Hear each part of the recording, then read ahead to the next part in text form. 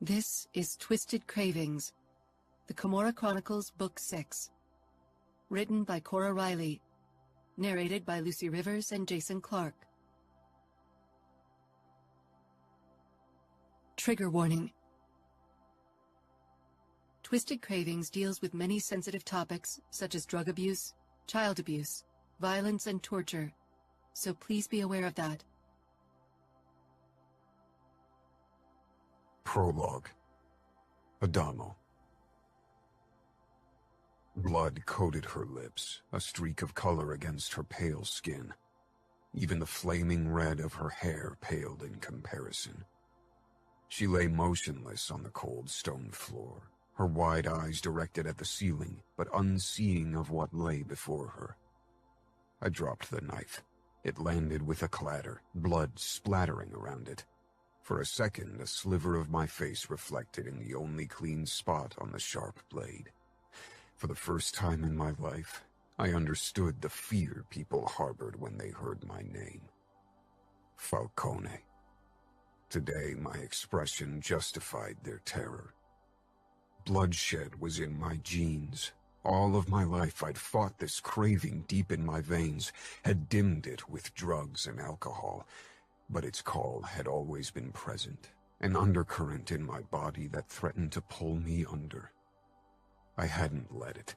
Instead, I'd thrown myself headfirst into its depth, had followed the current to the darkest part of my soul.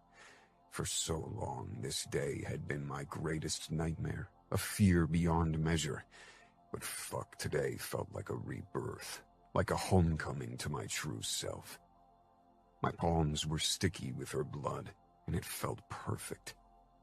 No street race could ever compete with the thrill, the absolute high of a kill, and even less with the power rush of torture.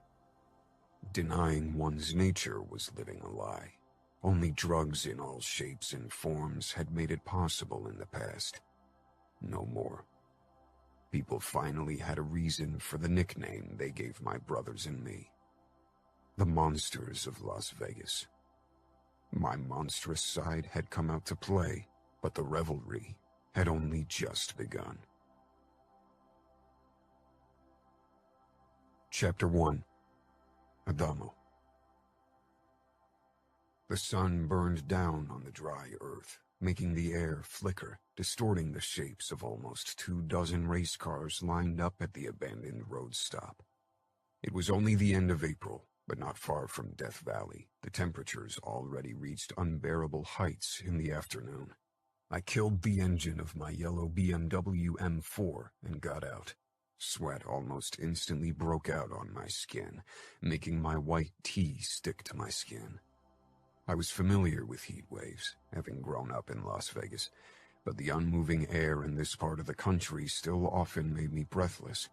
The heat wreaked havoc on the race cars and drivers all the same, which was why we chose the area for our qualifications. Many familiar faces nodded at me through the windows of their cars, staying in the cool shelter the indoors provided. Some of them never got farther than the qualifications, but others displayed serious talent. My steps faltered briefly, my gaze magically drawn to a streak of flaming red. For a moment I was sure this was a fata morgana. Slowly, more and more of the red streak of color took shape. A long mane of red hair framing a pale face. Her red lips, the color of dried blood, curved into a smile around the cigarette dangling from her mouth. The smile wasn't flirty or particularly friendly. Challenge lay in her eyes. It was too soon for pit girls and groupies. They mostly stuck to the final races or swarmed around the winners of the qualification races after the finish line. And even if it weren't, I'd have known she wasn't one of those girls. The way she perched on the hood of a neon green Toyota Supra told me it was her car, and she'd be racing today. Women rarely made the cut into the finals. My brother, Ramo, thought they lacked ruthlessness and ambition, but they were probably only more sensible than us men. With this girl, I had a feeling she might surprise us. I dragged my eyes away from the redhead and moved toward the gas station. A generator spluttered beside the rundown shop, powering a small AC unit inside the decrepit building. I entered our makeshift headquarters, where Crank was already going over the registration sheets piling up on the desk. The heat was marginally more bearable inside, but the small AC unit didn't stand a chance against the almost 100 degrees blasting down on us. The broken gas station window certainly wasn't helping either. "Any new arrivals?" I asked, shaking Crank's outstretched hand. I knew about at least one, and I was awfully curious about her. "3," Crank said. "A girl and her brother, plus another guy with a big ego." He can't be worse than our favorite egomaniac. Racing was a magnet for a certain type of person, but some displayed an overboarding amount of self-centeredness. "Not sure yet, but he's close." I held out my hand for the info sheets Crank had dug up about the newbies. I narrowed my eyes as I read what Crank had found on the girl and the guy with her, her supposed brother. Nothing. No arrests. Squeaky clean with generic names. "This stinks," I muttered. "Mary, really? This girl wasn't a Mary. The only way any Mary probably got close to her was in a glass as a Bloody Mary." Crank nodded. "Fake names, definitely. That guy, he's got the hint of an accent, Eastern European or something like that." Eastern European? The only time I ever dealt with Eastern Europeans, they were Bratva guys trying to mess with business or kill me. The races weren't their main target, though. Drugs and prostitution were their most successful business areas, after all. I went in search of John and Mary. The qualification race would start in an hour. If this girl and her companion proved trouble, I wanted to know in advance and make sure they stayed the fuck away. Unless it was the fun kind of trouble. The redhead still leaned against the hood of her car, smoking. By now, her cigarette had burned down to a small stub. She flicked it away with her fingers. Given the red of her lips, I would have expected her nails to have the same color, but hers were short and painted in a dark, almost black color. The guy beside her with the buzz cut stomped out her cigarette as it landed before his boot-clad feet. I had a feeling that was their usual dynamic. I strode toward them. John said something to Mary, but she only smiled at me. Her eyes didn't hold nervousness as I stopped in front of them. She lit up another cigarette. Maybe this was a small sign of unease, but it was difficult to say with this girl. Usually the Camorra tattoo on my forearm made most people shit their pants, even some of the people who knew me well, and they didn't even register with false names in my races. "Mary, John," I said with a hard smile. A bare nod from the guy. The girl took another deep smoke before she squashed it under a heavy black leather boot. "What lovely names." "Actually, it's Dinara." Fake John threw her a warning look. "Mary, what?" There was a certain edge to his words that belied English wasn't his mother tongue. "Give us a moment, Dima." She never took her eyes off me. Dima gave me a harsh look, promising me retribution, and something in his blue eyes made it clear that he wasn't unfamiliar with the act of causing others pain. But neither was I. He shoved away from the hood and stalked toward his car, a blue Nissan Silvia. "Dinara." She gave me a tight-lipped smile. "Mikhailov. Dinara Mikhailov." She said the name as if it meant something, or should mean something to me. I didn't make a habit of getting too involved in all the business areas of the Camorra. Organizing and driving the races was a full-time job. Sounds Russian. And not just that. It was the name of the fucking Pahan in Chicago, Bratva royalty. Mikhailov was a common name in Russia, though, so this didn't mean anything. "It is." "Why the fake names if you give them up at the first chance you got?" She shrugged. "Dima insisted, and it got me your attention." As if she would have needed fake names for that. This girl was hard to ignore. A Russian name would have had the same effect. Her smile widened, white against the luscious red of her lips. "You don't like Russians?" I walked around her car, taking a closer look at the paint job. Viper was written across the passenger door, and a snake curled along the side of the hood. Just a certain kind of Russian. She never took her eyes off me. I couldn't tell if it was due to worry that I'd do something to her car, or because she had trust issues in general. Probably both. And what kind of Russian would that be? I stopped beside her and leaned against the hood of her car, an open provocation. You didn't touch another's car without permission, and you definitely didn't use it as a chair. You want a race? She smirked. Quick thinking. I stifled a smile. I liked her sass. That takes courage. Few girls ever make the final cut. It's a rough game. People get hurt, people die.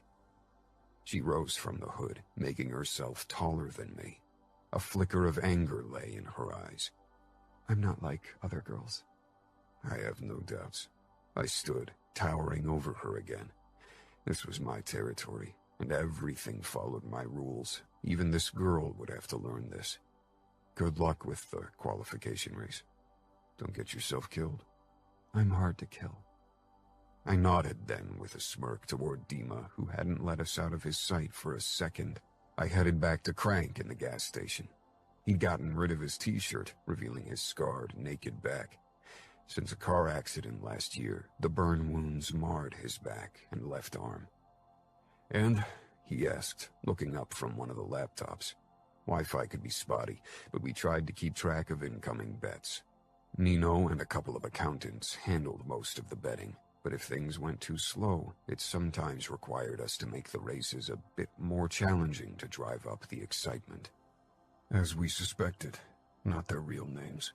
Crank grimaced and picked up their registrations. So, what do you want to do? Kick them out with a warning, or... I'll have to give Ramo a call. Maybe he knows what's going on. Only 45 minutes until the race. It won't take long.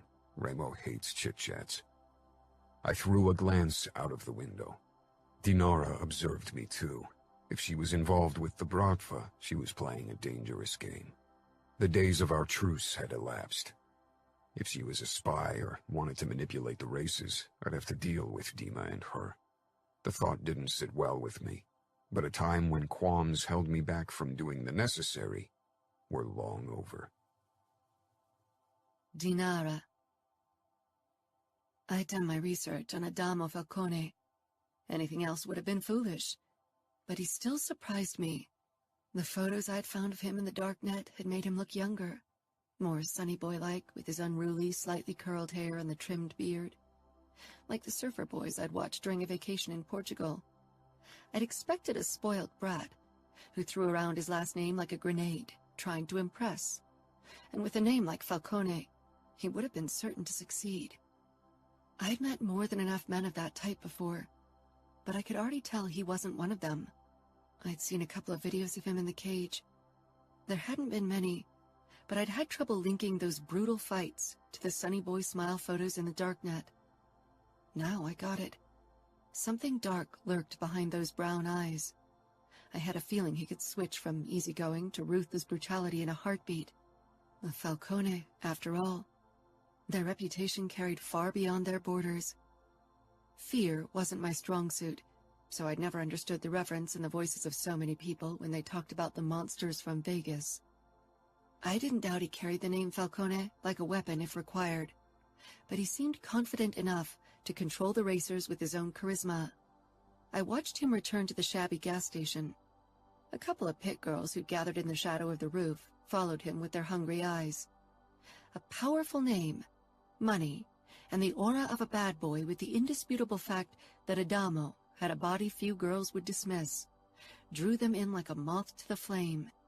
His sweaty shirt clung to his chest, revealing the lines of muscle and an impressive six-pack. And his ass in the dark blue jeans wasn't shabby either. I knew he'd be calling Vegas now, asking for further instructions. Adamo may be the organizer of the races, but his oldest brother and capo, Ramo Falcone, was a control freak and would keep a watchful eye over everything. 2 Russians showing up in their territory definitely required a family chat.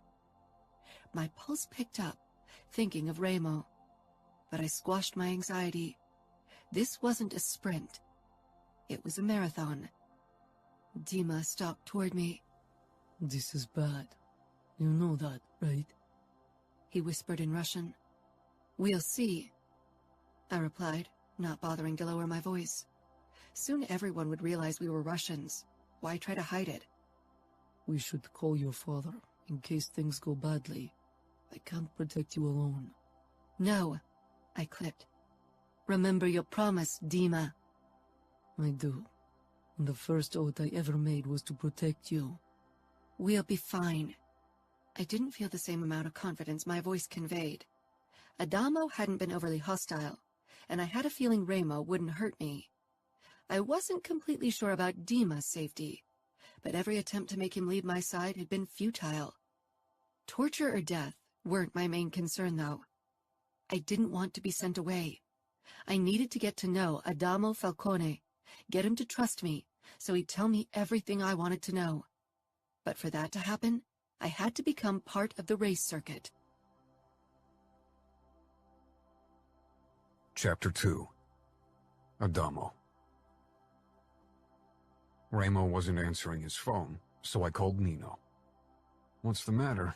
You never call so shortly before a race unless it's urgent." Of course, Nino was already ahead. "It is urgent. We might have a problem here. 2 new racers, fake ID, Russian origin. Dima Antonov and Dinara Mikhailov." I was used to Nino knowing everything, so I wasn't overly surprised. "You know her?" Nino was silent for almost a minute, which meant this was really bad. "Talk to Remo. He can tell you more. If he knows, you know. What's the big secrecy about?" "Dinara and Remo have history." "History? What the fuck is that supposed to mean?" "Dinara was younger than me, my age, tops, so history couldn't mean he'd fucked her, but that had been pretty much his only interest in the female species before he found his wife, Serafina." "Talk to Remo. Isn't he around? Why don't you hand him the phone?" "Give me a sec, he's in the cage with Nevio." My nephew was only 6, almost 7, but Remo and he often trained in the cage, mainly to control Nevio's outbursts and his hyperactivity. Rustling sounded, then the line went quiet. I waited impatiently. It used to bother me a lot that my older brothers kept secrets from me, but now it mostly just annoyed me. Remo and Nino had gone through a lot together. They shared many secrets I'd never been privy on. Another rustling in the line, then Remo's deep, out-of-breath voice. "Adamo, you want to talk?" I doubted Nino hadn't filled him in on what I wanted to talk about, but by now I knew Remo's games. I leaned against the wall, my eyes following the redhead through the broken window. 2 Russian racers joined the circuit today, Dima Antonov and Dinara Mikhailov. I'm wondering if it's a coincidence that Dinara shares the same last name with the Pahan of the Bratva in Chicago. Her eyes briefly met mine, and again that challenging smile hit me, as if she knew what I was doing and whom I was talking to. She didn't look worried at all. That either made her very brave or very reckless. The latter would explain why she was into illegal street racing. "No coincidence, no. She's his daughter." "His daughter?" I repeated in disbelief, mostly because Remo didn't sound shocked by the news or even worried. I'd hoped for some distant relative, but his daughter? Fuck. "And what the fuck is she doing in our territory? Playing car racer? Don't tell me this is a coincidence." "Did you talk to her?" "Yeah, she registered with some fake ID, she and a Russian guy with her. Probably her bodyguard. I doubt Grigory would allow her to walk around by herself." "You think the Pahan knows his daughter is in our territory?" "I think Grigory makes sure he knows about Dinara's whereabouts at all time." "How about you tell me why she isn't afraid to be in enemy territory? Why she revealed her name without batting an eyelash?" Remo was silent on the other end. While Nino had done it to think things through, Remo probably only wanted to play with me. I lost my patience. "Nino said you and her got history. History how? I'm taking a guess that you didn't fuck her at some point. You don't fuck minors, and I doubt you'd cheat on Fina." "Careful, Adamo. Just spill the beans. I don't have time to tear every answer out of you. I have a race to set up." "Then do it. I don't see a problem." "Oh, he didn't? You want me to detain her and that guy with her as leverage against the Bratva?" We hadn't been at open war with the Russians in outfit territory. They weren't our concern, but the Bratva and Camorra territory definitely was. They'd attacked our restaurants, had killed the father and grandma of my brother Savio's wife, Gemma. He was the least vindictive of my older brothers, but he definitely held a huge grudge against the Bratva. Not to mention that Ramo had declared war on Grigori for not helping him when the outfit kidnapped me. Having a Bratva princess in our territory, especially participating in our races, seemed like a particularly bad idea. Ramo was silent for a while. No, let her stay. I see no harm in letting her drive in our races. You see no harm? You sure Grigori will share your belief? I muttered. If Dinara got hurt or even killed in our races, even if deaths happened rarely, Grigori would raise hell. Ramo was keeping things from me. Again. Did he still think I couldn't handle shit? Hadn't I proved I wasn't a goddamn pussy anymore since I'd returned from New York? These last 3 years, I'd done everything necessary to make the races in our territory even more profitable. I'm sure Grigori would interfere if he had concerns. That's what I'm fucking worried about, and I'm a bit confused why you aren't, unless he didn't give a fuck about his kid. Oh, he gives a fuck, trust me. Just stop the fucking games and tell me what the fuck happened. You remember Eden? That whore working in the sugar trap? I'd never talked to her, much less touched her, but my friend with benefits, CJ, had mentioned her a couple of times. They both sold their bodies for money. She's Dinara's mother, ran off from Grigori with Dinara, and eventually wound up in Vegas, asked for help to stay hidden from Grigori. So what? You made a deal with Grigori and handed his daughter back to him on a silver platter and forced Eden to work as a prostitute to make her pay for kidnapping her own daughter? Savio once mentioned Grigori asked you to make her life hell. You always think the worst of me. His words dripped with sarcasm. My relationship with Ramo had been bad for a while, especially in my early teenage years, but we'd gotten past that point, even if we still fought on occasion. Why did you get your hands dirty? Why didn't you let Grigori handle her? He laughed darkly. You think she would have met a kinder fate at his hands? No, but I'm wondering why you'd take it upon yourself to have her punished. I'm a sadistic, twisted bastard, remember? Damn it, Ramo, that's bullshit and you know it. So you're saying I'm not sadistic and twisted? You are, but you always do things for a purpose. Ramo didn't say anything for a long time. Keep an eye on her. You think she's trying to get closer to us to reconcile with her mother? Find out the truth about her past that you don't want to share with me? I'm sure the past is the reason why she's there. As long as you keep an eye on her and make sure she doesn't get herself or you killed, we're fine for now. Keep me updated. His dismissal rubbed me the wrong way. I was used to his cryptic words by now, but sometimes they still drove me up the wall. I'll keep you updated, Capo. Ramo chuckled. You better do. How's the racing business going? Good. Didn't Nino give you a report with the numbers? We've been growing these last couple of years, especially with the expanded qualifications races. But I don't have time to chat now. I need to tell Dinara the good news. I hung up, and my gaze returned to Dinara and Dima. Ramo's lack of worry regarding their sudden appearance worried me. He loved the provocation and thrill of a conflict, even now that he was a married man, maybe more so. Maybe he saw the appearance of the Russian princess as a perfect chance to bring some heat into our life. I, on the other hand, wanted to keep my racing business running smoothly. It was my baby, one in which I invested my heart and soul. I needed to find out why Dinara and Dima were really here, and if they'd prove a problem. If they were, I'd make sure they'd leave our territory. Ramo could figure out another way to make his life more interesting, if torturing enemies and cage fights didn't do it anymore. Dinara still perched on the hood of her car, her red hair fluttering in the early evening breeze. Dima stood beside her with crossed arms, giving the surrounding racers suspicious looks. Not surprising, given the looks they were giving Dinara. Some of them were only amused and derogative, others flirting or downright leering. They thought she was a nice piece of ass who had no chance in the race and would be impressed by their racing skills. Some of these guys probably even thought they'd have a chance with her afterward. Dinara pushed away from the car and stalked toward me, tossing her cigarette stub in her path and stomping it out. I smoked occasionally, but this girl was a chimney in comparison to me. I waited for her, pushing my phone back into my pocket. She was stunning with her high cheekbones, plump lips, and long legs. The fire in her eyes and that confident smile curling her lips made her look like a fierce goddess, especially with that red hair flaming up in the sinking sun. She stopped right in front of me. And? Did we pass the inspection? Are we allowed to participate in your race circus? I smirked. You're allowed to participate in the qualification race today. If you make it into our racing camp, that's up to you and your driving skills. Dinara tilted her head. I'm not worried about my driving skills, Falcone. What about yours? When was the last time you did a qualification race? You're set in the main races, aren't you? She had quite a mouth on her, and bravado. I had to give it to her.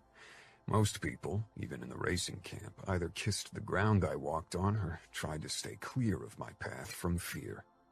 I'm a part of the camp because I'm one of the best drivers, Dinara.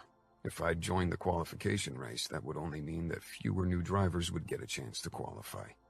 The racers who participated in all the main races in the season were part of our racing camp, which was what the name promised, a camp where we all lived in the months of the races. She leaned closer, giving me the chance to really admire the blue-green of her eyes, a shade I'd never seen. Then why don't you join the race today? Show off your amazing driving skills. Let's see what you got, Falcone. I usually wasn't easily baited, but Dinara had me on her hook. I wanted to impress her, and I wanted to know why she was here, what her endgame was. All right, I said, grinning. I'll race today, but don't come crying to me afterward because your brother didn't make the cut. Dima's a big boy. He can handle himself. Don't underestimate him. I don't underestimate either of you, but you better not underestimate me either. I'm a Falcone. Winning runs in my blood. Arrogance, too? I smiled. I think you and I both don't lack confidence when it comes to racing. Now let's stop the chit-chat and prove we aren't just words. Dinara stood on her tiptoes, leaning even closer and bringing her lips close to my ear. Yes, let's do that, Adamo. She stepped back and turned around, walking away, giving me a perfect look at her ass in her tight pants. I ran a hand through my hair. She was a hot piece of ass, but I preferred less trouble in my sex life. Hooking up with grid girls or the rare racer girl had proven a hassle in the past, so I'd stopped reacting to advances. Business and pleasure better stayed separated. I hadn't participated in a qualification race in forever. 25 drivers were set in the racing camp, and 5 more could qualify to be part of it through a qualification race, but only the racers with the best positions throughout the year stayed in the camp for the next season. I was always among the best racers, had been for years, so qualifications hadn't been necessary. Yet, I had to admit, I felt a giddy kind of excitement about being part of a qualification again. The atmosphere was different, less dominated by money and bets, more free-spirited. I grinned. This would be fun. Dinara. Dima's face flashed with disapproval, his go-to mood lately. We're good to go, I said. So, we got the official blessing of the Falcone clan. He scoffed in Russian. Don't know about their blessing, but they don't mind us racing. Or rather, Remo Falcone doesn't mind because he's the one pulling the strings. He'll have his little brother keep tabs on us. They have to suspect there's more behind this than playing racers. Of course they do. I'm sure Adamo will do his best to extract information from me. Dima regarded me, gray eyes slanting to slits. Don't let his charm lower your guards. I burst out laughing. What charm? Only because you have the sunny boy persona of frozen bread doesn't mean any guy capable of smiling is a Casanova on the hunt. Dima didn't crack a smile. I bumped my shoulder against his. Don't worry. I can handle myself.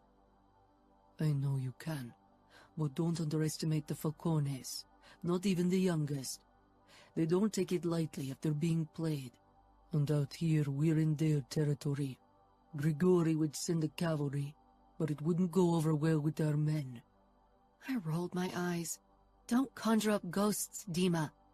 There won't be a reason for the cavalry or any other rescue missions. I kissed his cheek. And I got you, don't I? He sighed. Just be careful. You know what your father will do if he finds out about this. One day he's going to dump me in an oil barrel. He likes you too much for that. He'll give you a quick end, I said with a twisted smile. Dima let out a sharp laugh. Glad you find it funny.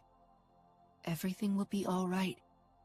Eventually, you'll have to put the past to rest, Dinara, or it's going to swallow you. It's already chewed me half up. The only way I can put it to rest is to find the full truth. We both know my father was selective when he told me what happened. He wants to protect you. He can't. Nor can you. Nobody can. This is my fight. The roar of engines filled the air. I'd always loved speed. The thrill of it. Dima and I had raced against each other, bikes at first, later cars, but never on a professional level, or with as many competitors. Adamo pulled up in his car beside mine, flashing me a confident smile. Unlike most of the other guys, he didn't look at me as if I was delusional for thinking I could race a car. Most of the girls who were part of the racing camp wore hot pants and lolled about on car hoods. Their only goal was to get in bed with a racer and, better yet, become his official girlfriend. One of these pit girls appeared on a podium off to the left with a start flag. Her hot pants didn't even cover the underside of her ass cheeks. But I had to admit, she could pull it off. Dima came to a stop in his car to my right, sending me a warning look. "Don't do anything stupid," was what his expression said. I rolled my eyes at him. We were here for a reason, and nothing would stop me from reaching my goal. My attention drifted over to my left, where Adamo parked in his yellow BMW M4. His window was down, and his muscled arm rested casually on his door. His eyes met mine, and one corner of his mouth tipped up. My heart sped up, and I narrowed my eyes at him, not liking my body's reaction to the overconfident Falcone baby brother. But fuck, he looked all man, trouble and danger, how he lounged in his seat, as if that was the place he was meant to be. His kingdom. I revved the engine once, a challenge. I wasn't easily intimidated. Adamo was a force to be reckoned with on the racetrack, but he wasn't the only one who had speed in his veins. The sound of 24 engines filled the silence, like a wolf pack growling in unison. Goosebumps rose on my skin, and my fingers around the steering wheel tightened. I'd never been part of a race with more than a couple of drivers. The pit girl raised a flag above her head, smiling daringly. Adamo nodded at me as if to say good luck. I smirked. I didn't need luck. I had skill and the advantage of being underestimated by most of my opponents. The second the pit girl dropped her arm with the flag, I slammed my foot down on the gas. Viper shot forward with a roar, dust rising up and hiding my surroundings from me. For several seconds, I didn't see my opponents or the street before me, only the impenetrable sandstorm awakened by spinning tires. I steered the car straight ahead blindly, my foot on the gas not easing. Then finally, the dust settled, and my surroundings came into focus. And with them, Adamo's BMW, which was a car length ahead of me. Dima was still on my right, and another car had taken the spot where Adamo had been. We all drifted into the first bend in the road, but I barely reduced my speed, even as my car rammed into my unknown opponent. I sped up the second my car left the curve, my hands clutching the steering wheel to control Viper.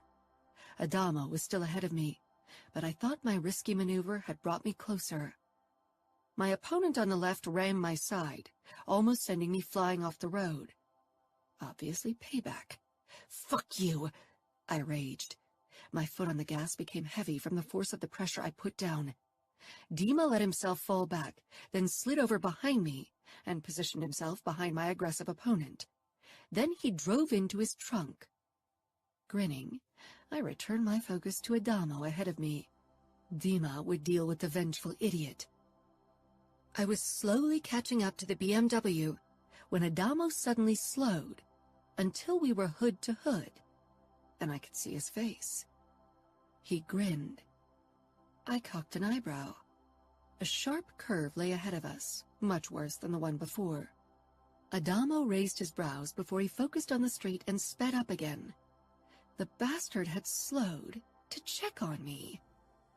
No matter how hard I jabbed my foot down on the gas, Adamo stayed half a car length in front of me.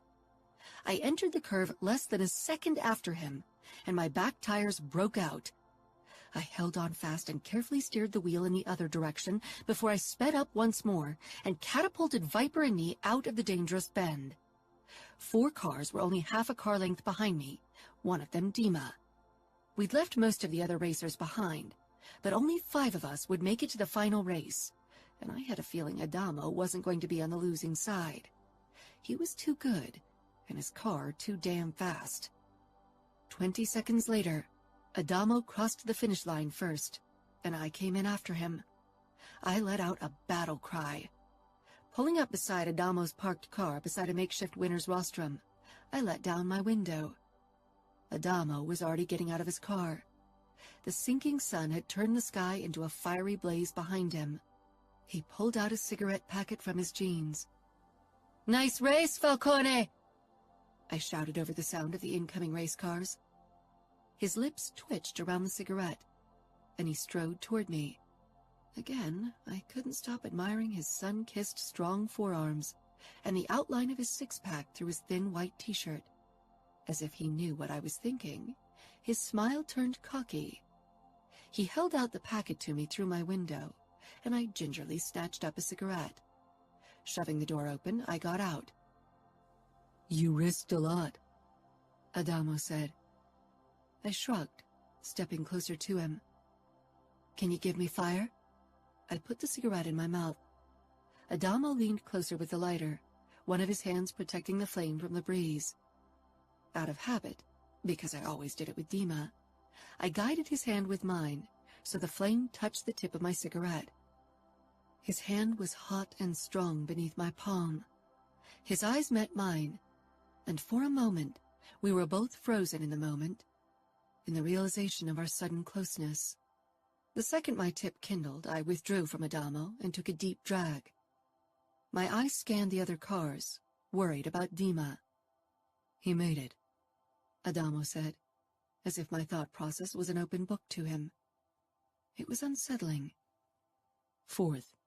But Kay won't be happy with the way you two rammed him. He'll file a complaint." I rolled my eyes. This is illegal street racing. If he can't stand the burn, he should stop playing with fire. Adamo chuckled and nodded. "His complaint will fall on deaf ears, of course." "Because you want me in the final race," I said, smiling challengingly. "Because risky maneuvers raise the bets, and I have a feeling you'll provide more reckless moves like today." "It's all about the money, huh?" I leaned against my car, blowing out a plume of smoke. I was familiar with the business Adamo and his brothers dealt in. Money and power were all that mattered. But Adamo gave the impression that this was about more than that. "The prize money for winning a main race is $25K. Winning the season, it's $250K on top. Except for a few speed junkies with rich parents who never win anyway. Every racer wants that prize money. But that's not why you were here, Dinara, right?" Considering that he and I both came from money, his derogatory words seemed hypocritical, but I got what he meant. He searched my eyes, trying to dig deeper. I wondered what Ramo had told him. Maybe half-truths like my father. If he knew everything, he wouldn't look at me like this. I smiled. No, money isn't what this is about. That's what connects us. Dima advanced on us, expression hardening when he spotted Adamo beside me. "You risked too much," he said in Russian. "Some things are worth risking everything for," I said in English, my eyes boring into Adamo's. Adamo inclined his head with a tight smile. "Congrats to you both for making the finals. Crank will send you the details of our camp so you can join us for the next race. If you don't show up without a good excuse, you'll be disqualified for the rest of the year. I nodded. We'll be there. Without another word, he turned around, heading toward the guy, Crank, who'd registered us. He's suspicious. Dima murmured.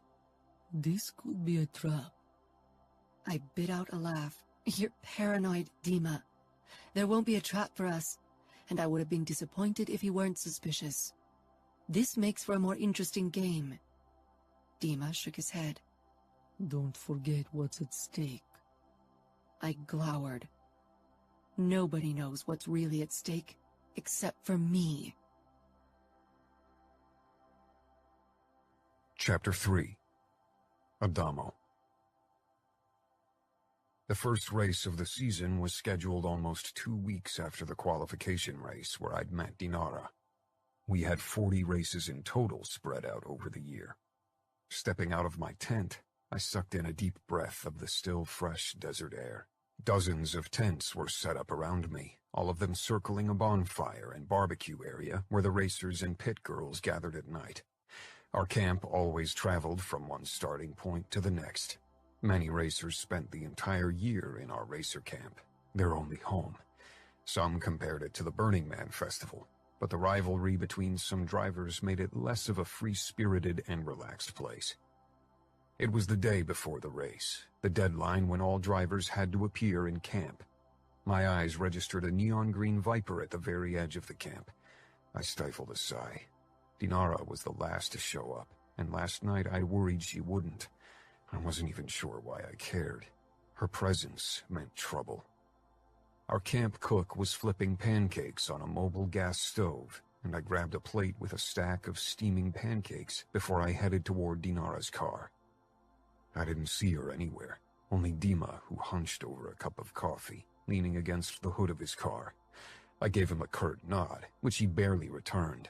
Stuffing a pancake into my mouth, I walked back to my tent. From the corner of my eye, a streak of familiar red caught my attention. Turning my head, I spotted Dinara. She came from the direction of the mobile showers one of our race workers transported on a truck from one camp stop to the next. Her hair hung in damp ringlets down her shoulders, and she didn't wear any makeup. A too big Van Halen t-shirt was knotted above her belly, and her jean shorts hung low on her hips, revealing a belly button piercing, which made me want to discover the rest of her body to find out if there was more body jewelry hidden beneath her clothes. Noticing my attention, she gave me a confident smile before she made a beeline for me. Her black biker boots looked huge on her, as if they weren't meant for delicate female feet. And no matter how much Dinara acted like a tough guy, she looked delicate by the simple fact of her body's measurements. Are those your brothers? Don't you think sharing clothes takes sibling love a bit too far? Of course, I knew by now that Dima wasn't Dinara's brother, but she had never really retracted on the original lie. Dinara stalked toward me and perched on the hood of my car without asking. It was expected to ask another driver before you even touched his car, but she obviously didn't care about the rules, as she'd displayed before. Good thing I didn't either. I held out the plate with the stack of pancakes to her, but she shook her head. Dima? She pulled out a cigarette and lit it. Yep, the tall, lanky guy giving us the stink eye. Dinara didn't look his way. You still think he's my brother? I leaned beside her, arms crossed, trying to look as if I didn't care either way as I stuffed another piece of pancake into my mouth. He's not? No, she said with a hint of amusement. He's not. She held out her cigarette pack to me. Usually I didn't smoke this early in the morning, but I took one anyway and slid it into my mouth. Got fire? A grin flitted across her face, but just as quickly it vanished. She held up the lighter, the flame fluttering in the soft breeze. I set the plate down on the hood before I leaned closer until the tip of the cigarette dangled over the fire and lit up. Our gazes met, and she held mine steadily. Many girls tried to be coy or batted their lashes. Some even looked away because the name Falcone had that effect on people. But Dinara looked at me. I got the feeling that she was trying to see beyond what I wanted other people to see, and yet she kept up her own guards. Whatever she had to hide, I'd figure it out. I guess it makes sense you don't travel around without a bodyguard, I said. I'm actually surprised your father allows you to have only one. I don't need bodyguards, and my father knows I'd never let anyone cage me in. I chose Dima, and he's the only one I accept. Something familiar and protective was in the way she spoke about the guy, but I had never seen them exchange any physical intimacies, so that gave me hope there wasn't actually something going on between them. Dima was still watching us. Something about the way he looked at Dinara raised my suspicion. I wanted to have Dinara deny it. He's your boyfriend? She blew out smoke, staring up at the sky. No, but he used to be. A while ago. Looks like he wished he still was. Dinara gave me a wry smile.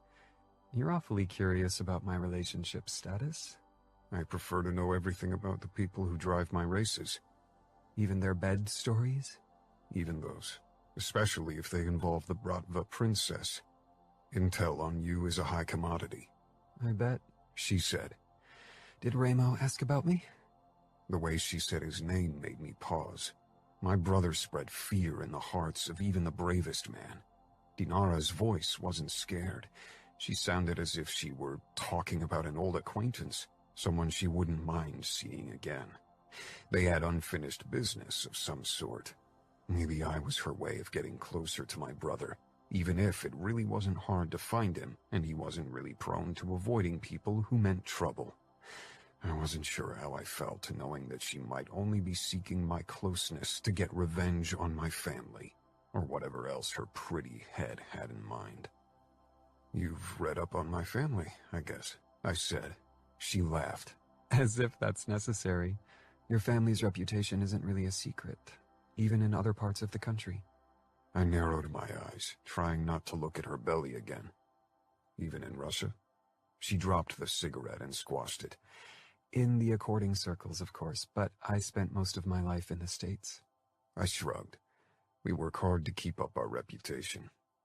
It wasn't long ago when I'd wanted nothing to do with my brother's business and the Camorra. I'd even considered refusing the tattoo. Of course, Ramo didn't allow it. Now I was glad. This life was really all I knew, and allowed me to follow my passion, racing. And it's a spectacular reputation, she said. Most of it is thanks to Ramo. One of the most fascinating tales about your family came to be thanks to you, if I'm not mistaken. You are the mother murderer, she said. Her teal eyes snapped to mine, arresting me. Coming from her mouth, she made it sound like I deserved accolades. I didn't kill my mother, my brothers did. You stabbed her. You wanted to kill her, and you would have if your brothers hadn't been quicker. She made it sound like a race, too. It hadn't been. It had all happened as if in slow motion. I didn't like to think of that day, but it occasionally visited my dreams. You would have killed her, right? I searched Dinara's eyes, wondering why she wanted to know. Most people felt uncomfortable with that particular topic. Killing your mother just wasn't a good small-talk topic. I nodded. It hadn't been a conscious decision to stab my mother. I'd acted on pure instinct and the fierce determination to protect my brothers and their families. What about your mother? I asked. A shadow passed Dinara's face. Dead. She was killed. I nodded, wondering if she was lying or if she didn't know the truth. Eden's life could hardly be considered living, but she definitely wasn't dead. She leaned in closer. Do you still think of that day? Do you regret it? My mother's brutal death is what fascinates you most about me? I asked, my voice harder than before.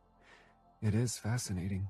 Children are supposed to forgive and forget the wrongdoings of their mother. They are supposed to love and cherish them despite their faults. But you Falcones aren't about forgiveness, huh?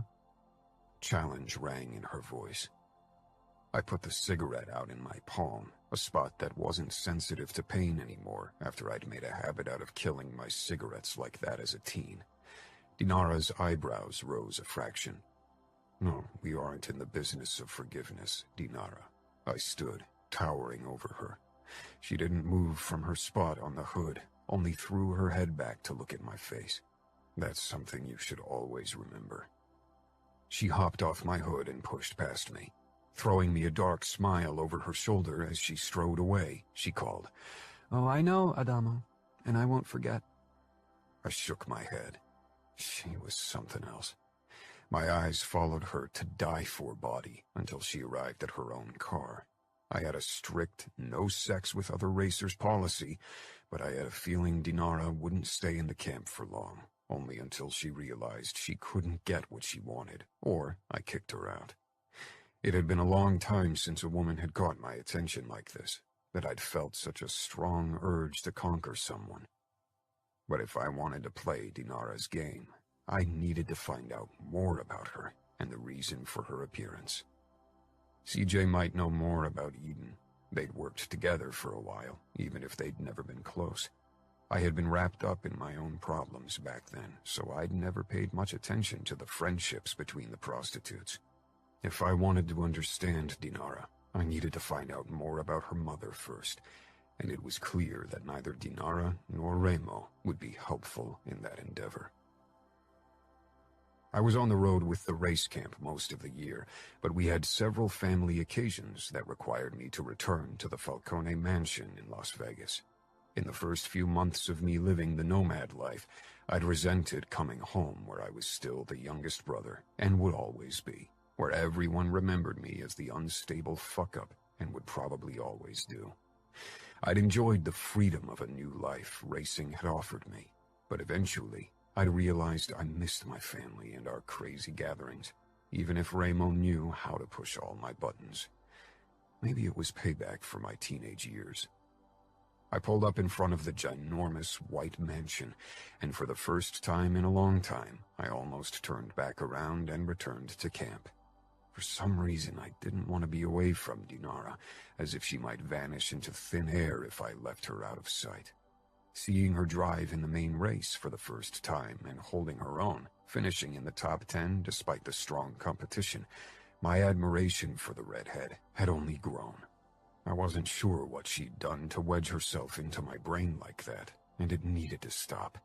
Maybe a couple of days with my family would give me the chance to stifle my fascination for the redhead, and at the same time gather more information about her, if Remo was in a generous mood.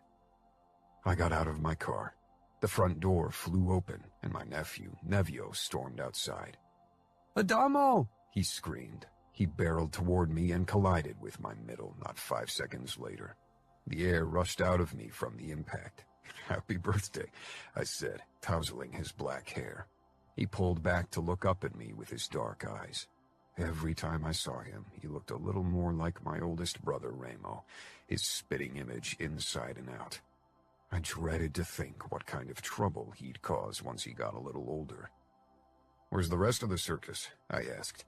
Nevio stepped back. "In the garden. Will you fight with me for my birthday?" I laughed as we headed toward the front door. "I doubt your mom will appreciate it if I kick your scrawny ass on your special day. Let's do it another day." "That's what you said last time," Nevio complained, and he was right. I usually didn't stay long enough to make time for cage fights with my nephews. Camp always called too loudly to me. Like Nevio had said, the rest of the family was in the garden. Nevio rushed away toward his cousins, Alessio and Massimo, who were doing some kind of sword fight with sticks. Shaking my head, I joined my family at the big table. Before greeting anyone else, I went over to Greta, Nevio's twin sister. She perched on Remo's lap, eating a piece of the spectacular cake throning in the center of the table. "Happy birthday, Greta." I kissed her cheek and she beamed up at me. "Thank you." She was the complete opposite of Nevio, shy, careful, and peace-loving.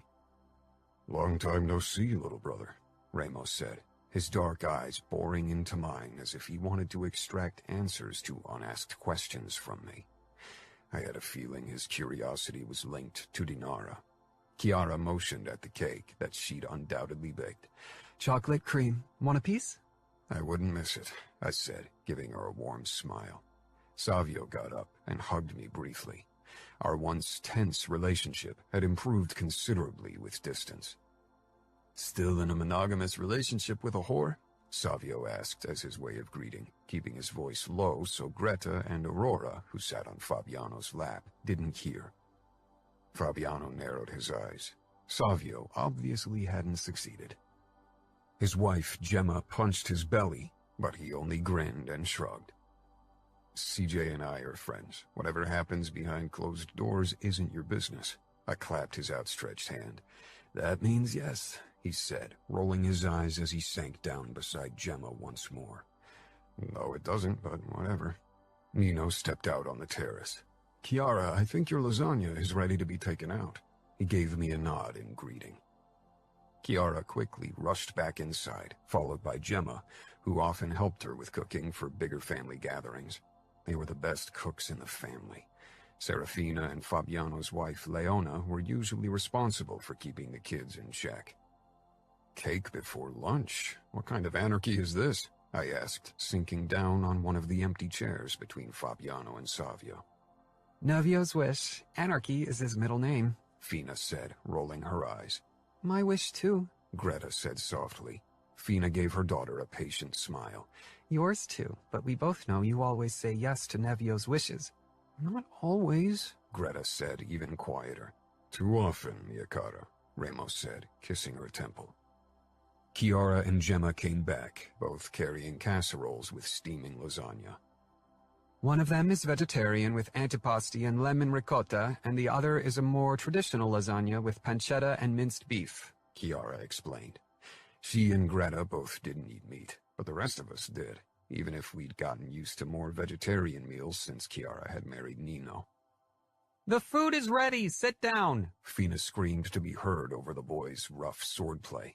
Alessio was the first to drop his sword and began trotting over to us. Massimo and Nevio kept clanging swords. Nevio, Remo called. Nevio's head swiveled around, and he lowered his sword. Massimo had already done so, and together they rushed over to us. Alessio gave me a smile, but like Greta, he wasn't an overly touchy-feely kid, at least with most people. Nino touched his shoulder, and the boy sank down beside him. Nevio and Massimo followed shortly after and plopped down in the two remaining vacant chairs. Massimo smiled broadly at me, sweat glistening on his face. He looked more and more like Nino every day. We finally dug in. Of course, dinner wasn't a quiet affair. Even when it had been only my brothers and me many years ago, that hadn't been the case. But the topics and entertainment had become less explicit and more PG-13. After dinner, I stepped away to smoke. Remo hated it, but I wasn't a kid anymore. Chiara came over after a moment. How are you? You look happy. I smiled, lowering my cigarette and blowing the smoke in the other direction. I am. What about you? Chiara's face glowed with happiness. How could I not be happy being surrounded by family? We miss you. I gave her a one-armed hug. I miss you too, but I belong with the racers. I know. Remo stepped up to us. Chiara, being the clever woman that she was, realized he wanted to talk to me. She excused herself and went over to the girls. So, how are things going with our Russian princess? She doesn't act like a princess, smokes like a chimney, and can drink any man twice her size under the table. She's a damn good race driver, too. Dinara and Dima were still mostly on the fringes of camp life, but they'd participated in the after-race party, and Dinara had drank half a bottle of gin by herself without any outward signs of being drunk. I hadn't talked to her since our conversation about my mother, even if it had cost me plenty of restraint to stay away. You sound fascinated, Ramos said with his twisted smile. I'm wary. I don't need trouble in my races. Trouble can bring us money. Depends on the kind of trouble. Maybe I should talk to Eden. She might be able to give me important information on Dinara. Ramos' face hardened. Stay away from Eden. She won't be able to tell you anything of worth about Dinara. Because you forbade her to talk? What's your endgame, Remo? Why are we keeping a Pajan's ex in our brothels? And why does Dinara think her mother is dead? Something flickered in Remo's eyes, a hint of realization, maybe. I wished he'd share that insight with me. She talked to you about her mother? She questioned me about the day we killed our mother is more like it. Will her mommy issues come back to bite us in the ass? Ramo's expression had shut off even more at the mentioning of our mother. He'd hated her with a fiery passion before we'd killed her, and his feelings hadn't improved since then, especially now that he was surrounded by good mothers like Fina, Leona, and Chiara. If she wants to discuss her mommy issues, send her to me. That was the last thing I wanted to do before I knew what was going on. If Dinara wanted to save her mother, and worse, avenge her, she'd be in more danger than she could ever anticipate. Maybe a reasonable capo would hesitate to hurt a Pajan's daughter, but Ramo had never shied back from insane maneuvers. After all, he'd kidnapped the niece of the outfit's capo and even made her fall in love with him. Even if Dinara had ulterior motives for joining the races and for seeking my closeness, I didn't want her to get hurt. I loved Ramo, but I didn't agree with everything he did, and many of his actions had me worried, especially in the past. Chapter 4. Adamo. CJ smiled brightly when she opened the door and embraced me. I missed you. She lived a 30-minute drive from the mansion, and after the festivities were over, I headed over to her. We hadn't seen each other in 4 weeks, which was a long time. I usually tried to return to Vegas every other week for at least a night or two. I missed you too, I said, and kissed her lips. She was dressed in a sexy purple negligee that left little to my imagination, and her brown hair hung in smooth curls down her shoulders. We both knew what our companionship was about, after all. Why try to be coy about it? Despite what Savio thought, I wasn't in love with CJ, but I enjoyed her company and the sex even more, and it was the same for her. How are things at work? Rough, she said. The last few days were a real shit show. Only asshole customers. At least I used the time while I got them off to think about my own bar. She took my hand and led me into the small living room of her apartment. It was a comfy but tiny place, because CJ saved most of her money to open her own business one day. I'd suggested to help her, but she didn't want to accept money from anyone else. She was close to having enough money soon, and I was glad when she'd finally stopped sucking off assholes for cash. CJ's beginning in the business was one of the topics Ramo and I had the most fights about. CJ was 10 years older than me. She and the other girls I'd fucked on occasion had all been older than me. Dinara was the first girl around my age that caught my interest in a long time, another point that made her all the more fascinating. I followed CJ toward her small kitchenette and accepted the glass of red wine she held out to me. But I was distracted by my thoughts about Dinara, and judging by CJ's erect nipples, she was distracted by the very thing I was here for. She stepped closer, taking another sip of her wine before she peered up at me with a seductive smile. I set down my glass and kissed her, waiting for my lust to banish any thought of Dinara. I put even more passion into our kiss, answering to CJ's need. She rubbed herself against me, and I slipped my hand under her gown, finding her sopping wet. It's been a really shitty week. All I could think about was this, CJ admitted in a whisper. I knew she hadn't been with any guys except for the Johns for work in the time since we'd started fucking. She'd always assured me it was because her job didn't allow for other relationships with men, but sometimes I worried it was more than that. I fingered CJ until she exploded after only a minute. CJ sank down on her knees and began sucking me deeply into her mouth until my balls hit her chin. I groaned, my eyes fluttering shut. Over the years, I'd been with several girls, still far less than my brothers, but enough to know that CJ's skills were out of this world. An image of Dinara's challenging smile popped up invited. I shoved it away. That wasn't fair towards CJ. I still remembered my first time with CJ vividly. I'd been attracted to her from the start, but after the thing with my first girlfriend, Harper, who'd cheated on me and made fun of my lacking sexual skills, I had been worried about being with anyone again. Of course, I couldn't really talk to anyone about my issues. My brothers wouldn't have understood. They'd all lost their virginity at a younger age and fucked their way through enough women to practice when they were my age. I didn't really want to fuck random girls, but I also didn't want to risk another relationship, so I was at an impasse. CJ had noticed how I'd constantly checked her out. Eventually, I'd asked her if we could spend some time together. At first, we'd only talked, but eventually I just wanted more. CJ was sexy, and she was safe, but I didn't want to use her, so I'd insisted she showed me how to get a girl off, and that's all we did the first few weeks, until we finally fucked. The first few months, I certainly wasn't a good fuck, and CJ probably only enjoyed half of the time we spent together, but I was a quick learner and determined to give her a good time. I kept my eyes on CJ as she sucked me off, worried I'd see another face again if I closed my eyes or looked away. After I came in her mouth, she straightened and ran her hands through my hair, her expression full of need. We talked and fucked. That's how it had always been. We weren't exclusive, but we shared a special bond. Maybe it was this bond that made me wonder if I could keep up doing this with Dinara thrown in the mix. There was nothing between Dinara and me, except for rivalry, fascination, and taunting. But I wanted more, and I had a feeling she wasn't completely turned off by the idea.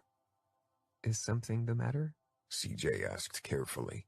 She was sexy, and she'd had a hard week. So had I. We both needed this.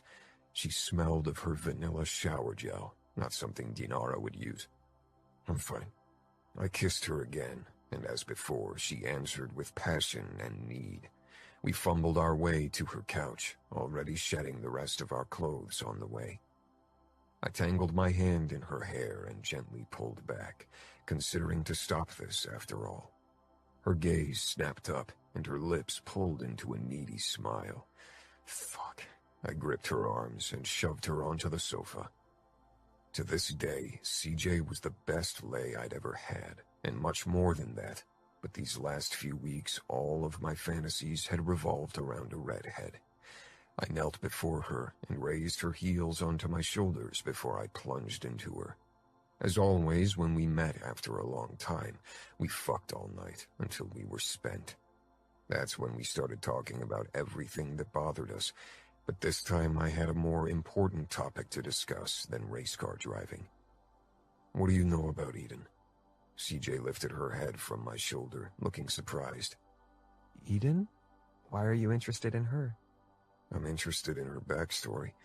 Ramo won't share details with me, but I have a feeling something important happened. It might be useful for our fight against the Bratva. Lying to CJ wasn't something I enjoyed doing, and usually I just skidded around topics she wasn't allowed to know anything about. CJ sat up slowly, looking thoughtful. Most of the other girls and I kept our distance to Eden. In the beginning because your brother ordered us to ignore her, and then later because she really preferred to be on her own. I haven't worked in the same place as her in a while.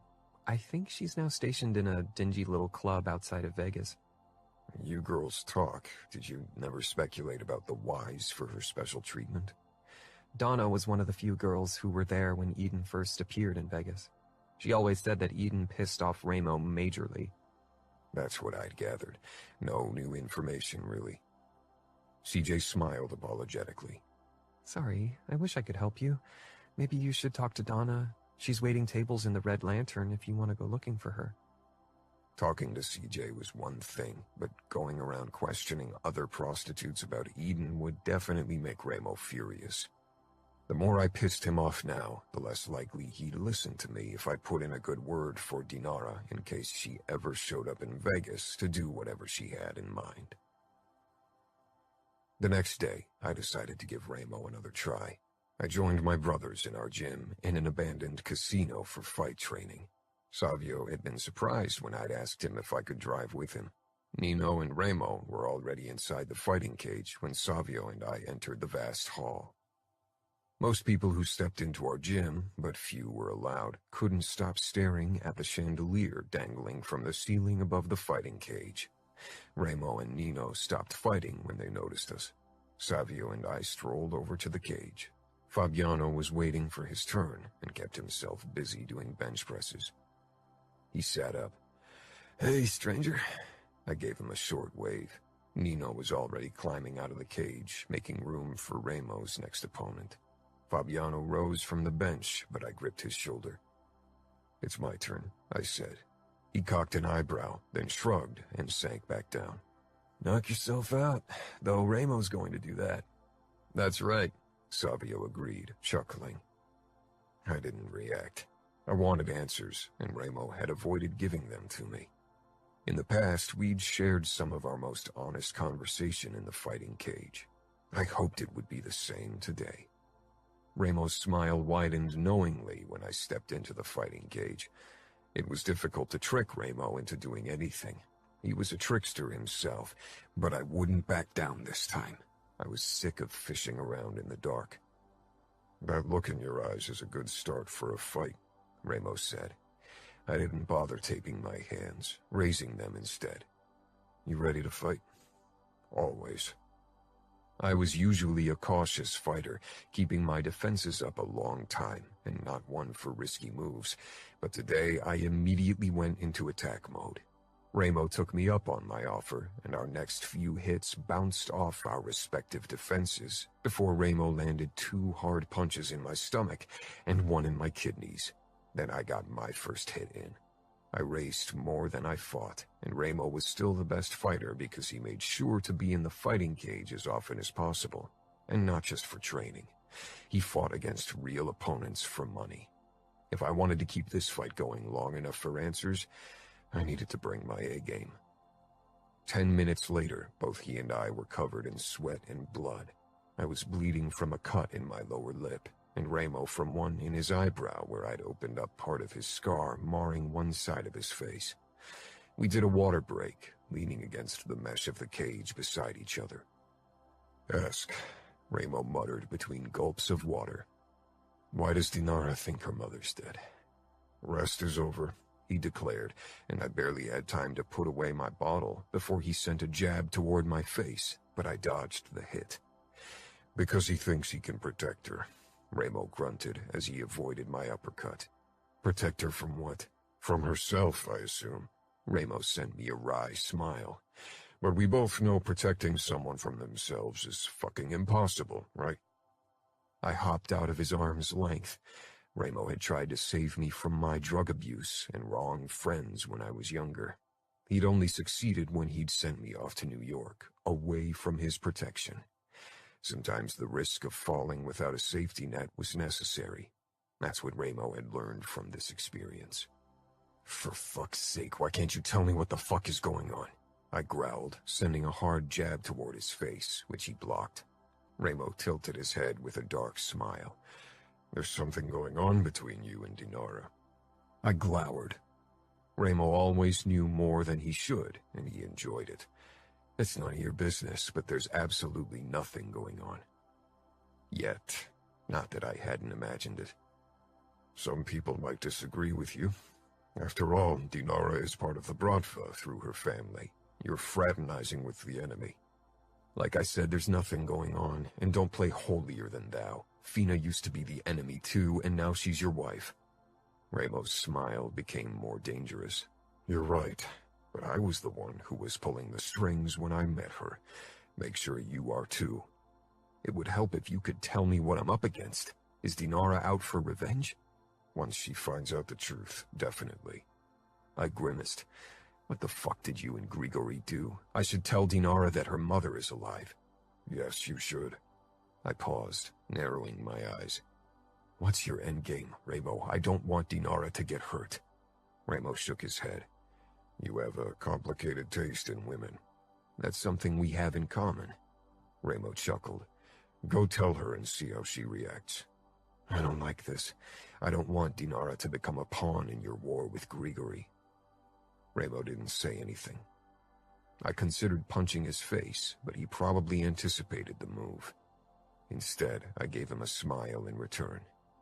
"This fight is over. Let Fabiano have a go at you. I need to return to camp." Ramo leaned against the corner of the cage, his eyes never leaving me.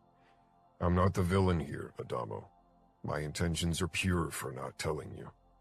I couldn't help but laugh as I climbed out, and Fabiano took my place in the cage instead. The word pure and you are at odds. Nino came toward me before I could leave the gym. "You should join us at the pool in the afternoon. We'll have a barbecue and enjoy the good weather." I shook my head. "No thanks, I've had enough of Ramo's mind games. He's not the only one at fault. Whenever you're here, you're looking for a topic to fight over. I don't have to look. Ramo and I disagree on many things. He and I do too, but you only focus on your disagreements and try to ignore the good. Ramo loves you and always does what he thinks is best for you. I really need to return to camp now. The next race is in only a week. I have plenty of things to set up." Nino nodded and allowed me to pass. I felt a pang when I left. But it wasn't only because of Ramo. The next race was the start of a number of races in short succession, all of them without a day for rest between them. I had plenty to organize and make sure my car was in top condition. And I was eager to see Dinara again. Chapter 5. Adamo. The first trailers and tents came into view in the distance, and I couldn't help but smile. Living the nomad life wasn't very comfortable, especially the sanitary options sometimes left a lot to be desired. But we preferred to be among ourselves instead of staying in motels. Of course, some racers opted for the comfort of nearby hotels and only joined us the night before a race, especially those who were sponsored by their rich parents and didn't do this for the money. Luckily, there weren't many of them. With the upcoming 7 races in only 1 week, everyone would have to camp or sleep in their car. I parked my car at the edge of camp and got out.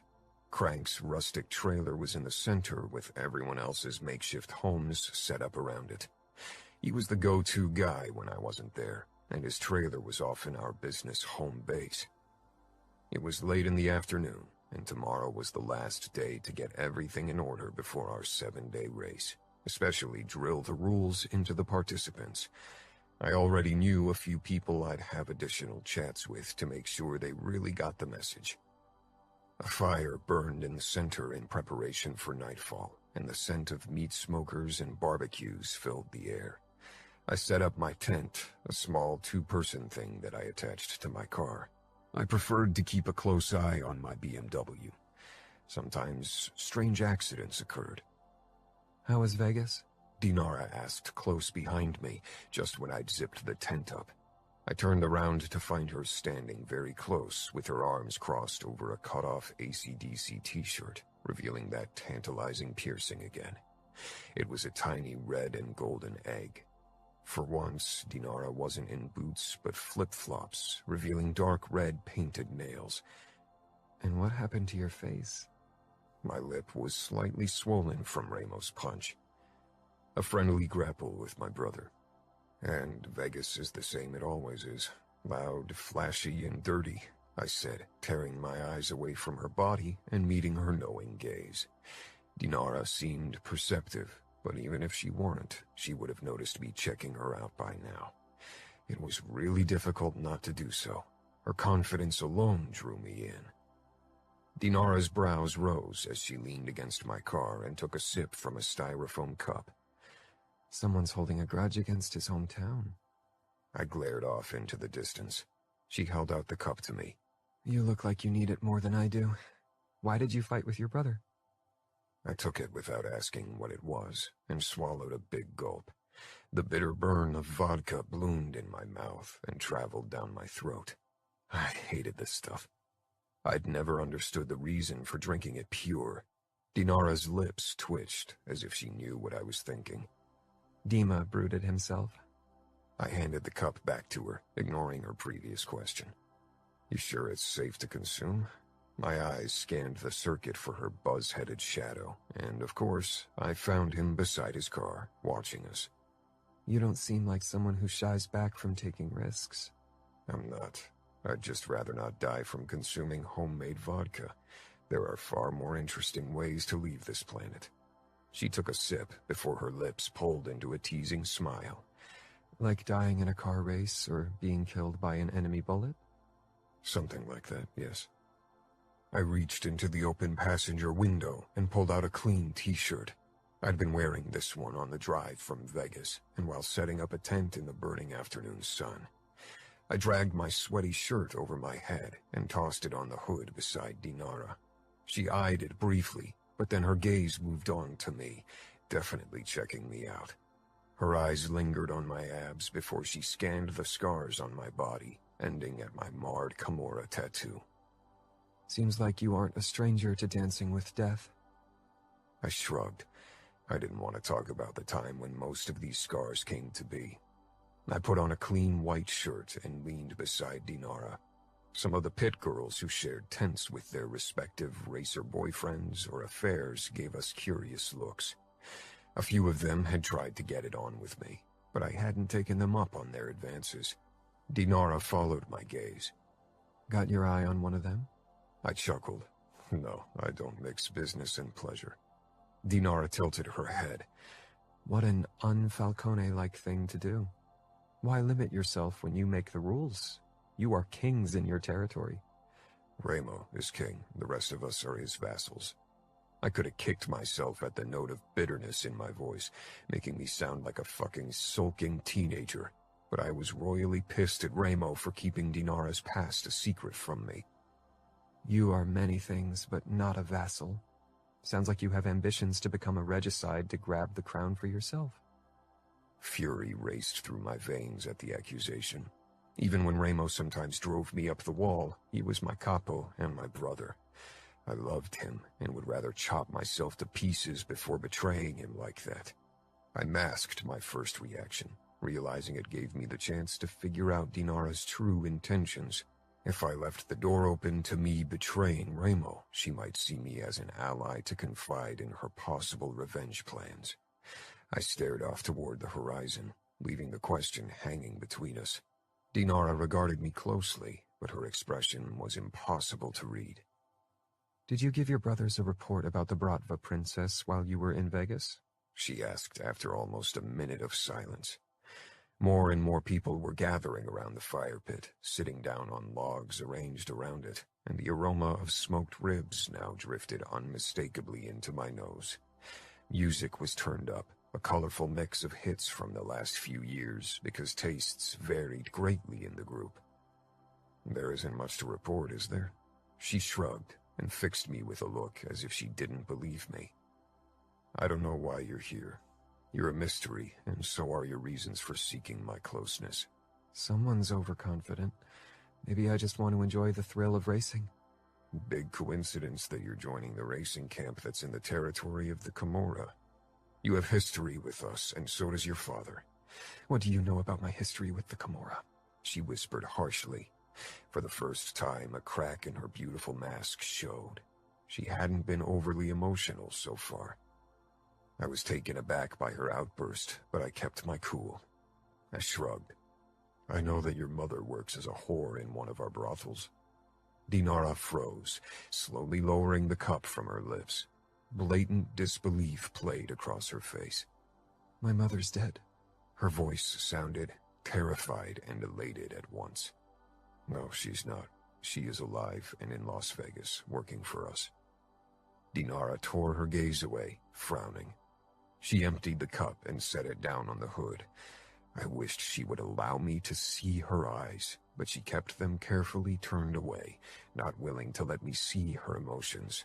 But the rest of her body gave me an inkling of her turmoil. Her hands shook when she reached into her pocket and took out a joint. She lit it and took a deep, shaky breath. You sure? The familiar sweet aroma of marijuana filtered into my nose, and a deep craving settled in my body.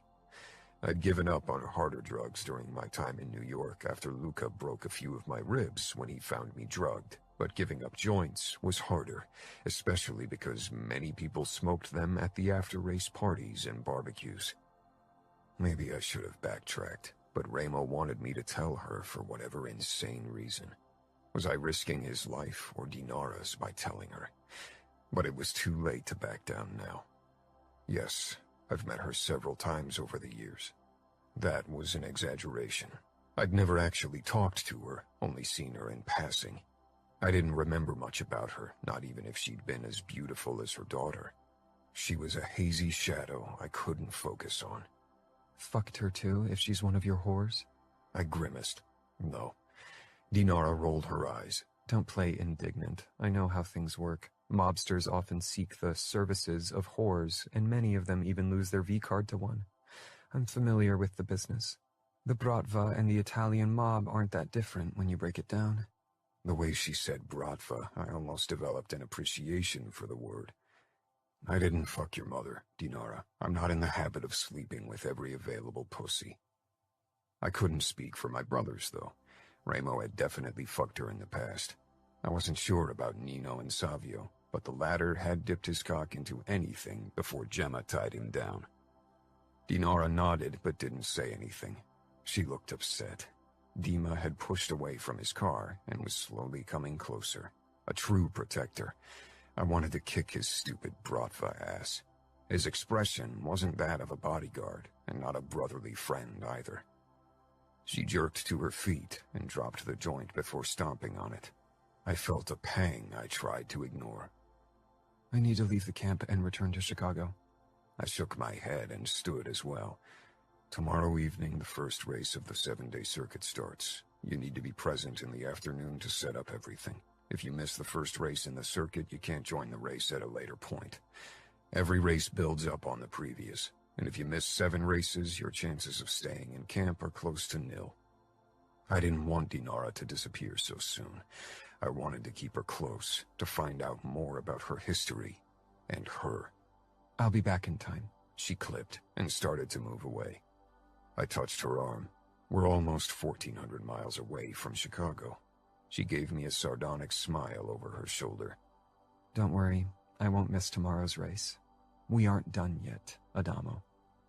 With that, she walked away, and I was left to stare at her back, wondering if her last words were warning or promise. Dinara. Dima hurried toward me. What? I need a private jet from Salt Lake City in 30 minutes. Set everything up. Dima stared at me. He opened his mouth, but I wasn't in the mood to talk. I don't have time for questions. Get a jet. We need to leave now. We're taking my car. Dima didn't try to extract more information from me. Instead, he picked up his mobile and pulled a few strings with contacts before he gave a terse nod. Done. We settled in my car, and I hit the gas. We'd have to hurry if we wanted to reach the small private airport in time. It sat right outside of Salt Lake City. It was 5:30, so if everything went to plan, we'd board the jet around 6. What's going on, Dinara? Are you in danger? Did anything Falcone say upset you? Upset didn't even begin to cover my feelings about the news Adamo had given me. My mother was alive. For years, I thought she was dead. Everyone had led me to believe she was. My fingers around the steering wheel tightened even more until it hurt. I wasn't in the mood to talk now. My head was a mess full of worrying thoughts. A thunderstorm slowly building up and about to unleash its destructive power.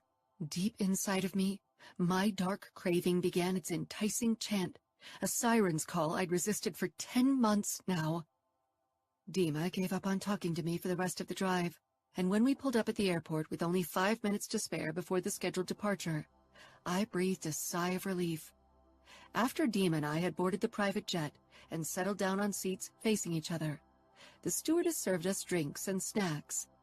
This could be a bumpy ride. A thunderstorm is brewing over Chicago. I gave her a quick smile. That's perfect. Obviously set aback by my reply, she excused herself. I took the glass and sipped at my gin and tonic while the plane began moving, and soon we were airbound. Dima never took his eyes off me. Won't you tell me what's wrong? Did you know about my mother? If Dima knew what I meant, he hid it well. His blonde brows pulled together. What about her? The problem was Dima was my father's man, would always be. He'd sometimes bent the rules for me, but ultimately, he'd never betray my father outright. That she's still alive, not dead like my father said. Dima shook his head. How do you know? Did Adamo put that idea into your head? I leaned forward, narrowing my eyes. Something in his voice was off. Our close bond made keeping secrets from each other a difficult endeavor. Did you know? Why would Adamo lie about something like that? Because he and his brothers are masters of manipulation. They are the enemy, even if you get cozy with Adamo. I'm not getting cozy with anyone, I gritted out. But I couldn't deny the mutual attraction between Adamo and me. I'd noticed the way he checked me out, and I'd ogled him more than once too. What could they gain from making me believe my mother's alive, Dima leaned back in his chair, his gaze moving to the window. Was he buying time? A subtle tension had entered his body, but I wasn't sure if it was because he knew more about my mother, or because he was jealous of Adamo. Maybe they hope you'll come to Vegas to find her. It could be a trap to get you in their hands. It wouldn't be the first time that Adamo Falcone kidnapped a high-ranking woman. If he wanted to kidnap me, he could ask Adamo to do it, and I doubt Adamo's the only racer with close ties to the Camorra. He wouldn't have to lure me to Vegas to get his hands on me. Dima's mouth tightened, and he avoided looking my way. I rose from my chair and sank down beside him. His gaze met mine. Dima, I said softly, imploringly, and put my hand over his that was resting on the armrest. If you know, you have to tell me. I need to know. You know I do. Dima's face, which was usually all hard lines, like a piece of cubism art, softened. Dinara. The way he said my name reminded me of our past. He turned his hand and closed his fingers around my hand. I swallowed. I didn't want to use Dima's feelings, or whatever feelings he tried to convince himself of having, to get what I want. But this truth could change everything. I needed to know. Tell me, I implored. He leaned a bit closer as if to kiss me. I tensed. I didn't want to have to push him away. I didn't have to. Dima scanned my body and retracted a few inches. His fingers around mine loosened, and his smile turned pained. What are you going to do with the truth? Same I've always wanted. Get closure. And revenge, Dima said quietly. I'm not sure you'll find closure on the path you're on. Revenge was daily business in our circles. Every man lived and breathed for revenge if they'd been wronged. But women were supposed to let others handle their problems, like helpless damsels in distress. Dima. My path was my business. I'd walk it alone if I had to. Dima let his head fall back. She's alive. Falcone told you the truth. Why did you lie to me? I asked, hurt. Dima was my closest confidant. We'd shared everything, or at least I thought so. Dima tilted his head. Because your father ordered me to lie to you, and because I wanted to protect you. I snatched my hand away. I don't need protection from the truth. I got up, unable to sit still. I began pacing the aisle, my pulse pounding.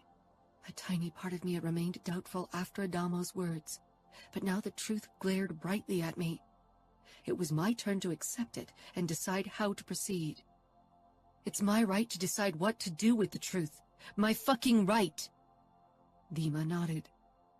Your father might not agree. He'll be furious if he finds out I told you. You didn't tell me. Adamo did. Dima let out a bitter laugh. Your new hero. I glared and sank down on the seat. Adamo's not the hero in this story, nor are you or my father. I'll be the hero in my story. I turned my gaze to the window, admiring the grim sky that matched my emotions tragically. Soon the clouds thickened, and rain pestered the plain. I ran my palms up and down my thighs, lingering on familiar ridges high up. The siren's call now rang in my blood. My dark craving was a strong opponent, my greatest foe, but also balm and friend in my hardest hours. He made the unbearable bearable, if only for a few hours. You are stronger than it. Dima said into the silence. He knew my body language too well. I gave a terse nod. I am stronger than you and my father think. 30 minutes before the estimated landing time, I grabbed a bag with my Chicago clothes and went to the bathroom to change. This had become habit, letting go of my style and freedom when I returned home, and becoming the girl my father wanted and needed me to be. A black limousine was waiting for us when we landed on a Bratva-affiliated airport outside of Chicago. I got in without a word, and let the ride pass in silence as well. I'd sent Dad a message shortly after we boarded the plane, announcing my arrival. Judging by his lack of surprise, Dima had informed him before I could. We didn't enter Chicago. Dad had bought 4 acres of land about 20 miles outside of Chicago because the home he had in mind needed space. The gilded gates slid open as we approached them. A long driveway with grounds reminiscent of Versailles led up to a splendid white and blue mansion. It had taken almost 2 years to build this smaller version of Catherine the Great's palace, which Dad and I had visited in St. Petersburg many times. I wondered if it gave Dad a sense of home, living in a mansion like this, or if it only reminded him of what he was missing. Sometimes it was harder to live with a lesser version of what we missed than to lose it altogether. The limousine parked at the base of the majestic staircase leading up to the front door, where Dad was already waiting for me in his usual dark suit. A member of the staff opened the door for me, and I slid out of the car. It always took a few seconds to find my balance on my champagne-colored pumps after days or weeks of living in boots. I smoothed down the silk and cashmere dress that matched my heels and headed toward Dad. Dima stayed back, but the hard look Dad sent him concerned me. Dad smiled, but it was strained, as if his smile was forced onto his face by invisible strings. Dima must have warned him about what I knew. I wanted to resent Dima for being my father's spy as much as my confidant. I dreaded the day he'd have to choose between us and I'd lose him for good. Maybe that was another reason why I'd ended things between us. The moment I arrived before him, Dad pulled me into a hug. I sank against his tall, strong form, smelling his familiar aftershave. He pulled back with my cheeks cupped between his big hands and pressed a gentle kiss to each of my cheeks. You look good, Katinka. I didn't smile, only stared up into Dad's pale blue eyes. He was only in his late 40s, one of the younger Pakhans, and his blonde hair still hid the gray streaks well. Dinara, I corrected, even though I knew he wouldn't use my second name. When I'd stopped using my first name, Yekaterina, named after Yekaterina the Great, another reason why Dad had chosen to build her palace, he had been heartbroken and continued to call me by the nickname Katinka. I rarely corrected him anymore, nor did I wear the clothes I preferred when I was around him. I always chose dresses or skirts in light colors because he loved seeing me like that. Yekaterina meant pure after all, and he wanted to see me in the light, not stumbling into the darkness that lingered deep inside of me. He wrapped an arm around my shoulders and led me inside the splendid mirror-walled foyers with its white and gold decor. Where are Yuri and Artur? They are already asleep, and so is Galina. Dad always tried to keep his young wife and my half-brothers out of sight, as if he worried his new family would upset me. I gave him an exasperated look. He needed to stop thinking I needed to be put on a pedestal. I'd been happy when he'd married, and Galina had given him heirs. That meant he wouldn't hover as much anymore, and I'd have more freedoms. Are you hungry? He asked. I nodded. Except for vodka and gin, I hadn't consumed anything yet, and it was starting to show in the fuzziness in my brain. Dad snapped his fingers, and at once a member of the staff who'd been lurking in the background rushed off toward the kitchen. Let's go to my office. Calling the vast room where he worked an office was a mockery. Its sheer size awed most people, and some families of 4 or 5 lived in apartments that were much smaller. The gold and white decor carried on, but the furniture was darker. A reddish wood dominated everything, and Dad's desk was the size of a small queen-size bed. We settled on the plush gold and blue sofa that he'd bought from a collector and which originated from the 18th century, Catherine the Great's time. Dad was a man with one foot firmly set in the past and one in the future. Maybe that made him so well respected among his men. A knock sounded, and our cook entered with a tray of fresh hachapuri, baked bread in the shape of an almond with cheese and egg filling. She carried it over to us and carefully set it down on the table in front of us, before she disappeared again.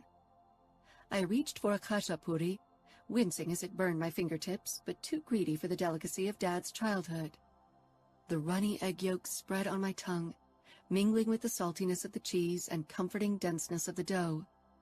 Dad had spent the first few years of his life in the Caucasus. I swallowed the first bite, then put the bread back down on the plate. I was done postponing the inevitable, so I met Dad's gaze. "Why did you lie?" A muscle in Dad's cheek twitched, a sign of his displeasure. Many people would have had reason to cower at the sign of danger, but I wasn't one of them. Dima wasn't supposed to tell you. He didn't.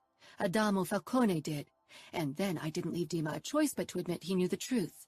You know I can be convincing if I put my mind to it. Dad chuckled. Oh, I know. You have the stubbornness and cunning of a great empress. I sighed. Why did you lie? You made me believe she was dead all these years. It was for the best. I wanted to protect you. That's bullshit. Dad's eyes flashed dangerously. Not that tone around me. He hated when I cursed, and maybe even more when I spoke in English. I took a deep breath. Sorry. The truth doesn't matter, because what I said is as good as true. She's dead to us, erased from our lives, and out of our reach in Camorra territory. Nothing is out of your reach, Dad, if you really want it.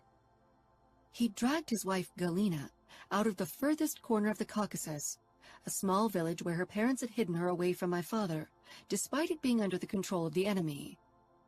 He shook his head with a rough laugh. I'm a businessman, and I've survived many attacks to my life, only because I'm cautious. Going to war with Adamo Falcone isn't wise. Breaching his territory for a dead woman is insanity.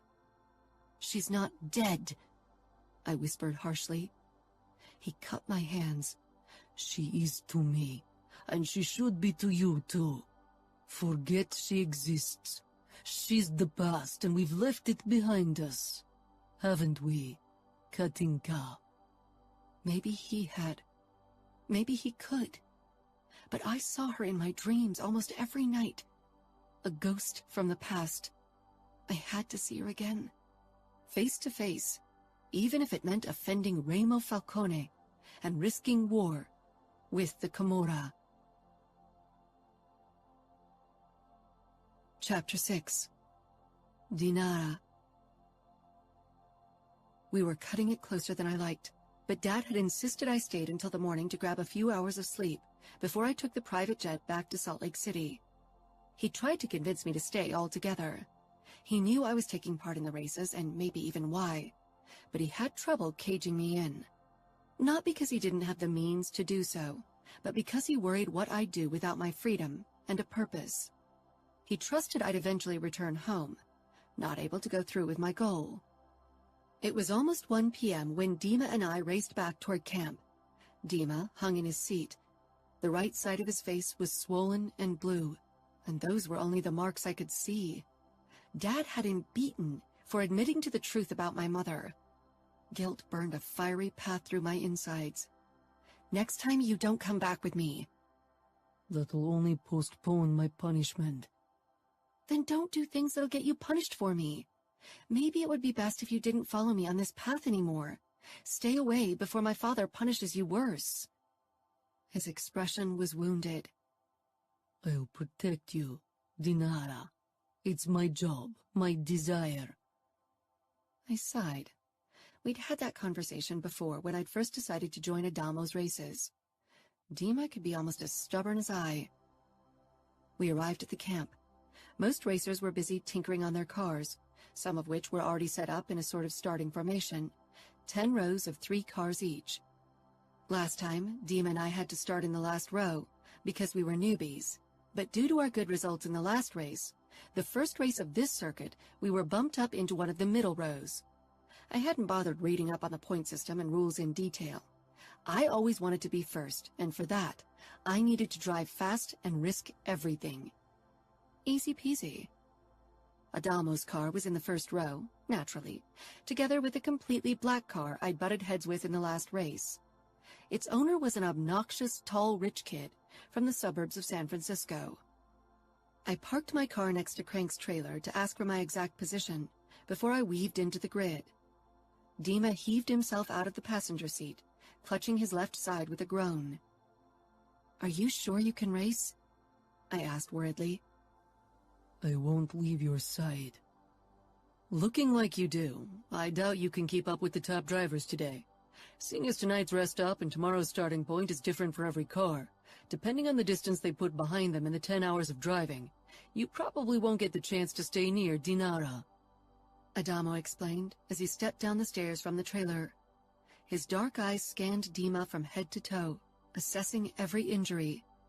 Judging by the scars on his body, he could probably evaluate Dima's injuries better than I did. "I'm fine," Dima gritted out, straightening fully. He and Adamo were the same height, too fucking tall for me. Even my biker boots with their thick soles didn't change the fact that I had to crane my head back. That was the only reason why I missed my high heels. Adamo shrugged as if he didn't care either way. "Even if you are miles away from Dinara when the race ends, you won't move your car another fucking inch. You hit the brakes at exactly 4 a.m. like all of us do, got it? And don't try to cheat. We track everyone." Dima showed his teeth in a dangerous smile. "You're too keen to get Dinara on her own, Falcone. Why is that, I wonder?" "For no reason that requires your bodyguard services," Adamo said with a hard smile. I glanced between them. "I don't have time for your bullshit. I have a race to win. What's my position in the grid?" Adamo motioned inside the trailer. "Crank's got the list. You gotta ask him." "Go ahead," I told Dima, who grudgingly stepped into the trailer, but before he disappeared inside, he growled, "I don't like the way he looks at you. One day I'm going to burn his fucking eyes out." I gave him a hard look, and finally he disappeared. "What did he say?" "It didn't sound very nice," Adamo said with a hint of amusement. He crossed his arms, accentuating the muscles in them. What maddened me even more than my body's reaction to his assets was the fact that I wasn't sure if Adamo was trying to tease them out of me on purpose. "Maybe you should consider learning Russian. It's always a good idea to know the tongue of your enemy." Adamo regarded me in a way that turned my body temperature up by several degrees, an experience I wasn't sure I liked. "Are you an enemy, Dinara?" I smiled. "That depends on the situation, I suppose." Adamo chuckled, then he shrugged. "We have many enemies. I can't learn all of their languages. Or do you speak French and Italian?" My smile widened. "Of course. I had tutors who taught me French, English, and Italian, and at home I spoke Russian." "Impressive," Adamo admitted. "I only speak Italian and English, but my brother Nino is a walking dictionary." I distantly remembered the guy with the cold gray eyes, a hazy image from the past, but hard to forget, like so many other images from that time. My French teacher was never really happy with my pronunciation, but I speak and understand it fluently, even if I don't sound like a Parisienne lady. "You don't look like one either." I raised an eyebrow. Got a problem with my looks? Adamo's eyes trailed the length of me, again lingering on my belly piercing. I'd noticed it before. Maybe he wondered if I had more of them hidden beneath my clothes. I had. "Absolutely not. Your looks are more than okay in my book." "Thanks. That's the kind of approval I needed to feel valued," I said sarcastically. But I had to admit I got a sick kick every time Adamo checked me out. I didn't consider myself as ordinarily beautiful. My appearance, with my red hair, freckles, and high cheekbones, was too edgy for that. Dima chose that moment to return. His eyes narrowed to slits as he stepped between Adamo and me. I got our positions. We should start to prepare everything. Mechanics will check if your cars abide by the rules and attach a tracker to your cockpit to make sure you can be punished or disqualified if you drive longer than allowed, Adamo said, giving Dima a meaningful look before he stalked away. Dima glared at his back. We're next to each other in the starting formation. We should make sure to stay close together, even if one of us is faster than the other. I snorted. No way, Dima. I'm sorry, but I need to be among the first so I can stay close to Adamo.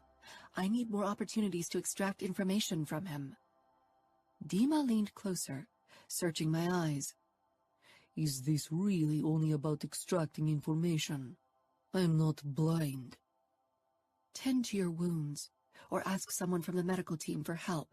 I need to prepare my car. I walked away. I had never been confronted with Dima's jealousy. He hadn't made a big deal when I'd ended our relationship, nor had he ever tried to win me back. Maybe he'd hoped I'd eventually return to him, and now he saw his chances dwindling. I wasn't sure, but I hoped he'd get a grip soon. I needed to focus on my plan. I didn't have time to deal with a crazy ex-boyfriend. Weaving my Toyota through the parked cars and the mechanics, racers and pit girls scattering around them, took almost 15 minutes. I slammed my palm down on my horn so often that my hand hurt, but eventually I found the marked position. My car was in prime condition, so I didn't need to look it over again. And other than some racers, I didn't have a team of mechanics. Dima could repair almost anything, and I was pretty capable as well. Instead of wasting time on preparations, I leaned against my car and watched the busy crowd, soaking in their excitement and nervous energy. I'd only seen another female driver, but she'd been in the last row. What a shame. More girls needed to trust themselves to play with the big boys. This wasn't a sport that required muscles, only daring and cleverness. And that's something women didn't lack in comparison to men. Beside me, a guy who looked Mexican leaned against his car. His body was covered with tattoos, and he wore a black wife-beater to show them and his muscles off. Like Dima, his hair was in a buzz cut, but his was dark. He flashed me a grin when he caught me looking. I didn't return the gesture, only nodded. I wondered if the Falcones tolerated gang members or members of a cartel to race as well. They seemed pretty certain in their power over the West. I wasn't here to make friends, and even less to flirt with random guys. Adamo headed for me and leaned beside me. The guy lost his interest in me at once. You ready? Always, I replied. What I'm wondering is how the whole toilet break business works. 10 hours is a long time. Adamo gave me a meaningful look. I scoffed. Don't tell me there are no official toilet breaks. There aren't. You have to decide if you want to lose valuable minutes to relieve yourself. Unlike you, I can't pee into a bottle. Trust me, even for guys, it's not easy to drive and pee into a bottle. I couldn't help but laugh, trying to imagine it. But then my mind drifted off, only conjuring up images of Adamo's naked body. Not a good direction to take before a race. So, you really pee into a bottle? Adamo grinned. Whenever he did, he looked more like the dark surfer boy, and not the deadly Falcone brother. I wasn't sure which side of him drew me in more. Usually I allow myself one toilet break per race, at least in the first 5 races. The last 2 races, however... He chuckled. I won't pee into a bottle. But I won't risk falling back just because my bladder is an issue. Well, then maybe you should consider using a catheter. But I should warn you, a few very ambitious guys did last year and got a nasty infection. I scrunched up my nose. That's taking it a little too far. Not if you're in debt with the Camorra. Then you better find ways to get money. Right. You and your brothers are really clever when it comes to making money. I bet your father knows a few tricks as well. He did. But my father was better at putting up a sophisticated exterior, while the Falcones lived their madness openly. With a race of this dimension, won't we get into trouble with the police? We might. That depends on the county we're passing. Some are easier to control than others. A few sheriffs are definitely out to catch a few of us, and every year they succeed and one or two land in prison for a while. But like I said, mostly the police turn a blind eye to what's going on. We mainly drive in remote corners of our territory, not to mention in the evening or night. Then let's hope we don't get arrested today.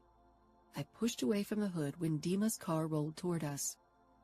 Well, I'm sure your father will bail you out if you do, Adamo said with a shrug. But I didn't buy his disinterest for a second.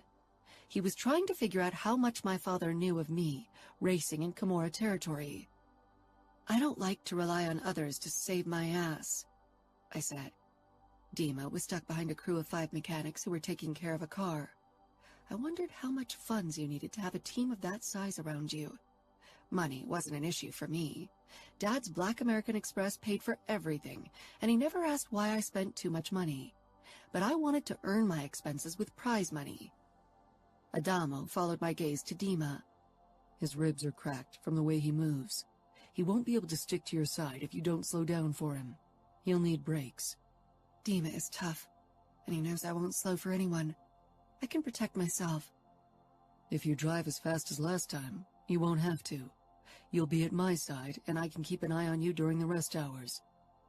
How chivalrous of you, I said. But I don't think I trust you, Falcone. He tilted his head, one corner of his mouth moving up. Maybe you shouldn't.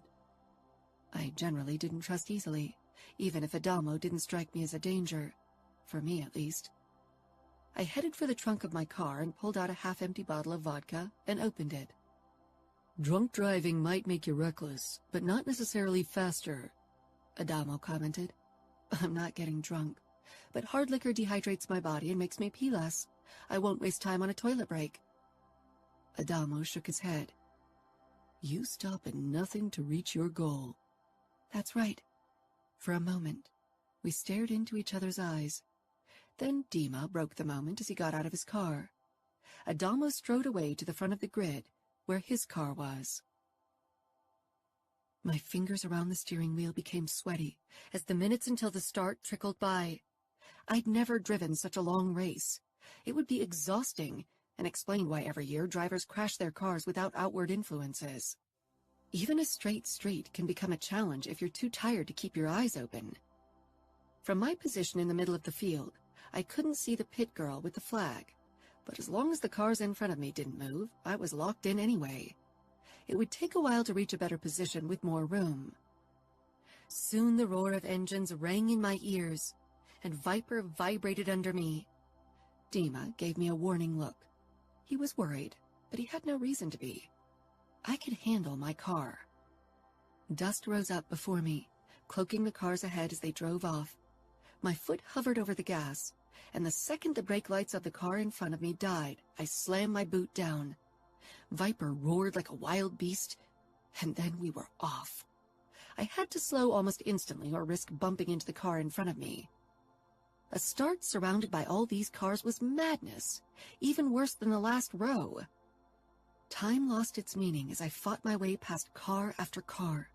Night fell around us, and soon the crowd dimmed around me. I wasn't sure how many cars were ahead of me, except for the 3 I could see. One of them was Adamo's BMW. The other was the black monster from the rich kid. The third belonged to the Mexican guy who'd started beside me. I hadn't even seen him pass me by. Dima was a few car lengths behind me with 3 other cars. I wondered how long he'd be able to keep up. Maybe he could ignore his injuries after only an hour of racing, but his pain would only get worse as the time passed.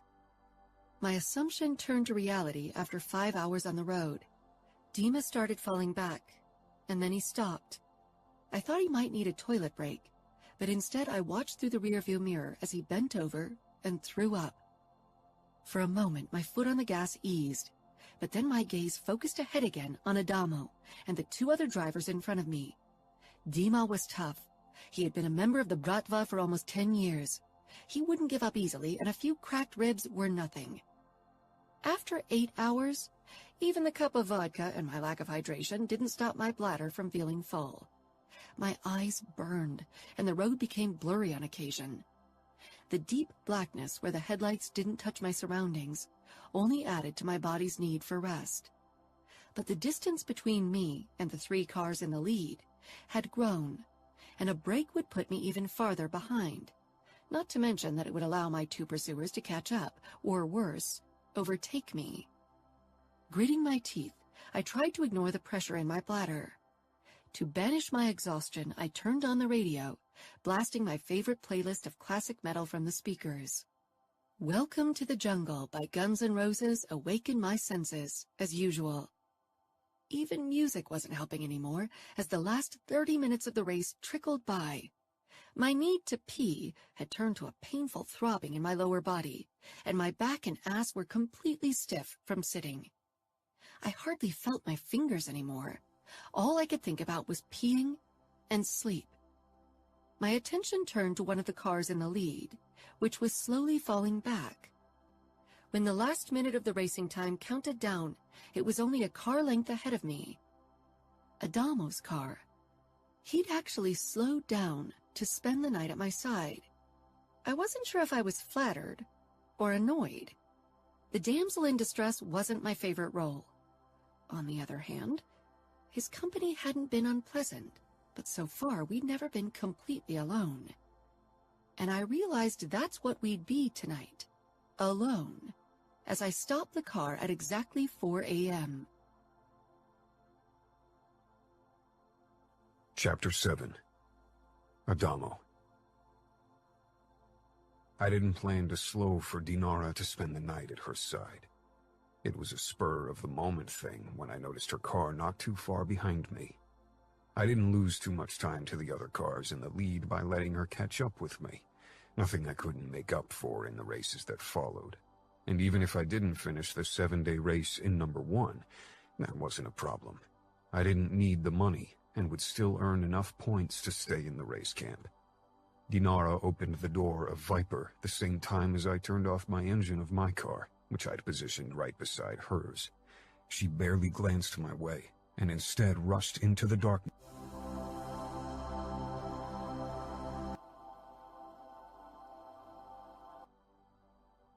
Chapter 7. Adamo. I didn't plan to slow for Dinara to spend the night at her side. It was a spur-of-the-moment thing when I noticed her car not too far behind me. I didn't lose too much time to the other cars in the lead by letting her catch up with me, nothing I couldn't make up for in the races that followed. And even if I didn't finish the 7-day race in number 1, that wasn't a problem. I didn't need the money and would still earn enough points to stay in the race camp. Dinara opened the door of Viper the same time as I turned off my engine of my car, which I'd positioned right beside hers. She barely glanced my way, and instead rushed into the darkness toward the back of her car. I grinned, realizing why, which reminded me of my own problem. After I'd relieved myself in the darkness as well, I leaned against the hood of my car and stared up at the starry sky. This far outside of civilization, the stars always shone brightly, something I missed whenever I was in Las Vegas.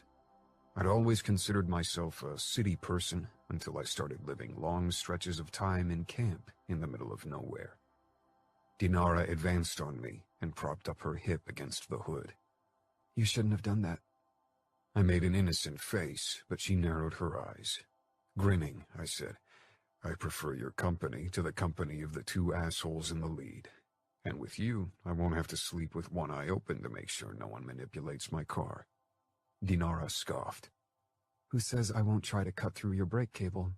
Maybe I'll even stab you when you're asleep. I'm Russian, remember? Hard to forget. Dinara's looks had something exotic, especially her high cheekbones. I'll take my chances with you. Dinara rubbed her arms. She was only in a tank top and those skimpy jean shorts. I wanted nothing more than to run my palms over her smooth legs peeking out of them. I didn't pack any food. I don't suppose we can order takeaway out here, right? I come prepared, I said with a chuckle, and opened my trunk where I stowed a gas stove and a couple of cans with chili, cream of mushroom soup, and mac and cheese. Don't expect too much, though. Dinara scanned my selection.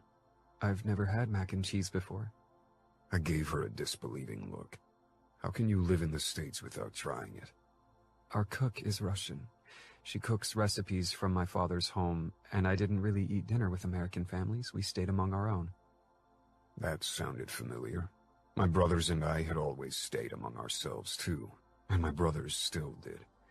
Then mac and cheese it is, even if it's a poor introduction to the dish. You should try my sister-in-law Kiara's version. It's out of this world. Dinara smiled wryly in the dim light of my trunk. Maybe we should wait with family introductions until we've at least shared a kiss.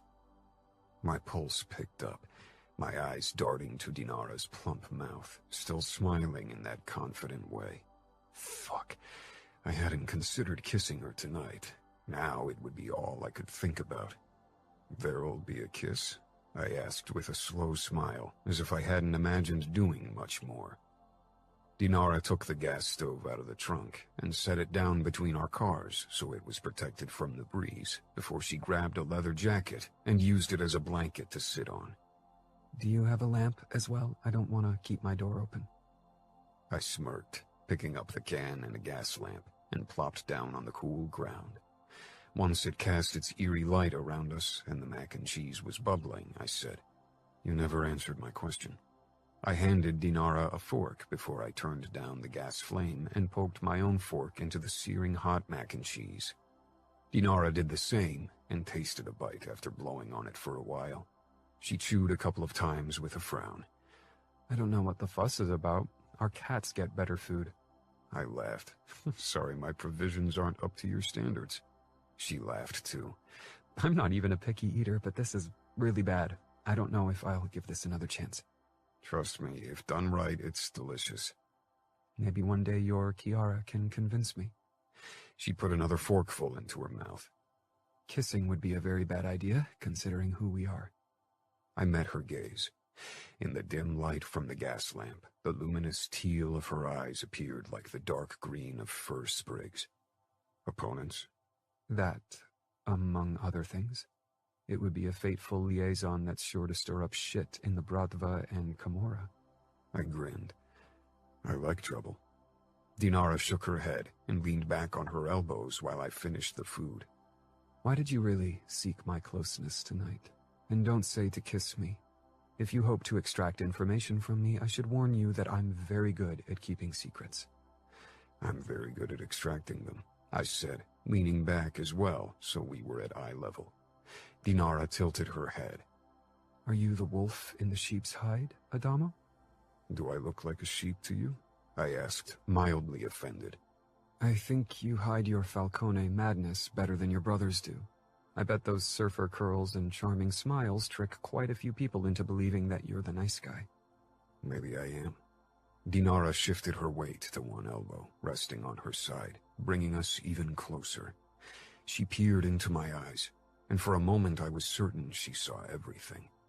Maybe you want to be, but we are who we are. I am a Mikhailov, and you are a Falcone. Our paths aren't on the light side.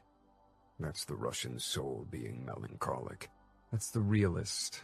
Dinara let out a yawn and closed her eyes briefly. What time is it? I didn't have to check my phone to know the time. The sun was rising on the horizon, which meant it had to be around 6 in this part of the country. 6. Sleeping time. Dinara nodded. I'm afraid to ask after the whole toilet break debacle, but do we get the chance to shower during the 7 days? I'm not sure I can go without a proper wash and shave that long. I chuckled.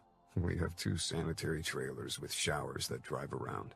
Sometime tomorrow it should stop here too. Dinara pushed to her feet, and I did the same, which brought us both very close. With a teasing smile, Dinara turned and opened her car, crawling inside. She kicked her boots off and stretched out on the back seat. The way she lay before me was way too inviting. I wanted nothing more than to crawl inside with her and find out if her belly piercing was the only piece of body art she had. Can you close my door? Dinara's words burst right through my bubble. I did as she asked, and after I'd extinguished the lamp, I made myself comfortable on the back seat of my car. It didn't take long for me to fall asleep. Despite Dinara's words, I didn't worry about her manipulating my car. I woke to the sound of another car and jerked upright, scanning my surroundings blearily. When I spotted the sanitary trailer, I relaxed. A glimpse at my phone revealed it was almost noon, and I'd gotten 10 messages from Remo, Chiara, Fabiano, Savio, and CJ, most of them wondering why I'd fallen back. Of course, one of the drone cameras had filmed the leading trio. I ignored their messages and climbed out of my car. When I glimpsed into Dinara's car, she was still stretched out on the back seat, deep asleep. Her palms rested on her belly, cradling a gun. Dinara definitely had trust issues. I, too, had a gun in my car and had kept it under my pillow on the back seat, but I didn't hang on to it as if it were my lifeline. I wondered if she'd thought she might need it against me, or if it was a more general precaution. I nodded toward the guy riding the sanitary truck. "How long do we got?" 10 minutes for 2. I nodded, then grabbed a towel and rushed into the bathroom on the trailer of the truck.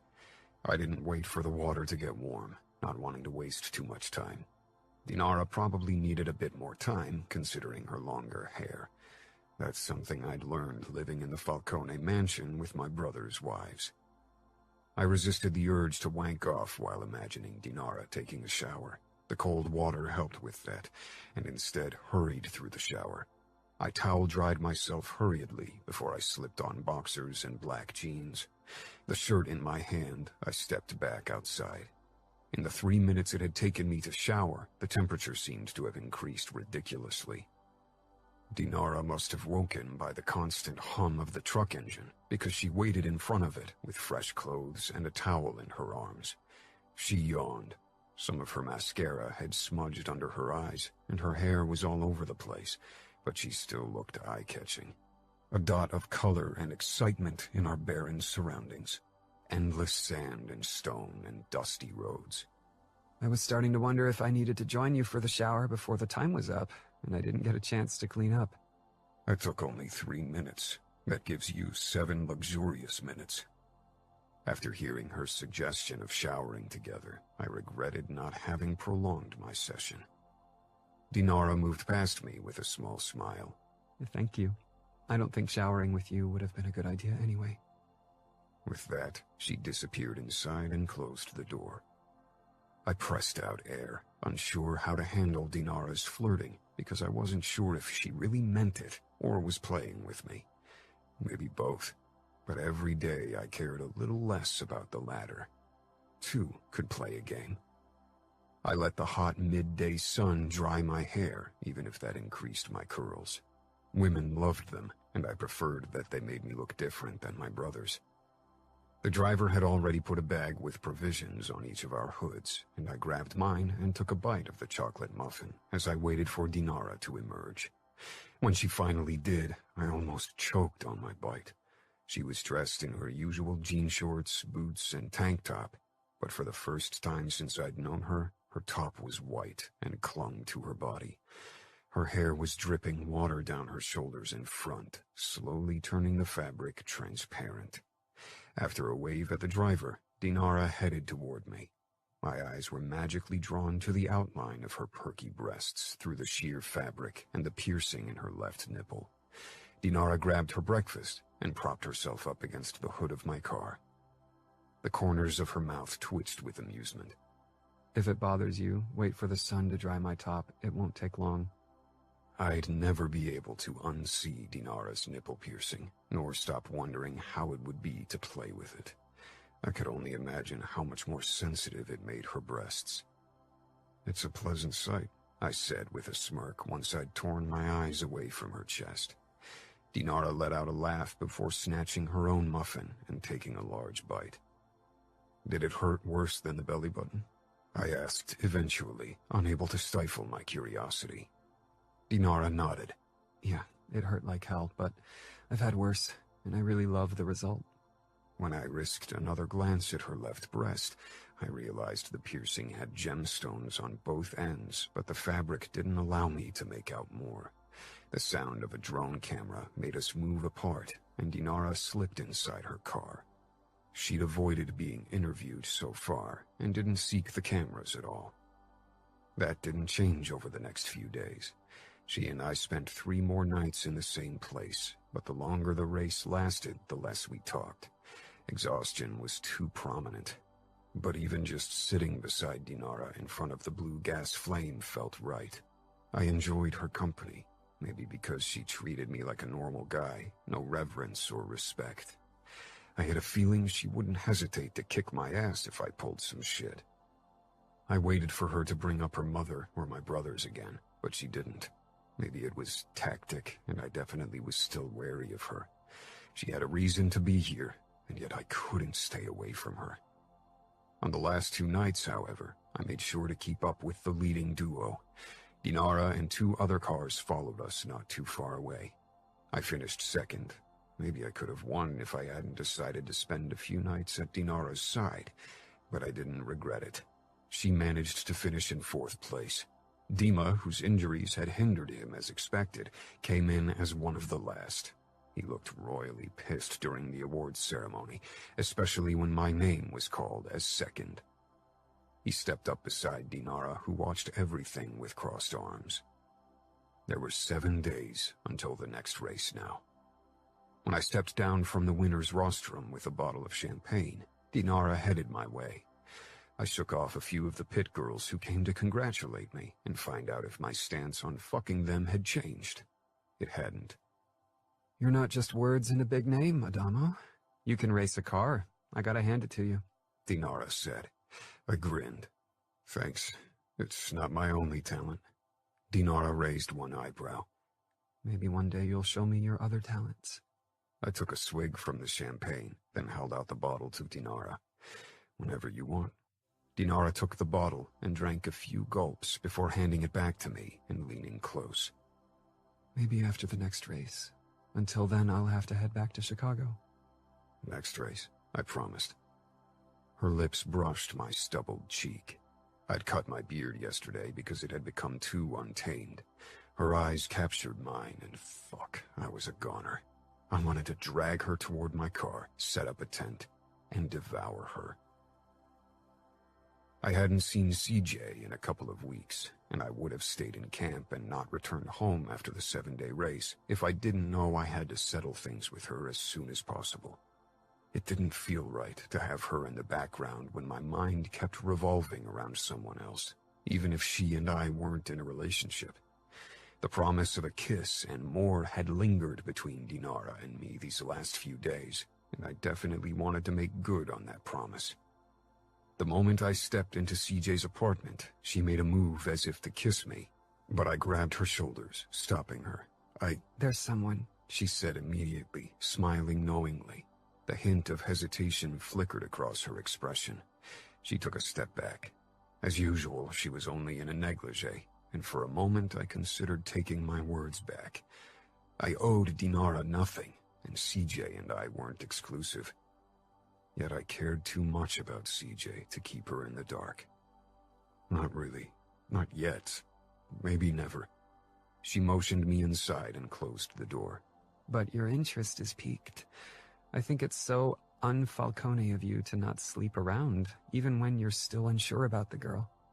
I sank down on her sofa with a dark laugh. Don't make me sound like a saint. I'm not. CJ covered herself with a bathrobe before she lowered herself beside me. In comparison to your brothers, you are. I'm not the guy you first met, I muttered. This was one of the reasons why I didn't often return to Vegas. People always mistook me for the boy I had been when I'd changed irrevocably over the years. She smiled wistfully. I'll miss the orgasms. Sex with Johns never does anything for me. You should quit and only work in the bar. Then you can find a boyfriend who'll give orgasms to you. She shrugged. Soon. Until then, I can use the money. Will we still see each other? I hesitated. I wanted to see her, because beside the sex, we'd shared many meaningful conversations, but I wasn't sure if being just friends would come easily. I wasn't sure about CJ's true feelings about me. I'll be pretty busy with racing in the next few months, but I want to stay friends. CJ pursed her lips. I'm a big girl, Adamo. I can be only friends with you. How about we just see how it goes? This just being friends business. She nodded. When I left her apartment an hour later, a weight had lifted off my shoulders. I realized my sexual relationship with CJ had stopped me from pursuing Dinara like I wanted to do, but now nothing was in the way anymore. Maybe Dinara was a bad idea, most likely even, but I wanted her, and this wasn't about big emotions or marriage. I wanted fun, and I had a feeling Dinara was the same way, even if she also had ulterior motives for seeking my closeness. Dinara. Something about Adamo's behavior was different when he returned from his Vegas trip. He seemed less distant, and the looks he gave me didn't need much interpretation. Adamo wanted to get into my pants. I didn't not want him to try. I was attracted to Adamo. He was the complete opposite of Dima, my only boyfriend, and maybe that made out part of his special appeal. Dima, of course, noticed as well, which soured his dark mood even further, since his disastrous results in the 7-day race. He and I sat on one of the logs arranged around the roaring fire pit in the center of camp after the first race since the 7-day circuit. Many of the other racers were also present, chatting and drinking to celebrate another more or less successful racing day. Dima's injuries had healed, and he'd finished 5th, 1 place behind me today. Adamo had won, which probably made Dima resent him even more. If you keep finishing 5th or 4th until the 5-day circuit later in the year, then you'll still finish with a decent place for the year. Dima huffed. You know I don't care about the results. I'm only here because of you, Dinara. But you make my task of protecting you very hard the way you always run off with Falcone. I didn't run off with him. You drove too slowly to keep up with us. He didn't say anything, only glared into the flames. I accepted a cup with some kind of punch from one of the mechanics.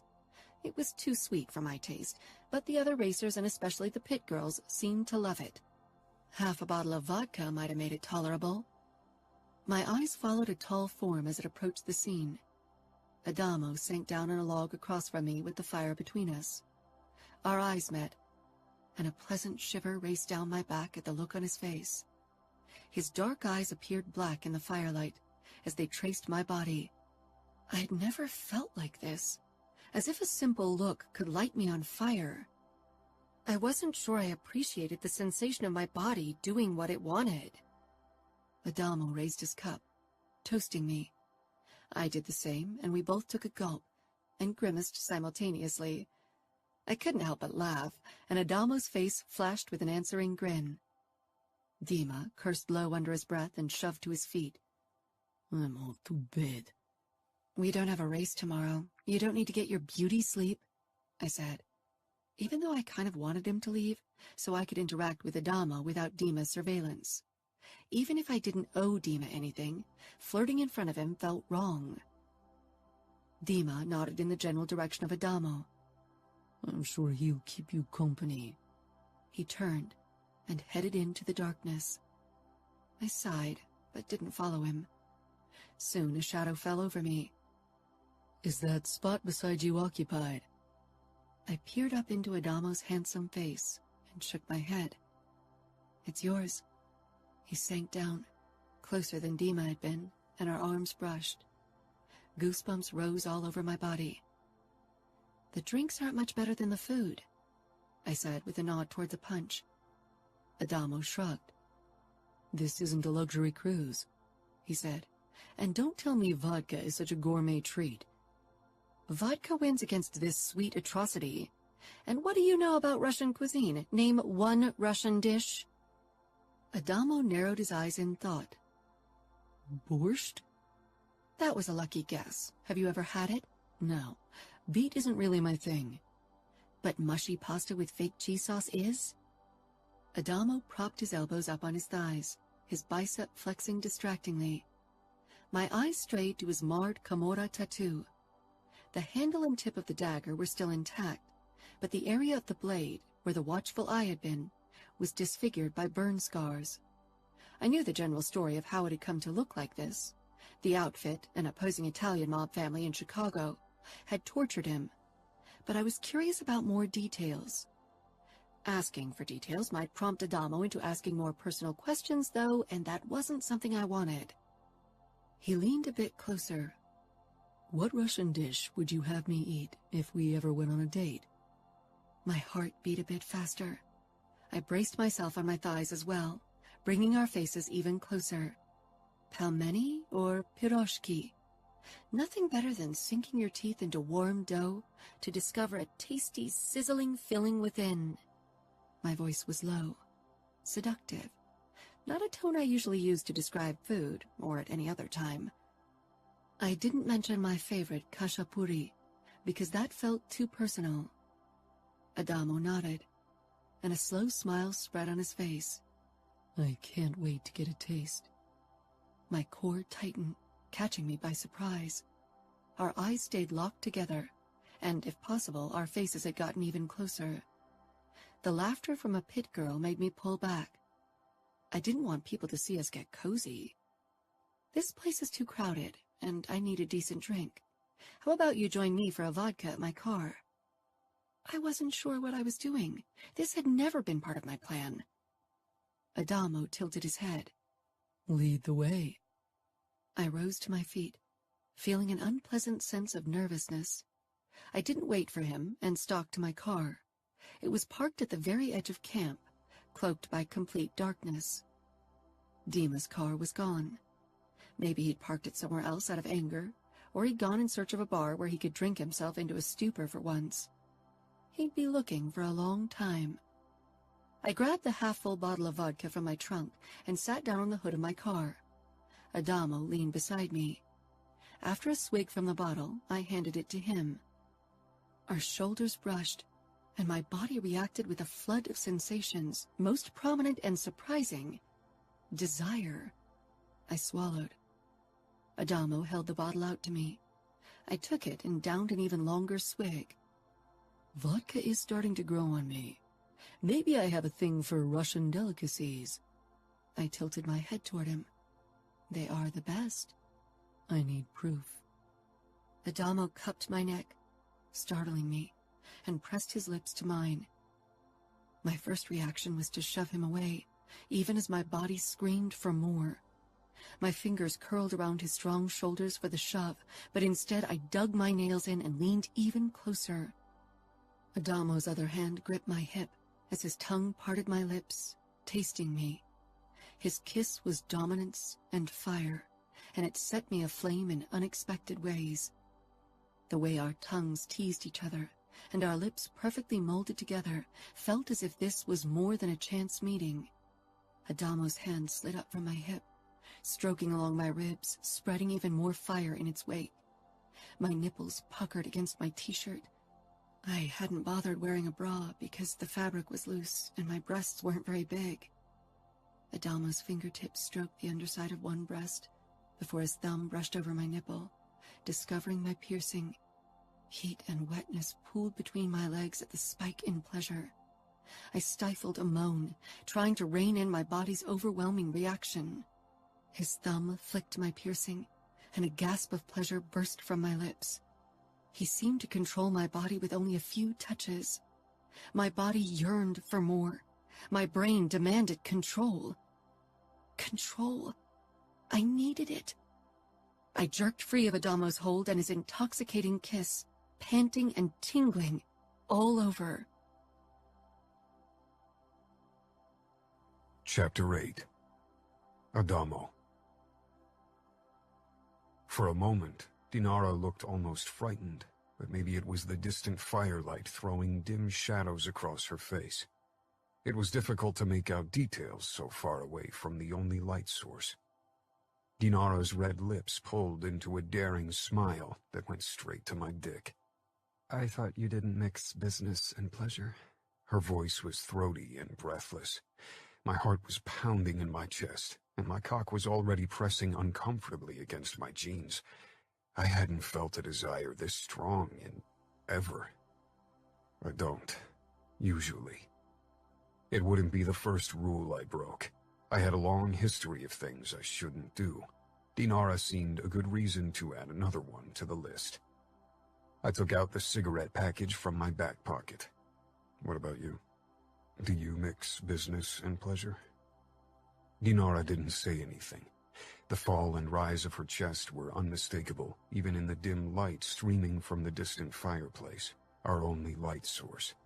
We were so far out and away from civilization that the darkness was almost impenetrable outside of camp.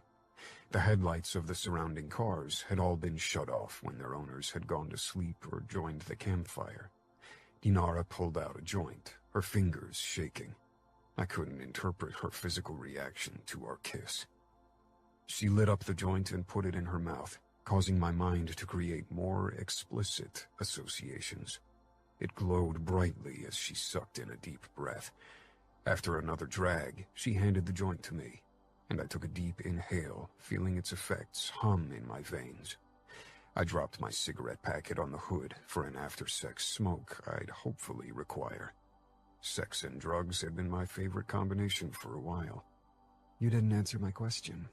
Or why did you pull back? I had a feeling you enjoyed the kiss more than a little. Her nipples had been rock hard and eager for attention when I'd touched them. Dinara leaned closer and pressed her palm against the bulge in my pants, making me hiss. I think you enjoyed it even more. I resisted the urge to reach into her pants, even if I knew I'd find her sopping wet, ready to be fucked. I did, which is why I don't see why we stopped.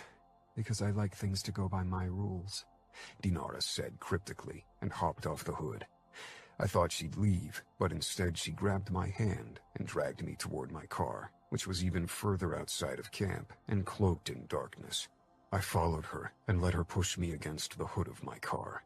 Her face hovered right before mine, her breathing fast and sweet. What? She pressed a finger against my lips, shutting me up. Dinara reached down and unbuckled my belt with a soft clang, too loud in the starry night. Nothing stirred around us, but Dinara didn't seem concerned about getting caught anyway as she pulled down my zipper. I removed the joint from my lips and leaned down to kiss her, but she turned her head away. No kissing. I bit back my questions, worried I'd stop her from continuing whatever she had in mind.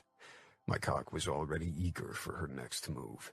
She snagged the joint from my fingers and took a deep drag before she slid it back between my lips. Her hands trailed down my chest, and she sank down to her knees, taking me completely off guard. She tugged at my boxers and jeans until my cock sprang free. I couldn't stop staring at the crown of her head so close to my leaking tip. Her warm fingers curled around my shaft before she took my tip into her hot, wet mouth. I hissed past the joint, then sucked in a deep gust of the smoke as Dinara took me deeper into her mouth until my tip hit the back of her throat. She gagged but didn't retreat. Fuck, I pressed out. I touched the back of her head, but she swatted my hand away and slowly slid my cock back out of her mouth. No touching. Hands on the hood if you want me to keep blowing you. My rules, not yours. Remember. I put my palms flat on the car and peered down at Dinara's head, moving back and forth as she sucked me. Her tongue circled my tip languidly, licking up my pre-cum.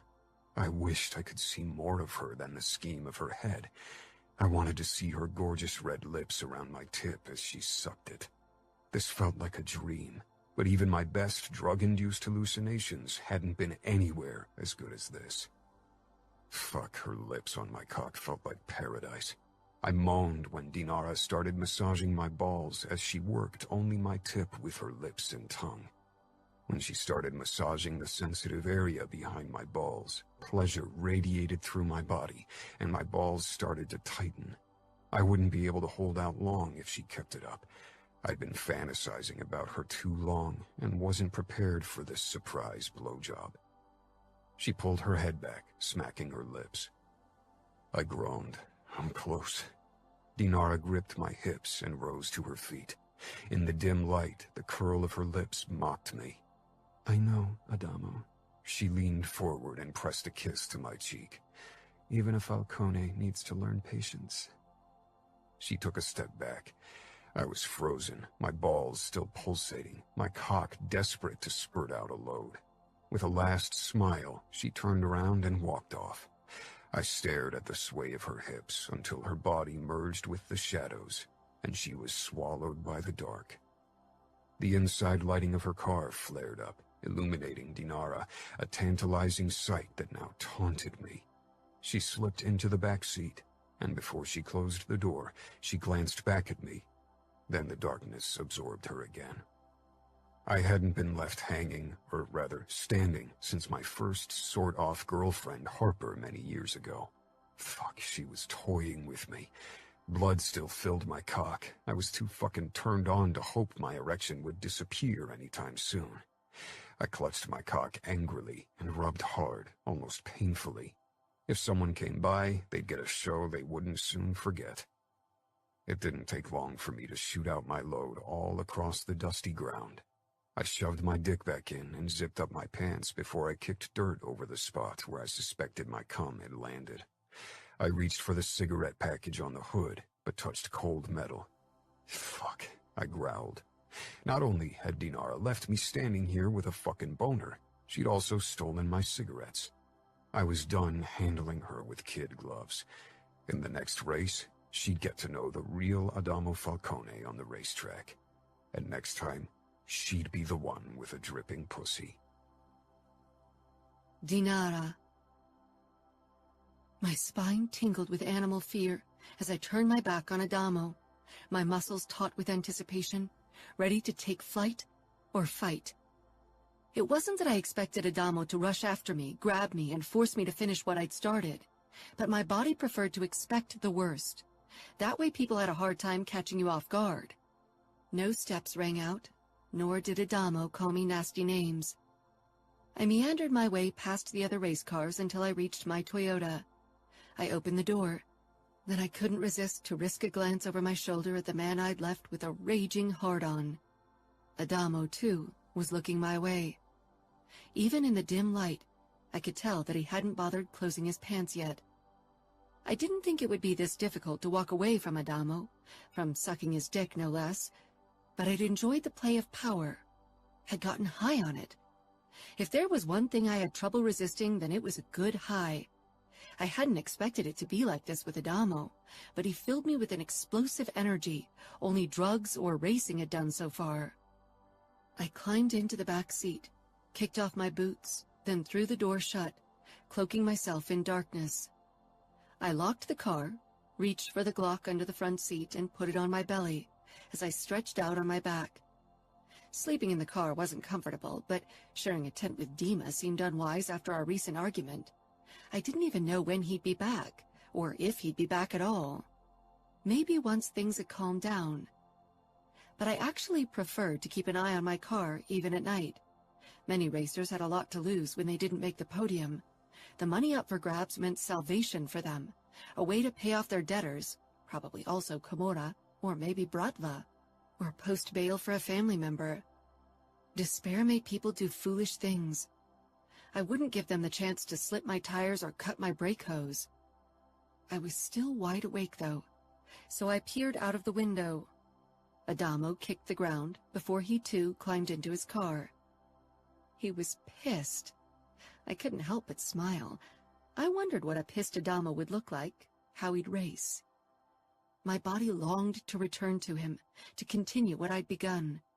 My panties stuck to me with my arousal, something I hadn't expected from giving Adamo pleasure. I wanted to be close to Adamo, but at the same time his closeness shook me up. My eyes began to droop, but I held on to consciousness for a long time, until finally sleep won. A hard knock at my window woke me. The sun was only just rising over the horizon. My fingers on my gun tightened as I tried to get my bearings. Dima's face peered inside. Frowning, I sat up, wincing at the stiffness in my back from sleeping half-sitting up on the back seat. I unlocked the car, and Dima ripped open the door at once. A cold gust hit my body. This early in the morning, it was really bearable out here in the desert. "What's wrong?" I asked groggily, pushing to the edge of the seat and swinging my legs out of the car. Dima's eyes were bloodshot, and dark shadows spread under them. He looked as if he hadn't gotten much sleep, and possibly drunk more than he was used to. I pushed into my boots and stood. Dima glowered, taking a step closer. He put one of his hands behind me on the roof of the car, taking up too much room. I was there. Where? I asked, not following his train of thoughts. Last night. I flushed. I hadn't done anything wrong, and yet a part of me felt guilty. Admitting weakness wasn't my strong suit, so I got angry instead. You spied on me? Dima's face twisted with matching anger. You didn't really try to hide it, did you? How could you do this? Because I wanted to. Dima shook his head. Will you suck every Falcone's cock to get what you want? My eyes widened. I slapped him hard. It's none of your business. It hasn't been for a long time. Maybe you should remember your place. You are my bodyguard, Dima. You are working for me. Remember your place or my father will remind you. Dima stepped back, hurt flickering in his eyes, which I only caught because I knew him better than anyone. But his face turned ice cold and hard instantly. Thank you for reminding me. Don't worry. I won't forget it again. He turned around and guilt slashed into me. Dima had been my bodyguard for 7 years. First one of several, but eventually the only. Before that, we'd been friends, and after we'd become even closer. He'd never only been a bodyguard, and I had never threatened him with my father or put him in his place. I was absolute shit at apologizing and admitting faults, but my feet moved of their own accord. Dima, I said, my voice still on edge and not at all apologetic. Damn my pride. Wait. The apology tickled on the tip of my tongue. Dima stopped, but he didn't turn. Tension lingered in his shoulders. Won't you face me? Is that an order? Stop this shit. You know I didn't mean it like that, but you have to stop shoving your nose in my personal business. If I hook up with Adamo, it isn't your business. I hadn't been with anyone else since Dima, and I had started dating when I was 16, but he and I would never be a couple again. Even when we'd been together, it had never felt right. Though, that might be something to do with my twisted self and not Dima. He whirled around. You should know better. You're jealous, but you need to get a grip. Jealous? He whispered. Don't I deserve the right to a little jealousy? No, not anymore. Is there a problem? Adamo asked, appearing tall and slightly sleepy behind Dima. He was only in tight boxers, revealing muscled thighs and an impressive upper body. Our argument had gotten loud and woken several people who were now poking their heads out of their tents or cars. At least none of them spoke Russian, from what I knew, so they didn't know what we'd been talking about. Fuck off, Dima snarled, his face turning red. I gripped his arm to calm him down, but he shook me off. Adamo grabbed his shoulder, expression hard. How about you take your anger somewhere else? Calm down before you return. Dinara doesn't need your shit. Dima jerked free of Adamo's hold, his body tightening in a way I knew too well. He was a martial arts fighter, had been for as long as I could remember, and had even killed a couple of men with aimed kicks. There was a reason why my father trusted Dima to keep me safe. Dima? I growled, but he wasn't even listening to me. His furious gaze was focused on Adamo. You have no business getting involved, Falcone pup. This is between Dinara and me. So why don't you return to your bed and stop bothering me? He finally moved as if to turn to me, probably to continue our argument, but Adamo grabbed his arm again. He still looked remarkably calm, at least his face, but in his eyes I could see a dangerous fire I'd never seen on him before, and I couldn't deny it. I was fascinated by it.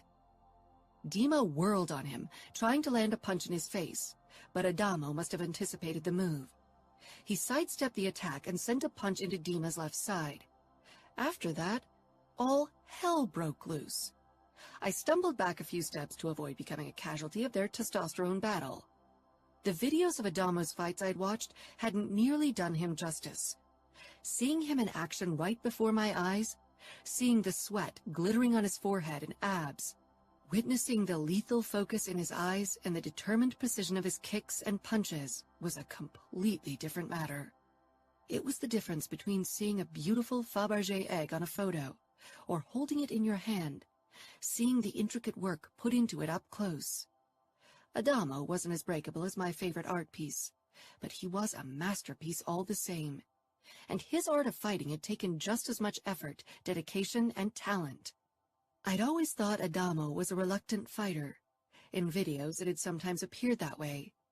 But now, as he exchanged punches and kicks with Dima, he looked like he'd been born to fight, as if the demand for blood and violence rang in his veins, called to him like my dark craving often did. A crowd gathered around us, shouting encouragement and soon exchanging bets. Dust whirled up around the battle, burning in my eyes. "Stop it!" I screamed. But I wasn't insane enough to step between them. They were like fight dogs. If you tried to get between them, you'd be the one they'd bite. Crank stumbled toward us, looking taken aback by the violent scene before us. Blood splattered the dusty ground. He waved at two tall, dark-haired men, probably Camorra members. My suspicion was confirmed when they came closer, and I caught sight of the tattoo on their arm. Even they had trouble separating the two fighters, but eventually they dragged them apart. Dima's left eye began to swell shut again, when it had only just started to look better after my father had him beaten. His nose was busted too, and dripped blood on his white t-shirt. Adamo had a cut in his right cheek. He wasn't wearing a shirt, nor shoes, but his skin was covered with blood splatters, and his eyes were wild and hungry. He reminded me of a predator who tasted blood for the very first time, and had become addicted instantly. I shook my head. Was this really necessary? The pit girls whispered among themselves. Some even gave me taunting smiles. I bared my teeth at them in a dangerous smile that I'd inherited from my father. They averted their eyes, and I met Adamo's gaze. He calmed and stopped struggling against the man who held him. "You didn't have to defend me against Dima. He's always on my side." Adamo scoffed. "It didn't look like that to me." I glared and turned to Dima, who had become very still. I wondered if he was really still on my side, but I couldn't imagine it being any other way. His jealousy would have to stop eventually. Maybe I should point out to him that he'd been with a few girls since I'd broken up with him, and I never made a scene because of it. Dima turned to the guy who held him. "Let me go." The guy looked at Adamo, which was ridiculous in itself, but of course Adamo was the highest-ranking Camorra member present. He was number 4th after his 3 older brothers after all. "Let us go," Adamo ordered in a hard voice, and both men loosened their hold.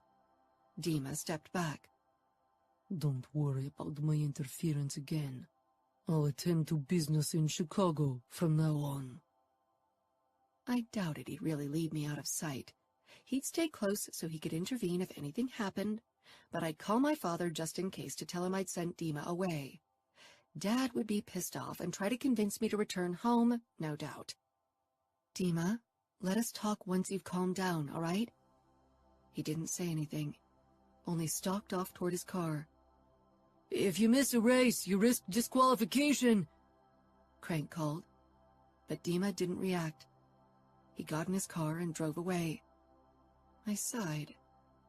Adamo wiped the back of his hand over his cut, not taking his eyes off me. Slowly, the crowd scattered. I wondered if last night had been worth the fight with Dima. What had it really accomplished except pissing off my best friend, and probably Adamo too? I hadn't thought it through. I'd reacted out of fear, which was a stupid thing to do. Because I'd felt like losing control, I tried to exert control over Adamo in the easiest way I could think of. Now I created a mess, and my body still hummed with desire when I looked at the man before me, especially covered in blood because he'd fought for me. It was such a damsel in distress thing to think, to feel turned on by, but my base instincts were obviously stronger than my stubbornness. Chapter 9. Dinara. My attention was all over the place during the next race, so even though I started in the front row right beside Adamo, I finished as 10th. Of course, Adamo had played a huge part in my bad result. He cut me viciously after the start, so I briefly lost control of my car and taken a detour over the bumpy shoulder of the road. Not that I hadn't done the same to other racers, but so far Adamo hadn't showed me his ruthless side. I had to admit, it only made me desire him more. I didn't want to be coddled by anyone. That night after the race, the following party was boisterous, and soon most people were drunk or passed out. I'd only drunk a glass of the slightly less disgusting concoction with peach schnapps someone had created. Adamo and I had kept an eye on each other all through the evening, but hadn't talked.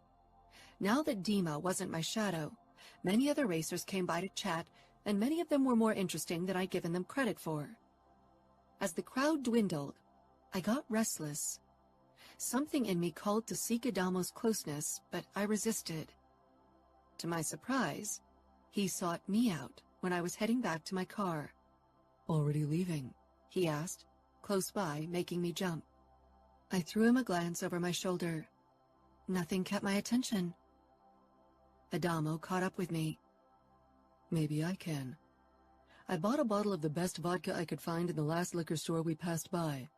How about we share a drink?" I stopped. After how our last encounter had ended for him, I was wary of his motives. Trust wasn't something I handed out freely. Despite my distrust, I nodded and followed him toward his car, which was far away from most of the others, dark and secluded. We shared a drink in silence, leaning against the hood of his car, our shoulders brushing once more. With the music from the party in the background, for once a slower melodic piece, this felt almost romantic. "Are you pissed?" I asked eventually. "Life's too short to hold grudges." "That's not a motto I live by." "I bet," Adamo said. He straightened and moved in front of me, towering over my head. I didn't move, only peered up at him calmly. Slowly, he leaned down. "You look as if you want to run. Are you scared of kissing me again?" "I'm not scared of anything," I muttered. "But I'd rather not have to kick you in the balls because you feel the need to avenge your hurt pride and forget what the word no means." Adamo braced one hand on the hood, bringing our faces so close together, the heat of his lips seared mine. "I'm fluent in the meaning of no, Dinara. Don't worry, and my pride isn't easily hurt. But tell me, are you saying no to a kiss?" I should have. Last time I'd lost myself completely in it, but having Adamo so close, especially his mouth, clouded my judgment. I bridged the distance between us, brushing my lips across his. Adamo didn't need another invitation. He tore the control over the kiss out of my hands, and I let him, too delirious by every stroke of his tongue. Sleeping with Adamo had never been part of the plan. Maybe if I'd known more about him, about his dark sides, which called loudly to me because they reflected the darkness deep within myself, I could have anticipated it would come to this. His grip on my neck tightened as he deepened our kiss. He tasted like sin and darkness, and he could kiss in a way I'd never considered possible. My body tingled from the simple friction of our lips, from the soft caress of his tongue, and the taste of him. Soon the tingle turned into a pulsating need, and my panties became damp. I was losing myself in Adamo again, losing control of my body. I snapped back to attention, forcing my mind into stark focus and submitting my body to its command. It had never been difficult. I'd practiced control for years, depended on it. I reached for Adamo's belt and unbuckled it, snatching my mouth away from Adamo's dangerous lips. I reached for his cock that was trying to break through the fabric of his boxers, but he grabbed my hand and caught my lips in another kiss. "My turn. I have some trust issues when it comes to you and my cock." I couldn't help but laugh against his mouth, but then his hot, skilled tongue traced the seam of my lips before it dipped into my mouth once more. Adamo's hand cupped my breast through my tank. Of course, I wasn't wearing a bra. I was an A-cup, so I rarely saw need to do so. Now I wished I had because, like last time, Adamo began playing with my piercing, sending bolts of pleasure through my body. Adamo's other hand popped open the button of my jean shorts before it slipped in, stroking over my slit. Like a clam snapping shut to protect itself, my mind did the same, removing myself from the touch. Adamo's hand slid beneath my panties, touching skin. But I witnessed everything through a fog, barely registering the touch. I was in control of my mind and body, focusing on the tattoo on Adamo's forearm, following its intricate lines broken by burn scars, the ugly and beautiful becoming one. I did what I always did. I drifted off, went through the motions, moaned occasionally, then arched when I thought it was time for an orgasm because Adamo had stroked me for a while. I never had much patience to draw it out. I didn't care if he thought I came too quickly. Adamo's brows snapped together as he looked into my eyes. Something in his expression shifted from passion to realization, then anger. Adamo slammed his palm down on the hood, snarling, "What the fuck was that?" I jumped and narrowed my eyes, surprised by his outburst. "What are you talking about?" "That was fucking fake. Every fucking moan, and that fucking orgasm too. You didn't come. Weren't even close no matter how loud you moaned. When I first touched your pussy, it was dripping. Then it turned dry like the ground below us. I'm not an idiot, and I recognize a female orgasm." "So now you know if I had an orgasm? You might be a Falcone, but you don't know shit about my body." Heat rose into my cheeks at being caught, but I wasn't going to let Adamo put me in a corner. I didn't owe him an orgasm. Adamo looked livid. "Bullshit, Dinara. Don't lie to me. I recognize a fucking orgasm and that wasn't one," he growled. "Why did you fake it?" I glared, trying to slide off the hood, but he remained between my legs, his arms braced to either side of my thighs. "Answer the fucking question." "I don't owe you shit." "Is it because you think you can't come with a guy?" Had Dima talked shit about me? Probably something about me being frigid or something like that. Guilt shot through me.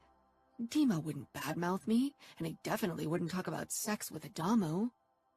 "Fuck off." Adamo got very close. "Or are you scared of losing control, Dinara?" I tensed, because he hit the nail on the head. "You are," he said quietly, as if this revealed another piece of the puzzle. The big Dinara Mikhailov puzzle he so eagerly wanted to solve. I wondered what he'd think once he fitted the last piece in.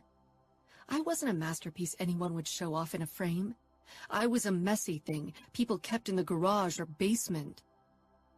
"I'm not scared of anything," I seethed.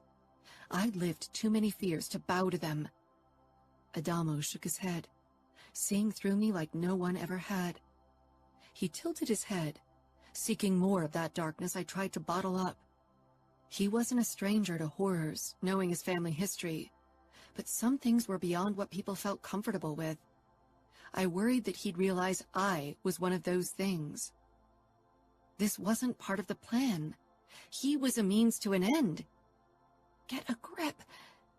I grasped his neck and kissed him harshly, wanting to shut him up and stop him from looking at me like that. It made me want things I couldn't afford at the moment, maybe never. Adamo ripped away from my mouth. He reached between us and slid 2 fingers along my slit. "I don't want a fucking fake orgasm. I want the real deal, and I'm going to earn it. And you will fucking lose control, Dinara." I'd never come with Dima, but he'd never mentioned it, even though I was almost sure he'd noticed. He wasn't stupid either, and knew me even better than Adamo. It wasn't that I hadn't enjoyed many of the things Dima and I had done, but I'd never allowed myself to let myself fall completely, to hand control over my body over to another person, never again. I met Adamo's fierce gaze. For some reason, something in him compelled me to throw caution in the wind. You can lose control with me, he murmured. You're safe. I smiled wryly. You're safe was something I'd been told before, but I wasn't that girl anymore. And Adamo wasn't a demon from my past. Adamo hooked his hands in my pants and slid them down my legs with my panties, leaving me bare on the hood of the car. I wasn't shy about my body or a prude who had trouble being naked around others. Naked trips to the sauna with family and friends weren't uncommon in my family. And yet, I felt vulnerable as I sat before Adamo. His eyes slid down my body to my pussy. He was right. I was dry like the air around us. The wetness his kiss had conjured had been banished by my fears. I needed that kiss again, that taste of Adamo. I grabbed his collar and pulled him closer. His hand clamped around my neck, then finally his mouth pressed against mine, his tongue reawakening my body. Soon a familiar pulsating filled my core. My mind screamed to stay in control, and as if Adamo could sense it, he pulled back slightly, his lips still so close they brushed mine when he spoke. Stay with me, he ordered, then softer. Stay. His dark eyes arrested me, held me in the present, no way to escape. He slipped 2 of his fingers into his mouth, wetting them before he pressed them lightly against my clit. They slid over my bundle of nerves easily with the extra wetness, and soon tingles spread through me. He sucked my lower lip into his mouth when his fingers gently slid up and down my slit, scissoring me until every nerve ending in my pussy awakened.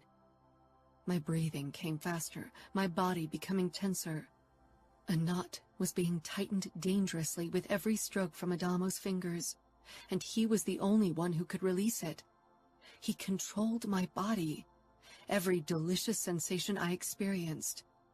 He gathered the wetness between my folds and spread it over my clit, circling it. His breathing was coming faster now, too. He never took his eyes off me as he drove me higher. The sensations became overwhelming, the knot ready to burst. Yes, Adamo rumbled, his eyes appearing black in the darkness, like they belonged to the devil I'd made a pact with. He pushed 2 fingers into me and twisted them. I sucked in a sharp breath, on the edge of falling. My mind screamed for control, my body for release. With every thrust, he twisted his fingers, hitting a delicious point deep within me. My eyelashes fluttered, wanting to lower and sink even deeper into the sensation, but I stayed rooted in the moment. His gaze held mine as he fucked me with deep, precise strokes. A moan slipped out, not planned, not forced. It fell from my lips like a sigh of relief. My inner walls began tingling, like they'd never done before, began spasming and clenching around Adamo's fingers. I couldn't hold back. Digging my heels into Adamo's ass, I arched back on the hood as pleasure took hold of me, ripping any shred of control from my body. I cried out, clawing at Adamo almost frantically. Adamo pumped his fingers faster, forcing out more moans and cries. I couldn't stop shaking, until finally, Adamo's fingers stopped. They remained inside of me, like Adamo had wedged himself into my mind, my body, every part of me. Afterward, my body humming, my breathing raspy, I peered up at the night sky. None of the orgasms I'd given myself over the years had been anywhere as intense. Slowly, my senses returned. Adamo hovered over me. This was an orgasm, Dinara. I'd lost control. My chest constricted. I shoved him hard and he yielded, taking a step back. A bulge tinted his pants. He brought his fingers, coated in my juices, to his mouth, and licked them clean with a wicked smile. My core clenched, wanting more, completely mesmerized by the sensations slowly dimming in my body. I hopped off the hood, pulled up my jean shorts and panties before I ran off toward my car. Inside of it, with the door closed, my heart began to slow.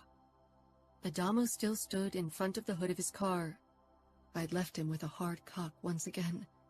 Only this time I didn't feel like the winner of our game. I touched my panties, which were completely drenched, then wrenched my hand away and reclined in the seat. Fuck you, Adamo. Whatever was happening between us could become dangerous. But I knew I wouldn't be able to stay away or rebuild old barriers. I wanted more of what Adamo had given me, even if it scared me.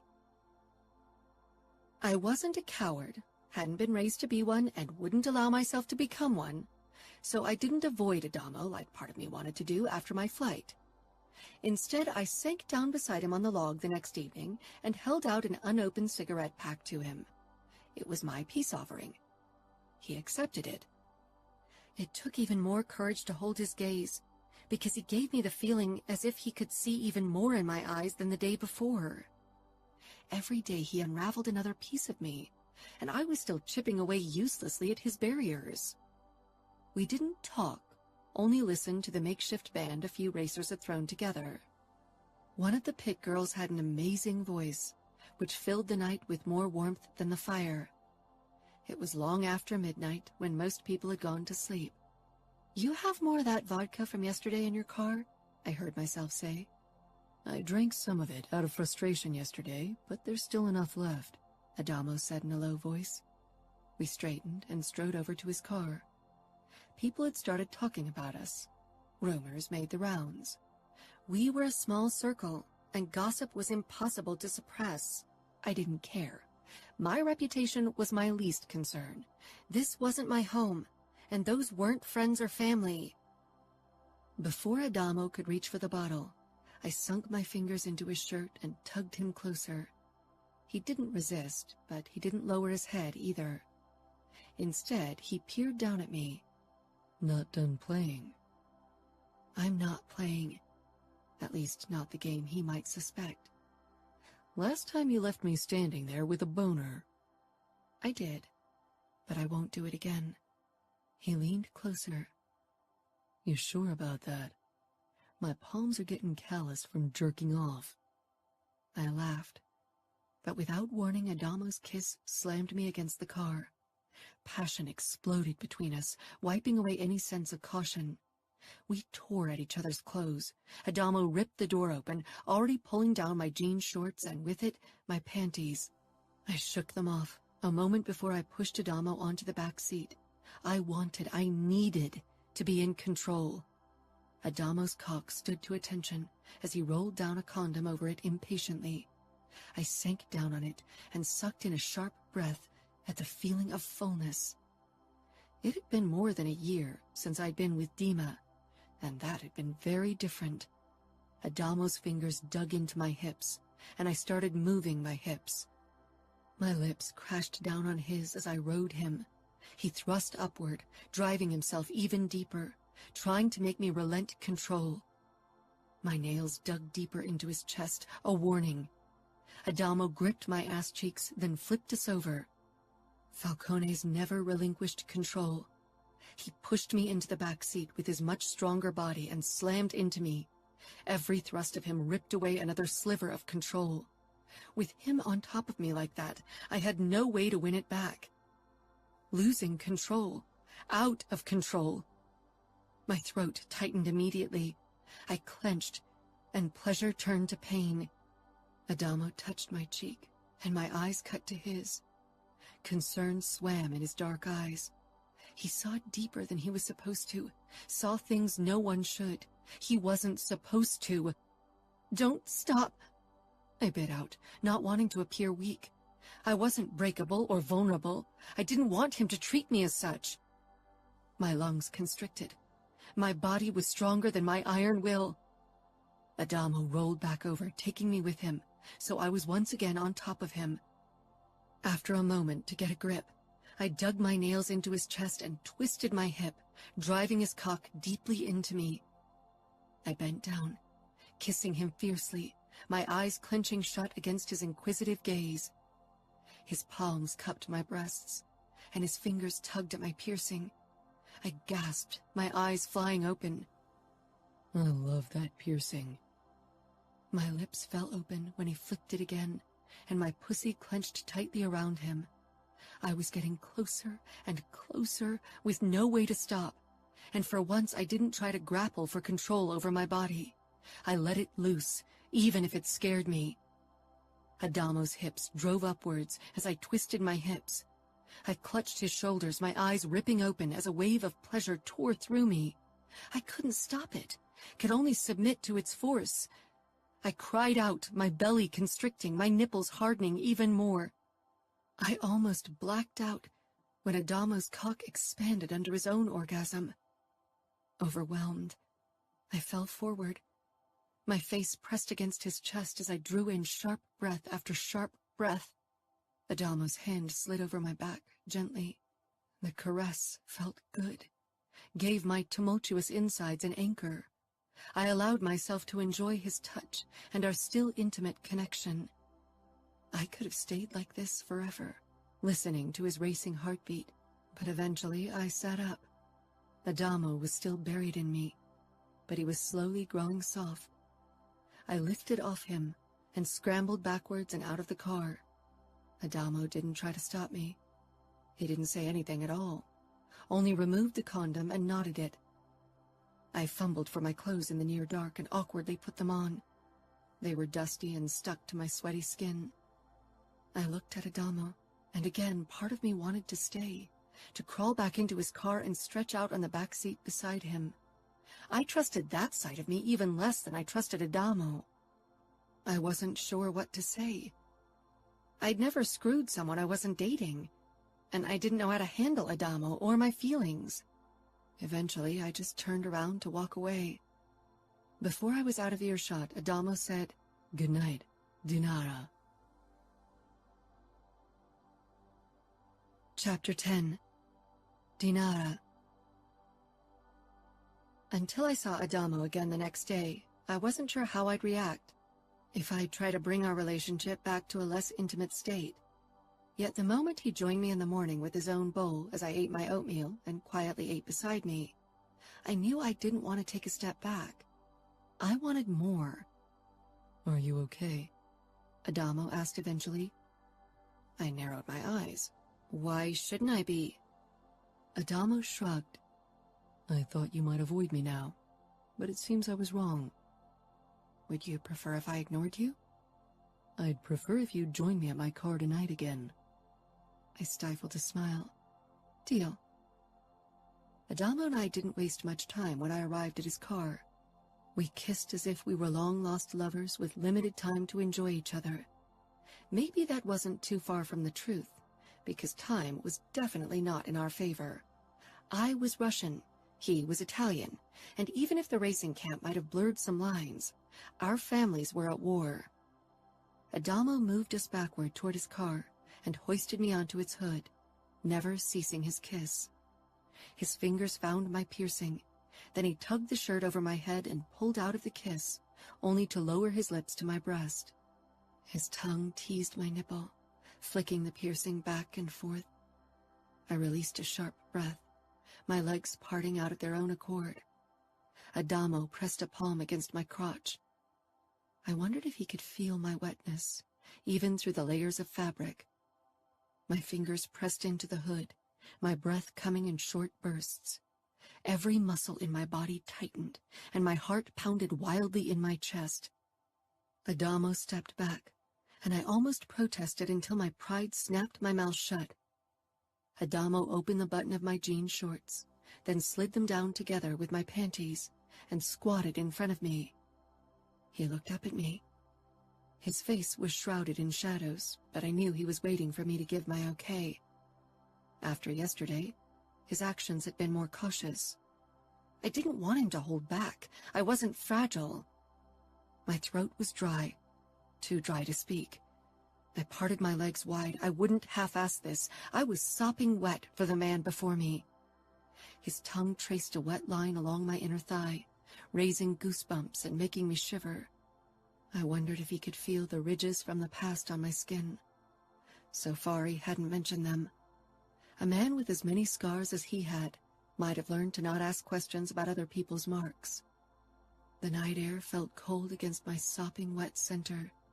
I didn't take my eyes off Adamo, didn't lean back. This position gave me a sense of control, even if Adamo would soon rip it from me.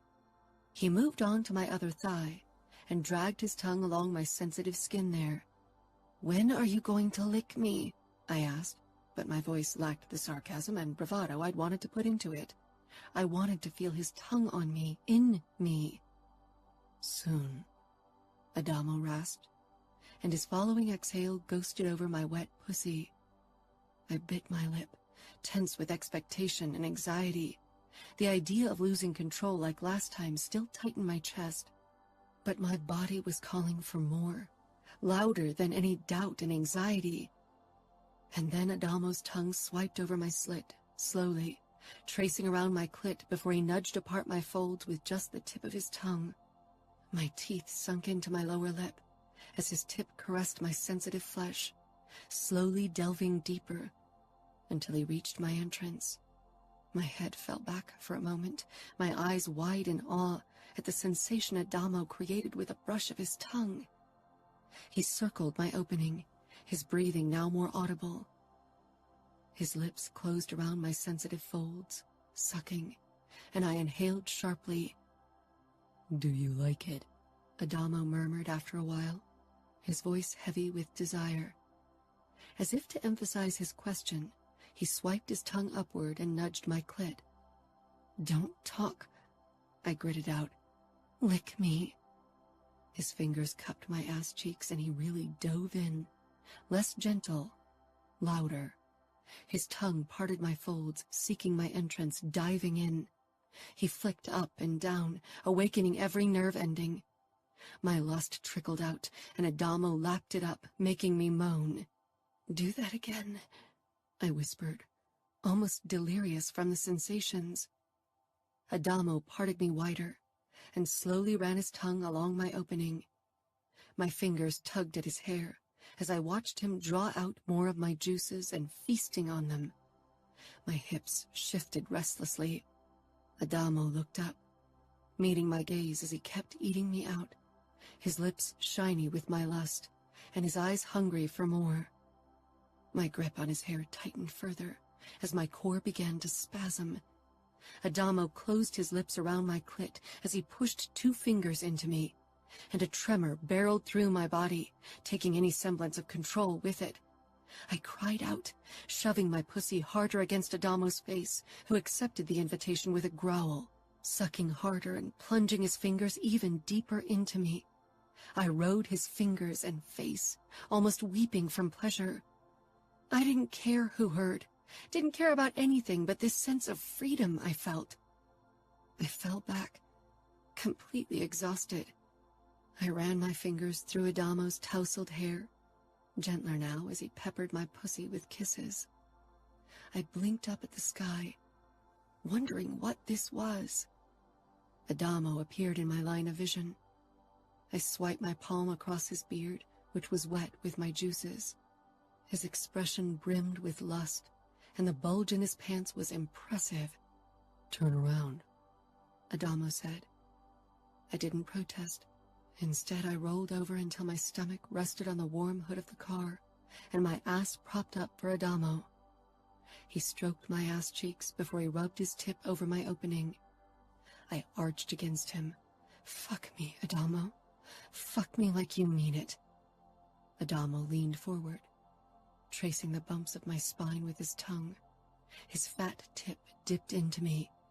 I tried to move back, but Adamo's grip on my hips kept me in place as he thrust into me slowly with only his tip.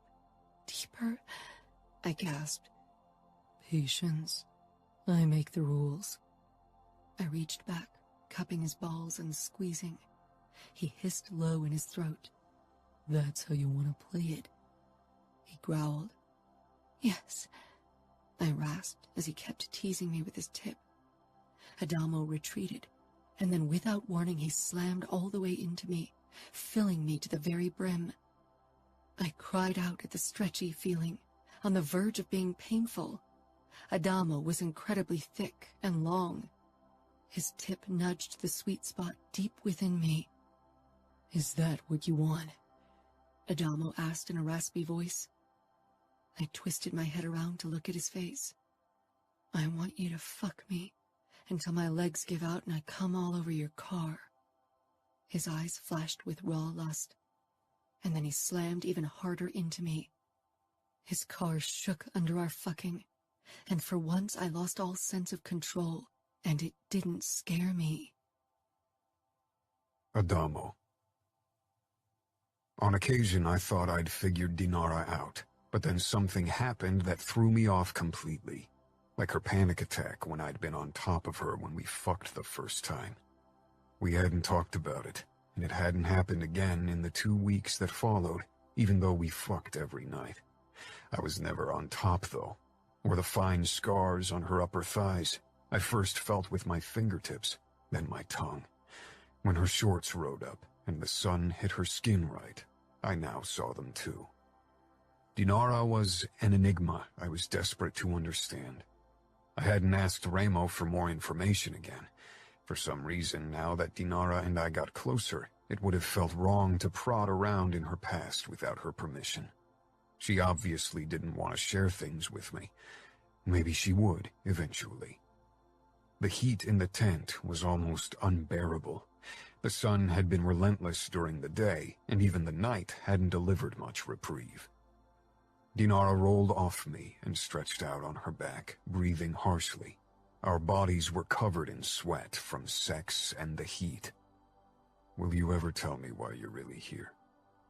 Dinara rolled over on her side, bringing us closer once more. I twisted around to face her. Strands of her red hair stuck to her cheeks and forehead. I'm surprised Remo didn't tell you everything. Remo has a strange set of rules, and he likes to play with me, I said, then shrugged. But I haven't really been trying to extract information from him since this began with us. This?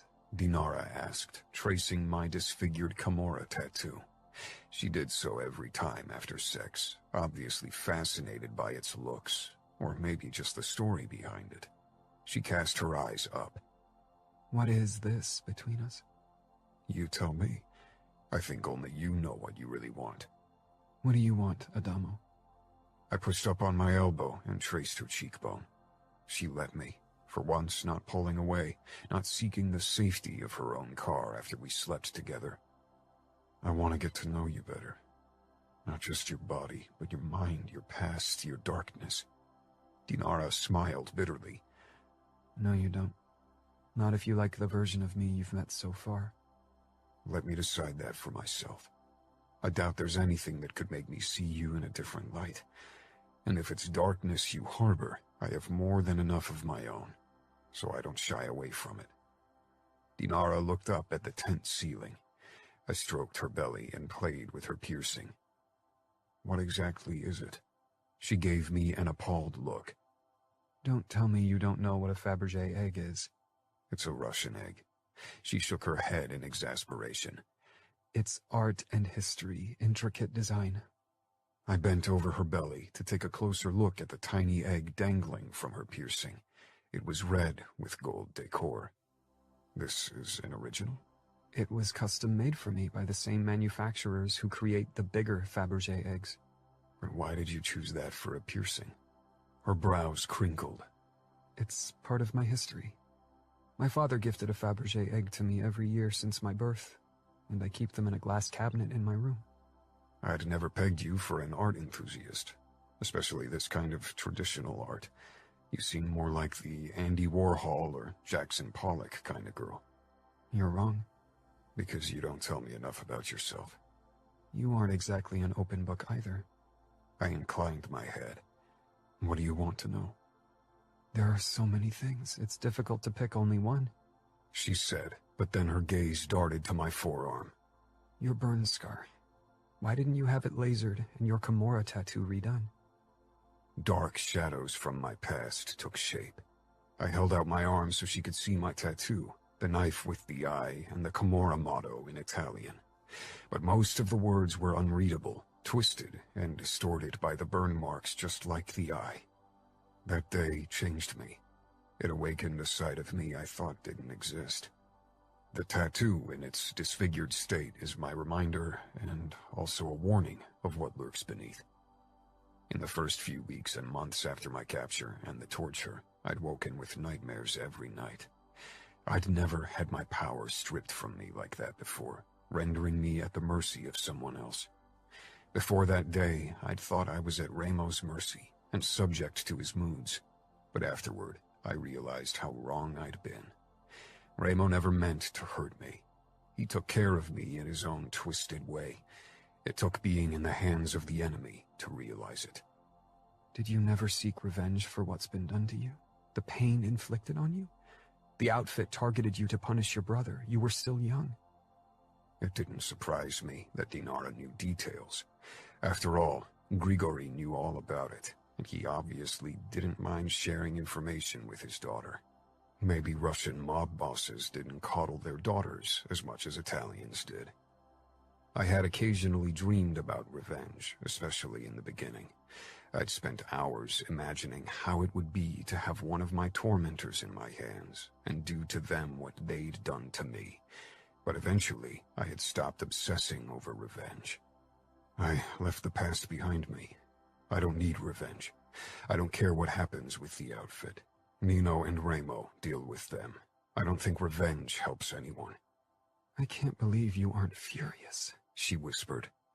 I am, but I'm channeling whatever anger's still left from that time into racing and fighting. That's enough. It wasn't quite the truth. That day had awakened something I had more and more trouble suppressing. My dark side. A side I still feared and despised often. The rare moments of acceptance and the peace they'd brought me scared me even more, however. She traced my burn scar. The skin there wasn't sensitive to touch or pain, but the one around it all the more. When Dinara's fingertips trailed higher, discovering a small scar on my bicep and then the scars on my chest, goosebumps rippled across my body. Are these from your torture as well? Not all of them. A couple. The rest are from fights and my time in New York with the Familia. I think it's strange that your brother trusted another family enough to send you there. Even when my father makes peace with others, that doesn't mean he trusts them enough to send someone he cares about there. I asked Ramo to send me there. I needed to get away from my brothers, from their shadow and their protection.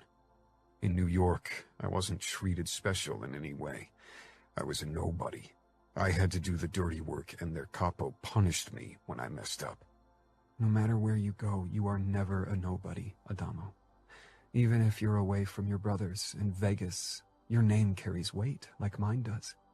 We carry our names as burden and shield. The only way for us to be anonymous is to take on a new name and become someone else. Have you ever considered doing that? Leaving your father and the Bratva behind? Starting new? Dinara shook her head. It's in my blood. It's part of my life. I don't like all aspects of the life, but I don't want to run from it, she said, tracing my scars. I told her about every scar, and when I finally fell silent, her face was inches from mine.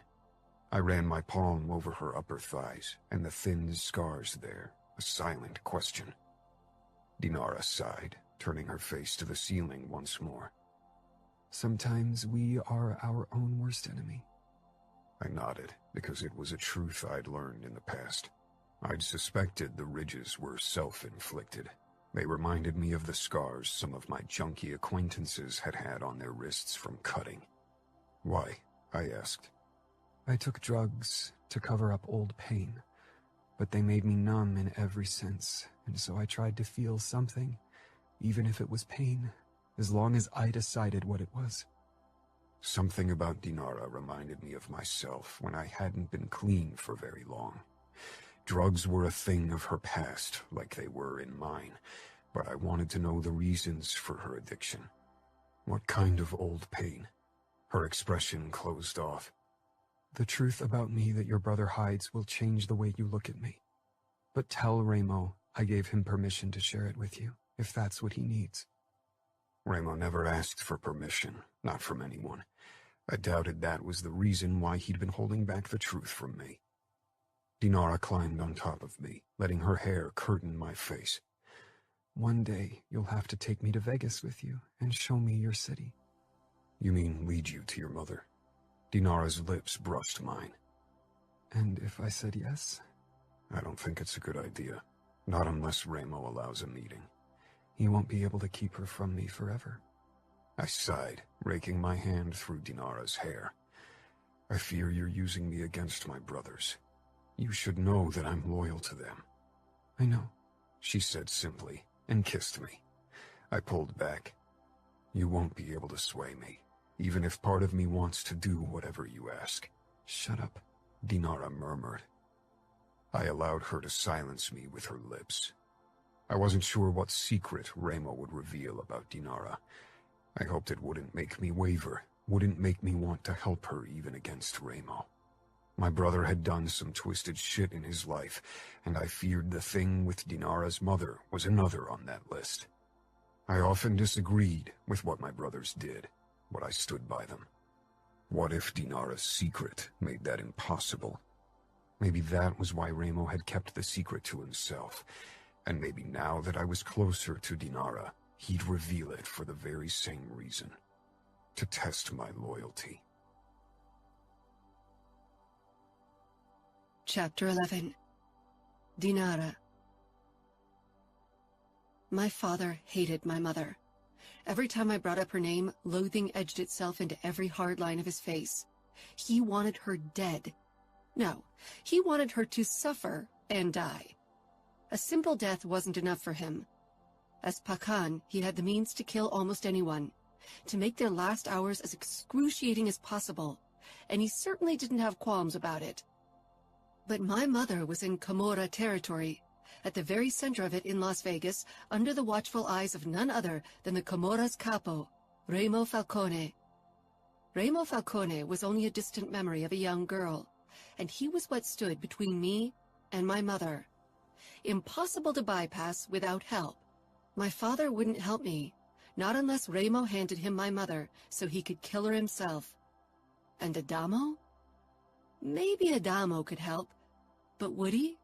Using him to get information had been easy, but what I needed from him beyond that, I wasn't sure if I should even consider asking.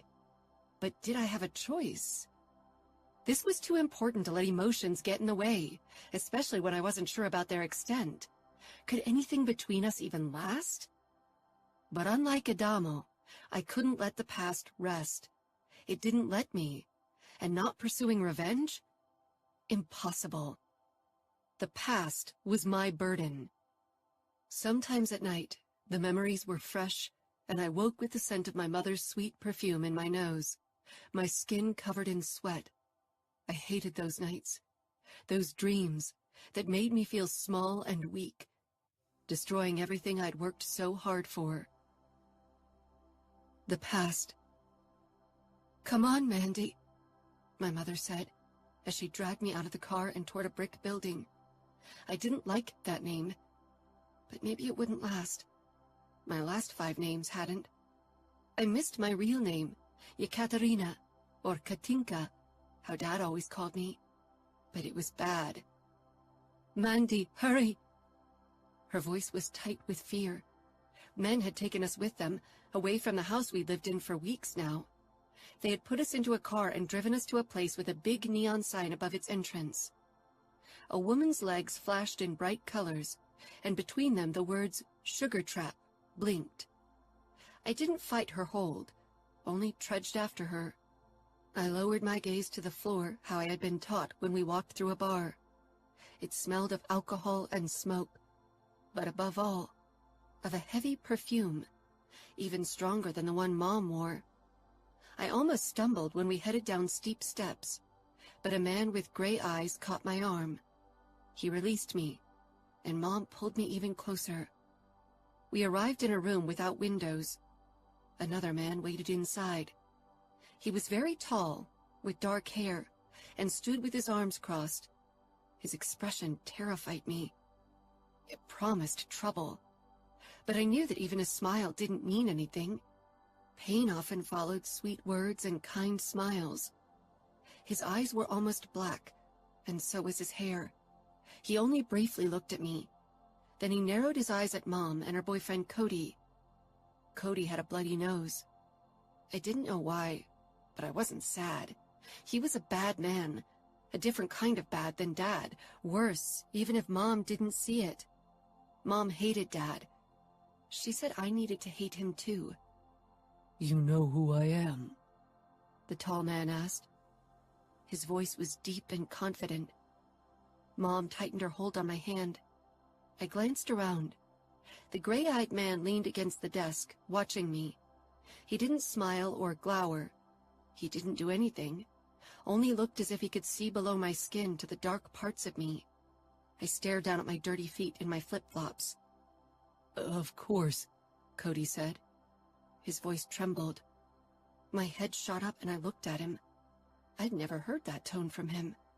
He sounded terrified. Sweat glistened on his forehead and he looked about to cry. Who am I? The man asked. He wasn't very old. His voice was low and calm, but Cody's face scrunched up. You are Adamo Falcone, and capo of the Camorra. He swallowed audibly. I've been dealing for you, sir, for almost 6 months, but I'm nobody you would know. Cody sounded so demure. When he ordered me around, he was always confident and angry. Why was Cody so scared of Adamo Falcone? If a man like Cody felt that way, I should be terrified. You were supposed to sell crack and weed, but I hear you built a little lucrative side business with the help of the lady over there. Maybe you thought I wouldn't notice because I was too busy establishing power. Mom's hand around mine was painful. I'd never heard anyone say the word lady with more disgust. What's your name, woman? My mother twitched. Eden. I'm sure that's your real name. Mom didn't say anything. Like me, she'd had many names in the last few months. How long have you been doing your side business in my city? Mom looked at Cody. I didn't know what she was doing, he croaked. Today was the first time I found out. What a coincidence that you happened to find out about it the same day we catch you. Adamo nodded toward the gray-eyed guy, who had set up a laptop in front on the desk and was staring at it. My brother grabbed a few discs from your place. I assume they won't prove your words to be false, right? Cody paled. Adamo turned to Mom again. How much money did you make? I don't know. I never got money. You got a roof over your head, and enough drugs to forget the past and black out the present, too, right? Adamo walked closer to Mom, towering over her and me. In my city, I make the rules and no one goes against them. I didn't know, Mom said. It was Cody's idea. Cody glared, but lowered his head when Adamo turned to him. How much further does your business reach? Are there others we should know about? No, it was only us. Is he telling the truth, Eden? Adamo asked. Yes. We only just started. Only just started? Sounds as if you had big business plans without involving the Camorra. Mom tucked a strand of her beautiful red hair behind her ear and gave Adamo that smile she usually only gave her boyfriends. I could tell you about the customers. I'm sure you could make so much more money with it. We were never professional. If you and your Camorra organized everything, you could make millions. Adamo smiled, but it wasn't a nice smile. You think so? You should take a look at this, the other man said. Adamo turned and headed toward the desk. He looked at the laptop for a couple of minutes. Silence reigned in the room. The faces of both men didn't show any emotion as they watched the screen. Adamo shoved away from the desk. Did you sell these videos on the darknet? Cody didn't react. He only blankly stared down at his feet. He looked as if he was praying, but I doubted he believed in anything. Yes, we did. You could make even more money with it than with your racing and cage fighting, Mom said. She reminded me of the mom she'd occasionally been back at home with Dad. Ramo only stared at me, not saying anything. Mom released my hand and touched my shoulder. I met her gaze. She gave me an encouraging smile. "Why don't you show Mr. Falcone how nice you are?" I nodded. I'd heard those words often in the last few weeks. I looked at Adamo Falcone, and he met my gaze. I forced the smile all the customers liked and padded closer to him. My flip-flops smacked loudly in the silence.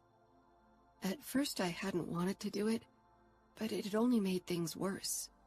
Mom had told me I needed to behave, then things would be better, and eventually I had done what they wanted. It still hurt, but Mom felt better when I didn't fight. "She'll do whatever you want," Mom said. My cheeks hurt from smiling. Ramo didn't look at me like the other men had. He didn't tell me how pretty I was and what a good girl. Suddenly his expression shifted to something dangerous, something wild, and he looked away from me. He stalked past me and grabbed Mom by the throat. Cody had done it before. It had bothered me in the beginning, but now I felt empty too often. I knew I shouldn't be okay seeing Mom getting hurt, but everything in me was hollow. "Ramo," the other man said. "are you really trying to give me your daughter for a joyride? You think I tolerate disgusting shit like that in my territory?" His voice became a low hum. "I bet you'd even watch me fuck your kid. You despicable whore wouldn't bat a fucking eye, as long as you get your drugs and are far away from Grigori." Mom blanched. "Ramo," Nino said firmly, nodding in my direction. "you really think that shit's still going to damage her after the shit that's been done to her?" "Dad?" I asked. Mom never talked about him, and if she did, only to tell me bad things. Ramo's eyes slanted over to me. His fingers still held Mom by the throat. Cody was crying in the background. "Nino, take the kid upstairs. Give her food and decent clothes while I handle this situation." Mom sent me a begging look. I didn't react. "Begging doesn't work, Mom. Don't you remember?" Nino appeared before me and held out his hand. "Come on, Yekaterina." My eyes widened. I put my hand in his and followed him outside. Before the door closed, I heard Mom whimper. "Please don't hand me to Grigori. You wouldn't believe what he'd do to me." "Probably the same thing I'd do to fucking scum like yourself." Nino led me upstairs. He picked up a Coke for me at the bar. Then we headed into a room with a bed and bathroom. I took a hesitant sip from my Coke, then gave him the smile Mom had taught me. He shook his head. "No need for that ever again, Yekaterina. Your father will be here soon. Then you'll be safe." I nodded, even though I didn't know what safe meant anymore. I remembered feeling safe, distantly.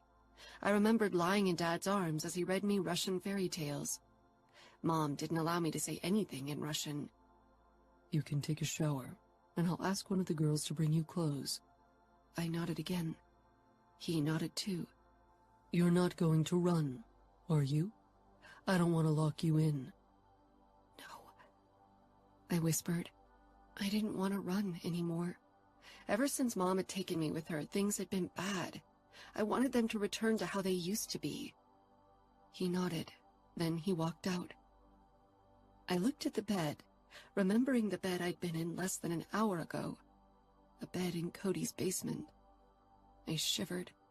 The old man who'd been in it with me hadn't come with us. Nino had stayed with him for a while before he joined us in the car. The look in Nino's eyes afterward had reminded me of the look that I sometimes saw in Dad's eyes, or even Ramo's eyes just now. I sank down on the bed and tugged at my white, frilly nightgown. They all loved frills and white. Wrapping my arms around my chest, I waited. I hated the silence. Usually Mom always allowed me to watch whatever I wanted on TV after the men left, for as long as I wanted. Falling asleep before the TV was better than listening to my thoughts, to the voices of the men my memory kept repeating. Now nothing drowned out the words the old man had said. They replayed over and over again in my head. Sweet little girl, good girl, give Daddy what he needs. I pressed my palms over my ears, but the voices didn't stop. The door opened and a woman came in. I kept my hands over my ears. She looked at me, her eyes big and sad, and put down a heap of clothes. They'll be too big on you, but better than what you're wearing now, right? I blinked at her. She left again, and the voice became even louder. I hummed, but they were deep in my head, louder than my voice. I rocked back and forth, wanting out of my head, out of my body, away from the voices. I felt so tired. But if I closed my eyes now, faces would join the voices. My palms hurt and my ears rang, but I pressed even harder, my nails scratching my scalp. Stop! I gasped. Stop! But the voices kept on whispering. Stop never worked. The door opened again. Ramo stood on the threshold. He stepped inside and I shut up. Humming loudly made people think you were strange. I slowly lowered my hands. Blood and skin stuck under my nails from where I'd hurt my scalp. My pink polish had peeled off in places. I was momentarily distracted by a red stain on Ramo's gray shirt. "Did you kill Mom and Cody?" I asked. Ramo raised his eyebrows. Dad had always tried to hide everything bad from me, but Mom had told me everything. Ramo was like Dad. He had the same dangerous glimmer in his eyes. They were killers. Mom said they were bad, but neither Dad nor Ramo had hurt me. The nice men Mom had brought home, they had. "No, I didn't," he said. He crouched before me, meeting my gaze. The other men preferred to tower over me. He didn't look sad or as if he felt pity for me. He looked as if he understood me. Why not? He smiled a strange smile. "Because they aren't mine to kill." I didn't understand. "Would you be sad if your mother was dead?" I looked down at my hands. I loved Mom, but I wasn't sad. Sometimes I even hated her. I'm a bad girl. "You're trying to be a good girl, so people hurt you less." I frowned, then nodded. "Don't," he said firmly. I looked up. "Don't ever try to be good to people who hurt you. They don't deserve it." I nodded, because that's what I thought was expected. "Your father will be here in a couple of hours, Yekaterina. He's going to take you home." Home, I repeated, testing the word. I remembered warmth and happiness. It seemed so far away, like the fairy tales Dad loved to tell me. He straightened and looked at me. "Nothing can break you, unless you allow it. If you ever return to Vegas, you'll get your chance to end it." I didn't understand anything. My body was screaming for sleep, but I fought it. "We ordered pizza. You can have some." I nodded. Then my eyes darted to the TV attached to the wall across from the bed. Ramo headed toward the nightstand and took the remote before handing it to me. I immediately turned it on and raised the volume. It was late, so all movies were for adults. I stopped when I saw a familiar scene from the movie Alien. A woman came in with a pizza carton and put it down beside me on the bed. "You're going to have nightmares if you watch something like that," she said to me. "I like those nightmares," I whispered. "Become the nightmare even your worst nightmare fears, Yekaterina," Ramo said before he and the woman left. I turned the volume even higher and took a slice of pizza. I wasn't really hungry, but I stuffed it into my mouth. My eyes burned with exhaustion, but I forced them open, focused on the TV. A knock sounded. I didn't look away from the second Alien movie.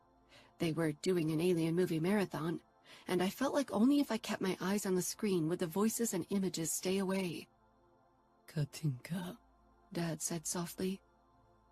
I tore my eyes from the screen, my heart beating faster as I spotted Dad in the doorway, dressed in a black suit and light blue tie. His face was edged with sorrow. Behind him stood Remo and Nino. Katinka. The name he always used for me sounded wrong. He said it different. It felt different. I didn't know the girl it belonged to anymore. I wasn't her. Dad came closer.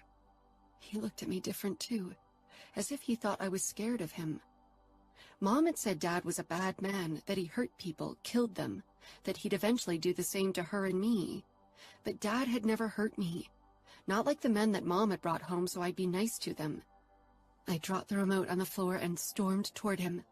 The air whooshed out of my lungs as I flung myself against him. He still wore the same cologne I remembered, and his clothes smelled faintly of cigars. He stiffened and didn't hug me back. "I was bad," I gasped out, hoping admitting it would make Dad forgive me. Katinka. No.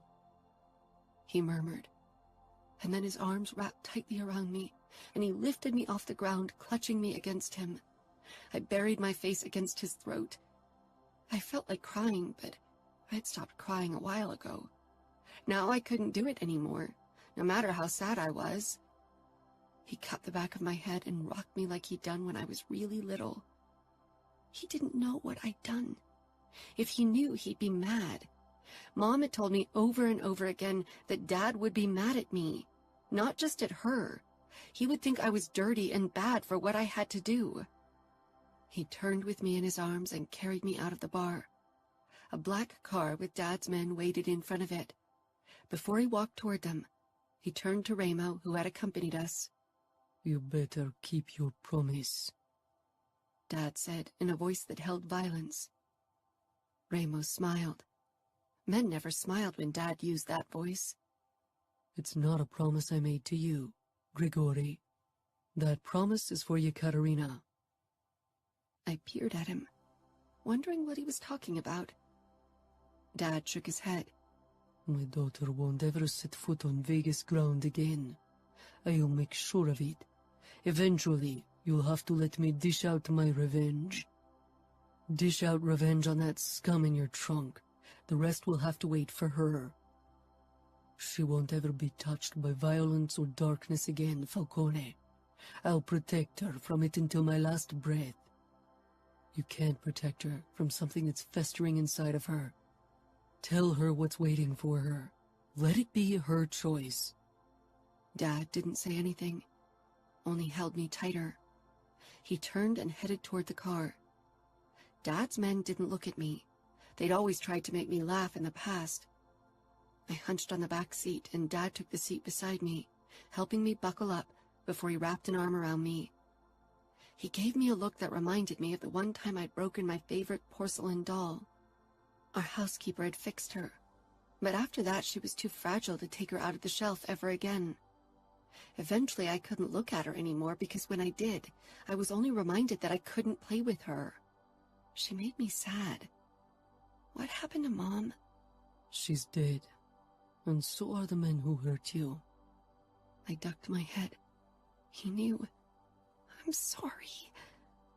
"Don't apologize, Katinka. I'll never let you out of my sight again. Nothing will ever touch you again." He kissed my head. "Soon we'll be home, and then everything will be how it used to be. You'll forget what happened." I never forgot. And things didn't return to how they used to be. I'd become the fragile porcelain doll. Now, back at home in Chicago for a brief visit between races, I felt that way all the more. I ran my fingertips over the edge of the shelf that held my Fabergé eggs. There were 21 of them. Dad had bought one for my birthday every year, even when Mom had taken me with her. He'd given me that egg the day I returned home with him, and I'd put it in my shelf next to all the others. Everything had been how I remembered it. Only I had changed. Surrounded by the prettiness of my past, I felt out of place, like an intruder in a life I didn't belong anymore. Katinka. I tested the word. it still felt as if I were talking about someone else. Tolstoy, our cat, a gorgeous Russian blue, rushed up to my calf, maybe sensing my distress. I patted his head, causing him to purr. Dad had tried to make me forget. Had moved back to Russia with me for a little while, thinking we could leave the horrors behind. But they followed me. Eventually, he too realized that I wouldn't become the Katinka I'd once been. Every time he looked at me, with pity or sadness in his eyes, I'd been reminded too.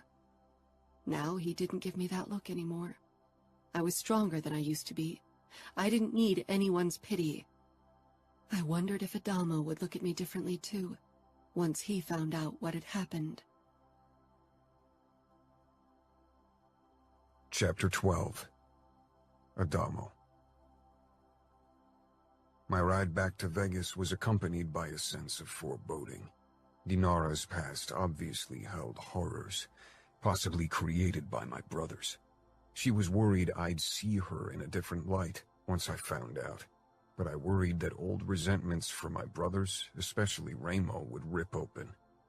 Ramo had done too much for me to lose my loyalty, but maybe the truth would destroy our relationship, or at the very least set it back to the grudging tolerance I'd felt toward him in my teenage years. I sent Ramo and Nino a message that I would be visiting again this weekend before I'd set off from camp, but not the reason why. Maybe Ramo had an inkling. His messages over the last couple of weeks had revealed his suspicion about Dinara's and my relationship. My brother had always had a sort of sixth sense when it came to sniffing out people's secrets. I drove toward the Sugar Trap because Ramo had asked me to meet him and Nino there. Usually I avoided that place because it reeked of too much despair for my taste. That Ramo considered it the best place to discuss whatever he suspected to be my visit about didn't bode well. Stepping into the gloomy light of the whorehouse corridor always gave me a sense of entering a sort of limbo. The corridor opened up to a bar area of red velvet and black lacquer, which only intensified the hellish vibe of the place. There were poles and booths with velvet curtains and several doors that branched off the main room where the whores took their customers for privacy. Another long corridor, also held in red and black, led to Ramo's office. When I entered the long room without windows, Ramo's eyes said he knew why I was there. Nino sat on the sofa, eyeing me with a hint of disapproval. He thought I sought fights with Ramo, but that wasn't the case. But unlike Nino, I had a conscience, and it sometimes clashed with Ramo's ruthlessness. Your visits are becoming more frequent again. But this isn't a simple family reunion, is it, Adamo? Ramo asked, arms crossed in front of his broad chest. He was in workout clothes, probably because he'd kicked the living hell out of the heavy bag hanging from the ceiling between his desk and the sofa. His dark eyes held a hint of suspicion. Maybe it was my own emotion reflecting back at me. How are things with Dinara? Nino asked calmly, trying to be the de-escalating presence, but accidentally poking the beehive. I narrowed my eyes. She's still part of the races, and we've been talking often these last few weeks. It wasn't a lie, but certainly not the truth either. Ramo's answering smirk told me he knew. I didn't care. He hadn't said I should stay away from Dinara, and even if he had, I wouldn't have listened. Her closeness called too loudly to me. Getting in bed with the enemy was something he and I had in common. You want answers about Dinara. Answers she's unwilling to give you. Answers she's unable to give me. It seems you are the only one who knows every aspect of her past. You and Nino. I nodded at Nino, who kept his usual poker face. Not that I would have expected him to show any kind of reaction. His wife Chiara and his kids were the safest bet to tease an emotion out of him. Before his marriage to Chiara, everyone had been convinced he wasn't capable of feelings at all. Dinara told me she wants you to tell me the truth. Is that so? I hope you reminded her that I don't take orders, nor do I need permission. Keeping her secrets isn't only for her sake. That's what I thought. If you worry whatever you'll say will shock me or make me resent you for your actions, you're forgetting that I know you, Ramo. I know every despicable act you've committed. Nothing could ever shock me when it comes to you. Ramo's face turned hard. Nino, why don't you gather the info Adamo demands? Nino got up without a word and headed over to the computer on the desk. He threw Ramo a warning look. Maybe the secret protected both of them. What do you think you will discover today? Ramo asked. Dinara went through some shit in the past, something to do with Grigori and you. Her mother tried to run away with her, but you caught them and delivered Dinara right back to her father. You kept Eden for yourself, for whatever twisted reason. So maybe Eden and Dinara did something in our territory that pissed you off. We both know you were even more psychotic back in the day than you are now. I remembered the days when Ramo and Nino had fought over Vegas, when blood and violence shone in their faces when they returned home from their raids at night. I was fucking pissed at the time. Grigori too, Ramos said. I wonder if you think Dinara needs your support against me, and would you give it to her if she asked for it? Are you testing my loyalty? Should I? Nino made a small, impatient sound. No loyalties need to be tested. He's right. I'm loyal to our family and the Camorra. I held up my arm with the marred Camorra tattoo. But that doesn't mean that'll stop me from butting heads with you if you're causing Dinara harm. I see she got you, Ramos said with a dark chuckle. Done, Nino said, looking up from the computer screen. Ramo gave a jerky nod before he turned back to me again. Maybe one day you'll stop suspecting the worst when it comes to me. Ramo gave me a harsh smile. I'm not a good man, but whatever you think about Eden and Dinara, you're wrong. He nodded at Nino, then he turned and left. I frowned at the closed door. I'd have thought Ramo would stay to see my reaction, to gauge my loyalty, even if he said it wasn't a test. Nino raised a USB stick and motioned toward the laptop on the table in front of the couch. Might be better if you sit down. I can handle it. I'd seen enough death and torture in my life to be hardened for whatever waited on this USB stick. I snatched the device from his hand and shoved it into the laptop, wanting to get this over with. Nino didn't leave. He leaned against the wall behind me. At first, I didn't know what was happening on the screen. The camera was directed at a bed in an otherwise empty room. Was this a video of how Eden started working for the Camorra? Or worse, the video of Ramo's first encounter with the woman? I really wasn't keen on seeing him getting it on with Dinara's mother, but it would explain why he left the room. Then a girl in a white nightgown came into view, definitely not a grown woman. One look at her face and her red hair, and I knew it was a young Dinara, maybe 8 or 9 years old.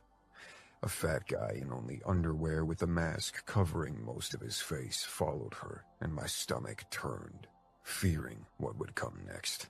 The girl shook her head frantically. I couldn't even think of her as Dinara.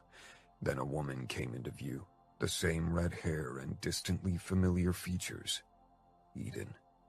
She talked to Dinara, then disappeared from view again. I wasn't sure what exactly I'd expected, not what I got. My heart beat frantically, my chest tightening as I kept watching. Bile traveled up my throat. I wasn't sure how long I managed to watch the horror before me. Soon, nausea battled with absolute rage in my body.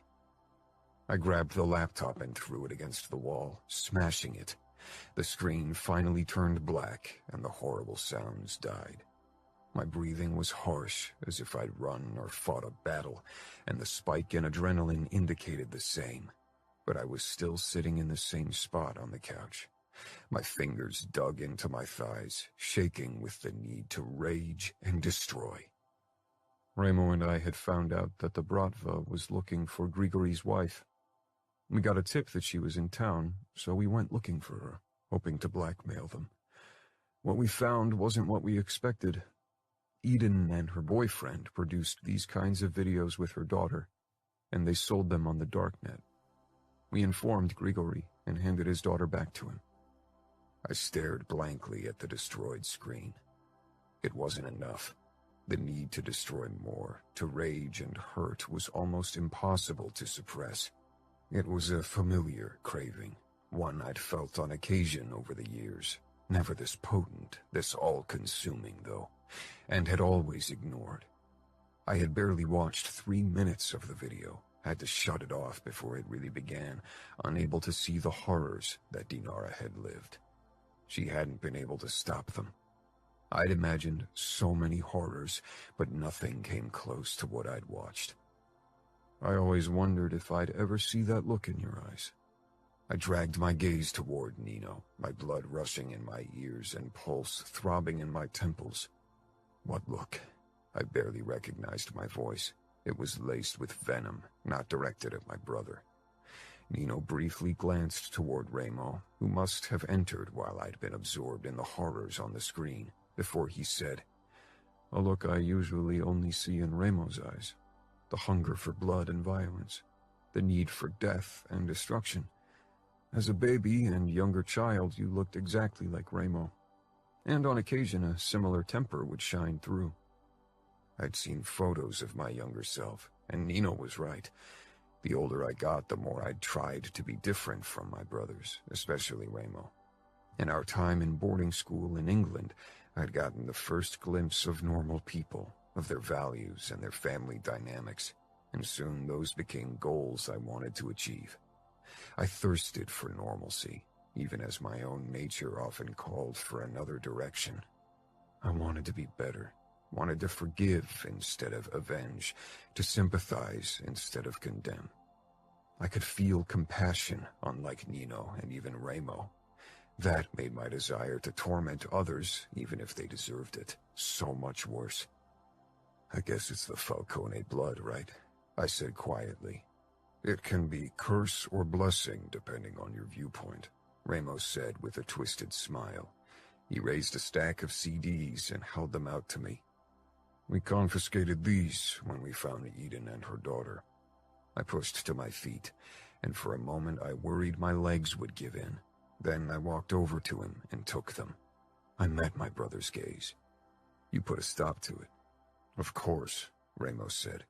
"Nino killed the disgusting asshole we found in front of the camera with Dinara, and I gave Eden's boyfriend to Grigory so he could take the revenge he desperately thirsted after."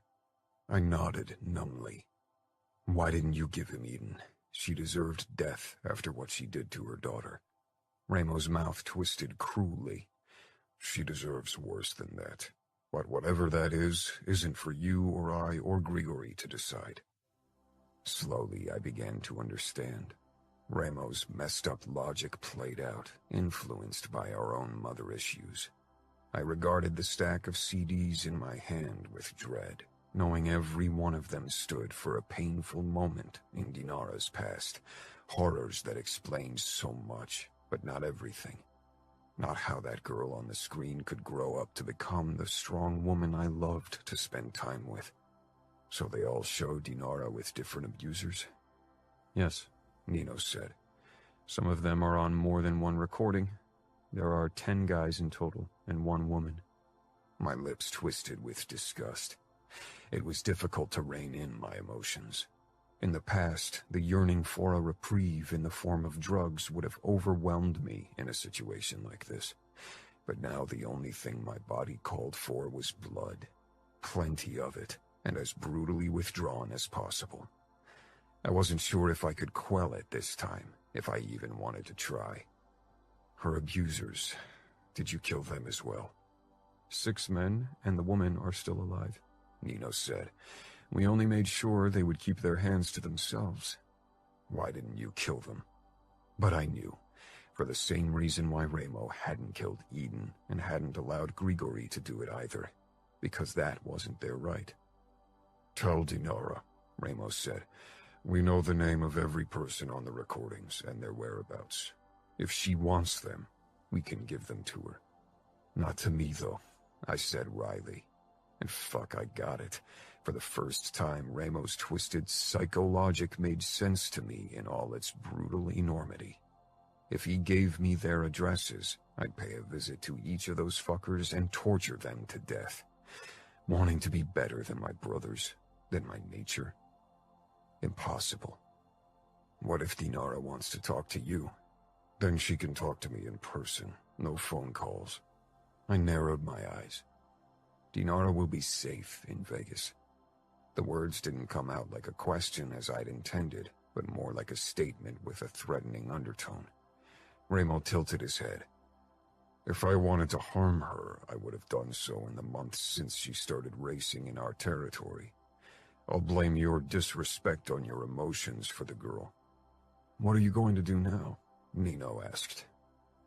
I swallowed down my first impulse to vow revenge and go on a rampage right away. Whatever Dinara needs me to do. Ramo met my gaze and nodded.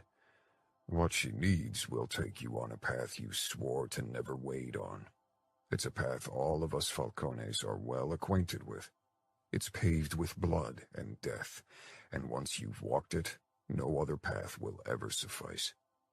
I didn't deny it, because the call of my inner demons demanding blood and pain was stronger than my drug cravings had ever been. They promised to be even more rewarding, and I was eager to believe them. I'd avoided torture and killings for a reason. I enjoyed them too much. Guilt settled in later, when I mourned the person I should have been. No matter how much I wanted to be different from Ramo, I sometimes thought I was more like him than any of my brothers. Nino tortured because it was effective deterrence and punishment, as well as a scientific challenge to prolong a victim's death while causing maximum damage. Savio tortured because it was necessary evil in our business. Ramo tortured because he enjoyed it, because for him it was linked with pure emotion, and for me it was the same. Why don't you spend the night at the mansion? We can all have dinner together, and you'll have time to let things settle, to calm down, Nino said in his calm drawl. I nodded. Dinara wouldn't yet be back in camp either, but even if she were, I needed another day to see her as the woman I'd met, and not the scared girl. Maybe one night wouldn't be enough for it. I need to talk to Chiara anyway. Nino nodded. Chiara had been abused by her uncle when she was a kid, a few years older than Dinara though, and maybe she could shed some light into Dinara's feelings. Back in the solitude of my car, the brief glimpses from Dinara's past flared up.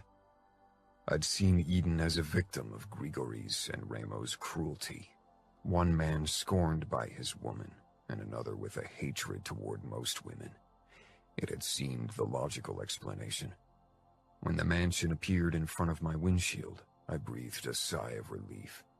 For the first time in a long time, I was desperate for the chaotic atmosphere of my home, for its distracting nature. I didn't want to be left with my thoughts. The moment I stepped inside, the kids crowded around me, talking all at once, eager to tell me about their adventures and hear my recounts of the last few races. Ramo and Nino were already in the common area, sitting at the long dining table with their wives. Neither Fabiano and Leona nor Gemma and Savio were present. Maybe they had date nights. Chiara was listening to something Nino said. Then her gaze cut to me, and she smiled kindly. Fina got up and hugged me briefly, her keen blue eyes checking my face. I supposed I was looking out of it. You're not going to lose your shit again, she whispered. I smiled wryly, remembering my teenage ways of dealing with difficult situations. I'm not a boy anymore. You're not, she agreed, and stepped back to make room for Chiara while she ushered the kids to the table. Why don't you help me grab the food from the kitchen? Chiara asked. I nodded and followed her down the long corridor into the vast kitchen. In the past, when it had been only my brothers and me, and our nutrition had mainly consisted of takeout pizza, the room had seemed a waste of space. That had changed since our family had expanded, and women who enjoyed healthy options on occasion joined us. When I risked a peek into the oven, I laughed dryly. Kiara's eyebrows rose. What's wrong? Is it burned? She hurried past me and ripped open the oven to check on her casserole. No, I said. It's just that I only recently told Dinara about your mac and cheese after she had her first taste of the dish out of a can. Kiara closed the oven and turned it off, but made no move to remove the casserole. Instead, she leaned against the kitchen counter with a mildly surprised expression. You told her about our family? I shrugged. Bits and pieces. Not much. But I promised her your mac and cheese would convince her of the dish. Kiara tried to stifle a smile, but failed. You two spend a lot of time together. It must be serious if you even consider introducing her to us. Suddenly, I felt on the spot. I leaned against the counter beside Kiara, but didn't look at her directly. We're not serious. We haven't defined what we have. It's more of a friends with benefits situation. Like it was with CJ? Or are you still seeing her as well? Kiara asked without a hint of judgment in her voice. That was what I appreciated about her. She didn't judge people. She listened and tried to understand. No, I ended it with her before I started something with Dinara. I paused, considering my time with CJ in comparison to what I had with Dinara now. It felt different. I wanted it to be different.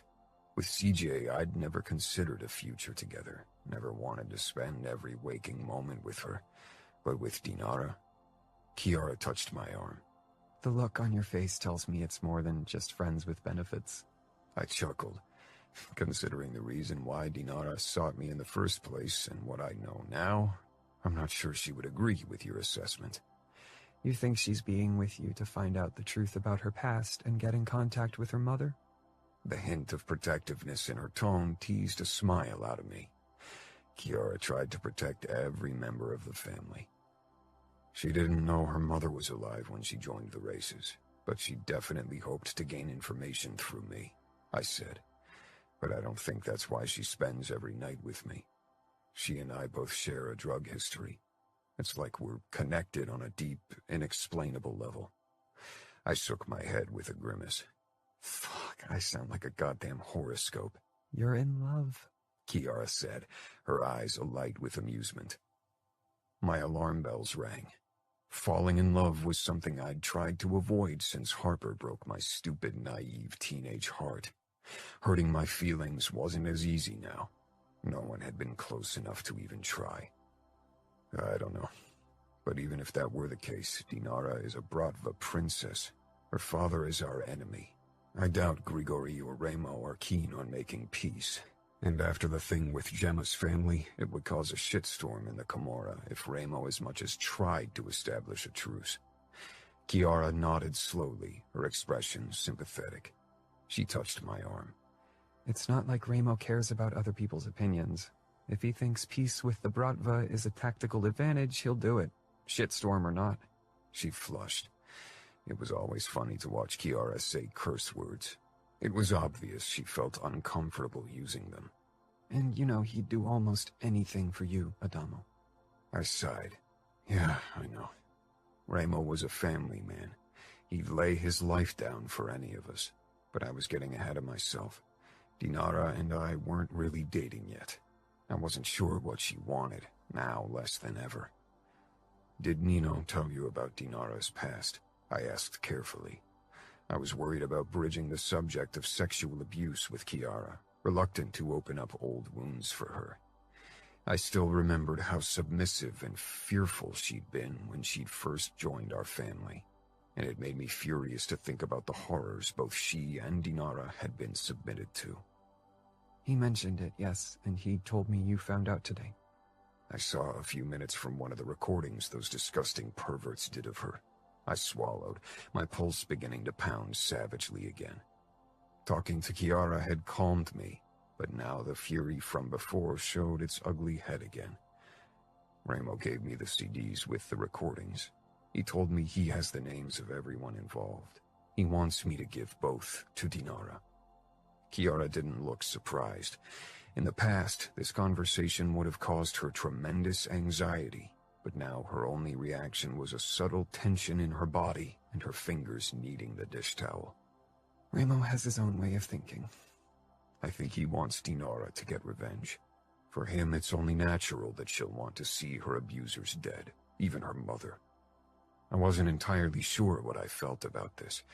On the one hand, the prospect of payback excited me, but on the other, I was worried about the consequences for Dinara. And what does Dinara want? I have no clue. She didn't tell me. She wanted to know the truth. Once she has it, I don't know what she'll do with it. Maybe she'll ask her father to exert revenge. It sounds as if you want her to ask you instead, Cora said curiously. She was right. There was no denying it. If Dinara's wish was to get revenge on the people who hurt her, then I wanted her to ask me and not her father or Dima. The worst thing was, it wasn't only because I wanted to help Dinara. A small part of me was also eager for a reason to shed blood. What do you think is it she wants? You're probably the only one from all of us who understands her. Cora didn't say anything at first, her eyes distant as if my words had taken her back many years. Instead of answering, she opened the oven and took out the casserole, obviously weighing her words from the tense look on her face. Not everyone's way of coping with trauma is revenge on their abusers. It seems like the logical, maybe even only choice from your brothers and maybe even your standpoint, but some people seek reconciliation and a clarifying conversation over violence. What Dinara needs and desires is impossible to say without knowing her. I knew Dinara, or at least I knew as much as she'd allowed me to see so far, but I wasn't sure of her motives. She was a tough girl, so revenge didn't seem completely out of the question. What about you, Cora? Nino killed your uncle in the cruelest way possible. He exerted revenge on your behalf. Did you want to be avenged? Or would you have preferred to make peace with your abuser? Kiara's face flickered with pain, and her smile became a bit shakier. These small signs showed me that even after all these years, the events still haunted her. Maybe it was impossible to overcome something as horrible for good. It depressed me to think that Dinara would carry the weight of her past on her shoulders forever. I could have never forgiven him. I needed him gone, but I could have never done it. I don't think I could have even asked for it if Nino hadn't decided to do it. He took the decision, the weight of it, off my hands. Maybe I could have saved my uncle from his fate, but I didn't want to. If he'd lived, I'd have always feared he'd come for me again, even if Nino protected me. To find peace, I needed his death. So you're grateful to Nino for killing your uncle the way he did? I am. To both Nino and Ramo. When I found out he was gone, I felt relief.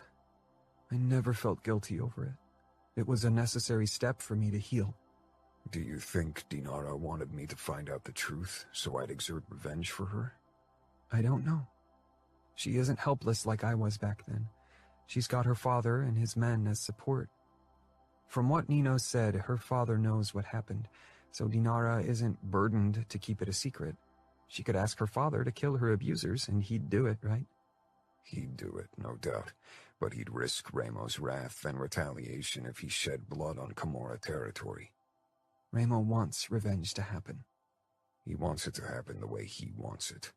And I think for him there's only one person who should shed blood, and that's Dinara. If I'd killed everyone for Dinara, Ramo wouldn't do anything to me. I'm his brother. He'd be pissed, but that would be all. Maybe Dinara suspects it, or maybe she'd rather risk my life than that of her father or Dima. You think she'd use you like that? To do what she and her father can't do? It would explain why he allows her to race in our territory. Cora regarded me with worry in her brown eyes. She let out a small sigh. I guess there's only one way to find out. Talk to her. Deceit isn't a good start for a relationship. That's something I'd learned the hard way with my first girlfriend, Harper. I'd overcome the deep sense of betrayal, and I wasn't the unstable teenager from back then. But if exacting revenge through my hands had been Dinara's plan from the very start, it would definitely leave its traces. Still, for some reason I couldn't imagine Dinara to be deceitful like that. She had been honestly shocked that her mother was alive, and she didn't know about the existence of the recordings, or that my brothers had gathered the names and addresses of her abusers. Even if revenge had been on her mind, it could only have been an abstract concept. Kiara smiled. Talk to her. Tell her what you know and see how she reacts. Then you can still decide if you want to cease contact with her. I nodded. Dinara was worried that I'd treat her differently after I knew. Now I think, how can I not, knowing what I know now? She went through some horrible shit that must have left deep scars. Definitely. But when you met her, those scars were already part of her. She didn't change. She's still the same girl you met. I motioned at the steaming casserole of mac and cheese. If we don't take the food to the table soon, I fear the hungry bunch is going to devour us. Kiara squeezed my forearm briefly before she grabbed a bowl with salad. I carried the casserole and tried to enjoy a chaotic evening with my family, even as my mind kept whirring with a myriad of thoughts. I wanted nothing more than to hold Dinara in my arms again, even if part of me dreaded the encounter. Chapter 13. Adamo. The drive from Las Vegas back to camp seemed to last forever. It was difficult to focus on the street, on anything really, except for the horrible images I'd seen. They'd haunted my night. I couldn't help but wonder how much worse it must be for Dinara. We'd on occasion shared a tent, and her sleep had often been interrupted by unintelligible mumblings.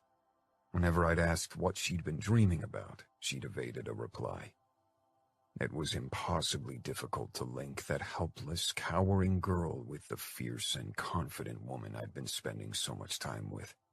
I'd expected a sad story, but not this. Even a night's sleep hadn't managed to calm the raging flood of emotions in my body.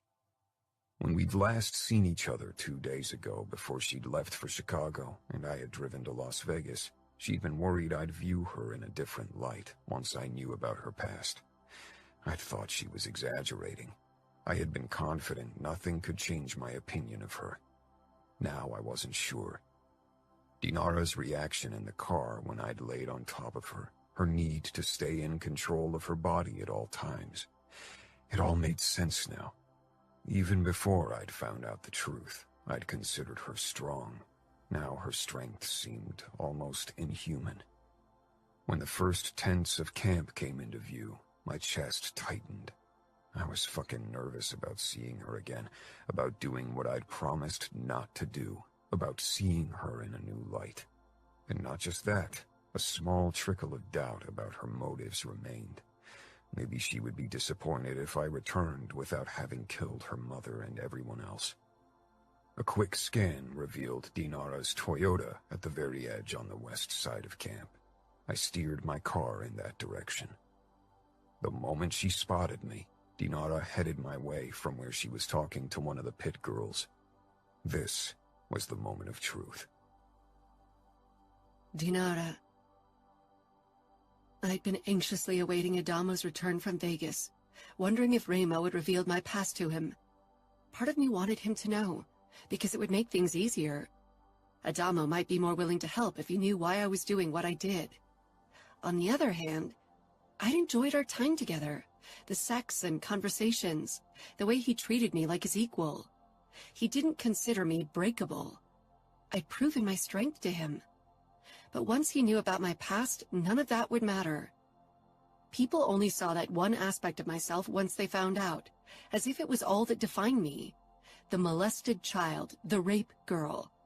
It was a big part of me, no doubt, and haunted me to this day. But I didn't want special treatment because of it. I wanted to be treated like anyone else, not someone breakable or vulnerable or damaged. I was neither of those things. The moment Adamo's car pulled into camp, I excused myself from Kate, the pit girl with the angel voice, who was a kick-ass cook as well, and headed toward him. My pulse picked up when Adamo got out. One look from him, and I knew Remo had told him enough. As expected, it had changed the way Adamo regarded me. I wasn't only Dinara, Bratva princess and race driver. I was the poor girl from before. I did a U-turn and stalked back to my car, not in the mood for that kind of confrontation. I was angry, but beneath that, I was scared. Scared of losing the connection Adamo and I had developed, our easygoing interactions. It was one of the reasons why I loved being part of the race camp. Nobody knew who I'd been before, what had happened. Back in Chicago, everyone did. And despite the years that had passed, it still often showed in the way they looked at me and treated me. How was I supposed to leave the past behind if even bystanders couldn't do it? I was so fucking scared of having people here look at me the same way, of Adamo looking at me that way. It was one of the reasons why Dima and I hadn't worked out, why our relationship had been doomed from the very start. What had made him appear a safe choice for a relationship in the beginning had ultimately been the nail in our coffin. Soon steps followed me, and my heart beat only faster. I hated feeling scared. It reminded me of that girl Adamo now mistook me for. I never wanted to be her again. Dinara! Adamo called, and finally caught up with me at my car. I whirled on him and stared into his eyes, waiting for him to say something, but at the same time so fucking scared of what that would be. Adamo touched my shoulder. Even that simple touch seemed more hesitant than any of our touches in the past. Adamo watched me, not saying a word. He didn't have to. His eyes spoke a clear language, the tongue of pity. I hated nothing more than that. So Ramo told you everything? I'd given Adamo the okay. I'd given Ramo the okay. But maybe a stupid part of me had hoped Adamo would let it rest. It was idiotic. Eventually he'd find out. It was inevitable if I wanted to move on with my plan. Adamo ran a hand through his hair and glanced away. A myriad of emotions swam in his eyes. Yeah. Not everything, but enough. He wasn't telling the truth. There had been a moment of hesitation before he'd answered. I shoved away from the car. Don't lie to me to protect me. I was so tired of people doing it. I deserved the harsh truth, even if it crushed my heart. Adamo pushed his hands into his pockets. His expression cranked up the compassion, and I could not bear it. What exactly did he say? I seethed, so fucking angry, but at the same time bursting with despair. All because of Adamo, of the way he might handle me in the future. I'd never felt anything similar with Dima, as if my heart might splinter. Does it matter? Of course it does, I sneered. Can you imagine how frustrating it is to be in the dark about something that concerns you so integrally? Because of the way you're looking at me, I know you're pretty shaken up about what Ramo said. He's maybe the only one who knows everything because he's the one who handled everything back then. Even I don't know everything. Only the lies and half-truth that my father, you and your brothers, told me. I could feel the treacherous heaviness in the back of my throat, the prickling at the back of my eyeballs, harbingers of tears. Not going to happen. Crying was a sign of weakness I hadn't allowed myself in a long time. The craving for relief swelled like the tide, unstoppable, slowly eating away at my resolve like the waves took over the sand. I fumbled for a cigarette, even though I hated the taste, the smell, the feel of the soggy paper in my mouth. I'd never be a smoker because I enjoyed it, but it was better than nothing, better than the alternative. I needed something to soothe my anxious mind, to silence the call of my dark craving. Adamo came closer, his keen eyes scanning my shaking fingers. Maybe he knew the telltale signs. After all, he was intimate with dark cravings as well. I steeled myself for his touch, but his hands stayed lodged in his jeans. His dark eyes searched mine. Taking a deep drag, I turned my head away, giving him my profile. I'm not lying, he said, then took a deep breath. Ramo showed me a video of you. And what happened? I felt the color drain from my face, and my throat corded up. Too many years had gone by for me to remember everything, or even the majority of what had happened. I remembered bits and pieces. nightmarish events that haunted my sleep in disjointed episodes or flashes of still images. I'd worked hard to forget as much as possible, had used alcohol and drugs to speed up the process.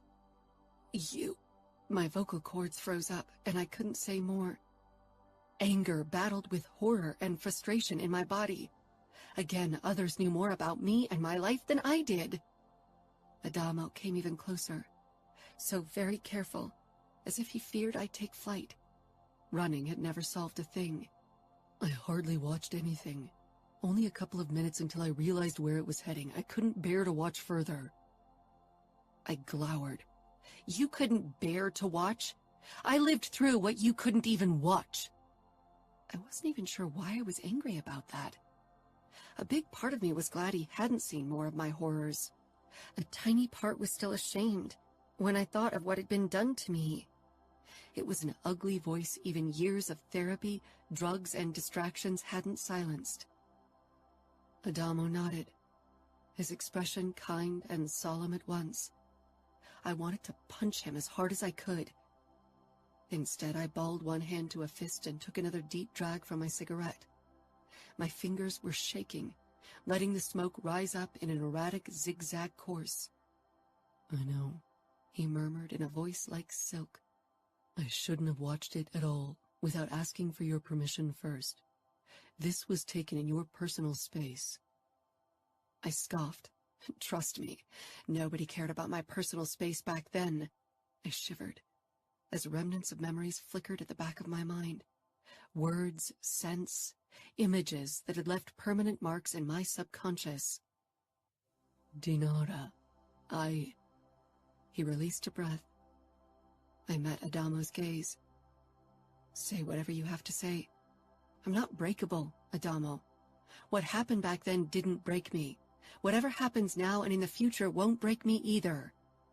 My voice was pure steel, just like the protective coating slowly covering my heart. What do you mean? Adamo asked, looking honestly confused. I don't have any intention to do something that could hurt you, much less break you. The look in your eyes now, when you look at me, it means what we had is over. What we had. We hadn't even put a name to it, hadn't allowed us to define something that went against many odds. I hadn't allowed myself to put too much importance into our liaison. I tried to tell myself it was only about having fun and getting closer to a Falcone. But now that I saw our bond crumble right before my eyes, I realized it had been more than just fun. More than I should have ever allowed. More than my father would ever accept. He bent his head, capturing my gaze with his. His scent, warm and spicy, wrapped around me. How am I looking at you? I laughed bitterly and pointed the glowing tip at his face. Like this. The same way my father looked at me when Ramo handed me back to him. As if I was a broken puppet. Your favorite puppet that you took out to play every day, but suddenly it had an irreparable crack. And now you can't ever play with it again because you fear it might break apart if you do. So you'll put it on a shelf and hardly ever look at it. Because whenever you do, you're sad about what you lost. That's how you look at me, Adamo. So go your merry way. I'll survive. I wouldn't let our relationship continue because Adamo acted out of pity, because he didn't have the balls to end it with poor me. I was a survivor. I would survive Adamo walking away. Not without my dark craving, but I would survive one way or another. Still, my stomach twisted at the thought that this could be our final goodbye. Even if goodbye was inevitable for us. Adamo shook his head. Bullshit. I never played with you, and I won't go my merry way. We aren't over, and I won't allow you to put a wedge between us. He gripped my shoulders, not gentle at all, and my stupid heart pounded with hope. Nothing changed between us. And yet everything had. His eyes told the truth. If we wanted a chance, Adamo needed to see me as the girl I'd been before he'd known the truth. He had to see me as a separate being from the poor girl from the video. I wasn't sure if he could. Dad had tried and failed. I never resented him for it. He was my father. I accepted the way he looked at me because we were family. But I wouldn't do the same for Adamo. I couldn't.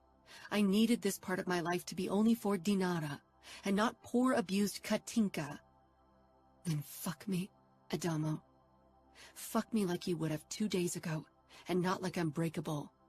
I dropped the cigarette and crushed it under my boot.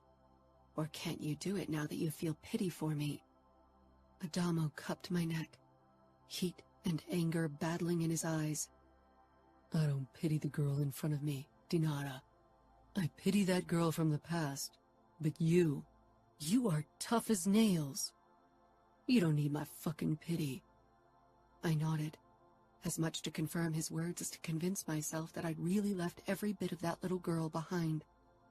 Deep down, I knew she still cowered in a dark part of my brain, small and frightened, threatening to burst forth. I wanted her out of there, and by now I had an idea how to finally succeed. Fuck me, I breathed. Adamo jerked me against his body, his tongue dipping into my mouth. I opened up for him, threw my arms around his neck, and molded our bodies together.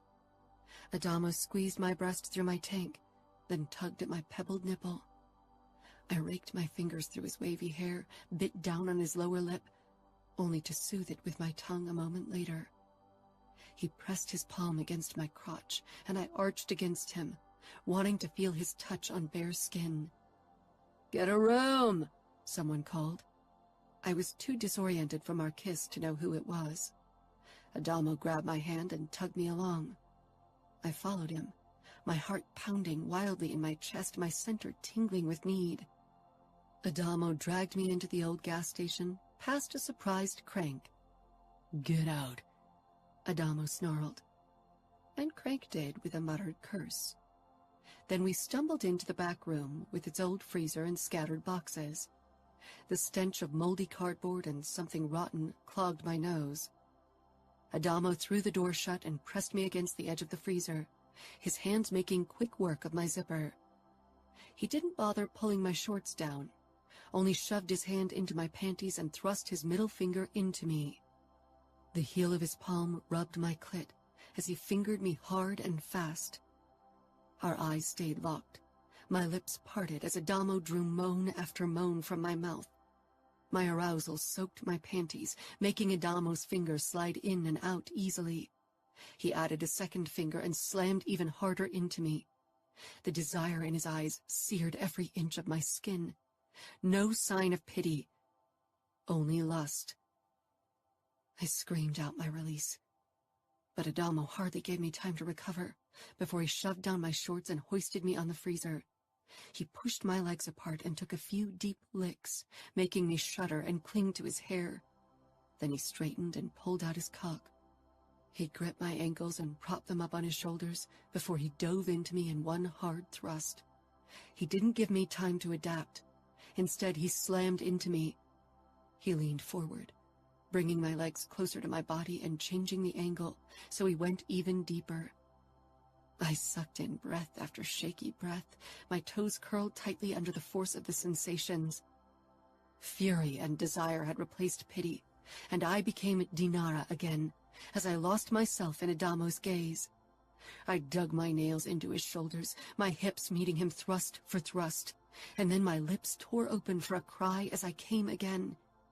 Adamo slammed even harder into me, before he released into me with a low groan.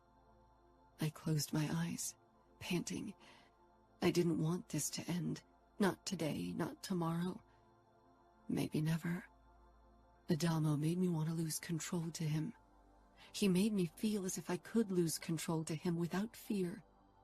When Adamo and I had both calmed down from our release, he met my gaze. His face was covered in sweat, and his shirt clung to his upper body. "We're not over," he rasped. I nodded, breathing harshly. "We're not." In that moment, Adamo looked at me the same way he had before he'd found out the ugly truth, as if I were still tough racer Dinara to him. I knew there would be moments when this new, poignant expression would return, but as long as he could make me feel so alive, I could live with the small reminders. Chapter 14. Dinara. We spent the night in Adamo's tent together. Sleep evaded me. My thoughts revolved around the events of the previous day, the knowledge that there were still videos of me out there.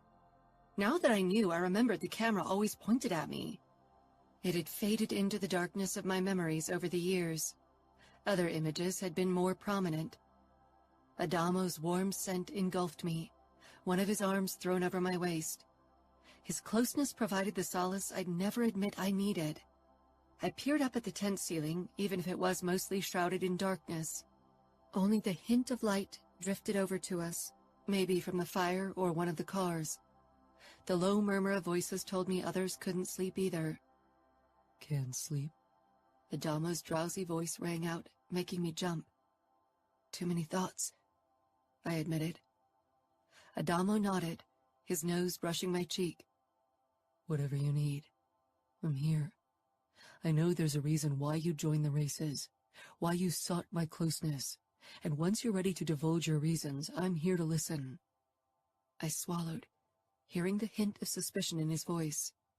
If I were in his stead, I would be wary of my motives as well, and they hadn't been completely innocent. Sleeping with you, spending so much time with you, that's not about a plan. I never meant for this to happen.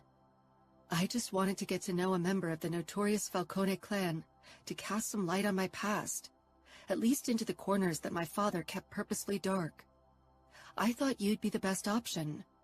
Your brother's reputations are even less inviting. I never lied to you about my identity. From the start, you knew I was looking for something only a Falcone could give me. Adamo chuckled. I'm the least dangerous option, you mean? I let out a small laugh. Walking into Vegas seemed like a bad idea, even in my head, and you fascinated me from the moment I began to research your family. What fascinated you? The racing, definitely. But more than that, it was the conflict I sometimes saw in your eyes during cage fights, as if a bloodthirsty part battled with your conscience. You reminded me of myself. My father thinks I belong in the light, but I don't fit in there. Adamo propped himself up, so his face hovered over mine, but it was too dark to make out more than the general outline. The blood you thirst for, is it in Vegas?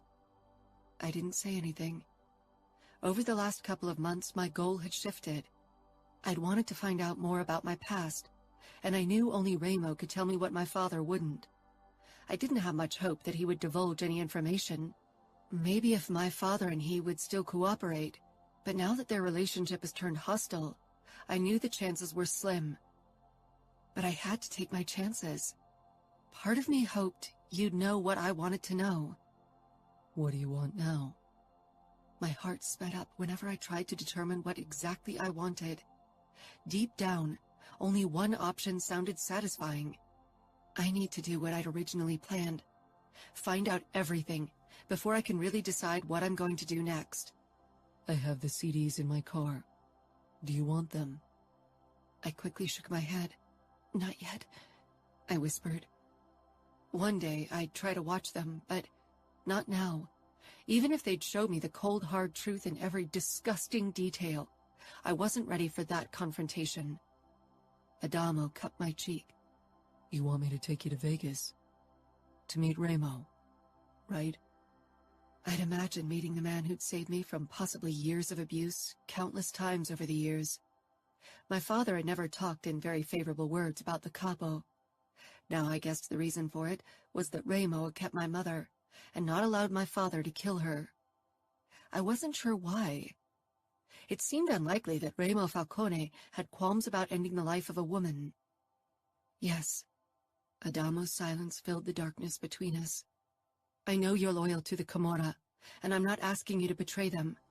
I want to officially meet Ramo, if he allows it. We can drive to Vegas after the next race. Won't you have to ask Ramo first? Even if Adamo was the capo's brother, there were some rules to be followed. Unless the Camorra operated completely different from my father's organization, which I seriously doubted. All crime organizations were based on a strict hierarchical structure. During my last trip to Vegas, I mentioned that you might want to see him to talk. He agreed. I pushed up. How did you know? Maybe I'm supposed to assassinate your brother for keeping my mother all these years. You can't know my true motives. I could be lying. You haven't revealed your true motives yet. Maybe even you don't know them in their full scope at this point. But Ramo can protect himself, and he's the master of games and cunning. Tricking him is difficult, far more difficult than tricking me. I huffed. I think you're putting yourself down. No, I'm very good at reading people, and even at manipulation if I want to be. It's the Falcone gene. But Ramo is the fucking master at it. He might as well have invented it. So Ramo wants to see me to determine my motives? He's going to find out if I pose a risk to him, you, or the Camorra. Adamo stroked along my arm. No, I doubt that's why he wants to meet you. Ramo kept your mother and the videos for a reason, but he didn't divulge everything to me. You and he both hide part of the truth, and by bringing the two of you together, I hope to uncover everything. But you have your suspicions why your brother did what he did. I know, Ramo. His values haven't changed over the years. They are as twisted and morally doubtful as they used to be. It's not like your morals are socially acceptable. Adamo laughed. I'm a Falcone. Twisted morals are in my gene pool. I wonder when you'll decide I'm not worth the trouble. Oh, I have a feeling you're worth every trouble you might put me through. I bit my lip, unsure how to respond to that. Every day I spent with Adamo, he grew more on me. I missed him when he wasn't around, and I kept thinking about him and how it felt to be with him. I wasn't sure where my path was taking me, but I hoped Adamo would join me on it, at least for a little while longer. I didn't dare look too far into the future. Dima can't come with us to Vegas. That wouldn't go over well with Ramo, Adamo said. Dima and I didn't talk much, but he'd returned to camp with me after my last trip to Chicago. I wasn't sure if it was on my father's orders, or if his own protective streak had come through. Then we'll have to sneak away. I doubt he'll listen to me if I tell him to stay behind. If my father gave him orders to guard me, he won't let anything stop him. Then we'll sneak away after the next race. He rarely stays long for the after-party. And maybe you can slip a couple of sleeping pills into his drink. I can give you something strong. I shook my head. While I trusted Adamo with myself, I wasn't sure if I should trust him with Dima's life. He was a Bratva soldier after all, and definitely the first one Adamo would kill. I'll handle it. Adamo chuckled. All right. But you don't have to worry. If I wanted to get rid of Dima, I wouldn't do it the cowardly way. I'd beat him in a fight to the death. That's a consolation, I said dryly. Adamo brought our faces even closer and kissed me. The kiss was sweet, with a hint of possessiveness. He nipped at my lip before he pulled away. Why Dima? You mean why I dated him? Yeah, he said. You and him were together for a few years, right? 3 years. So why him? At first I thought he was jealous of us, but now I'm not so sure anymore. He definitely disapproves, but I'm not sure it's because he wants you for himself, or if there's another reason. But you definitely look at him as if he might just as well be your brother, and not your ex. Are you jealous? I haven't been with him in over a year, and not with anyone else either. Just curious. I still think he acts more like a protective brother than a former lover. It's odd. More odd than a Falcone and a Mikhailov getting it on? I asked, trailing my fingers down Adamo's muscled chest and abs. Adamo chuckled. Nice try. I sighed. I'd known Dima almost all my life. He'd been friends even before my mother had taken me away, and afterward, he'd been the one whose company I sought as well. Unlike the adults, he didn't look at me with pity and horror. He didn't really know what had happened. That would change later, and so would the way he treated me, but he'd always been by my side. I reached for the cigarette package on the ground beside me and lit a smoke up, then took a deep drag from it. Usually this was a topic that felt too personal, but Adamo and I had reached a point in our relationship where I wanted to share more of myself. It was a surprising and terrifying realization. I let out a plume of smoke before I twisted my head around to Adamo. I wanted to be in control, wanted to experience sexuality on my own terms. In the past, my voice died. I squinted at the glowing tip of my cigarette for a couple of breaths before I could speak again. The things that were done to me, everything was out of my control. I had to endure the pain, the fear, and humiliation. But with Dima, even when it was painful, that was my choice. He'd let it be my choice. Dima was a safe option. As my bodyguard, he was meant to protect me. Father would have killed him if he'd hurt me. He is my father's man through and through. I knew he'd never do anything I didn't want. With him, I could do what I wanted, get the power back that was taken from me as a child. Sex with Dima had been freeing, in a way, because it had been on my terms. It hadn't been forced upon me. Everything was my choice. But it had never felt right. I'd never really let go of my control so fully until Adamo. Dima and I had been a bond of convenience. Dima had probably hoped it would give him an advantage in the long term, because as an orphan raised by the Bratva, his options would have been limited. But he'd also wanted to help me. And for me, it had meant breaking through part of my shackles, while also getting my father off my back. Seeing me in a relationship with Dima had given Dad hope that I'd overcome the past and could live a normal life. If I hadn't lived through what I had, I doubt he would have been as thrilled about me dating one of his men. Adamo nodded, and even though I couldn't see his expression, I warned, "No pity." The timbre of my voice was almost feral. "No pity. We Falcones don't do pity," he said firmly, snatching the smoke out of my hand and taking a drag himself. "I almost forgot," I said sarcastically. Adamo kissed me again, his hand sliding over my bare belly, leaving goosebumps in his way. He began to play distractingly with my nipple piercing again. The glow of the cigarette threw shadows onto his face, reflecting in his dark eyes. "What you said makes sense. I hope I'm not another safe option." I swallowed a moan as Adamo tugged a bit harder. "Sex with you has nothing to do with a safe option. It's a wild ride that completely rips any semblance of control from me."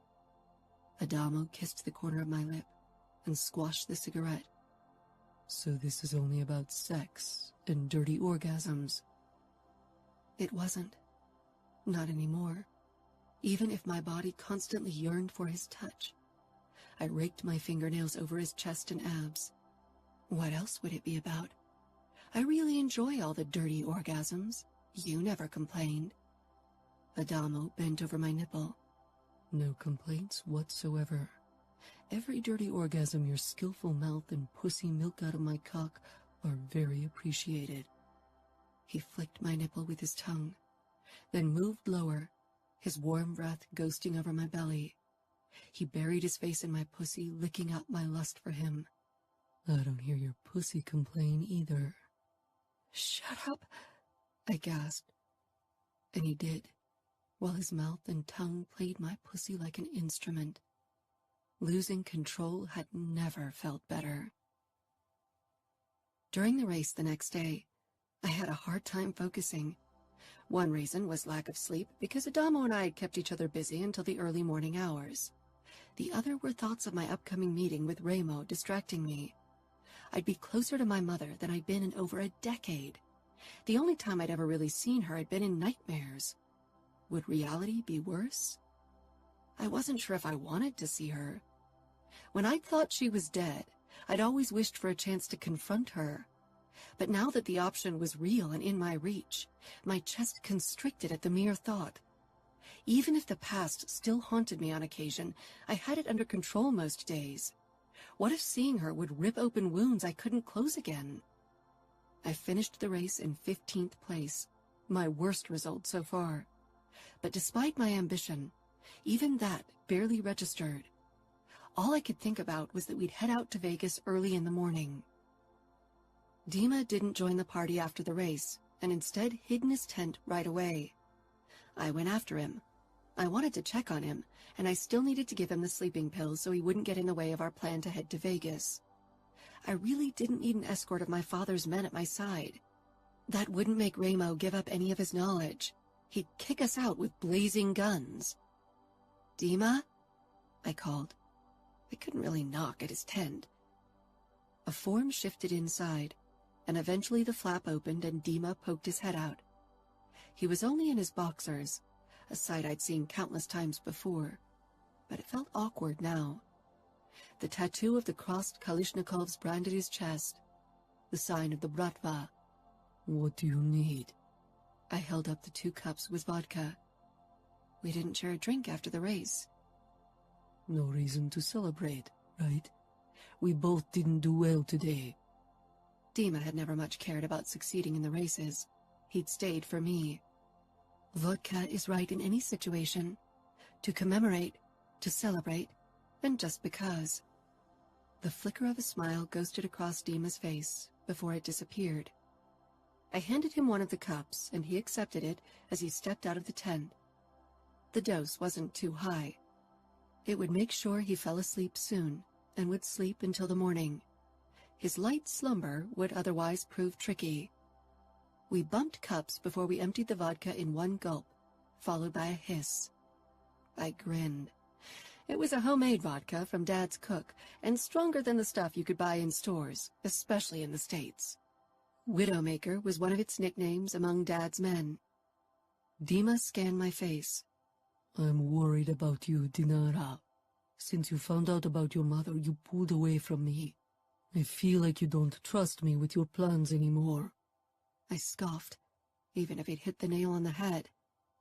"You pulled away because you don't like me with Adamo. I gave you room." "Don't make the mistake of trusting him. A wolf is still a wolf, even covered in sheep fur." "You aren't a sheep either. I don't have any sheep in my life, and don't forget, I'm a wolf myself." Dima laughed. "You are." My gaze drifted back to the party. People were dancing around the fire, already drunk on whatever concoction they'd brewed today. Adamo talked to Crank, but he kept throwing glances my way. "You better return," Dima said coldly. "He's waiting." I sent him an exasperated look, but he slipped inside the tent and closed it. The moment I reached the party, someone grabbed my hand and pulled me into a dance circle around the fire. I was too stunned to tell them off. Instead, I allowed my body to sway to the music. Adamo grinned as he watched me. As we passed him by, I grabbed his shirt and tugged him along. For seconds at a time, I forgot what lay ahead, and lived only in the moment, existed in the beat. My boots stirred up the dry earth as I danced to the music. The after-party was still in full swing when Adamo and I snuck off toward his tent. Nobody got suspicious since we'd done it before. By now our affair wasn't a secret anymore. Luckily, people didn't stick their noses in our business. Most of them had secrets of their own they wanted to cover up. The only one who commented on it at all was Dima. I wondered if he'd mentioned anything to my father, but I doubted it. Dad would have asked me about it if he knew. It was 4 a.m. when Adamo and I dismantled the tent and got into his car. Adamo hardly touched the gas, and instead let the car roll away from camp slowly. When we were a good distance away, he sped up, and we hit the street toward Vegas. My gaze followed the monotone landscape, only occasionally broken up by Joshua trees or stone formations. How long will it take? The ride takes about 3 hours, maybe 4, depending on traffic once we reach Vegas. And Ramo knows we're coming. I sent him a message. He and Nino will wait for us in the sugar trap. The sugar trap. The name rang a bell, and eventually the image of a neon sign with spread legs formed in my mind, as if dragged out of murky waters. With the memory came a tight sensation in my belly. Will we ride back right away? Adamo slanted me a cautious look. Maybe you'll need more than just a couple of hours. I booked a hotel for us at the Strip. Camorra owned. You don't have to spend the night in a hotel with me instead of with your family. I know they don't trust me. It's such a burden to spend the night in a 5-star hotel with a gorgeous redhead, instead of having my family shove their noses in my business and ask me a million questions about you. My eyebrows shot up. What kind of questions? My sisters-in-law want to know all about you. A secret girl in my life has them all dying from curiosity. Secret girl in Adamo Falcone's life? I like that title. Before I could think about it, I reached for his hand, and before I could pull away again, Adamo linked our fingers. He gave me a knowing smile, and silence fell over us. Sometimes I lost myself in the warmth of his eyes. They made me feel as if I could entrust him with every dark secret I harbored. My pulse spiked at the flood of emotion this realization brought on, and looked away. I peered out of the window, trying to recall what I remembered of Remo and Nino Falcone, and Las Vegas. I hadn't understood who they were back then, except the men who'd freed me from my daily hell and given me back to my dad. For a while, they'd seemed like heroes. But eventually Dad had made it clear that whatever they had done was for business reasons, to create a shaky truce with the Bratva. Dad had lied about Mother's death, so I wasn't sure how much of his tales were false too. Yet the Camorra wasn't really known for their altruistic agendas. When Las Vegas appeared on the horizon, my belly flipped, and my mouth became dry. Over a decade, the girl who'd left this city long ago didn't exist anymore. Or so I hoped. How long? I asked, my voice hushed. Adamo squeezed my hand, but even his touch didn't calm me now. 10 minutes. Not enough time to brace myself for what lay ahead. Now that I got closer to my goal, inner calm seemed impossible to reach. 10 minutes later, we pulled up in front of the sugar trap. I pushed open the door, tearing away from Adamo's grip. I drew in a deep breath, fighting against the tightness in my chest. The mere sight of the neon sign brought back memories from the past, from the days and weeks prior to Remo giving me back to my father. Las Vegas was filled with horrible memories for me. It wasn't the only city, though. Even before Mother and I had moved here, she had allowed the men who gave us shelter to abuse me. Dinara? Adamo asked carefully, walking up beside me. I'm fine. I pressed out before he could ask. Lead the way. Adamo took my hand, and I let him as he led me toward the shabby black door leading into the sugar trap. It was a whorehouse, the first establishment of the sort I set foot inside since that fateful day many years ago, and the place that would determine my future. Chapter 15. Dinara. Adamo opened the door and held it open for me. I stepped into the dimly lit anteroom with its cloakroom and a huge black bouncer sitting at a table. His eyes briefly narrowed on me before they moved on to Adamo, and he gave a curt nod. Adamo didn't say anything, only gave the man a tense smile before he led me along. My legs felt leaden as I followed him into the bar area of the sugar trap, where Johns could check out the selection of whores and chat with them until they went into one of the back rooms for the actual deed. Now the area was mostly deserted, except for a dark-skinned man behind the bar counter, taking stock of the liquor cabinet. It was still too early for customers. My eyes took in the red leather booths, black lacquer decor, and the dance platforms with silver poles. The color scheme hadn't changed, nor had the general vibe of the establishment. But it seemed smaller now, and less daunting. For the small, distraught girl from the past, everything had seemed so much bigger. Now it was a dingy bar like any other, not so different from the ones Dad had in Chicago. I wasn't allowed to set foot in them, but I'd seen photos. I handled all the online presences of the clubs and bars on the internet, as well as the darknet for Dad's section of the Bratva. I had a penchant for computer sciences, so it was a way to feel useful and justify the endless amount of money at my disposal. My pulse didn't slow as we crossed the bar, even if I didn't catch a hint of danger. Adamo threw me another worried look, because I'd slowed even more. We don't have to meet my brothers. We can return to camp. No, I said sharply. I have to talk to Remo. Some parts of my life, of my past, had remained out of my control, and I needed to yank control back. I needed to talk to someone who'd been there. Adamo nodded, but I could tell he wasn't convinced. He couldn't understand. I wasn't sure if anyone really could.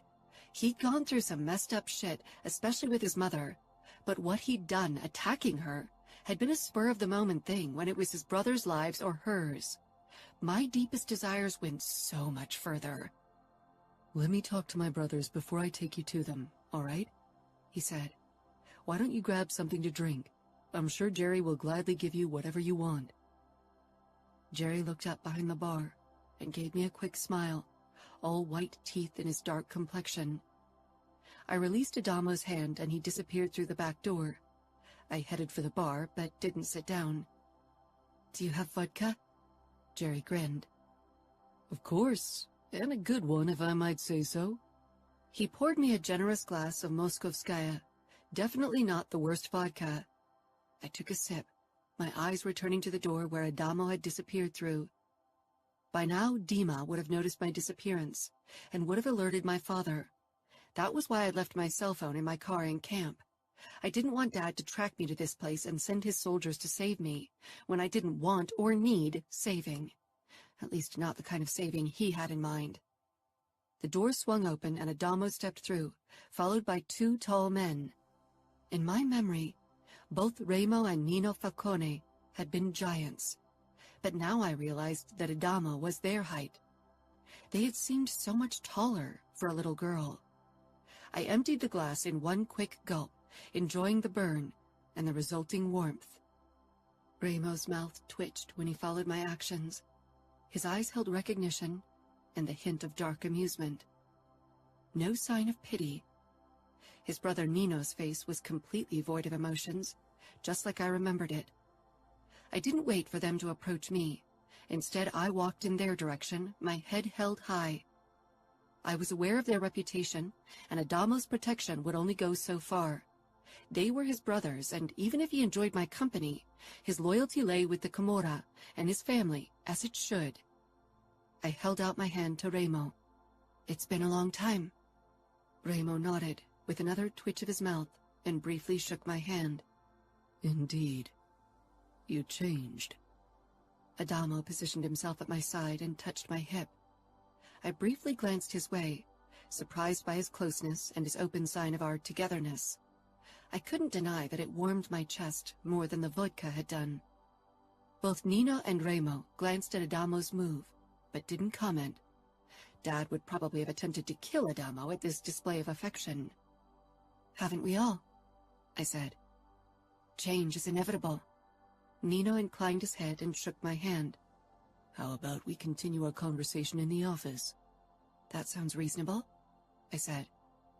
Remo and Nino exchanged a look before they headed back through the door. Adamo smiled encouragingly, his thumb sliding along my hip. You are safe in Vegas. His dark eyes held absolutely no doubt. I know, I said, and briefly kissed him. We followed his brothers, past a long row of closed doors. My belly flipped when I recognized one of them as the door to the room where I'd spent my night. More memories from that day took shape.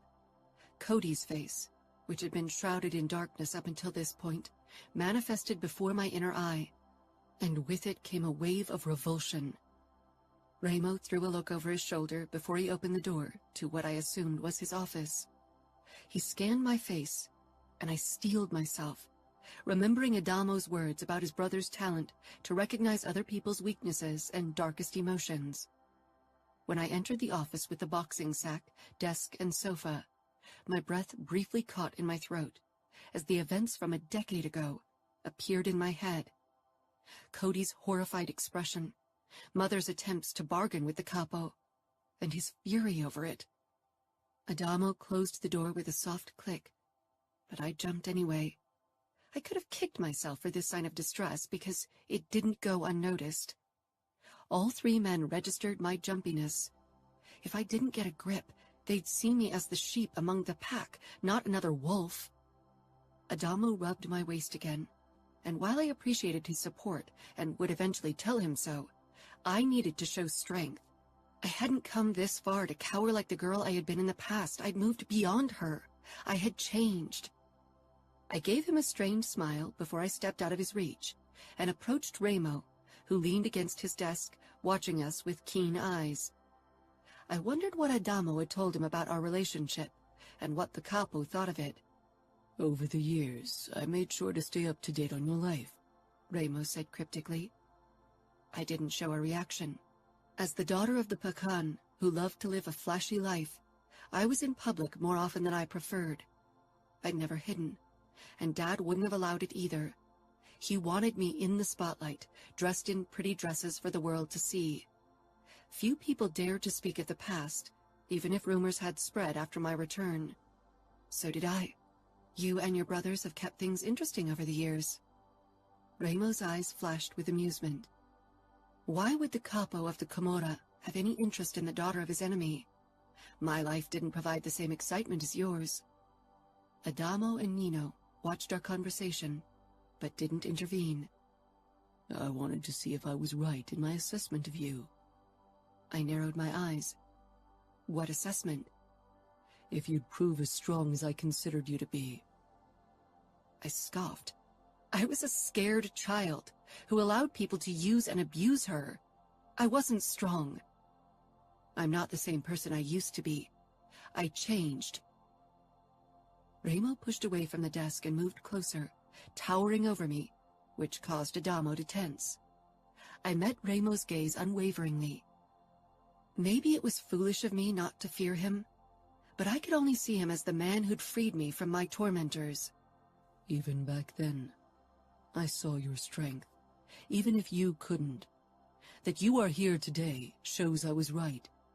Maybe you changed on the outside, but deep down, you are the same resilient child that survived. I swallowed, because his words awakened emotions I didn't want to deal with. Adamo took a step closer, and his protective expression didn't bode well. This was between Remo and me. If I wanted to get to the bottom of my past, I needed to talk to Remo alone. I had a feeling he wouldn't be as forthcoming with information, as long as I needed Adamo as my babysitter and bodyguard. He was testing me. I cleared my throat and looked at Adamo. I need to talk to Remo alone. If Remo was surprised by my request, he hid it well. Nino exchanged a look with his older brother before he left without another word. Adamo, however, pulled me against his side. What's the matter? Your brother and I need to talk, alone. Still don't trust me, Adamo asked Reilly. No, I growled. That's not it. But the truth I'm going to find out today is my truth. One I want to process before I share it with anyone else, even with you. It's my past. Adamo sighed. He leaned in and kissed me. All right, but remember, I'm here if you need me. He sent his brother a warning look that made me want to ask him to stay after all. When Remo and I were finally alone, silence fell over us for a while. Remo watched me closely, and whatever he saw seemed to please him. Few of my men feel comfortable in my presence. Most women would rather be locked inside a cage with a fight dog than me. But you ask for a tete-a-tete, and don't seem frightened at all. Do I have a reason to be scared of you? I asked. Again, the twitch of his mouth. I think you already answered that question for yourself before you set foot on Vegas ground. I shrugged. I had my assumptions, but of course I couldn't be sure. My father is your enemy. You and him would kill the other if you ever met. Your father isn't in the top 10 of my enemy list, Dinara. He'll probably live. My lips thinned. My father is a strong man, with an army of loyal followers. Remo chuckled. Ah, a Bratva princess after all. One could think you don't care for your father's business, considering how recklessly you walk into Camorra territory and become part of our racing camp. I'm loyal to my father, just like Adamo is loyal to you and the Camorra. Something shifted in Ramo's eyes, and I realized I was treading dangerous ground. Have you tested his loyalty? I didn't, and I won't. Adamo has his place, and I have mine. But the lines have become blurry, haven't they? You and Adamo have gotten close over the last few weeks, Ramo said, and the hint of suspicion and threat swung in his deep voice. I knew it would be futile to deny it. I wasn't sure how much Adamo had told his brother, and I had a feeling Ramo would have smelled the lie. We have. We share a passion for racing. But that's not where your paths crossed, Dinara. Am I right? You joined our race camp for a reason. I did, I said firmly, not looking away. If I'd lowered my gaze or tried to avoid the topic, Ramo would have seen it as an admission of guilt. I was definitely guilty of seeking Adamo's closeness initially to find out about the Falcones, and to use him to get in contact with Ramo. But sleeping with him, or spending so much time with him, had never served that purpose. My body and soul had yearned for it.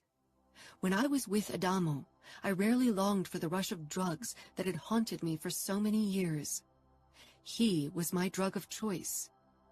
My father was always careful to divulge as little information as possible to me about my past. I knew you were the only one who could reveal the parts he left in the dark. So you think I'll do that? Why would I reveal information without asking for something in return? And unlike your father, you don't have anything of value to offer. For a moment, I was thrown off. My father had always insisted Ramo wouldn't help me with my past. I'd be lucky if I wasn't killed by the crazy capo. Again, I noticed the flicker of challenge in Ramo's eyes. Remembering Adamo's words about his brother's manipulation skills, I straightened my shoulders. My father must have offered you a lot for my mother. There's nothing he'd rather do than kill her with his own hands. But whatever he offered was never enough for you, which means he's got nothing you want. Maybe you are as twisted as everyone says and just want to hold her fate over his head to taunt him. But then the peace which lasted many years doesn't make sense. Ramo's smile widened. Go on. I'm starting to enjoy your analysis. Maybe you waited for me to show up. Maybe my father isn't the one you want to hand information to. And why would I choose you, Dinara? Because it's my past. It's my right to know the truth, no one else's. Ramo inclined his head. Well said. So will you tell me everything? I will. But first I want to talk about Adamo. Adamo's a grown man. He can protect himself. Oh, I know. But I have a feeling you might be in need of his help again soon for a path you can't walk alone. He'll do what you ask of him because he cares for you, and because it's a path he can't resist. You should be sure that what you want from Adamo doesn't end the day you reach the end of that path, because if it does, you better end it now. Adamo and I aren't in a serious relationship. We have fun together, that's all. Ramo leaned closer, and I shied back involuntarily. Whatever's between the two of you extends beyond fucking. You two share the same vices. Adamo and I need to figure it out by ourselves. Ramo gave me a look that sent a shiver down my back. I didn't resent him for his protectiveness of his younger brother. If Adamo ever met my father, things wouldn't be any different. Dad would try to scare him away, or at least scare him into treating me right. If he wasn't Ramo Falcone's brother, he'd probably even kill him. Maybe he'd do it anyway, if he considered it the only option to protect me. Maybe we should talk about the reason why you're here now. Ask whatever you want to know. Did my father know all these years that my mother was alive? Ramo nodded. I never told him otherwise. I had no reason to kill her. You didn't, but my father had. So why didn't you allow my father to kill her himself? I can see it in his eyes that he wants to do it. You are the only thing standing in his way, I said. Because, Ramo growled. That's your privilege. I told your father I'd keep her in my territory until you were old enough to decide over her fate. I'd have thought you'd come along sooner to kill her. I froze, realizing the gift laid out before me. The gift Ramo was offering. Dad had never mentioned that tidbit of information. Of course he hadn't. He wanted me in the light, and what Ramo was offering led into the depth of hell. You've kept her from me so I could kill her? Kill my mother. I had lost count of the times I'd considered it in abstract fantasies, but I had never been this close. My heart sped up. In the last few days, the idea had taken shape, but the Camorra had always seemed in my way, a barrier I'd have to pass to get what I wanted. Now I realized the only thing stopping me was me. If I wanted to do it, I could find her now and end her life. Kill her, or do whatever else you see fit for someone like her after everything she's done. Broken me? I clipped, even if it was a tone not fit for a capo. I don't see someone broken when I look at you. And if you think you are, then you should try to fix yourself, because no one else can. I nodded. Dad had tried. Dima had tried. Even Adamo was trying. But deep down I knew there was only one way for me to get past what had happened. What if I want her to be free? What if I want to make my peace with her? Not everyone needs to kill their mother to move on. It was a risky thing to say, but Ramo had caught me on the wrong foot. His expression became dangerous. That's true. Some people can make peace with their abusers, but our kind isn't able to do it. Our kind. My father had always tried to keep me away from the darkness, but its call had always been loud and clear in my heart. I never considered killing her. Ramo gave me a look that made it clear he didn't believe me. In detail, I amended. I thought she was dead, so I never really considered it a valid option. It was the impossible fantasy of a desperate mind. It's not an impossible fantasy anymore, Dinara. It's your revenge. It's in your reach. You only have to take it. I swallowed. I can't kill her now. Not yet. I've never killed anyone, I admitted. I'd never even witnessed someone being killed. I had, by accident, walked in after a killing once when Dad had shot one of his soldiers in his office. But the man had been dead and lying in his blood. I hadn't looked into his eyes in his last waking moments. Ramo shrugged. No one's without fault. I snorted. Some people might see it as a virtue to refrain from killing. Those are usually people who've never seen the dark side of life and tasted how good it can be if you bend it to your will. I have seen enough darkness. I paused, trying to really feel inside of me. I didn't doubt I could pull a trigger if given the right incentive, especially to protect myself or people I cared about. But revenge was a different beast. It stemmed from an even darker urge. Yet, I wanted to follow its calling. Chapter 16. Adamo. I practically bounced on the bar stool as I waited for Dinara to talk to Ramo. It didn't sit well with me that she had to deal with him alone. Ramo wants to help her. There's no reason for you to be tense, Nino drawled. He sat on the bar stool beside me, regarding me with his usual analytical, calm expression. Would you have been relaxed to have Kiara in a room with Ramo in the beginning? Kiara needed to feel protected, and she only trusted me. Dinara seems like a woman who can handle herself. She won't let Ramo intimidate her. You don't have to worry. He narrowed his eyes in consideration. But your comparison proves that your relation to Dinara goes beyond the physical aspect. You care for her on an emotional level. I tore my eyes away from his. It's complicated. Indeed. Steps sounded, and the door to the back corridor swung open. Dinara was awfully pale when she stepped into the bar. That was a look many people displayed after some alone time with Ramo. I jumped off the stool and hurried over to her. I touched her shoulder, drawing her gaze to mine. "Are you all right?" Dinara nodded distractedly. "Yeah." She laughed hoarsely. "Or maybe not." "What did Ramos say?" Dinara held up a piece of paper with a handwritten note. "He gave me the address of the bar where my mother works." "Dinara," I said slowly. Ramo had always wanted to kill our mother for what she'd done to him and my brothers. Revenge had been his driving force. For him, it was impossible to comprehend that not everyone followed the same logic as him. "Take me there," Dinara said, not allowing me to voice my worries. I could feel Nino's gaze on us, probably analyzing our body language to assess our level of emotional connection. I sighed and resisted the urge to walk into Ramo's office to confront him. It would have been hypocritical anyway, because avenging Dinara had been on my mind since I'd found out about her past. But I wanted to protect her from it. Nino gave us a curt nod as we walked past him and to my car.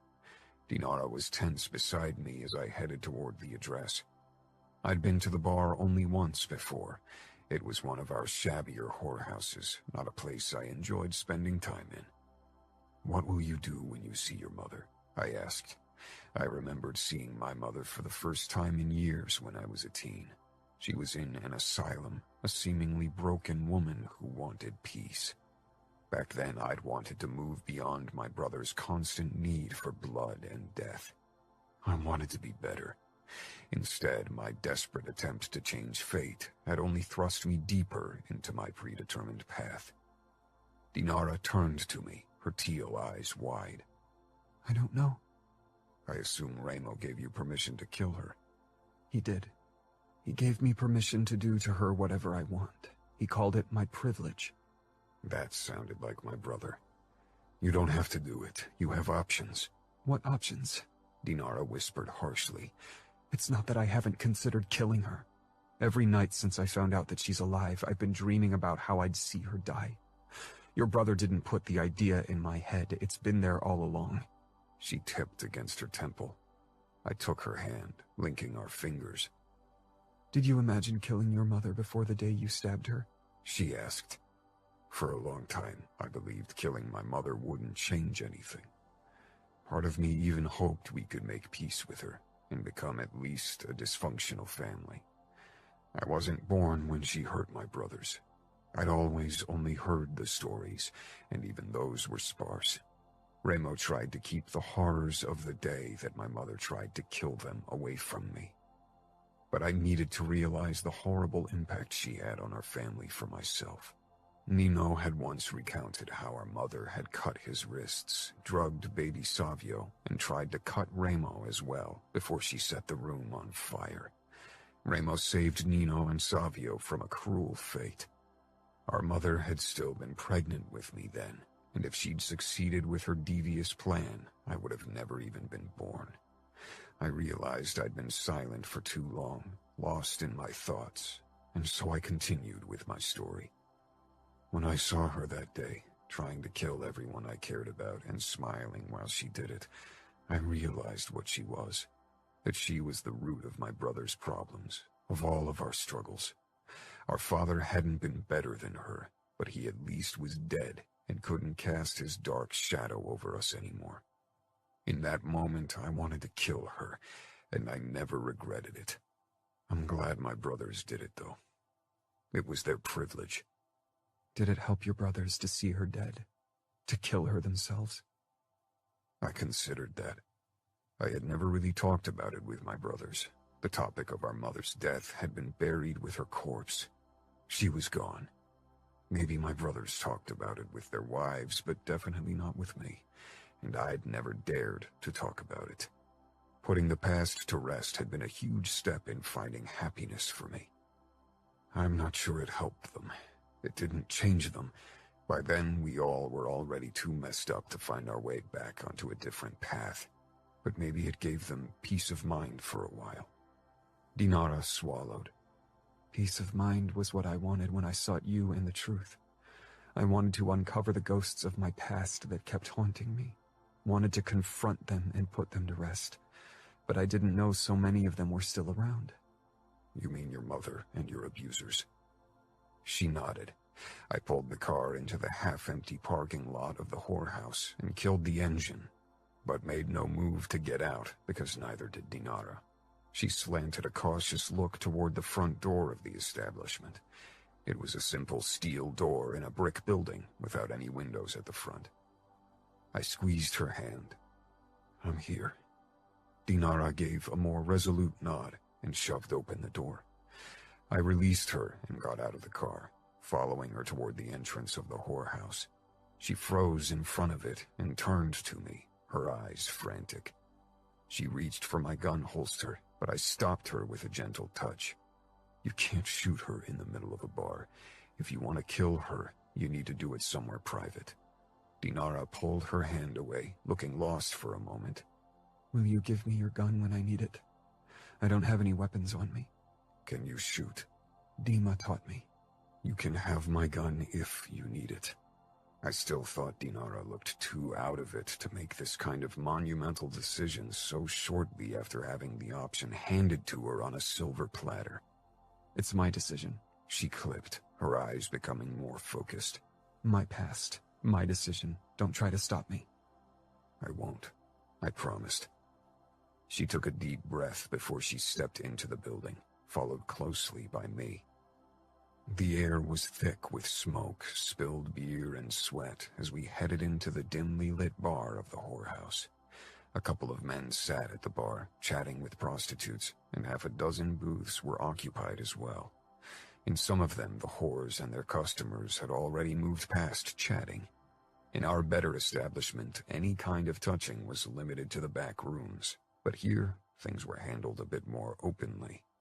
One of the whores was rubbing a fat guy through his pants while he was pawing at her breasts and slobbering all over her neck.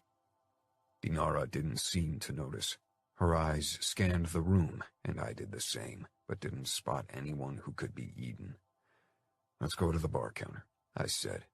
The men at the bar checked out Dinara hungrily, but the look I sent them made them avert their gazes hurriedly.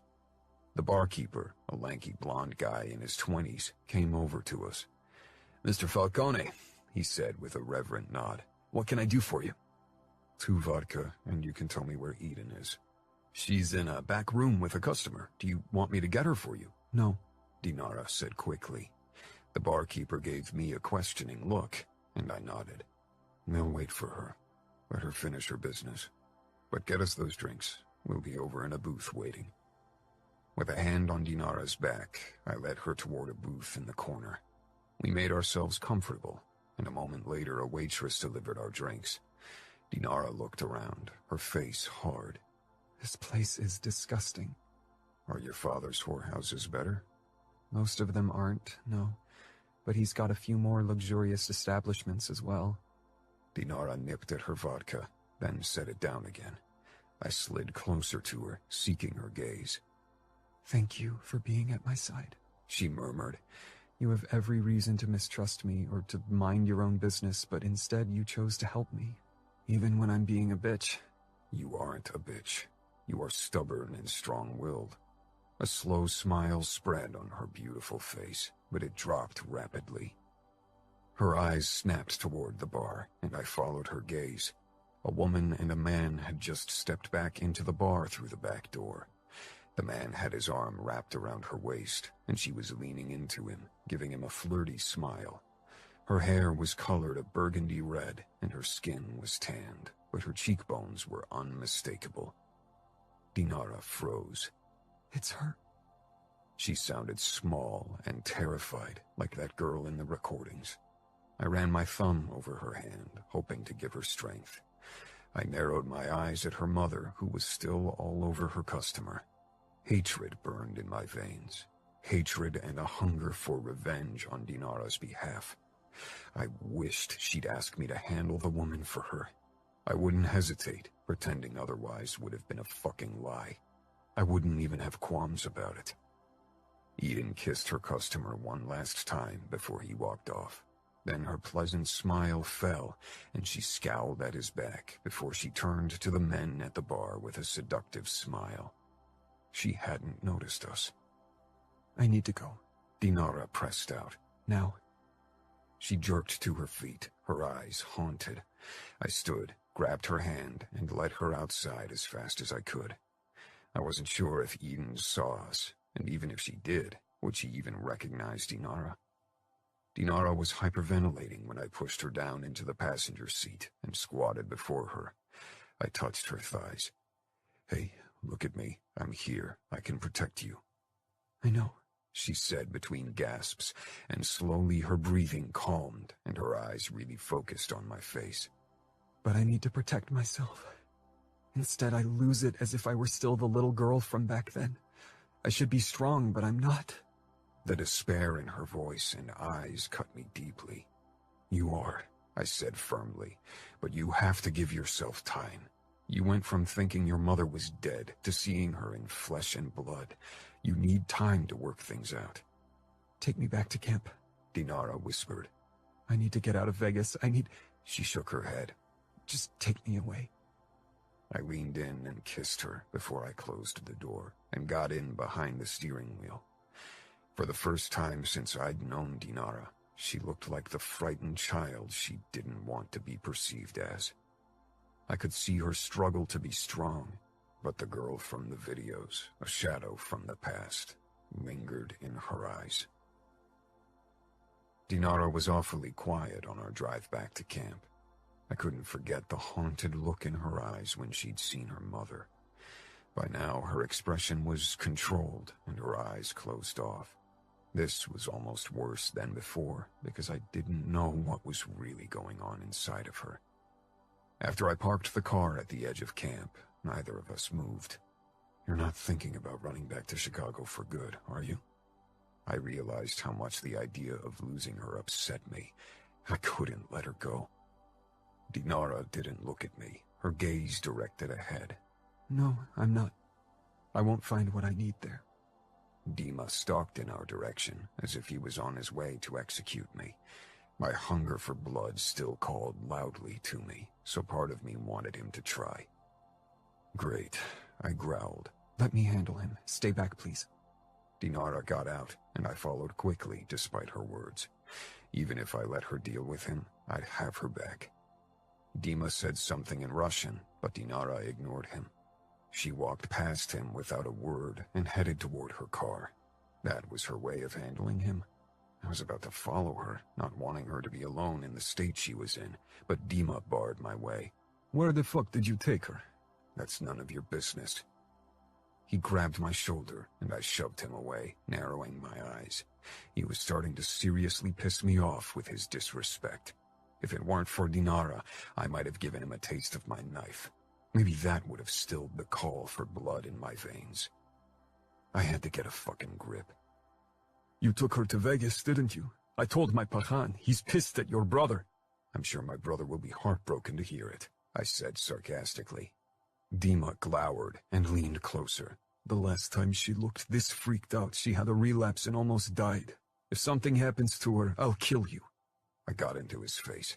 "She's mine, and I'll make sure she's safe, so fuck off." "You really think she can ever be yours?" Dima gave me a hard look before he headed after Dinara. I hated that he knew more about Dinara's past than I did. I needed to find out more about her drug history. From my own experience, I knew the call for drugs was still loud in certain moments, and Dinara was pretty shaken right now. I followed Dima with my eyes and stifled a sigh of relief when Dinara didn't open the car where she had retreated into. Dima stormed off toward his own car, probably to contact Grigori again. Maybe I should ask Ramo to send more guards for the races in case the Bratva decided to attack. Before I could decide to approach Dinara, her car drove off. "Fuck," I muttered. It cost me a lot of restraint not to follow her. She would be pissed if I acted like a stalker. I had to trust that she just needed some time to herself. There weren't any places in our immediate surroundings where she could buy drugs, so she'd have to settle for cheap liquor if she wanted to blank out what happened. She returned an hour later, and not a moment too soon, because I'd been close to going on a search. I went over to her right away. She leaned against her car, but she avoided my eyes and focused on her lighter as she lit the tip of her cigarette. I didn't smell alcohol or marijuana on her. I need to be alone right now, Adamo. I know you want to talk, but the voices in my head are enough to deal with right now. Just give me time. For a moment, her eyes met mine, asking me to respect her wish. I nodded reluctantly. Okay, you know where to find me. Don't do anything stupid without me. The flicker of a smile crossed her face. Don't worry. After a quick kiss, I turned and left her alone, even if it was the last thing I wanted to do. Our next race was scheduled in 3 days, so it wasn't as if I didn't have enough to do. My car needed another checkup, and Crank and I needed to go over the statistics of the races. That night was the first time that Dinara and I didn't see each other since we'd started having sex. It was strange, lying in my tent, knowing she was only across camp from me and wondering what she was doing, how she was feeling. 4 days later was a big party because we'd reached the halfway point of our season. After the events of the last couple of days, I wasn't sure if I was in the mood to dance. Getting drunk was another matter. That seemed like an enticing option at this point. I didn't see Dinara in the morning and resisted the urge to seek her out despite the growing desire to do so. Instead, I helped Crank and a few other guys to set up a large fire pit in the center for tonight and bought meat for barbecuing for the entire crowd. The Camorra always sponsored the big celebrations to keep the racers entertained. We earned a lot of money with them, after all. When Crank and I unloaded my trunk, I spotted Dinara for the first time that day. She sat on her hood with her arms propped up behind her and her eyes closed. Dima stood beside her and was talking to her, but she didn't give any indication that she was listening to him. She seemed miles away. I could only imagine where her mind was taking her. Eventually, Dima stalked off. I jogged after him and reached him before he could get into his car. "How's she?" Dima scoffed. You ask me? I don't even know what the fuck happened these last few days. You took her away and now she's messed up. Did you let her see her mother? Dinara has a right to discover every aspect of her past, even if you and Grigori don't like it. Dima leaned in, his eyes flashing in warning. You should be careful, Falcone. Your brothers aren't here to protect you, and when it comes to Dinara, Grigori won't care about consequences. He'll rip your heart out and feed it to the dogs if something happens to her. I smiled darkly. He can try. I turned, presenting my back to Dima. Did he really think he could scare me? I'd lost count of the number of enemies who wanted to see me and my brothers dead. Grigori would just have to wait at the end of the queue for his fucking turn. Across camp, Dinara caught my gaze. She must have watched my confrontation with Dima. She didn't look away, and so I approached her, taking it as an invitation. She put on her sunglasses casually, but this was a bigger admittance of her emotional turmoil than she probably realized. Instead of asking what I really wanted to know, how she was coping with everything, I said, "Are you going to join the party tonight? It's going to be a blast." A blast, she said with a strange smile. Sounds like something I don't want to miss. It starts right before sunset. It was strange not being closer to her, not touching her, but Dinara still leaned back on her hood and didn't make a move to seek my closeness. If she still needed room to process everything, I'd give it to her. I'll be there. I nodded, resisting the urge to rip away her sunglasses to see the look in her eyes. Instead, I backed off and returned to Crank. "Trouble in paradise?" he asked when I helped him fire up one of the barbecues he'd built out of an old steel wine barrel. Dinara and I enjoy space apart on occasion. We aren't attached by the hip. "If you say so," Crank said. That was the problem living in camp. Shortly before sunset, every member of the camp, including pit girls and other women the racers had found in nearby bars, had gathered for the party. Flames from the fire pit in the center snaked up into the sky and illuminated the night and filled our bodies with warmth. The scent of barbecued meat and marijuana hung heavily in the air, a spicy concoction that made you feel high without a single taste or drag. I stood at one of the barbecues, turning ribs to keep me busy as I scanned the crowd. Thanks to the barbecues and fire pit, the air was still hot, and many party guests danced half naked. None of the girls wore more than a bikini top and hot pants, and even most guys had discarded their shirts by now. I was one of them, but so close to the barbecue, a fine sheen of sweat covered my chest, despite my lack of clothes. I froze when I finally discovered Dinara. I've been looking for her since the start of the party, but either she'd hidden in the crowd so far, or she joined the party only now. The sun was starting to disappear behind the horizon. I shoved the barbecue tongs at Crank and left my spot at the barbecue to get a closer look at Dinara. The sight was too beautiful to miss. She danced barefoot under the sinking sun, her red hair aflame in the dimming glow. She was beautifully imperfect, imperfectly beautiful. She was laughter and lightness and happiness. Our eyes met, and for a second she seemed to still, a slight hitch in her charade. Then she threw her head back and laughed. She started spinning around herself until she lost her balance and stumbled toward me. She collided with my chest hard, still giggling.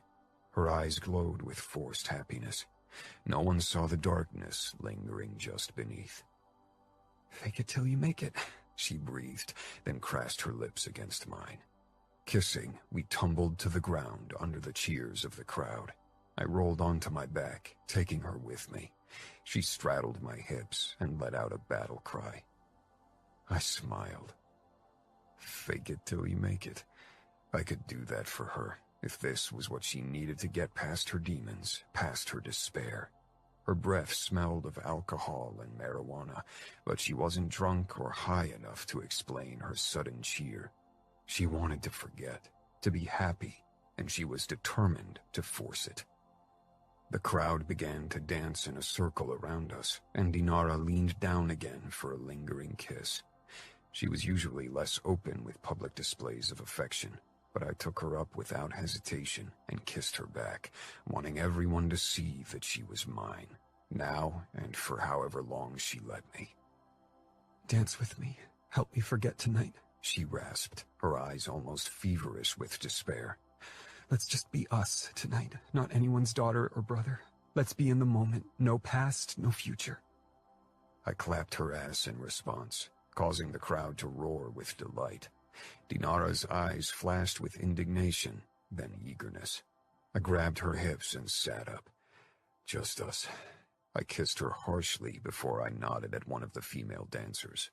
She grabbed Dinara and pulled her into the dancing circle. I jumped to my feet and joined them. We danced until our feet hurt, until our surroundings became blurry from alcohol and the joints that were passed along.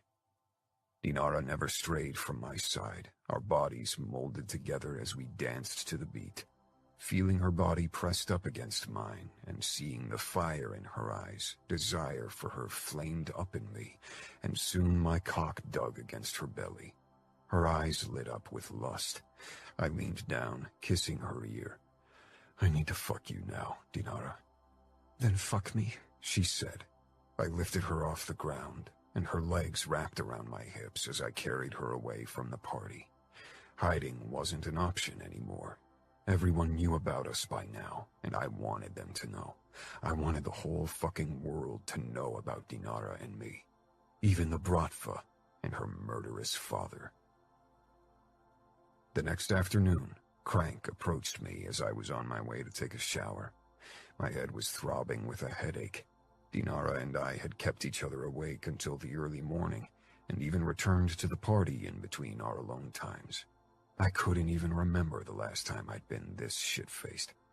The last thing I wanted was to talk to anyone, especially because Crank's expression told me I wouldn't like what he'd have to say. "Trouble?" I asked, waiting on the first step to the washroom trailer for him. He grimaced. "I heard that Dinara asked around for drugs, Adamo." My eyes darted across the camp toward my car and the tent where Dinara and I had spent the night. I didn't see her anywhere, so she was probably still asleep. "What kind of drugs?" "She wasn't picky, but cocaine or heroin were her preferred choices." I nodded slowly.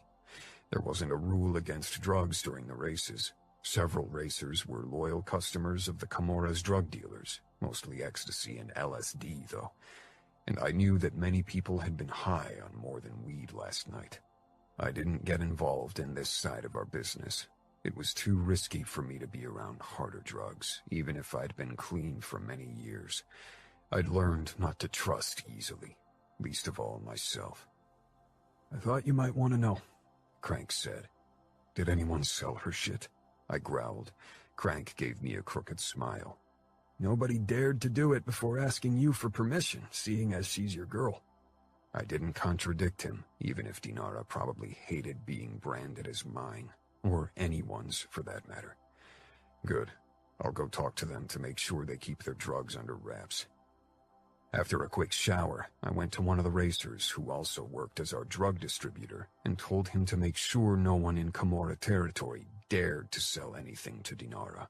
Word would spread soon. She was mine, and whoever dared to provide her with stuff would pay with blood. I headed back to my tent, but Dinara had disappeared, so I went in search of her and eventually found her at her Toyota. She leaned under the open hood of her car, tinkering with the engine. Her long legs peeked out of her jean shorts, and the soft bumps of her spine invited my tongue to trace them, but I held back my need to be close to her. We had issues to discuss first. Noticing me, she straightened and narrowed her eyes. What's wrong? I leaned against the car, trying to stifle my annoyance. She acted as if last night hadn't happened and was back to her distant self.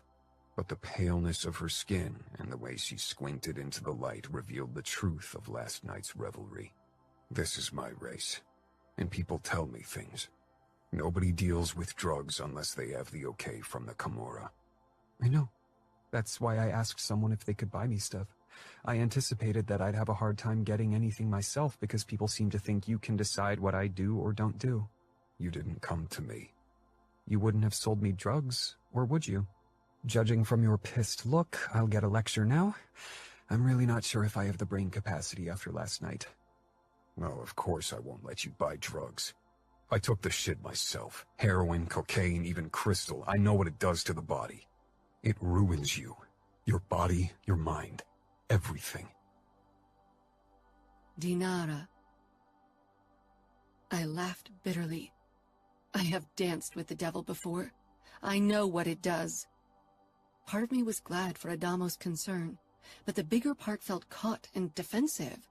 I was so tired from last night, from trying to forget my twisted feelings. At the party and with Adamo, I'd forgotten about my mother for a few hours.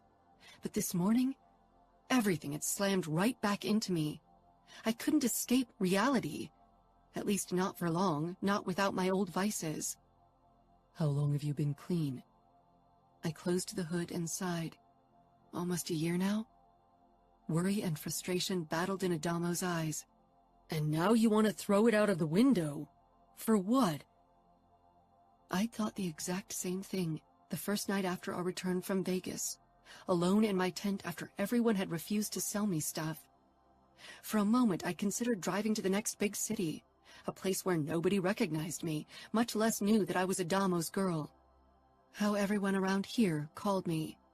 With the last shreds of my resolve, I'd stayed put and spent most of the night staring at the ceiling of my tent, too afraid to fall asleep and be haunted by new memories.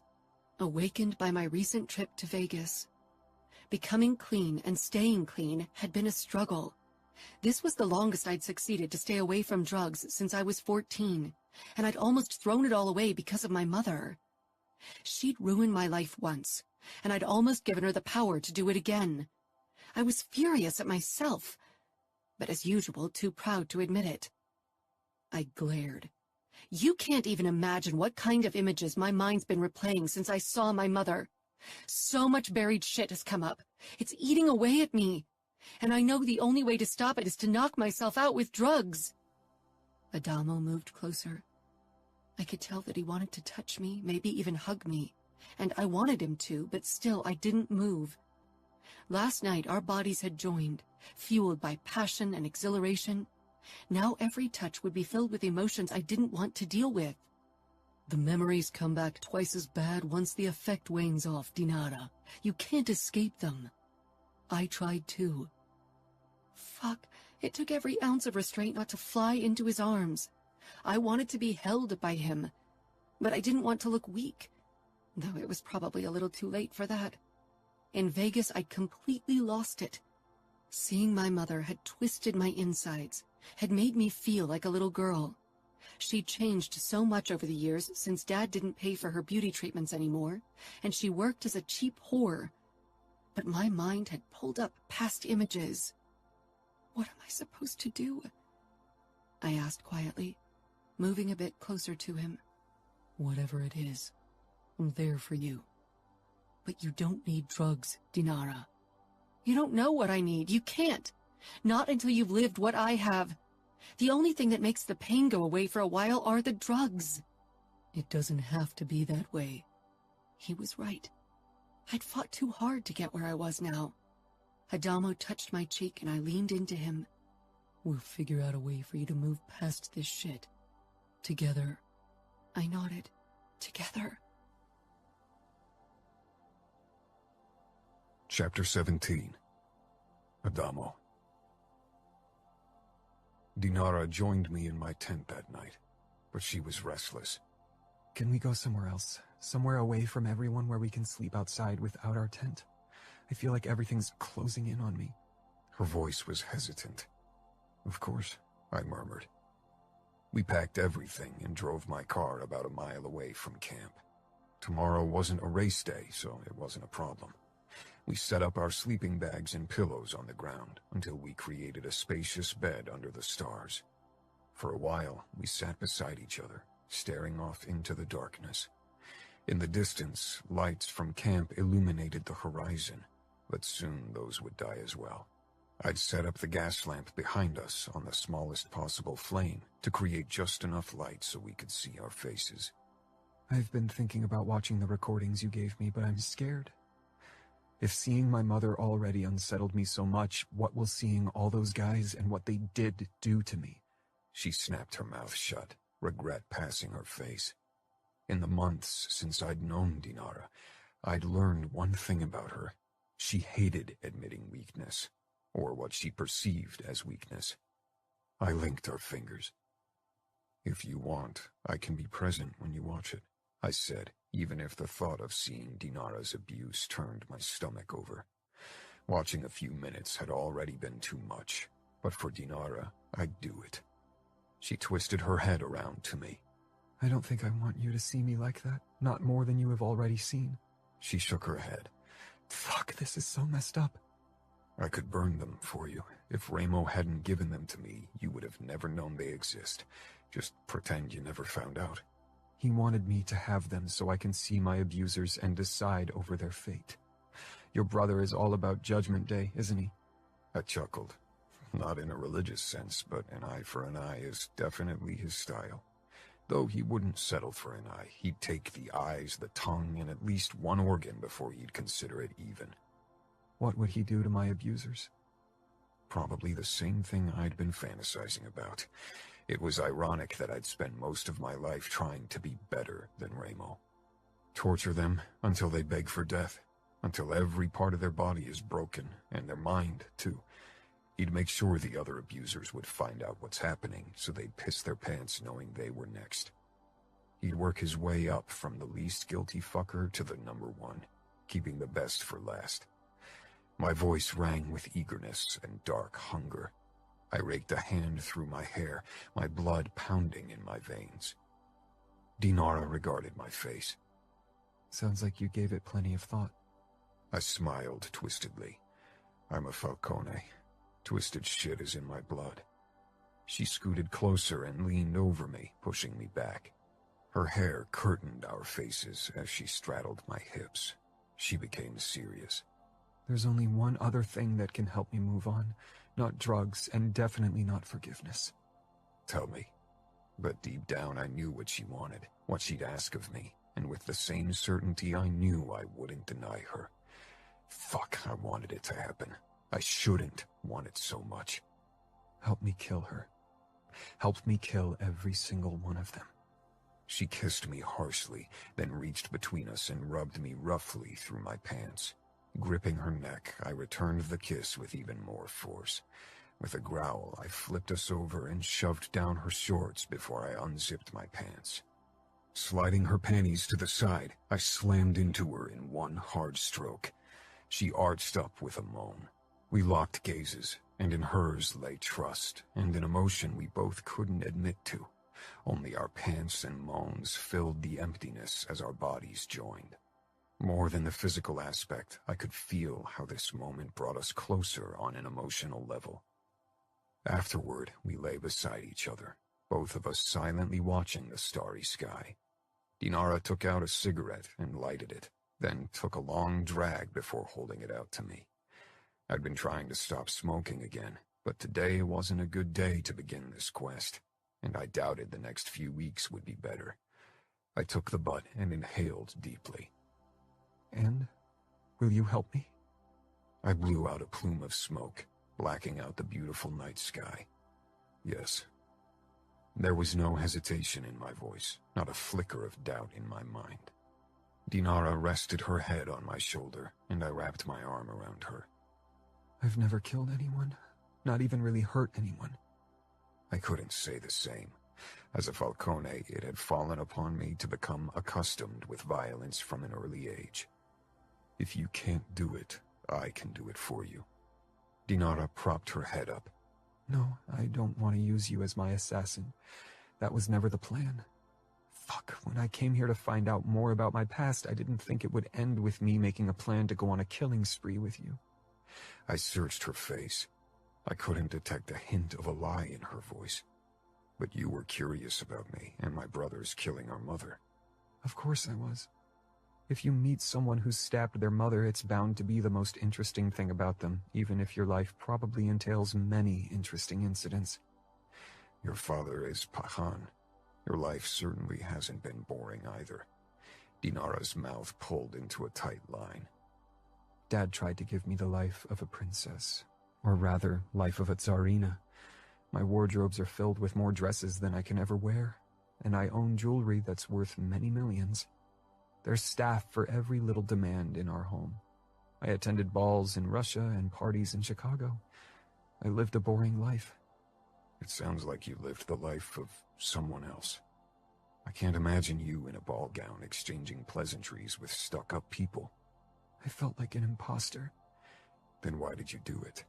Why didn't you tell your father that wasn't you? He knows that's not me, but he hopes that's who I could become. He thinks it's a sign for my continued suffering that I don't enjoy meaningless revelries like many other girls in our circle do. He thinks he could fix me by showing me that side of life. And I humor him because it makes him feel better. I see it as my job, and I get paid very well. I chuckled. That's one way of looking at it. But waltzing over dance floors was only a small part of what you did. Dima took me on adventures, to races and parties, to parts of Chicago I shouldn't be setting foot in. But your father knew. Dima is his man. He tells him everything. But Dad accepted the untamable part of me and allowed me to live it, as long as he didn't have to witness it. Maybe he'll eventually accept that this is who you are, untamable and strong, because you want to be, and not as a sign of past horrors. Maybe. She agreed, but doubt filled the word. You mentioned that your brother has the names and addresses of the men who molested me. I'll call him in the morning and ask him to email them to me. He'll probably be pissed if he finds out I'm dragging you into this mess with me. Remo was all for vengeance and bloody vendettas, especially if they involved horrible mothers, but he was certainly wary of Dinara's motives. He thought he still needed to protect me when I was perfectly capable of protecting myself. I've been considering asking Dima to help me, maybe even my father. They both would kill every person who hurt me. I frowned. I told you I'd help you. There's no reason for you to ask anyone else, especially because Remo won't be happy if your father breaches our territory. I'd do it to show you that I'm not here because I need your help. I don't want you to think what's between us serves the purpose of making you help me. That's not the case. I wanted information, that was it. Now that I have it, I wouldn't need you anymore, especially now that I know that Ramo is willing to give me all the info I need to get revenge. Ouch, I said dryly. Good to know you don't need me anymore. I gave her a sarcastic smile. She rolled her eyes. You know what I mean. I'm here because I enjoy being with you. The sex, the talking, everything. I'm here because I want to be. I raked my fingers through her hair, enjoying the silky feel of it against my skin. Dinara had the softest hair I could imagine. There's no place I'd rather be than at your side, even if it involves brutal revenge. Dinara sighed. What about after? When the revenge part is over? We are who we are. You've said it before, I murmured. How about we take one day after the other? Deal, she said, before she became silent for a couple of minutes.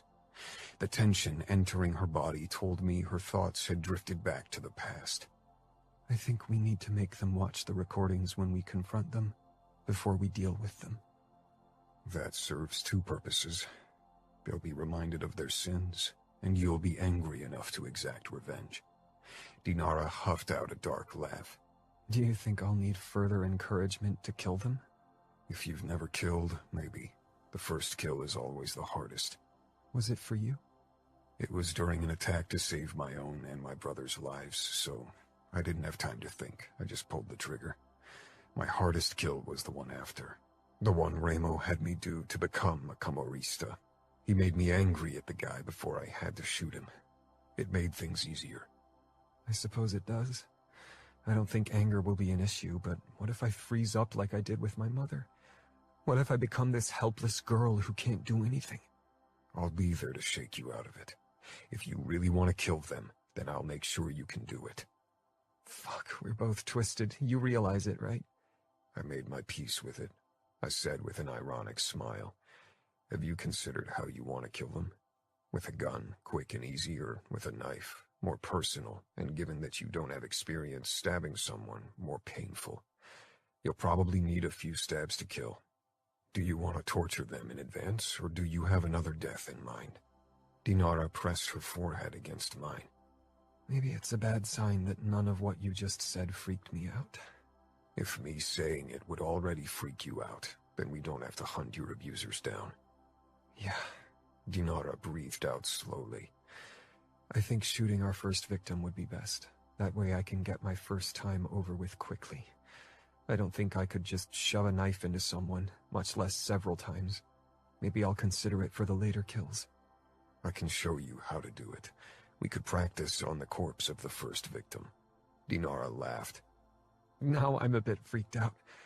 Bad enough to run away from me? I murmured. In the past, I'd always kept this part of me safely hidden, especially when I was around girls, but even around my family. With Dinara, I felt as if I could finally reveal this twisted, morbid side of myself. Never, she said firmly, nipping at my lower lip.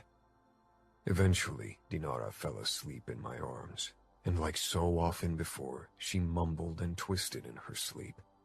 I brushed a strand of hair from her forehead, wondering if this path we'd embark on was the right choice for Dinara, if it would dispel her nightmares, or only add new ones. Dinara. We left camp right after the next race. Adamo had printed out the list with the addresses of my abusers. I scanned the names, but they didn't mean anything to me. They'd never introduced themselves with their real names. The names didn't hold the horrors of the past, but I knew their faces would. Even if they'd changed over the years, I'd recognize their eyes. Those always haunted me the most. The eagerness, the hunger. Adamo and I checked into a shabby motel at the interstate right outside of Reno, a place more fitting for our journey than a nice hotel. We'd only spend a night here before we'd finally set out to find the first person on our list tomorrow. My very first abuser. I stared up at the grayish-white motel ceiling, listening to Adamo taking a shower. It wouldn't be difficult to find him. He owned a hardware store in Reno where he worked 6 days a week. He was known as a sex offender. Since a conviction shortly after he'd abused me and a few years in prison, he had lived a solitary life. No family living nearby, and if Adamo's contacts were right, no close friends either. Adamo had done plenty of research since he'd received the list. He was determined to help me. His own demons powered him, demons even more bloodthirsty than mine. Adamo emerged from the bathroom in a plume of steam, with only a towel wrapped around his narrow waist. Usually, the sight of his abs and muscled chest always got me in the mood. But today my mind whirled, with too many thoughts of what lay ahead. "You cut your hair," I said quietly. Even to my own ears, my voice sounded strange, as if I was lost in another dimension. Adamo came toward me and perched on the edge of the bed. I touched his short hair. Gone the curls I could sink my fingers into. "It's easier to clean up. Things might get messy soon." He meant bloody. Soon things would get bloody. "Is blood difficult to wash out of hair?" I asked hoarsely. "Maybe I should cut my hair too." "No, keep your hair. I love it." His brows furrowed. "Are you worried about tomorrow? He won't escape, and if I can't restrain him, which I doubt, I can still call reinforcement." "I'm not worried about that. I saw you fight Dima. I know you can handle even a capable fighter. I'm worried about myself." Adamo stretched out beside me, cloaking me in his fresh herbal shower gel scent. The bed creaked under the additional weight. "How you'll handle the situation?" I nodded, and pointed at the new gun on my nightstand. Adamo had gotten it for me. I held it in my hand this morning and imagined pulling the trigger while looking into the asshole's eyes. In my imagination, it felt good. It was easy. Just a twitch of my finger, nothing more. Adamo leaned close, his lips brushing my ear. "If you're asking if it'll be as easy in reality, then I have to say probably not. We won't know until the moment. Maybe you'll pull the trigger without a second thought, or maybe you'll realize you can't follow through with our plan." I have to. I didn't want Adamo to be my executioner. I couldn't put that burden on anyone else. It's my revenge. I should do it. With you at my side, I can do it. Adamo's dark eyes met mine. "We can stop at any point. We don't have to finish every name on that list. This is about helping you cope with what happened, not make it worse. And if you need me to do it, I'll handle them all for you." If I'd only needed an executioner, I could have asked Dad to hunt down every single of my abusers. He would have gladly done it. He too yearned for a way to avenge me, and maybe even himself. That men had dared to lay hand on the daughter of a high-ranking Bratva member was like a slap in the face, even if my abusers didn't know who I was. The next morning, before Adamo and I set off to find guy number 1 on our list, we settled in front of his laptop to watch the disc with a recording of me with today's target. The screen lit up with the image of a bed and a young version of myself perching on its edge with her hands in her lap, her eyes cast down. It was like watching someone else, but I knew that would change the moment I started the recording. The girl's horrors would become mine. The video would become reality in my head, would draw up memories of scents and sensations from the dark corners of my mind. I'd be dragged right back into the past. Adamo waited for me to hit play, his eyes kind and his expression patient. I only stared at the screen, my body frozen. Past Dinara had her hair in pigtails, something that many of my abusers favored. "We don't have to watch," Adamo said. "You know what happened. We know he's guilty. There's no reason to torture yourself with images from the past." I didn't react, only stared at the screen. The problem was that these images had haunted me almost every day since Dad had picked me up in Vegas over a decade ago. "Or if you don't want me to watch, I can go for a walk until you're done." Panic rushed through me at his suggestion, so I grabbed his hand, linking our fingers. "No," I whispered harshly. "I can't watch it alone. It's bad enough that I relive it in my nightmares every night, all alone." He squeezed my hand, and my heart clenched with a mix of emotions at his support. Adamo had absolutely no reason to help me, but here he was. He was trying to keep his emotions under control for me, but In his eyes, I could see many of my own emotions. The absolute hatred toward my abusers, and the determination to exert revenge. And beneath all of that, an emotion both Adamo and I couldn't risk given our families, our backgrounds, our futures. I'd been trying to ignore my feelings, but looking at him now, I couldn't deny that I was falling for Adamo. It was absolutely insane, and I was glad that our revenge plan would keep me too busy to consider the insanity of my heart's choice. I focused on the screen and hit play, my body tightening even more. The first guy on our list walked into the room. His smile was overly kind as he approached my past self, but beneath it lingered eagerness and hunger. Soon his face appeared before my inner eye, no longer on the screen. My grip on Adamo's hand tightened as I tried to keep my face neutral, wanting to be strong, even as revulsion and terror battled in my insides. My throat corded up, and cold sweat broke out on my body, plastering my clothes to my body. When the man sat down beside young Dinara on the bed and touched her leg, I hit the pause button, stopping the video. I released a harsh breath, my pulse racing in my veins as past fears drove up my adrenaline. I can't watch it. It's okay. We can still dispose of all the discs. I shook my head. We'll take it with us to him today. I want him to watch it, even if I can't do it. All right, Adamo said simply. I kissed him before I scooted to the edge of the bed. Let's go, now. I needed to move before I lost courage. Locked into this motel room, I felt like a caged animal. Adamo didn't hesitate. He stuffed the disc and the laptop into a bag before he followed me. He'd asked if I wanted him to pack material for torture, but I had said no. Killing another person would be challenge enough. Torture was out of the question, even if every single of my abusers deserved it. I wanted them dead. That would be enough. Adamo parked at the curb across from the hardware store where the guy worked and also lived in a back room. It was already late in the afternoon, and the shop was supposed to close in half an hour.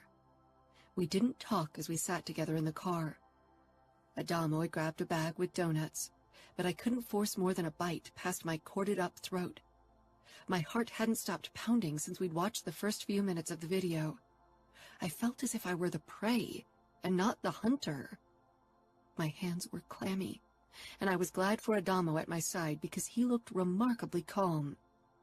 It's time, he said eventually, and I realized that almost 30 minutes had passed without me realizing it. You'll close the shop any minute now. Okay, I croaked. Adamo grabbed my chin and forced me to look into his eyes. We should go now, so we can slip in as last-minute customers. Breaking in poses the risk of alerting the police. This isn't Las Vegas. We don't have every police officer on our payroll. I swallowed and nodded, but I couldn't move. Tears of anger at myself welled up and I blinked them back. I'll go alone and kill him for you, unless you don't want me to do it. I wanted my abuser dead. I wanted to do it myself. But maybe I was too weak to do it. I gave the tiniest nod, even as I hated myself for it. Adamo gave me a kiss and got out of the car before he grabbed the bag from the trunk. He jogged over to the hardware store, and not a minute too soon, a guy had appeared at the door to turn the sign to closed. Adamo flashed him a charming smile and was allowed inside. Both men disappeared from my view, and soon after Adamo hung up the closed sign before he headed back out of sight again. I glared down at my hands, furious at myself for allowing someone else to dish out my revenge. Chapter 18. Adamo. I'd seen Dinara's inner struggle in her eyes, and wasn't surprised that she couldn't go through with our plan. I'd expected her to lose courage. It was one thing to wish for revenge, to imagine killing someone, but it was a whole different matter to actually go through with it, to see the life drain from someone's eyes. Even if Dinara was a Bratva princess, she'd never been part of the brutal side of business. Her father had protected her from it. the same way I would protect her if she wanted me to. Killing someone got easier with time. In the beginning, it had been harder for me more than it was now. As I closed the door of the hardware store behind me and watched the bastard's unsuspecting smile, eagerness took hold of me. Dishing out revenge on Dinara's behalf wasn't a burden. It would be satisfying in so many ways. Maybe I could even keep pretending that I wasn't enjoying it. I turned the lock and then gave number 1, the first name on our list, a dark smile. His expression fell, fear flaring up in his eyes. Maybe he thought this was a robbery. He wouldn't be that lucky. He was older than on the videos, but it was him, no doubt. Even if Ramo hadn't provided me with the whereabouts of our targets, I would have recognized the man before me. The mousy face, the same unshaven appearance. He stumbled backward toward his sales counter, probably to ring an alarm. I chased after him, grabbed his arm, and jerked him to the floor. He lost his balance and fell to the floor with a cry of pain. His wide blue eyes met mine. I don't have much money. You can have it all. This isn't about money, I said as I circled him. I shouldn't be enjoying this as much as I did. I'd always resented Ramo for playing with his victims. Confusion flickered in the man's eyes. I pulled my gun, and the color drained from his face. I calmly walked back to the shop door and turned the sign to closed before I returned to number 1. Following Dinara's request, I hadn't packed any torture instruments, but a hardware store was the land of milk and honey for someone like me. I hear you like little girls. He looked caught before he quickly shook his head. That was a long time ago. I changed. I paid for what I did. I took out the laptop and showed him the first image of Dinara on the bed. You sure as hell didn't pay for what you did to her. Horror entered the man's eyes. Being confronted with your own depravity must have stung. But you will, I promised. This girl on the screen, her name is Dinara, and she wants you to die. She doesn't want me to torture you, but maybe I'll do it just for myself. I had dreamed about it last night. A knock sent a wave of tension through my body. The man cried out, Help! Call the police! I kicked his right side, on level of his kidney and liver, silencing him effectively as he gasped for breath.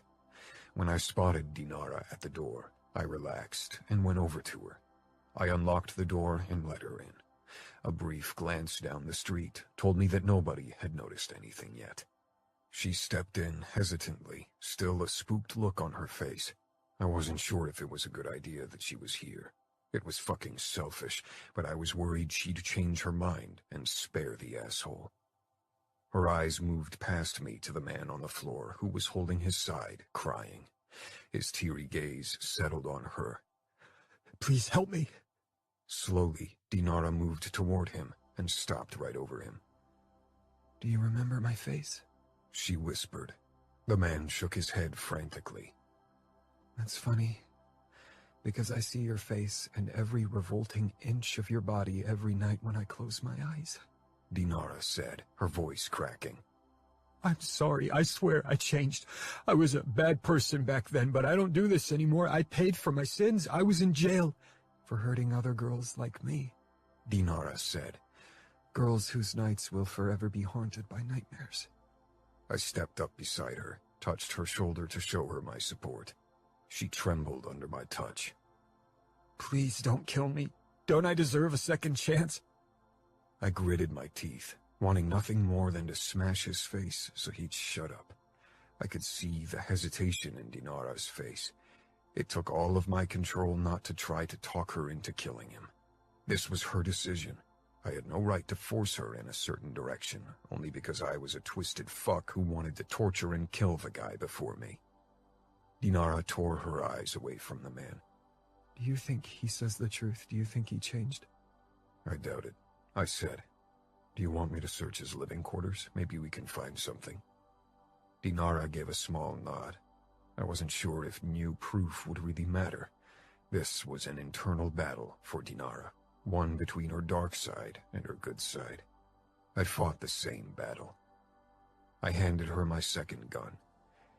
If he makes a move, you shoot him.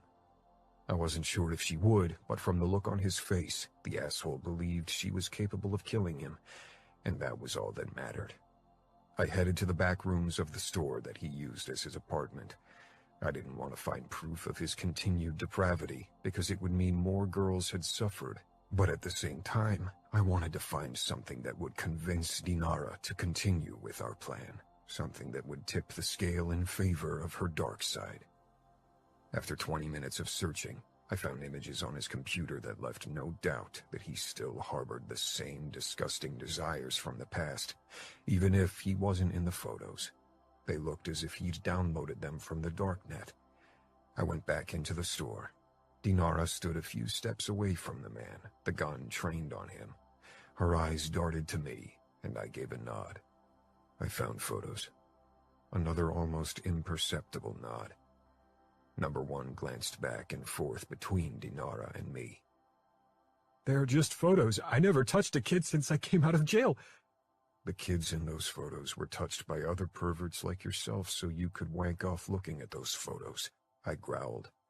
I stepped close to Dinara, and she lowered the gun. We moved a few steps away from the man. What do you want to do now?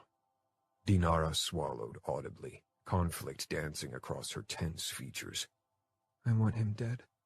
I want to be the one, but I just don't know if I can. It's like something is still holding me back. You've never done this before. It's only natural that you hesitate. I didn't remember the moments prior to pulling the trigger on another human for the very first time. It had happened too fast, no time to let my conscience speak up. I sometimes wondered if it would have. In the weeks after my kill, I hadn't so much been bothered by my conscience, but the lack thereof. Can you show him the video? I want him to remember what he did, and maybe it'll give me the courage to go through with what I want. Number 1 hadn't moved an inch, as if he hoped we might forget he existed. I removed the laptop and the disc from my bag, and set everything up on a shelf so the asshole got a good look at the screen. After a nod from Dinara, I turned the recording on. This time neither Dinara nor I hit pause. Instead, we watched every soul-crushing moment of the video. I wanted nothing more than to turn the screen off, or better yet, smash the fucking thing like I'd done with Ramo's laptop, but I stayed rooted to the spot. The only movement I allowed myself was the occasional sideways glance to Dinara, who seemed to be lost in the images, her gaze distant and her body taut with tension. How hard must it be for her to relive those moments? I glowered at the asshole on the floor, who had lowered his head as if he couldn't bear to watch. Fury raced through me. I grabbed his head roughly and jerked up his chin, forcing his attention back on the laptop screen. I know what I did. I don't need to see. He whimpered, closing his eyes, and my fury multiplied, turned feral. You will open your fucking eyes or I'll staple your eyelids to your fucking brows. I'm sure I can find a stapler somewhere in your shop. His eyes flew open, and he didn't dare look away from the screen again. I was glad when we neared the end of the recording. The sounds and images had turned my stomach, and I just wanted to help Dinara move past those horrors. Dinara looked like a wax figure of herself, pale and perfectly motionless. This was meant to help her. But what if it didn't? What if this only fulfilled my own twisted hunger for blood? Dinara. The images of the screen became blurry, and my mind took over, replaying my memories so much more vividly than the video. Every sensation washed through my body, every pain and odor, every sound and image. They flooded my body like an unstoppable avalanche, dragging up buried emotions, shame and revulsion, fear and despair, but above all, anger. Anger at the man before me. When the screen turned black and past Dinara's ordeal was over, I lowered my gaze to the cowering man before me. He begged me with his eyes, pretended to be a victim, when he was a monster who'd ruined my childhood to satisfy his own needs. I'd remembered his eyes and his words, the names he called me and the name he wanted to be called, even before I'd watched the video. I remembered his low breathing, his aftershave and the sweat underneath it. I moved closer, took a deep inhale. Even his aftershave was still the same. A new flood of images, the same I'd replayed before, wanted to flare up for a repeat performance. But my mind fought the onslaught. Revulsion welled up in me, followed by panic, but I didn't allow it to take root, and finally anger ruled over everything else. My hands were shaking, and my throat was tight as I set down the gun on the counter. Adamo watched the move with a frown. My blood seemed to pulsate with fiery anger as I stepped up close to Adamo, my breathing coming in quick bursts. Our eyes met, and his held a myriad of questions. He thought I couldn't shoot my abuser. Maybe he even thought I'd show him mercy and let him live. I'd considered it when I'd first stepped into the hardware store and seen the pitiful guy. But whenever the thought had tried to take root, every fiber in my body had fought it, and the voice calling for retribution had chanted louder. I took a deep breath and slanted another look at the man. Hope had entered his expression, and he gave me another begging look. Over a decade ago, nobody had cared about what I wanted, about my begging. No mercy. Without thinking about it, I reached for the knife in Adamo's chest holster, curled my fingers around the cold handle. Adamo didn't stop me as I withdrew the sharp blade with a satisfying hiss. I'd never used a knife in a violent way, and I wasn't sure what I was doing as I stumbled toward my abuser. He tried to scramble backwards, but I followed. My heart beat in my throat, and my surroundings became a blur as I lunged at him. He brought his arms up, tried to fight me off, but I lashed out at him with the knife, flung it at his flailing arms, his upper body, every inch of him I could reach. He tried to fight me off, and Adamo's voice rang in the back of my head, but the man's screams drowned it out. I couldn't stop, even if I didn't even see what I was doing. My vision was blurry with tears and blood. My palm and my thigh stung, my cheek throbbed. But my hand with the knife still arched down on my abuser until I was dragged away, and someone was holding me tightly in their arms despite my struggling. I gasped for breath. Every intake stung in my chest. Shh, Dinara. Everything is okay. Calm down. He's dead. Calm down. Adamo's soothing voice waded through the fog, clouding my brain, and slowly I came to myself. Adamo ripped a piece off his shirt and wiped my face with it. I closed my eyes, allowing him to clean me. When I opened them again, my surroundings came back into focus. Shock crashed down on me as I saw the sight before me. The man lay in a large puddle of blood, and his corpse was littered with stab wounds. His hands, his arms, his chest, his face, his throat. The blade hadn't spared any part of his upper body. I hadn't spared a part of his body. I had done this. I released a shaky breath.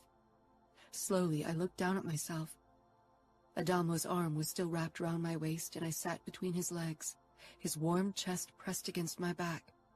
My bare legs were smeared with blood, and my jean shorts were completely soaked with it.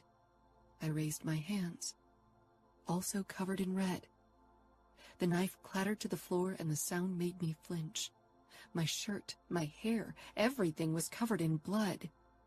And the shred of fabric Adamo had used to clean my face and eyelids was now red. I blinked, stunned by what I had done.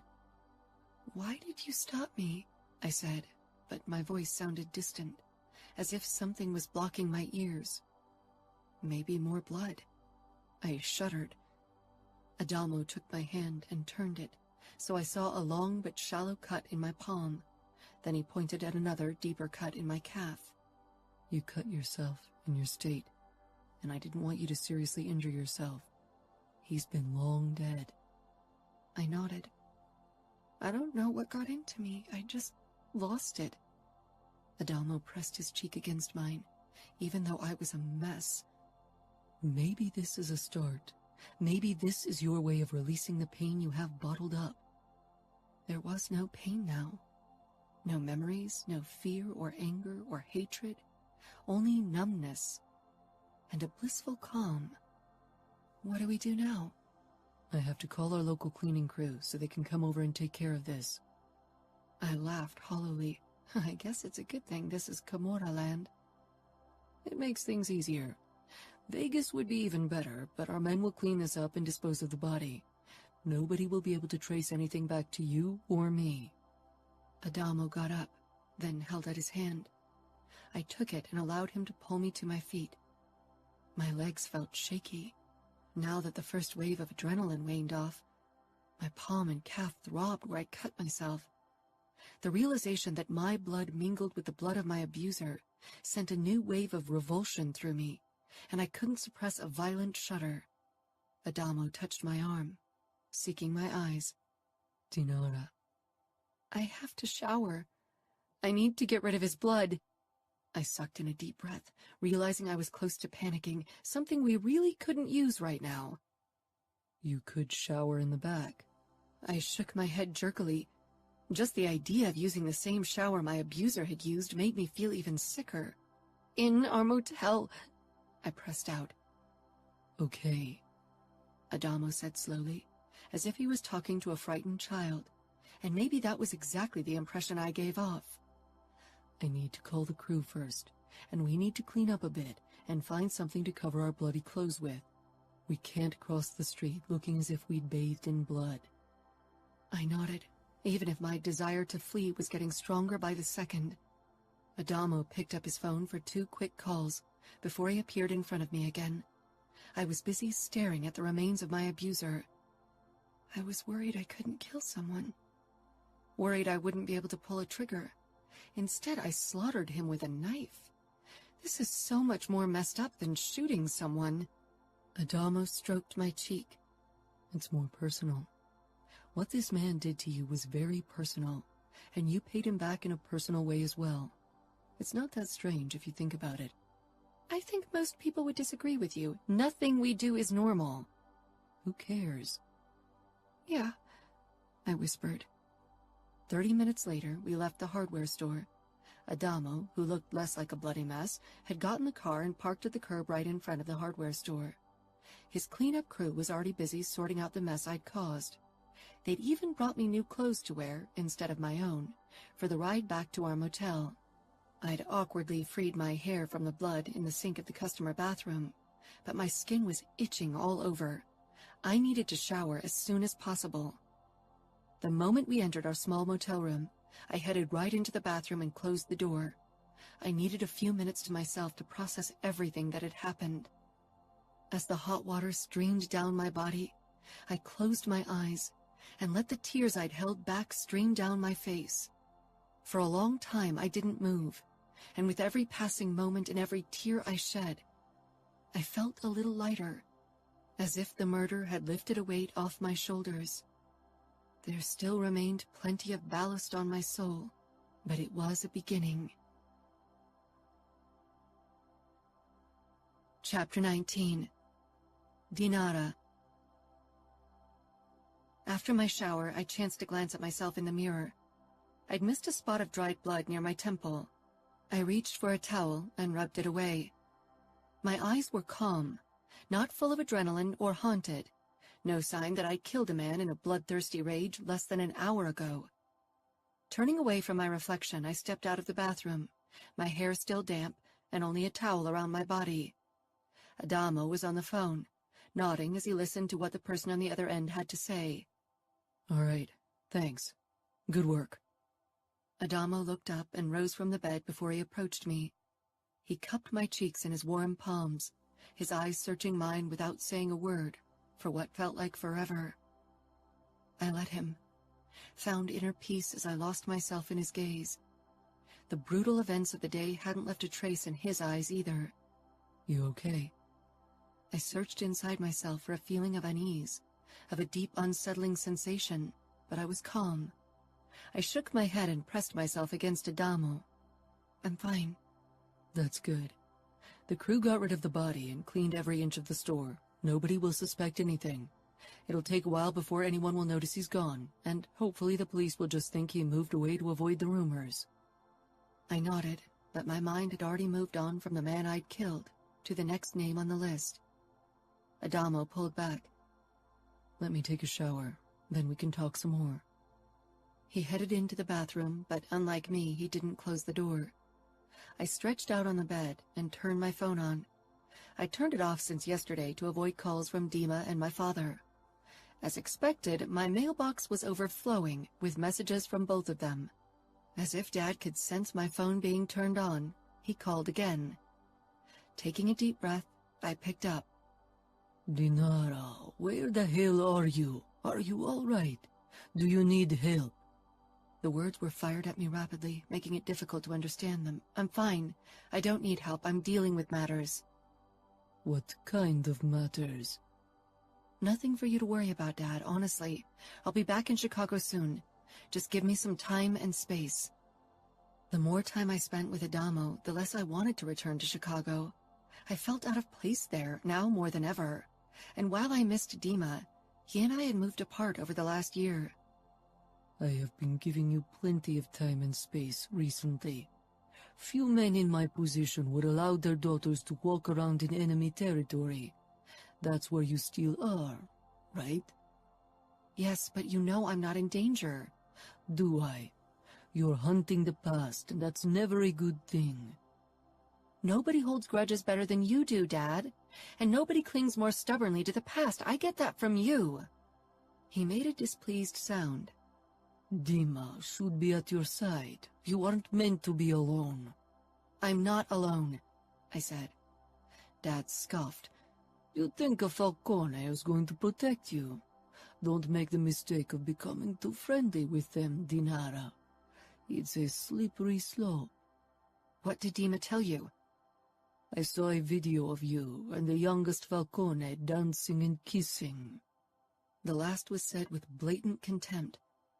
Once I'd made sure the shower was still running, I said, "You don't have to worry. There's nothing between us. He's a means to an end, not more. He helps me get what I want." Guilt settled in the pit of my stomach for lying to my father like that, and for talking about Adamo as if he didn't mean anything, when every day we were together he captured more of my heart. I was glad that he couldn't hear me talk like that. Even though Adamo couldn't talk Russian, I didn't want him to be present when I spewed such hurtful lies. And what is that? To kill the past. Don't let this man drag you into the dark. If anything, I was dragging Adamo into the dark. But even that didn't ring quite true. It felt as if we were going this path as equals, hand in hand, driven by our demons. Promise not to send Dima to get me, or I'll dispose of my phone and you won't be able to talk to me until I'm done. I want daily messages telling me you're okay, and I'll track your whereabouts. If you don't message me a day, I'll send men over, even if it means war with the Camorra. I sighed. I knew that tone and that it was futile to discuss the matter further with him. All right. The shower was turned off in the bathroom. Luckily, I could hear a knock in the background on Dad's end. Dad was silent for a moment, as if he was listening to someone. I have to go, Katinka. Be careful. Always. He hung up, and I lowered the phone with a deep sigh. Bad news? Adamo asked carefully, leaning in the doorway with only a towel wrapped around his hip. My father worries about me. Will he send men? No. As long as I give him daily updates that I'm alive, he won't act. He trusts me. But definitely not me, Adamo said, walking toward me. And he won't ever do it. He was right. My father wasn't a man who trusted easily, and certainly not a member of the Camorra. It doesn't matter, as long as I trust you, I said. Adamo sank down beside me. And do you trust me? Would I be here with you if I didn't? Adamo shrugged. Maybe I'm your only option. I shook my head. I could do this on my own. I know the addresses of every person on our list, and after today, we know that I can go through with killing them. So if it was really just about convenience, I wouldn't need you beyond this point. Adamo smiled mirthlessly. Then why am I still here? I don't need you to kill them, but I need your support, your encouragement. When you are close, I just feel better, more secure in who I am. You don't need me, but you do, he murmured. I sighed. Maybe it doesn't make sense. Maybe you just need to admit that you need me. Today you acted out of an impulse and completely lost control. You didn't pay attention to what was happening around you. If the same thing happens next time, you'll need me to make sure nothing happens while you're in your zone. Like hurting myself. Or someone walking in on you. I doubt you would have noticed if someone had suddenly walked into the hardware store. You're right. It was as if I was possessed. I leaned closer to Adamo. Okay, I need you, but I don't want you to think that's why I want to be with you. Then why do you want to be with me? Why do you want to help me? Why do you do this for a girl you have sex with? You're not just a girl I have sex with. And you're not just a guy I have sex with. Adamo smiled crookedly. One day one of us has to be brave and put a name to what we have. Do we? I whispered. Adamo lay back on the bed and pulled me against him, one arm wrapped around me. Who's going to make us? Maybe we'll want certainty at some point. Or maybe eventually our families will want answers. More answers than we have at this point. That's not something I want to think about now. I want to live in the moment. Right now, the only thing I want to focus on is revenge, and how we can make every person on the list pay for what they did to me, and other children. Adamo ran his hand lightly over my upper arm. Even if you killed in a rush today, that doesn't mean you won't be haunted by nightmares of the murder. Maybe they'll cease eventually, maybe they won't. I just want you to be sure you can live with them, especially if we continue to hunt down your abusers and more deaths are added to your conscience. I let out a bitter laugh. Will they be worse than the nightmares that have been haunting my dreams since I was a little kid? I doubt it. So if you ask me, these new nightmares will be a damn improvement to the horrors of my nights right now. Adamo's arm around me tightened. Fuck. I really wish I could have tortured the asshole today. I actually considered doing it before you showed up. I propped myself up. The next name on our list, he was one of the worst. I mean, every experience was horrible, but some were nicer about it. Adamo gritted his teeth. Nice isn't a word I'd use to describe the atrocities those perverts did to you. I swallowed, and they'll all pay for what they did. But the next guy on the list, he was bad. Really bad. He liked to hurt, and Killing my abusers was one thing, but torturing them was another matter. Even some of my father's men couldn't watch torture.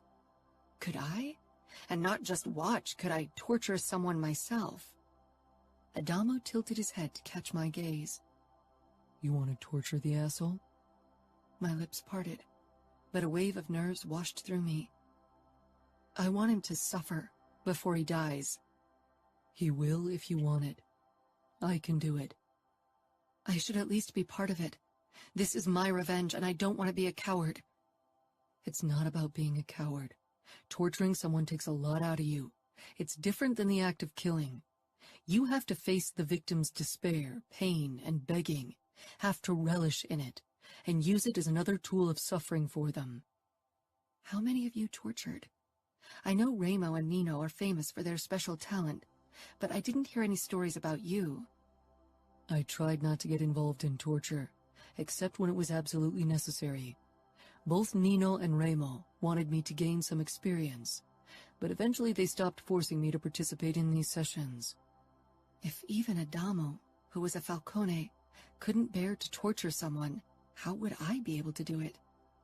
If it bothers you, if it gives you nightmares, then I don't want you to do it, not for me. If I want them to suffer, I'll have to do it myself. I won't ask you to do something you hate. Adamo chuckled darkly and pressed a fierce kiss to my lips. It's not that I hate it, or that it haunts me in nightmares, Dinara. I enjoy it too much. That's the fucking problem. I relish in the act of causing others pain, at least when I think they deserve it. I wish it were different, but I'm messed up. And the people on our list, they all deserve it, so I'll have a fucking great time doing it. So you didn't partake in torture because you liked it too much? He nodded. Yeah. I quickly realized that I had the potential to be as good and creative as Remo, but I never wanted to be like that. I thought I could be better. His smile became darker. But I'm not. And the next asshole on the list will learn it the hard way. If you let me. I swallowed and gave a jerky nod. Adamo kissed me and wrapped his arms even more tightly around me.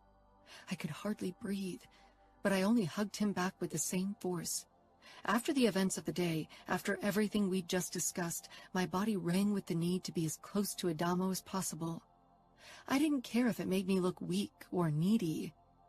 Adamo made me feel as if it was okay to not be strong once in a while. He pressed a kiss to my forehead, and I closed my eyes, feeling safe. The next morning, we headed out for the next stop on our road trip, Sacramento, the home of number 2 on our list. Even though this was my path to vengeance, Adamo and I were in this together. I was glad that I didn't have to take this difficult journey alone. The windows of the car were rolled down as we took the Interstate 80 to Sacramento. Warm air tousled my hair, and my eyes were closed. The low beat of a rap song blasted from the speakers. Adamo's fingers around mine kept me rooted, as they always did when images from the past replayed in my head. This time they hadn't overpowered me. I'd summoned my personal demons to find the right mindset for what lay ahead. Adamo parked in front of the house of number 2 and killed the engine. The house wasn't how I'd imagined it. I'd expected a forlorn, unkempt place, something that reflected my own dark feelings whenever the face of him replayed in my memory. He had been the fear of my past. Goosebumps rose all over my body. The front yard was immaculately kept, with perfectly trimmed lawn and a beautiful white porch. This looked like a place of happiness. Are you sure he lives here alone? Not alone, no. He shares the house with his mother, but he doesn't have his own family. Does she know? I asked. Yes. She gave him an alibi in a case, but he was convicted anyway. I nodded, wondering how she could live with what her son had done. But she wasn't my concern. But she isn't home now? No. She works in a gas station. We're clear to go in. Clear to go in. I smiled wryly. You make it sound as if we're a SWAT team. We're going to kidnap him, so we have to be as stealthy. This is a good neighborhood, so people will report suspicious behavior. Adamo shrugged. We'll be fine. Let's wait here for him to return home from work. We sat in silence for almost an hour, before a car pulled into the driveway and a short but heavily overweight man got out.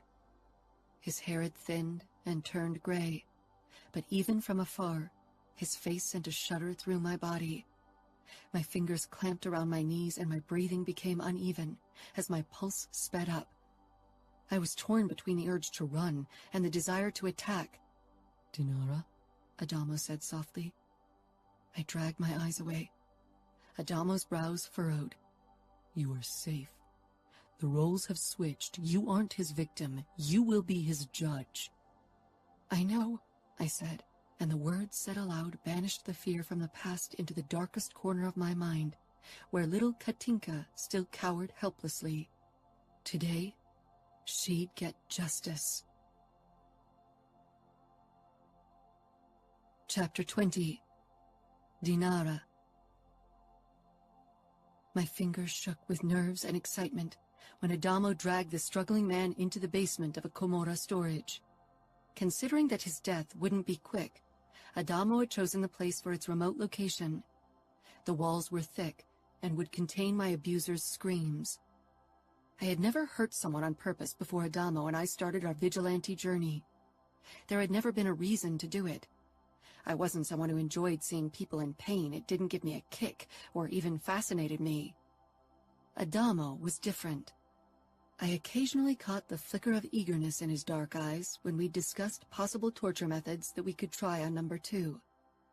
Adamo had called them by their names in the beginning, but I preferred to give them numbers. It made them appear less human and more like the monsters that haunted my nightmares. The basement was dank, and the stench of something rotten and piss hung in the air. Maybe rats. A few smaller puddles of water littered the floor where the ceiling leaked. We could have used one of the Camorra torture rooms. They are better equipped and cleaner, Adamo commented as he shoved the struggling man toward the wall. He collided hard with it and fell to his knees with a pained gasp. No, I said firmly. I'd already accepted too much help from the Camorra, and technically still was, even if Adamo didn't do this in his capacity as a Camorrista, but as my lover? Boyfriend? I pushed the thought away. Number 2 turned around and stumbled to his feet. His eyes sought mine. They lacked emotion, and I vividly remembered the blank look in them as he laid hands on me many years ago. He'd paid extra. I remembered that, too. My mother hadn't wanted him to see me again, but eventually Cody convinced her because the money was too good. 3 encounters, 3 horror-filled hours. I didn't remember much of them, as if my mind had blacked out parts to protect me. Adamo held the knife out to me, a smaller, curved blade, not meant to kill, but maim or skin. After he pinned my abuser on the ground, Adamo used duct tape to bind the man's hands and feet together. The man struggled against his restraints, and for the first time, true fear flashed in those pitiless eyes. I nodded with a bitter smile. That's what I felt. I remembered the choking fear, the daunting panic, and eventually the heartbreaking realization that I was helpless, that even my mother wouldn't stop him. But today I was the one in control. I approached him slowly, my fingers around the blade tightening. "Do you remember me?" I asked. The man's brows furrowed as he scanned my face. "No, I swear. This must be a misunderstanding." It wasn't. I recognized him, and the Falcones had made sure he was the right person. There would be no mistakes, no regret, no mercy. I glanced at Adamo and gave a short nod. Adamo unpacked his laptop and set it up in front of the man. "Watch it closely," Adamo said, fury tinging his voice. Violence twisted his expression. I took strange consolation in the realization that even if I'd fail, Adamo would be there to do what I couldn't. The video began, and the man's eyes widened with surprise. I stepped back, allowed him to watch the videos of us. On occasion, eagerness flickered in his eyes, and my stomach tightened at his obvious excitement over what he'd done to me many years ago. I wanted to believe that people could change, that they could better themselves. But so far, Adamo's and my experiences proved the opposite. Adamo leaned against the wall to the man's right with balled fists. It was obvious how difficult it was for him to hold himself back. Every time my abuser showed signs of enjoyment, Adamo's body rocked forward. I turned the video off when I couldn't bear another second. I allowed myself a few deep breaths to steel myself, to lock little Katinka away deep inside my mind, before I confronted my past tormentor. "Do you remember me now?" His gaze snapped up to mine. He didn't say anything, but the nervous back and forth of his eyes told me he was trying to think of an excuse. I lifted the knife. He began struggling against his restraints again and screamed at the top of his lungs for help. I flinched at the volume, goosebumps rising on my skin. I stepped closer and held the knife right in front of his face. "Stop screaming," I whispered harshly. My voice wasn't as strong and threatening as I wanted it to be. The man didn't stop. He struggled even harder, almost toppling over backwards with the chair Adamo had tied him to. "Shut up," I rasped. The man didn't even seem to hear me. I was air for him. I slanted a look at Adamo. He knew how to handle situations like this. I couldn't ask for help, my tongue too heavy, and luckily I didn't have to.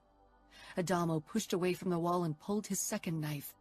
In 2 long steps, he appeared beside me, grabbed the man's hair, and pressed the blade against his throat. "Shut up, or I'll cut off your fucking tongue," he snarled, sounding so terrifying that even my body involuntarily leaned away from him for a moment. Adamo relished in what he did. His eyes held the same euphoric rush I remembered from taking drugs. I wondered if his fall would be as steep once the rush waned off.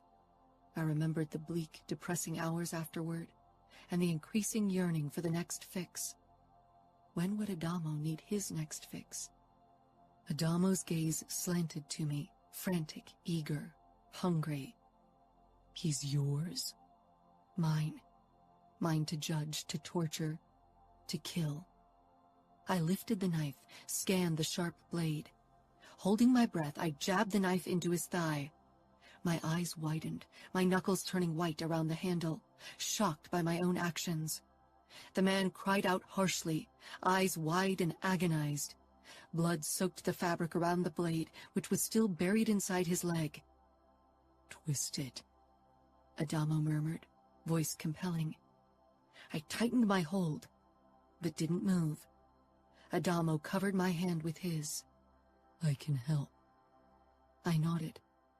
He guided my hand, turning the blade clockwise.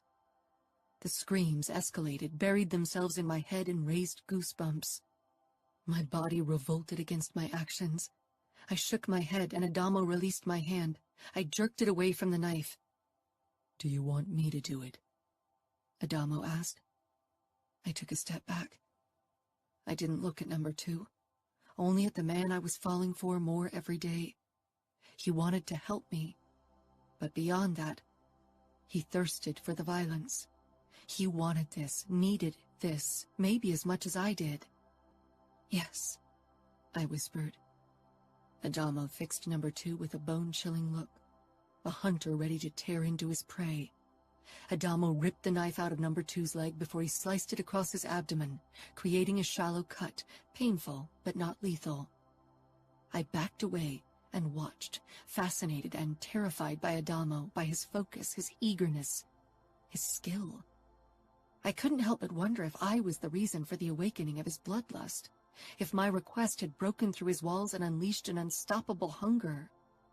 "Adamo," I whispered eventually. He dropped the knife, his eyes darting to me. It took a heartbeat before they really saw me. "He's yours now," he said in a raspy voice. I nodded and grasped the gun. Pulling the trigger was easy, and strangely enough, felt almost like an act of mercy. Adamo. The shot rang in the dirty basement, followed by utter silence. I breathed harshly, trying to come down from my euphoric high.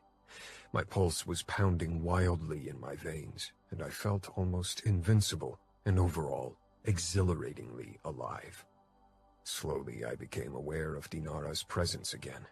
She stood a few feet from me. She'd watched everything without a word, every second of me losing control. I must have looked insane as I'd lost myself in the blood revelry. Fuck, I couldn't believe I'd let it consume me like that. I met Dinara's gaze, expecting the worst, disgust and maybe even fear, but I found only realization and the hint of shock. Dinara lowered the gun and put it back into the bag with weapons. I sat back on my haunches, wondering if I should explain myself, but what could I say to justify my actions? I was a twisted fuck. A bitter smile twisted my lips as I met Dinara's beautiful eyes. One monster killing another. A terrifying sight, Dinara tilted her head. You are not like him. But I'm a monster. If I were you, I'd want to get as far from me as possible. Maybe I finally needed to come to terms that I couldn't be better, that my nature would never allow me to achieve the level of goodness I'd wished for when I was younger. She shook her head as her expression filled with gratefulness.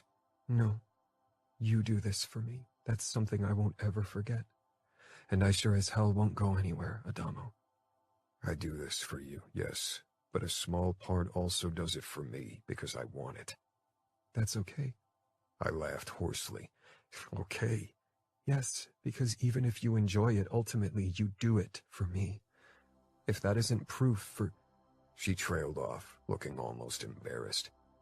It is proof, I agreed. Proving to Dinara how much she meant to me was why I was here. It was why I started, but it wasn't why I kept going once I lay my hands on my victim. Once I'd begun my dark task, I was lost. Lost to a deep yearning and dark hunger. I staggered to my feet.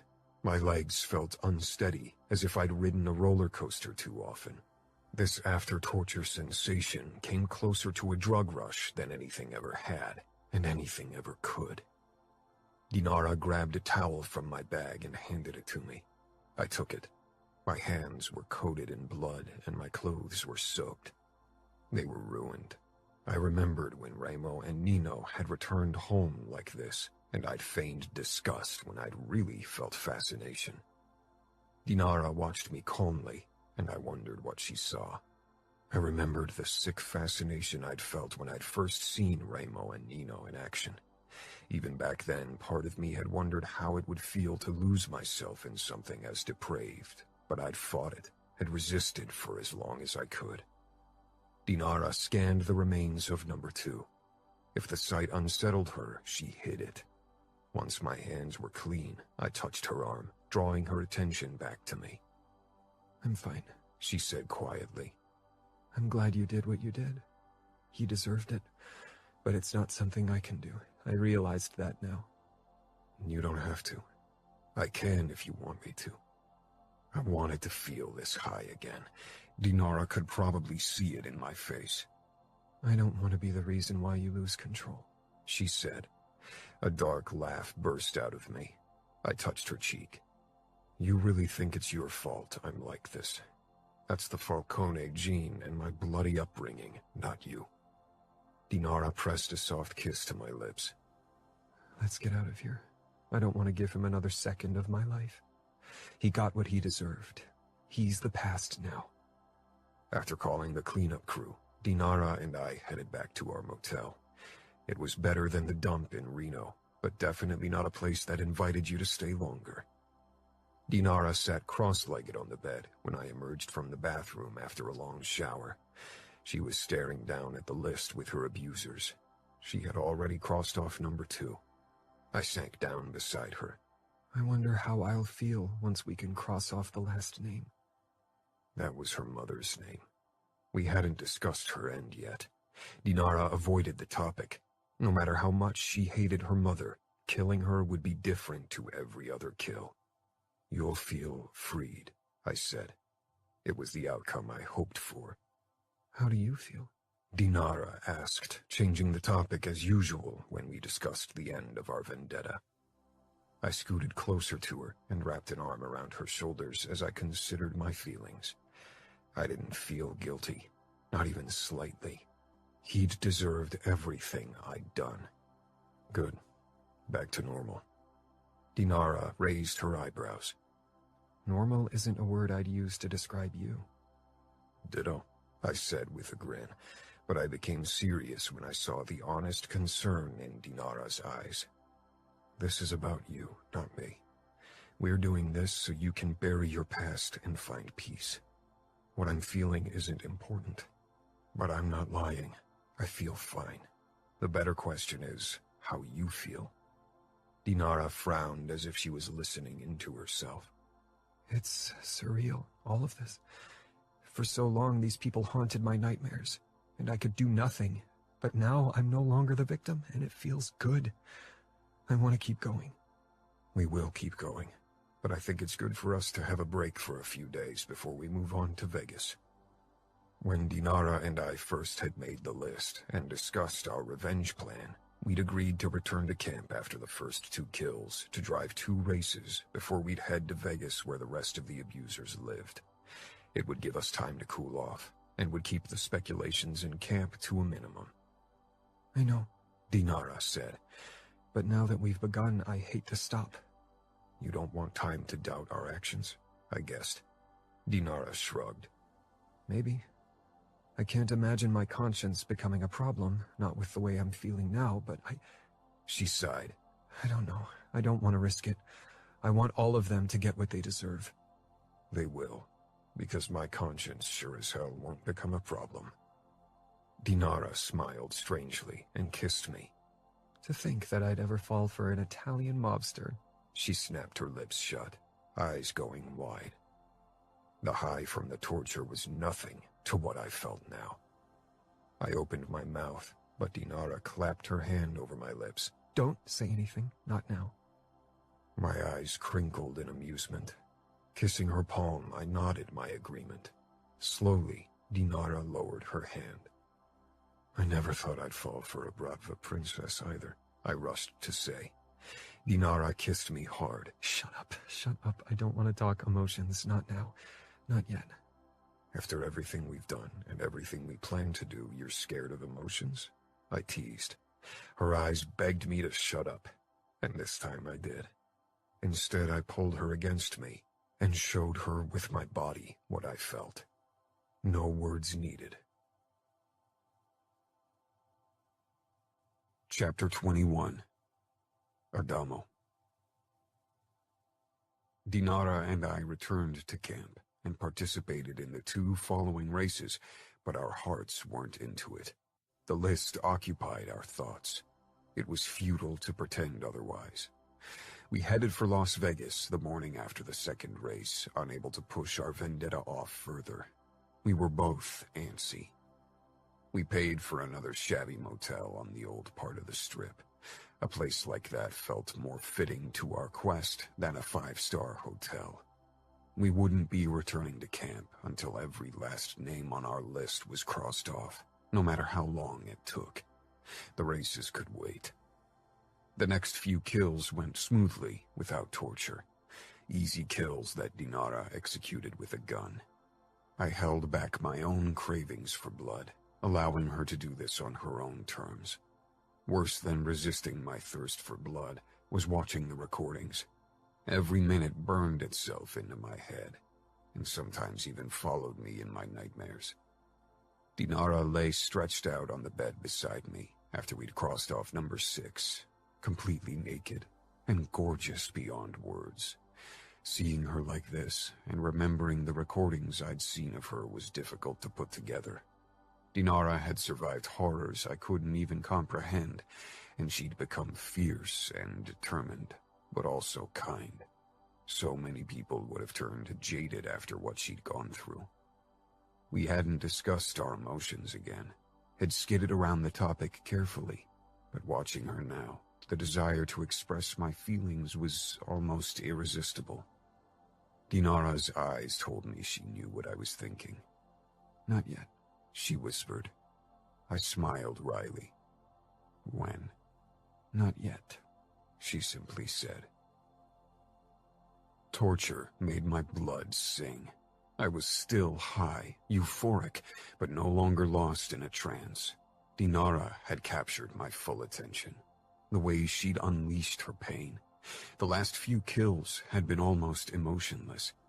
Dinara had shot every abuser with a bullet in the head, cool and controlled. But today had been different. As with her first kill, Dinara had lost herself in the need for revenge. Maybe it was because we'd faced 2 abusers, a married couple who'd both abused Dinara. Her anger had mostly been focused on the woman. I had lost count of the time Dinara had stabbed her. She'd fairly attacked once I was done, had killed as if possessed. Now silence had fallen in the cell below the sugar trap. I was frozen as I looked at Dinara.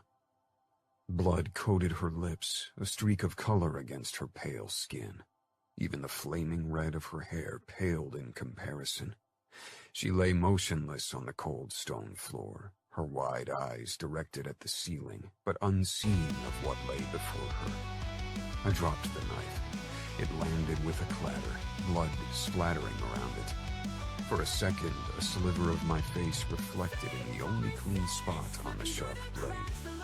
For the first time in my life, I understood the fear people harbored when they heard my name, Falcone. Today, my expression justified their terror. Bloodshed was in my genes.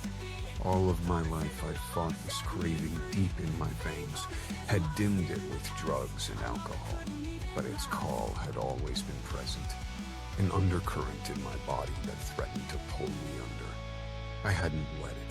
I'd thrown myself headfirst into its depth, had followed the current to the darkest part of my soul. For so long, this day had been my greatest nightmare, a fear beyond measure. But fuck, today felt like a rebirth, like a homecoming to my true self. My palms were sticky with her blood, and it felt perfect. I had never before killed a woman, much less caused one pain on purpose. But after watching the recording, she'd become faceless to me, a mere target I needed to eradicate. No street race could ever compete with the thrill, the absolute high of a kill, and even less with the power rush of torture. Denying one's nature is living a lie. Only drugs in all shapes and forms had made it possible. No more. People finally had a reason for the nickname they gave my brothers and me. The Monsters of Las Vegas. My monstrous side had come out to play, but the revelry had only just begun. Ramo and I were similar in looks, but that wasn't our most striking similarity. His cruelty and brutality had appalled me most of my life, because it reflected a part of me I despised. Today, I made peace with him and me. I had Dinara to thank for that. She turned her head and blinked at me, her chest heaving. Will it always be like this? Like what? I asked hoarsely. I wasn't even sure why my throat ached. Unlike our victim, I hadn't screamed. I had hardly said anything at all. She drew in a deep breath, as if she needed time to sort her thoughts, to form the right words. I'm equally horrified and disgusted by what we did as I'm feeling exhilarated and empowered. Will it always be like that, this conflict tearing at my chest because I lost myself completely to the bloodlust? Just pulling the trigger is different, but this personal kill. She sighed. I moved closer to her and sank down on my knees beside her. I don't know. She searched my eyes. What do you feel, Adamo? I considered lying, masking my true feelings. Not horror, not disgust. My gaze strayed toward the corpses, waiting for a flicker of regret, any kind of emotion a normal person would feel. But there was nothing, only the need to repeat what I just experienced. When I looked back at Dinara, realization filled her expression. The monster was difficult to hide once you took it out to play. You like it more every time we do it. I smiled darkly. You know what they call us Falcones. Ramo and Nino would be so proud of me if they could have seen me like this. Pride goes before a fall. I'd always given them shit for what they did, for what they enjoyed doing, and now here I was. She pushed into a sitting position and reached for my hand, linking our fingers. Our palms stuck together with the blood of our victim. I couldn't have done this without you. I can't go on without you. You want to stick to our plan, even your mother? Yes, she said without hesitation. I want to make them pay, every single one of them. They must bleed. I squeezed her hand. And bleed they will, Dinara. Their screams will drive away the ghosts their actions left in your soul. Dinara shook her head with a small smile. She pressed a kiss to my lips. It tasted of blood and tears, and even that didn't disgust me. Poet and killer. You never cease to surprise me, Adamo. Her eyes shone with resolve. I think I'm falling for you. Surprise washed through me. What happened to not yet? Dinara shook her head. Why should I be scared? There were probably 100 reasons why our emotions should scare us, but I didn't give a damn about a single one of them. I cradled her neck, pulling her closer. I'll go every step of the way with you. I'll give you the justice you deserve, even if it takes my last breath. No, she whispered. Neither of us is going to give their last breath for these disgusting creatures. We are going to live when their blood has long been spilled. I kissed her again, harder this time, my tongue parting her lips. My hand roamed her back. Dinara pulled away with a shake of her head. I can't, not like this. She motioned at her blood-covered state. Not beside them. She nodded at the bodies. Could you? I wished the answer would have been no, but my veins pulsed with the remnants of adrenaline from the kill and desire. I could have fucked Dinara right here on the cold, blood-soaked floor. I pushed to my feet and held out my hand. Don't ask questions if the answers could scare you. Dinara gripped my hand, and I pulled her to her feet. She touched my chest, nails digging in. I won't ever be scared of you. Her face moved very close until it was all I could see. Because your monster won't ever hurt me. I nodded, because that was true. Let's take a shower and grab something to eat. We have a long day tomorrow. Dinara slanted a look toward the corpses. What about them? Don't we have to get rid of them? I took out my phone and called Nino. He and Remo were upstairs in the office and would handle the situation. It'll be dealt with. Dinara nodded. We headed upstairs, covered in blood and strangely elated. On our way out of the bar, we ran across Remo and Nino. Remo met my gaze, but he didn't say anything. I gave him a small nod. Today, maybe for the first time ever, I really understood him, and he saw it in my face. We'll deal with the corpses, Nino said matter-of-factly. A nervous energy surrounded Dinara as we stepped out of the sugar trap, but the closer we got to the car, the calmer she got. She opened the passenger door and released a small laugh. We really did it. We're almost done with our list. Only one name remained, a name we avoided mentioning. I could practically see the weight falling off her. Euphoria was banishing any hint of anxiety. For now, her demons were put to rest. They weren't gone for good, however. I was intimately familiar with demons of the past. They'd come back to haunt her, but they would have lost some of their power over her. We did, and we won't stop until you got what you want. We got into the car, and I hit the gas, racing away out of the city. Dinara reached over, her palm covering my cock through my jeans. I slanted her a questioning look. Her lips dragged into a teasing smile, but in her eyes, darkness mixed with lust.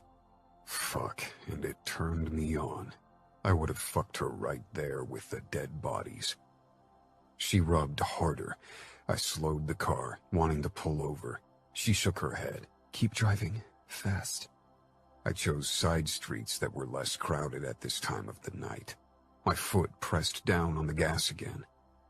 Dinara nodded and lowered her eyes to my bulge. She unbuckled her belt and scooted closer before she opened my zipper. After a bit of fumbling, my cock sprang free, and she took it into her mouth. I hissed at the feel of her wet heat. Her tongue rimmed my tip before she sucked me even deeper. One of my hands tangled in her red mane as her head bobbed up and down. My eyes were fixed on the street ahead, racing through the near darkness. I moaned when Dinara sucked only my tip, while her hands palmed my balls through the jeans. The wet sounds of her mouth working my cock filled the car. My fingers tightened in her hair when I hit her throat. She pulled back slightly, only to work my tip even more feverishly with her mouth and tongue. My fingers locked tighter around the steering wheel as the first treacherous pulsating took hold of my balls. Dinara sucked me harder, her fingers massaging my balls into orgasm, and then pleasure shot through me, and I released right into her mouth. Groaning, I pumped my hips, my foot on the gas slacking, while Dinara milked me dry. Fuck, I growled as I almost swerved the car off the street. Dinara raised her head, smiling darkly, her lips coated with my cum. Her tongue darted out, licking it up. Your turn now, I rasped, steering the car toward the side of the road. She grabbed the wheel, pushing the car back on the street. Keep driving fast. I shook my head. Can't eat you out while I'm driving. Even my driving skills aren't good enough to drive blind. She grinned wickedly. Finger me and drive. I sped up once more as I watched Dinara slide down her pants and thong in one move, revealing those sexy lean legs and delicious pussy with the trimmed red hair. She gave me a look that told me she knew the effect her body had on me. She leaned her back against the door and propped up one leg against my thigh, giving me a prime view of that sopping wet pink pussy. "Eyes on the street, Falcone," she said with a daring grin. "How am I supposed to focus on driving if your pussy's tempting me?" "You're a big boy. You can deal. Now get me off." I chuckled as I returned my eyes to the street. I reached out and cupped Dinara's knee, then slowly trailed my hand up her inner thigh. "Faster." "The car or my fingers?" "Both." she hissed, grabbing my wrist and pressing my fingers against her wet pussy. I groaned at the feel of her welcoming heat, knowing it would feel perfect around my cock. I slid 2 fingers into her. She moaned, her walls clenching around my fingers. Soon Dinara's hips rotated frantically, driving my fingers deeper into her pussy. The lights of Vegas came into view, and soon we passed buildings and crowded sidewalks. I fingered Dinara even faster until she cried out, her inner muscles clamping like a vice around my fingers. I kept fucking her, but slowed. My foot on the gas eased too, and soon the blur of hotels and people became distinguishable. Dinara leaned her cheek against the glass, peering out with parted lips. I curled my fingers, causing her to moan and fog up the glass. I pulled into the parking garage of a random hotel and parked at the side. The moment the car stopped, I shoved my seat back. Dinara didn't hesitate before she climbed on my lap and lowered herself on my cock. The passengers of passing cars gave us wide-eyed looks. It was only a matter of time before their reports would lead security or even the police here. I grabbed Dinara's neck and pulled her down for a kiss while my other hand palmed her firm ass as she rode me. Our bodies seemed to become one, and our surroundings faded to the background. We clung to each other almost desperately, as if this was the last time we could ever be close. When we returned to our motel room that night, our mood was solemn. We'd almost reached the end of our list, and with it the end of our vigilante journey. After that, we'd have to return to our normal life, or as normal as our life could be. We crawled into bed together, both on our backs, our arms touching. "What are we going to do after the last kill?" I asked. Dinara blinked up at the ceiling. "I hope I'll feel freed." "I hope so too, but that's not what I meant." She rolled over to face me, her smile solemn. "I know. I suppose you will return to the race camp?" "The season is as good as over, and with all the races I missed, I can't make a top 10 position anyway." Dinara nodded. She stroked her fingertips along the stubble on my chin and cheek. "So you'll return to Vegas to celebrate Christmas with your brothers?" Christmas seemed light years away, even if there was only a month until Christmas Eve. "That's the plan, yes," I said slowly. "But I thought you could join me." Surprise crossed Dinara's face. "You want me to spend the holidays with your family?" "With me and my family," I corrected.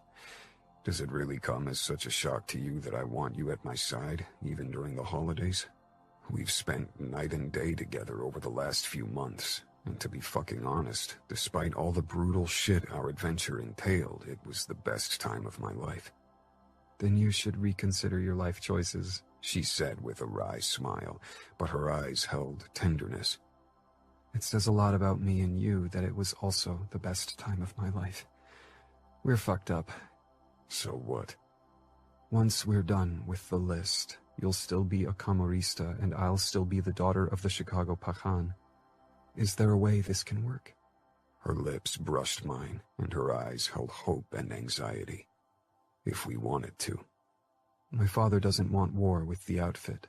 That would hit too close to home, but if he agreed to a truce with your brothers, that might very well lead to a war declaration from the outfit."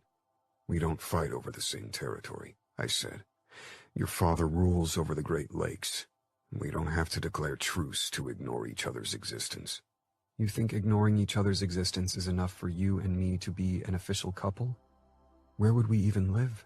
We couldn't live in Chicago together because that would cause trouble. Not to mention that the outfit would have a field day if they got their hands on me again to finish what they started. Dinara stroked the scar on my forearm absent-mindedly as she continued. And me living in Las Vegas would look just as bad.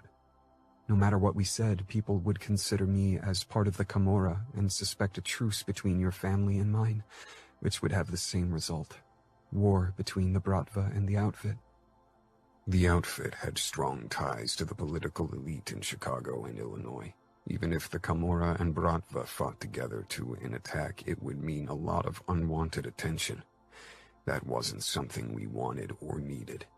But I wasn't willing to give Dinara up over mob politics. I want us to be together. If we both want it, nothing can stop us. Dinara leaned her forehead against mine. Let's talk about this once we're done. She still couldn't say it. The last name on our list was Dinara's biggest challenge. It won't be easy. Maybe you can't go through with it, and that's okay too. That doesn't mean you failed, or that you're still shackled by the past. I have to do it, Dinara whispered.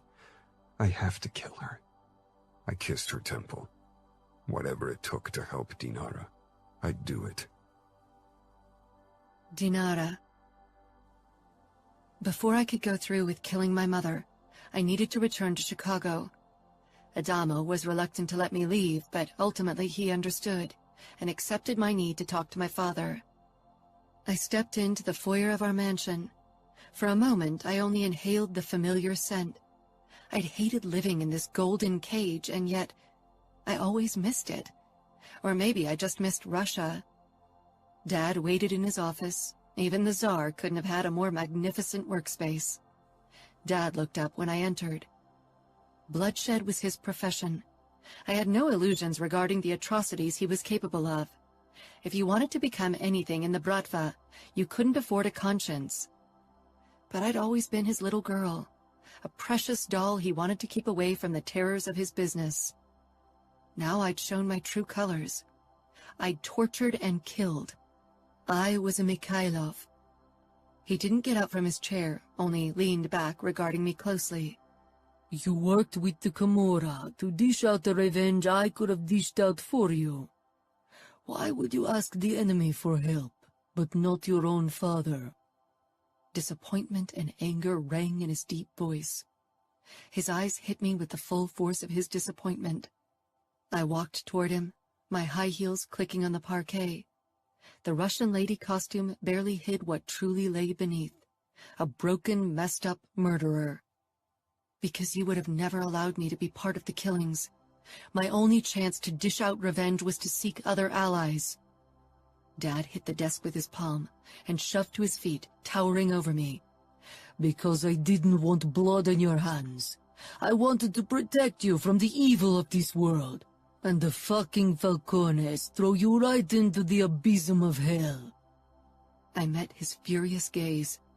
Grown men fell to their knees before this man, but I'd never been scared of him. Maybe I was a fool for thinking I was safe from his cruel side. Protecting me now, against my will, I might add, won't make the past undone. I know you feel guilty for being unable to protect me back then. The fury multiplied, his eyes practically burning up with rage. But behind it, guilt flared up. The Falcones never had the power to throw me into any abyss, because I've been living in a fucking hell for years, from the moment the first bastard raped me. Dad gripped one of the expensive Fabergé eggs from his desk and tossed it against the closest wall. It shattered with an ear-splitting crash, and every beautiful piece fell to the floor. The word rape was one we'd skidded around so far. We knew what had happened, but somehow putting a word to it had threatened to make it worse. I took his hand, stepping closer. You can't save me, Dad. No one can. I need to claw myself out of the abyss my mother threw me into. Don't speak that name. Killing those men felt good. So good. Their pain took away some of my own. Dad cupped my cheeks, searching my eyes as if he hoped to find the little daughter that he dressed in princess dresses. But that girl was dead, died many painful deaths to be reborn as something vile and vengeful. If I could make undone what's been done to you, I'd kill every single of my men, just to get my little Katinka back. My eyes prickled. I know. But she's dead, and now I'm going to make sure every single person who killed her will be too. A father never wants his daughter to become like him. Not if he's a man like myself. I'm glad I'm like you in this regard. I'm glad I could hold the knife that executed the kill. I'm glad I'm not the princess in need of a prince to settle her scores. But you got help from the Falcone prince, didn't you? I nodded. He helped me track them down. But it was me who killed them. They're all dead. Now only my mother is left. I should be the one to kill her, not you. Killing a woman, killing your mother, will leave scars. Scars I don't think you should inflict on yourself. I smiled emotionlessly. She's the worst monster of them all. That woman is the reason why I'll never know what the word mother really means. Killing her will set me free. Dad stroked my cheek. I hope it does. I really hope it does. But if I've learned something over the years, it's that revenge rarely sets us free. It only shackles us to new demons. Sometimes those only join the old ones. I can't lose you, Dinara. I pulled back with a frown. You think I'll run off with Adamo? Join the Camorra? That's not the loss I worry about. His fingers curled around my forearm. I didn't try to kill myself, and I haven't been cutting myself in a while. Despite the many years that had passed since my slip, Dad couldn't get over it, and I felt guilty because of it, but I was trying to live a new, better life. Dad's eyes became distant. When Dima found you in a puddle of blood, with foam around your mouth, I thought I'd lost you. I won't overdose again, Dad. I'm clean. You know no one's going to sell me shit in your territory anyway. What about Camorra territory? Not there either, trust me. Adamo made sure of it. Adamo, Dad repeated, a dangerous gleam in his eyes. What's really between you and this Falcone boy? He's not a boy, Dad. Dad just kept staring into my eyes. Is it serious? What would you do if I said yes? You're going to be torn between two worlds. It's the same world, just different sides. Exactly. You know I can't allow you to date the enemy. Nobody will understand it. They don't have to, as long as you do. Do you realize in what position you put me? Allowing you to keep wandering around in Camorra lands puts the business at risk. Moscow won't be happy about that. I don't know anything about your business, and even if I did, I wouldn't tell anyone. If the Camorra use you as bait, they'd have me in their hands and you know it. I smiled wryly. You know Ramo better than I do, and even I know he'd never use me like that. That man doesn't have a kind bone in his body, Dinara. There's a reason why he controlled the West without a hiccup. There's a reason why you're Pakan, Dad. Still, you live by certain rules. One of them makes sure you're allowing me to do what I do, even though you disapprove. And the same rules have Adamo Falcone see me as off-limits as well. Having men like us in your hand, that's a powerful position to be in. I hope you realize that, he murmured, cupping my head. I'm gifting you with more freedom than I'd ever allow anyone else, and not because of these rules you mention. Because of pity, I guessed. Dad smiled wistfully. Oh, not pity either. The girl before me today doesn't need my pity. He kissed my temple. Love's a fool's game. Don't play it. I need to return to Vegas to finish what I started. Dad's lips thinned. Don't lose yourself.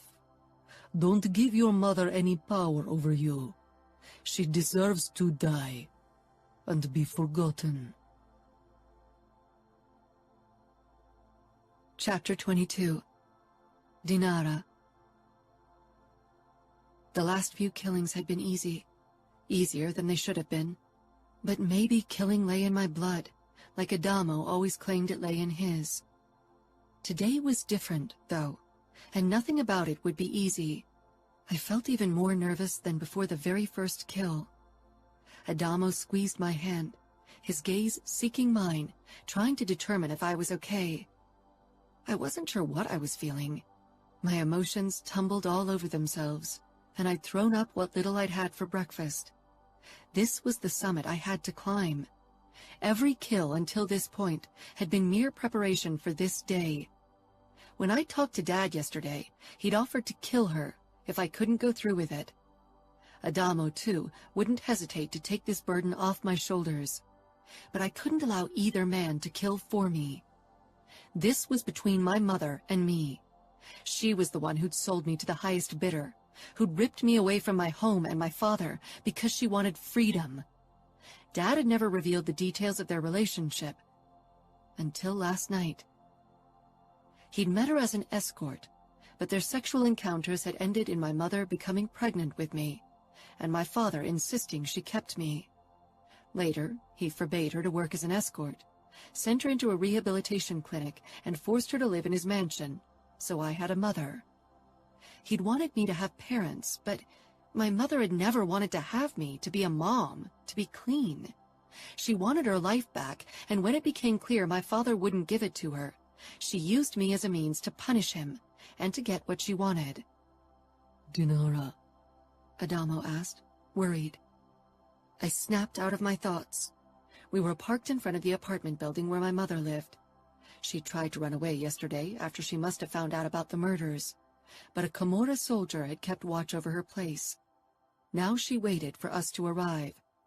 I wondered if she knew that she'd share the same fate as every other name on our list, or if she hoped for mercy. I grasped the door handle. I'm ready. My voice sounded resolute, determined, calm, the opposite of what I was feeling. Adamo and I took the elevator up to the 3rd floor, then headed toward the last door on the left. A dusty, stale stench lingered in the corridor, and the carpet had seen better days. Adamo knocked. I balled my hands into fists to stop them from trembling. I'd waited for this day for a long time, but now I was terrified. A middle-aged man, the Camorra soldier, opened the door and let us in. Adamo went in first, and I followed after a moment of hesitation. The place wasn't what I'd expected. I thought it would be a sad, dirty place, but the apartment was clean and newly furnished with plenty of glass, fake marble, and golden decor. Black and white photos of my mother in lingerie hung at the wall over the white leather couch. I didn't find a sign of myself anywhere in the apartment. My mother had probably forgotten about my existence. When I spotted her, a shiver raced down my spine, and the desire to leave became almost unstoppable. Last time I'd only seen my mother from afar. Now only a few feet separated us.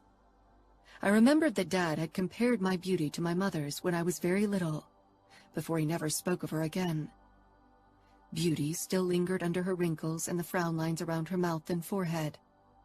She was dressed in an expensive-looking dress, with immaculate nails and hair. A cigarette burned in the ashtray on the glass table in front of her. Her eyes darted between Adamo and me, anxiety lining her face. "Katinka," she said softly, as if she was happy to see me, as if she had any right to call me by the name she'd ripped away from me. "Don't," I seethed. "Don't use that name. I'm Dinara now. Or maybe you want to use one of the many names you chose for me while you let one man after the other rape me." She blanched. I could see how she was trying to come up with something to say. She reached for the cigarette and took a shaky drag. I'd never smoke again. Her jittery energy told me that she needed something stronger than tobacco. Drugs. I couldn't believe I'd followed in her footsteps, and also fallen trapped to addiction. I swore I'd never touch anything ever again. I'd never become the despicable woman before me. "Dinara," she began hesitantly. "I never meant for you to get hurt. I was in a bad state of mind. I was full of despair." I staggered closer to her, furious tears stinging in my eyes. "Despair?" "Your father." Her familiar, too sweet, too strong perfume penetrated my nose, bringing up vivid memories that almost made my legs buckle. "My father forbade you from taking drugs. He wanted you to take care of me. He provided for you so you could be a mother to me. He gave you money so you didn't have to sell your body anymore." I never asked for any of this. I was happy with what I had. I swallowed hard. She didn't seem guilty at all. "I didn't know what those men did to you. They hurt you, not me." I couldn't believe her audacity. "There are recordings of what happened. You are in many of them, telling me to be nice to those assholes. You recorded what happened. You knew. Don't pretend you didn't." I was drugged. Those men pressured me." "You can blame them, or my father. But you are the true monster, Eden. They at least didn't know me. You should have loved me." She made a move as if to stand, but Adamo sent her a warning look. "I was too young when I gave birth to you. I didn't even want to have a child," she said, glancing from him to me. The cigarette between her fingers had almost burned down. I pressed my lips together, remembering Dad's words. My mother hadn't wanted me. She'd wanted to get an abortion, but Dad didn't allow it. He wouldn't allow her to get rid of his child. I didn't resent her for not being ready for a child, not even that she'd wanted to abort me. But I hated her for how she'd used me, how she'd let others abuse me, only so she could live the life she wanted. That wasn't something I could ever forgive. A mother is supposed to protect her child from all harm, not throw it in its way. I loved you. I trusted you, and you destroyed everything. You ruined my life." She motioned at me. "You are here now, and you look strong." "I'm here because of Dad, because he protected me." "Don't become like him. Don't kill me, Dinara. I can leave the States so you'll never have to see me again. Maybe you can run from what happened, but I can't.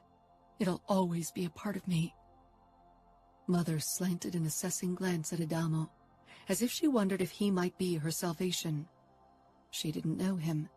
He was the last person to expect mercy from. "Did you ever have nightmares because of what you did to me?" I asked.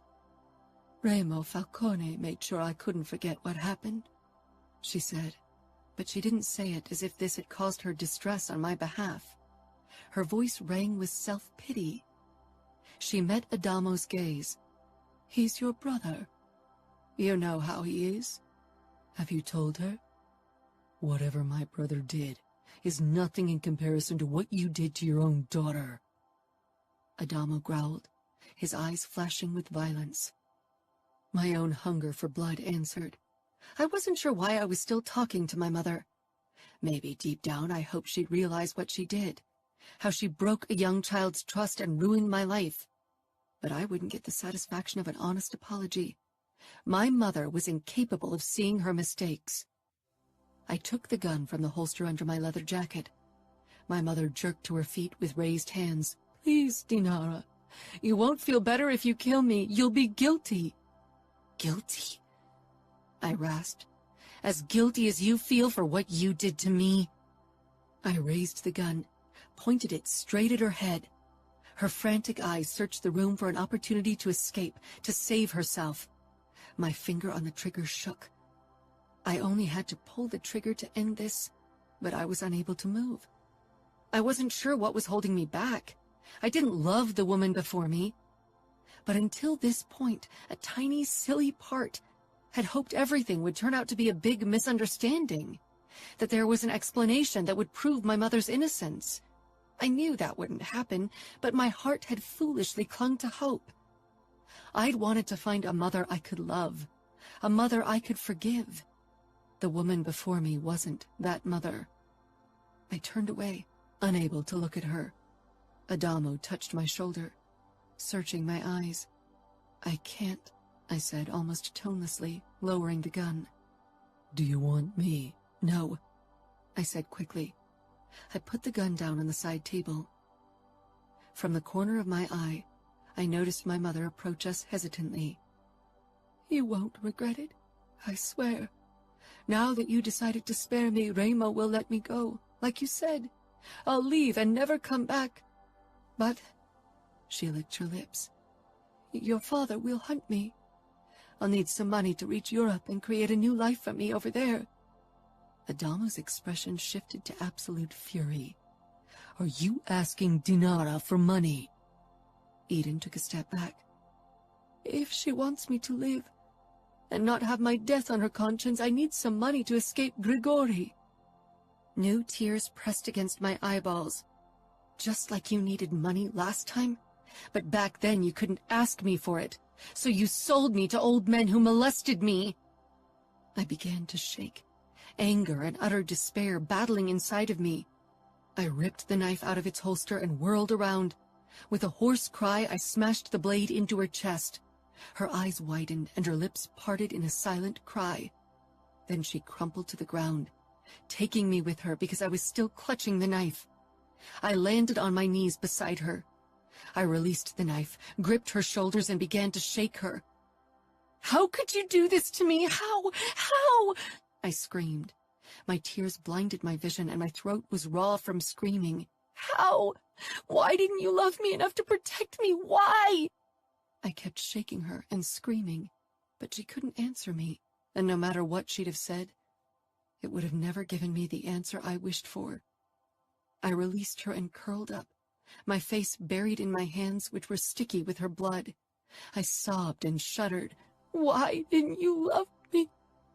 Adamo knelt down beside me and wrapped an arm around me, pulling me against him. She was a monster and never deserved to be your mother. You are lovable, and I love you. I froze against him, sucking in a shaky breath. I lifted my face. I must have looked a mess with blood, tears, and snot on my face, but Adamo's expression was full of love. "You love me?" "Yes, even if I'm breaking our keeping it casual pact. I don't care. I won't hide my emotions. I fucking love you, and you better deal with it." I let out a strangled laugh. "I love you too." I kissed Adamo, but when I pulled back, his lips were coated with blood. My eyes sought the corpse of my mother right beside us. Her blood was slowly spreading under her body, and her lifeless eyes stared at the ceiling. I sagged against Adamo, adrenaline fading, and leaving a strange sensation of emptiness. I'd done it. We'd done it. Killed every single tormentor on my list, even my mother. I'd expected euphoria and relief, and there was a flicker of relief. But stronger was the uncertainty. What now? All my life, I'd been driven to uncover my past and then to punish those who'd abused me. Now that I'd succeeded, I had to focus on my future, on new goals, and figure out what I really wanted. I reached into my jean shorts and took out the crumpled piece of paper, dotted with blood. I'd kept it in my pocket since we'd started our path of vengeance. We were done with our list. It seemed forever ago that we killed the first man on the list. Every second of every day had been dominated by thoughts of revenge. It had occupied my every thought, my nights and days, and now that we'd reached the end, a feeling of what now took hold of me. Adamo stroked my back. Neither he nor I made a move to get up from the blood puddle gathering around us, soaking our clothes. It was still warm. "It's over," I whispered, almost awed. Adamo kissed my temple. "Now you can move on." I searched his eyes, wondering what we would do now, And if it would be as easy as he said. I glanced at my mother. No, at the woman who had given birth to me. She wasn't really a mother and had never been. The cleanup crew will deal with her. You can forget she ever existed, Adamo said. Let's get out of here. He got up and held out his hand to me. I nodded, even if I still felt trapped in a daze, and allowed him to pull me to my feet. Adamo called the cleanup crew and led me toward the door. I chanced a last look at my mother before I left. I'd wanted her dead, and I didn't feel any regret over killing her. But the euphoria and sense of freedom didn't come yet. Adamo. We returned to our hotel and entered the building through a back entrance because we looked rough, covered in blood as we were. The staff turned a blind eye to our state. Las Vegas, and especially our hotels, were under our total control. Everybody who worked for us knew better than to show interest in suspicious behavior. Dinara headed into the bathroom, and I followed her. She hadn't said anything since we'd left her mother's place. She sank down on the edge of the bathtub and kept looking at her blood-crusted fingers, flexing them as if she didn't trust her eyes. After our last few killings, euphoria and excitement had been our dominating feelings. With every crossed-off name on our list, another weight seemed to have lifted off Dinara's shoulder. Not today, though. I perched beside her. She deserved death. By our standards, definitely, Dinara said. Not just by our standards. I think many people would agree she deserved to die after what she did. Social norms and average morals were something neither Dinara nor I had many experiences with, but child abuse was a crime most people wanted to see punished as harshly as possible.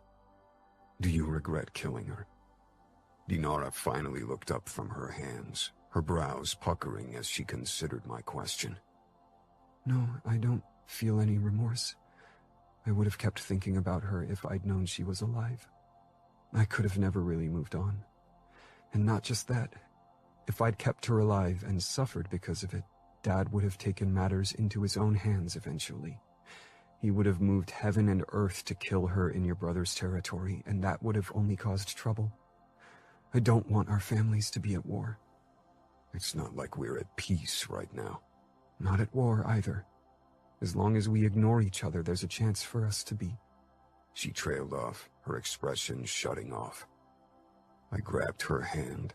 For us to be together, I finished. Dinara's eyes bored into mine.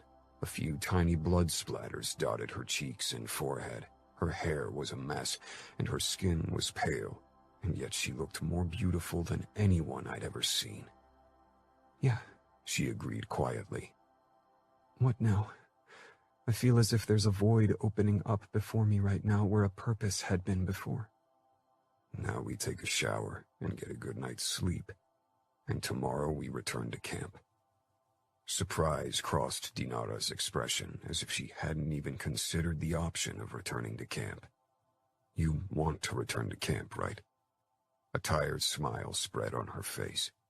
It's the only place I want to be right now. I woke in the middle of the night to an empty bed. Searching the room, I found Dinara in front of the panorama windows. She let her gaze stray over the flickering lights of the strip below us. I got out of bed and joined her. A lost look lay in her eyes, as if she were looking for an anchor to hold on to. I touched her back, and she gave me a tired smile over her shoulder.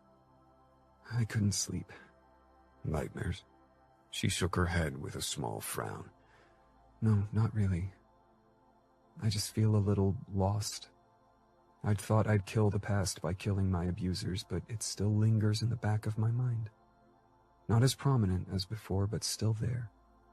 Healing would take more than killing her mother and abusers, and above all, it would take more time. I led her back to bed, and we lay down, my arms around her waist. I could feel the unrest in her body. Maybe you should talk to Kiara, I said eventually. Your sister-in-law, she said, starting to pull away. Her defenses rose into place. And why should I? because she experienced something similar. I hadn't discussed this with Kiara, but she was one of the kindest, most helpful people I knew, so I was sure she'd help Dinara. Dinara swung out of bed, her back to me. She took a cigarette from the packet and slipped it between her lips, but she didn't light it up. Instead, she scowled at the tip. She flipped the lighter almost angrily and finally lit up her cigarette. I sat up as well so I could see her face, but she was squinting at the burning tip. Finally, she turned to me, her eyes hard. And what would that be? She was abused by her uncle when she was a kid. Dinara let out a bitter laugh and took a deep drag of her cigarette, blowing out the smoke slowly. Did her mom get cash for selling her little daughter, too? Was she raped by a dozen guys, sometimes while her mother watched? I know you didn't experience exactly the same, but that doesn't mean she doesn't understand the trauma you went through. Maybe talking to her will help you. She glowered at me. Do you handle trauma the same way Remo or Nino do? The shit that happened in your youth, the death of your mother. No, you don't. But for some reason people think that all rape victims are the same, as if we all deal with the shit the same way. As if all of us want pity and be coddled as if suddenly we're frail. I don't coddle you, nor do I fucking pity you, and I most definitely don't think you're frail. But when you found out, that's exactly what you thought. Anger rose in me. I snatched the cigarette from her mouth and snuffed it in the ashtray. I didn't fucking know what I was thinking. I was shocked by the shit show Remo laid down at my feet. Dinara rolled her eyes. You were shocked by what you saw? I lived that shit show. I ran a hand through my hair with a sigh. I grabbed Dinara's hand, and to my surprise, she let me, even allowed me to link our fingers. I know. Fuck, Dinara, I want to help you. And you are, and you already did by helping me take out these assholes one after the other. You think that's enough? She stared into my eyes, not saying anything for a long time. I don't know, but it made me feel better, at least temporarily. I guess I'll just have to determine what I want now, and how to live with the demons I can't kill as easily. I could see a weight falling off when we left Las Vegas behind. The city would always be associated with painful memories for her. Linking our fingers, I caught her attention. She gave me a distracted smile. Do you feel different? I asked. Different than before we started our vendetta? I nodded. She considered that. Yesterday I would have said no. It felt as if I was falling into a black hole, but I'm starting to realize what we accomplished. The people who hurt me and other girls are gone. My mother is gone, and they can't ever hold power over me again. You'll feel even better after the upcoming race. Her smile became less tense. I really missed racing. I never thought it would grow on me so much. You never thought I'd grow on you so much either, I joked, wanting to lighten the mood further. Dinara rolled her eyes, but then she leaned over and distracted me briefly with a kiss. You caught me by surprise. That won't happen again. I already have your heart. You do? Now you'll just have to keep it, she said teasingly. She sank back against the seat, her shoulders relaxing for the first time since yesterday. Now that I have it, I won't give it back. Dinara's gaze became distant. We'll just have to convince our families. It's our life. They'll have to accept our choice. Dinara gave me a look that made it clear it wouldn't be as easy as that. I knew she was right, but we'd already gone through so much, and I wouldn't let anyone tear us apart. Chapter 23. Dinara. Being back at camp actually felt like returning home. I loved my childhood home in Chicago, but it had always felt like a prison of sort. When I lived there, I had to abide by certain rules. Dad's soldiers and the staff required that I reflected a certain image. Not to mention that Dad preferred to see a version of me that had little resemblance to the real Dinara. Kate, the pit girl with the beautiful voice, greeted me with a hug when I ran across her on my way to the toilet trailer. I could see us becoming friends in the long run, if I stayed in camp and really started seeing it as my home. If she'd heard what had happened, she didn't let it show. I couldn't believe that no one had spread rumors. I never made it to the trailer because Dima headed my way. I hadn't seen him in weeks. I hugged him. I missed you, I admitted. His expression twisted with apprehension when he pulled back. I braced myself for what he had to say. We should return to Chicago now. There's no reason for us to stay. Falcone and the races served their purpose. We don't need either anymore. I allowed my gaze to take in the tents and race cars, soaking up the buzzing excitement of the day before a race. I didn't want to leave. I wanted to become a part of the camp, just because and not for any other reason. I wanted to be with Adamo. Why should I return to Chicago? Because that's where you belong, Dima muttered. This isn't your home. Don't overstay your welcome, Dinara. Remo Falcone might have tolerated your presence so he could play with you. But now that the game is over, he'll want you off his territory as soon as possible. Nobody played with me. He gave me an option and I grabbed it. Only because it was an option Dad and you disapprove of doesn't mean his motives were bad. He gave me what I wanted. Dima made a face. He's good at manipulation. I have to admit it. Remo used you to exact revenge that your father wanted. He might have wanted it, but it was mine to begin with, not his or anyone else's. And yet you shared it with Adamo, instead of me or your father. Because neither of you would have allowed me to get my hands dirty. You would have taken matters into your own hands. Maybe you would have allowed me to watch, but definitely not to partake. Because what you did can destroy you. But it didn't, I said firmly. I don't have nightmares and I don't feel guilty. That wasn't quite true. I had nightmares, but they were better than the ones that had haunted me in the past. They didn't wake me in a cold sweat with a pounding heart. I won't return to Chicago now. I'll finish the season. Your father wants you back in Chicago, so that's where I'm taking you. You got what you wanted, now you have to come to your senses. I narrowed my eyes. Are you going to tie me up and kidnap me? Your father won't accept a no in this case, and he'll blame Adamo if you don't show up in Chicago tonight. I gritted my teeth. I didn't want to provoke my father. He'd been pissed about my vigilante quest, but had allowed me to do what I needed to do. But I had a feeling he wouldn't be as tolerant if I ignored his order this time. I didn't want to turn him against Adamo. I wanted him to like Adamo, to accept him as the man I loved, no matter how unlikely that was. I'll have to talk to Adamo first, I said. Dima didn't bother hiding his disapproval, but I didn't care. I wouldn't sneak away. Adamo deserved to know what was going on. I turned on my heel and went in search of Adamo. I found him, as expected, at Crank's trailer, probably discussing last-minute details for tomorrow's race. He gave me a distracted smile, but his face morphed into a frown when he saw my expression.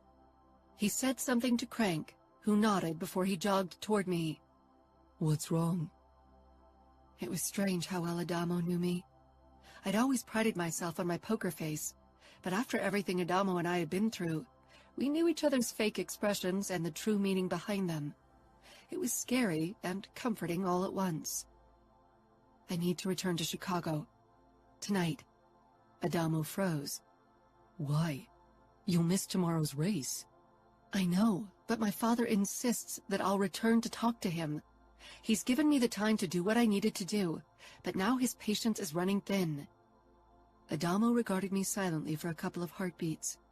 The hint of worry and suspicion flared up in his eyes, but disappeared so quickly I would have missed them if I didn't know him just as well as he knew me. I'll be back as soon as possible, I said firmly, but I need to straighten things with my father first. I don't want him to send the cavalry and create more tension between our families. Adamo touched my hips, pulling me closer. Maybe he won't allow you to return. The only way he could make me stay is to lock me in, and that's something he'd never do. To me, at least. Because of what happened to me, Dad hated to force his will on me, which was why I had more freedoms than most girls I knew. If you don't return, I'll drive to Chicago and get you myself. I scoffed. Don't you dare.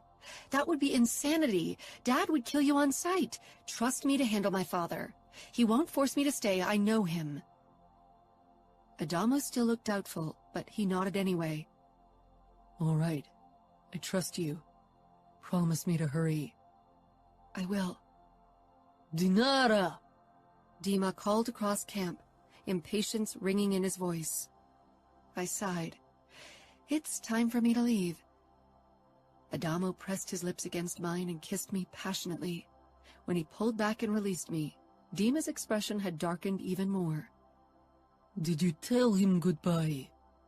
Dima asked when we got into the car together. It wasn't a goodbye. It was a see you later. Dima sent me an exasperated look.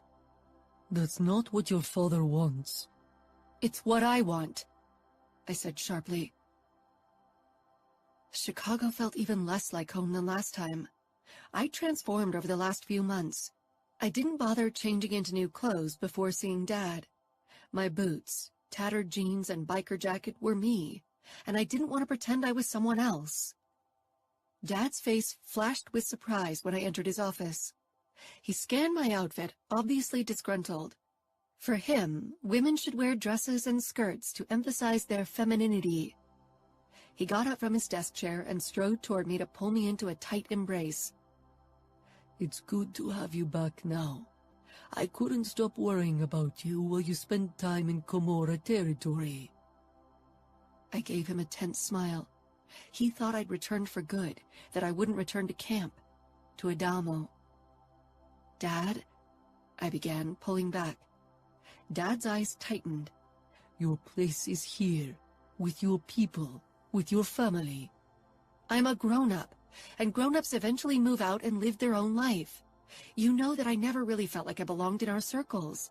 I don't want to schmooze the wives of oligarchs and politicians or pretend I give a damn about the newest limited edition bag from Louis Vuitton.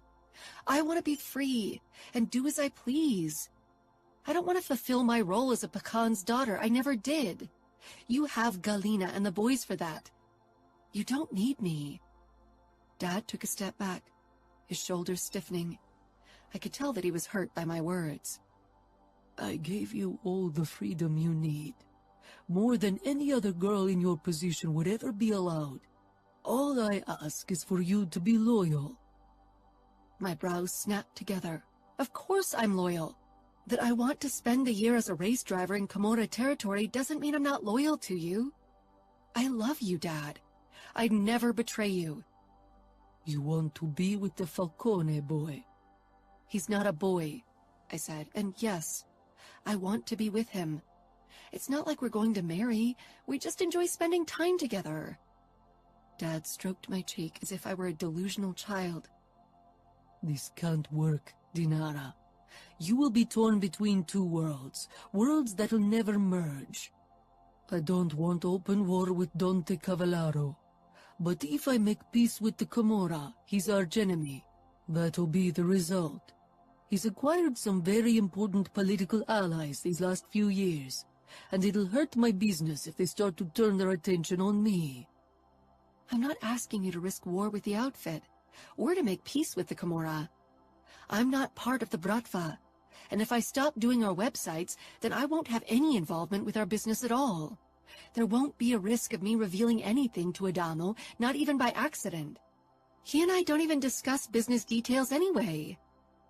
Dinara, you are a Mikhailov, and people will judge you as one. You lived a fantasy for a few months, but now you have to face reality. A Mikhailov and a Falcone can't be together. I can't allow it. I took a step back. You can't? Or you won't? Dad smiled joylessly. It doesn't matter. The fact is that you can't see Adamo Falcone again. Anger rushed through my veins. You're asking me to stop seeing Adamo? I'm not asking you. You won't see him again, and you won't set foot on Camorra territory. You can't order me around like that. It's my life. I always respect you, but you need to respect me as well. Dad's face became hard. You can stop seeing him, or I'll find a way to move him out of the picture in some other way. It's up to you. But the end result will be the same. Adamo Falcone won't be a part of your life. My mouth fell open. Are you threatening to kill him? Dad perched on the edge of his desk, his business expression replacing the look he usually gave me. I'll do what's necessary to protect all of us. His voice didn't leave room for an argument. For him, the matter was settled, and my opinion was irrelevant. This side of him wasn't new to me, but usually I wasn't on the receiving end of it. I glared. You aren't protecting me by keeping me away from Adamo. I thought you wanted to see me happy, but you're obviously only concerned about business. If open war breaks out in Chicago, everyone's going to be at risk. You, Galina, the boys, my men. I have responsibility that goes beyond your infatuation with a boy you hardly know. I couldn't believe his nerve. He didn't know the first thing about Adamo and me. He'd never wanted to know, and I'd been careful not to tell him too much. Why poke a beehive? Adamo saved me.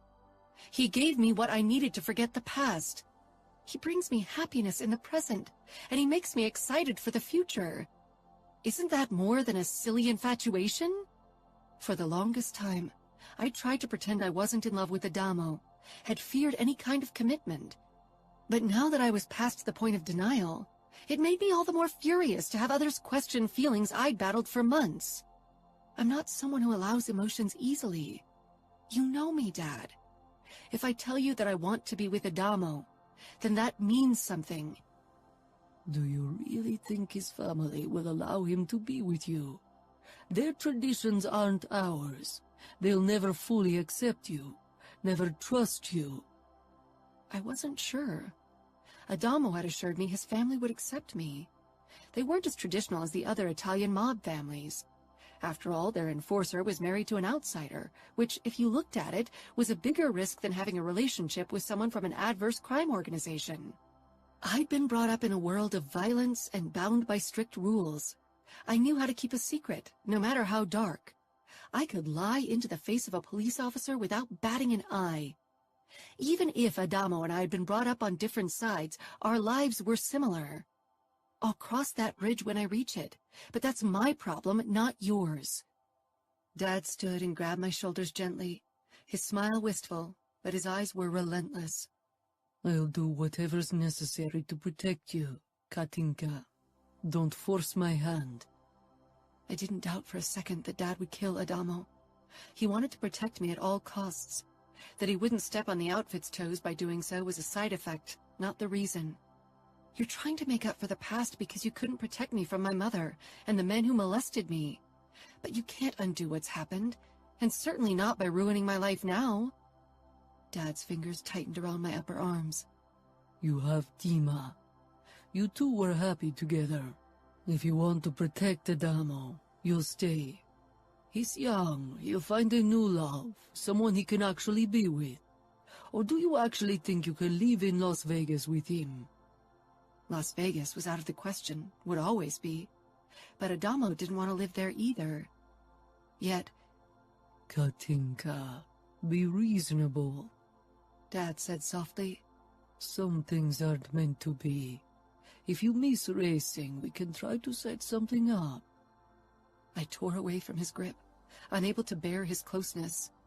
Without another word, I stormed out of his office. My eyes burned, but I didn't cry. I almost bumped into Dima in the lobby. He must have waited for me, and now he'd probably keep an eye on me to make sure I didn't leave the house. Red-hot fury sizzled in my veins. I charged toward the front door, determined to leave. I'd take a car, because Dad had probably given orders to all our pilots not to fly me anywhere. I didn't get far. Dima grabbed my forearm, jerking me to a stop. I whirled on him, furious and desperate. I didn't want to lose Dad or Dima. I didn't want to never see my half-brothers again either. But giving up Adamo? I wasn't sure I could do it. Let me go, I hissed. But Dima didn't loosen his hold. Dinara, he murmured imploringly, the voice that was usually balm on my anger. Think before you act. Do you really want Adamo to die? Do you think he'd want to die for you? I froze. Would you want Adamo to insist on being with you if Remo threatened your life because of it? Would you die for a relationship that might not even last years? I didn't even have to think about it. The answer rang loud and clear in my heart. Yes, I would risk my life to be with Adamo, because I loved him, and because he'd already done so much for me. Dima seemed to see the answer in my face, because his expression fell, but he still didn't release me. Are you sure his answer would be the same? He might have helped you get revenge, but had never really posed a threat to his life. But if your dad puts him on his death list, his days are counted. Few people survive for long if Dad wanted them dead. My mother had because of Adamo Falcone's intervention. Adamo had the Camorra at his back, but he was an easy target when he lived in camp, and Dad had made it clear he would risk war with the Camorra this time if necessary. My shoulders sagged. The idea of being separated from Adamo hurt, but the fear of him being killed was even greater. Maybe Dad and Dima had a point.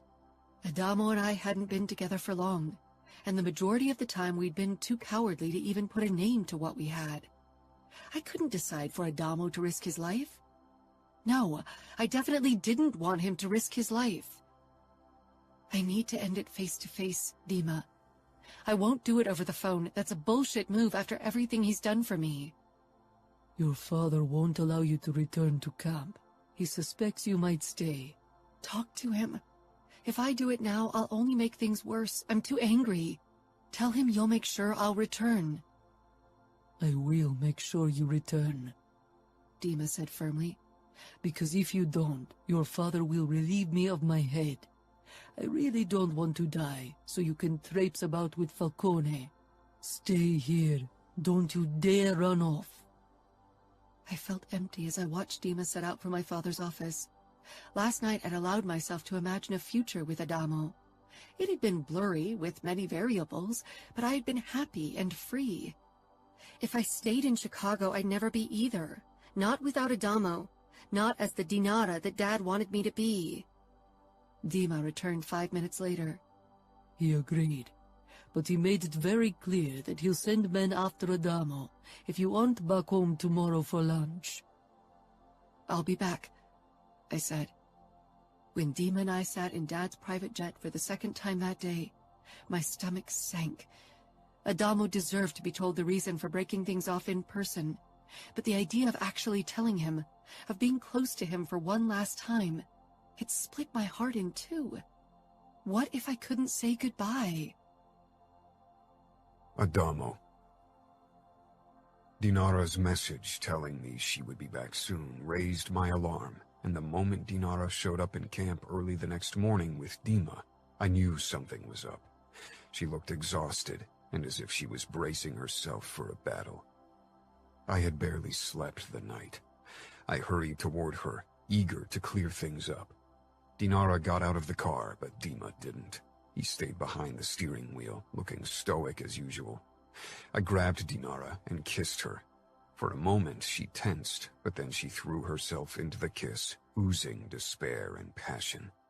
I cupped the back of her head, pulling her even closer. It felt as if we hadn't seen each other in forever.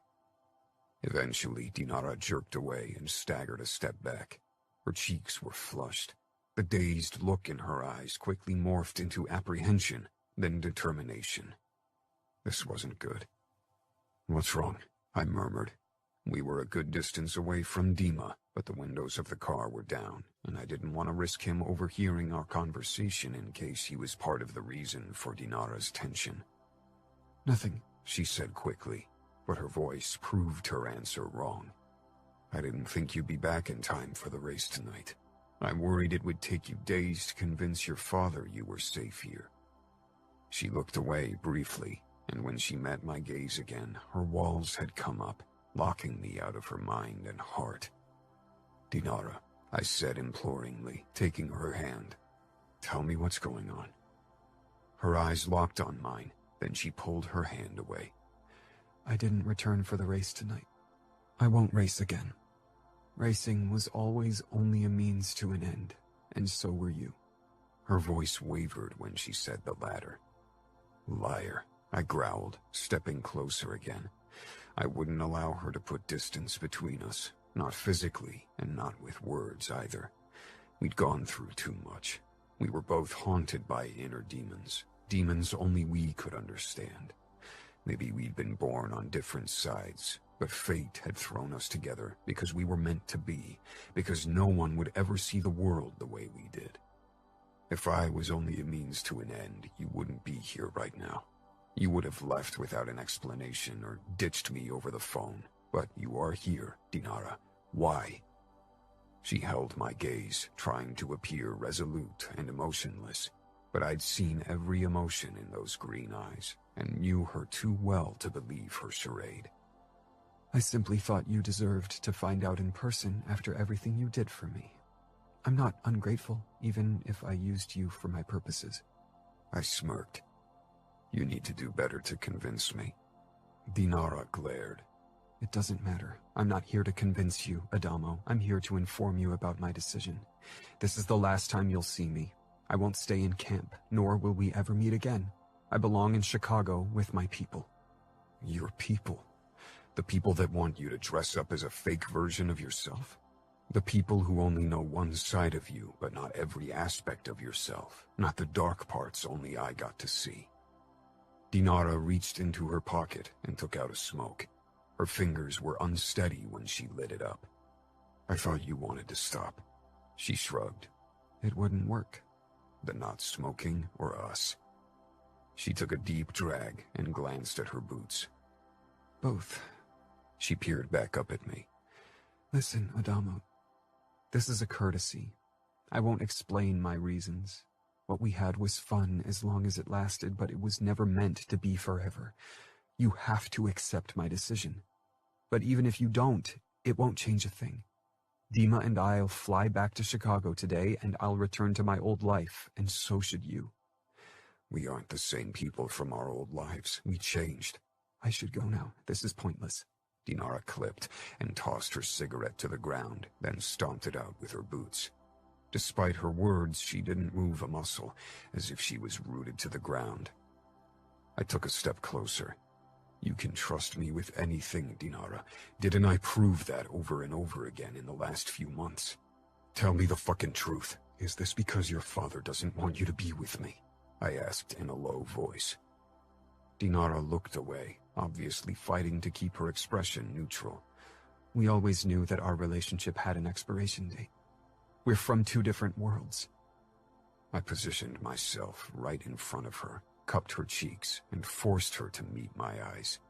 She narrowed them to keep me at a distance, but I knew her too well for that.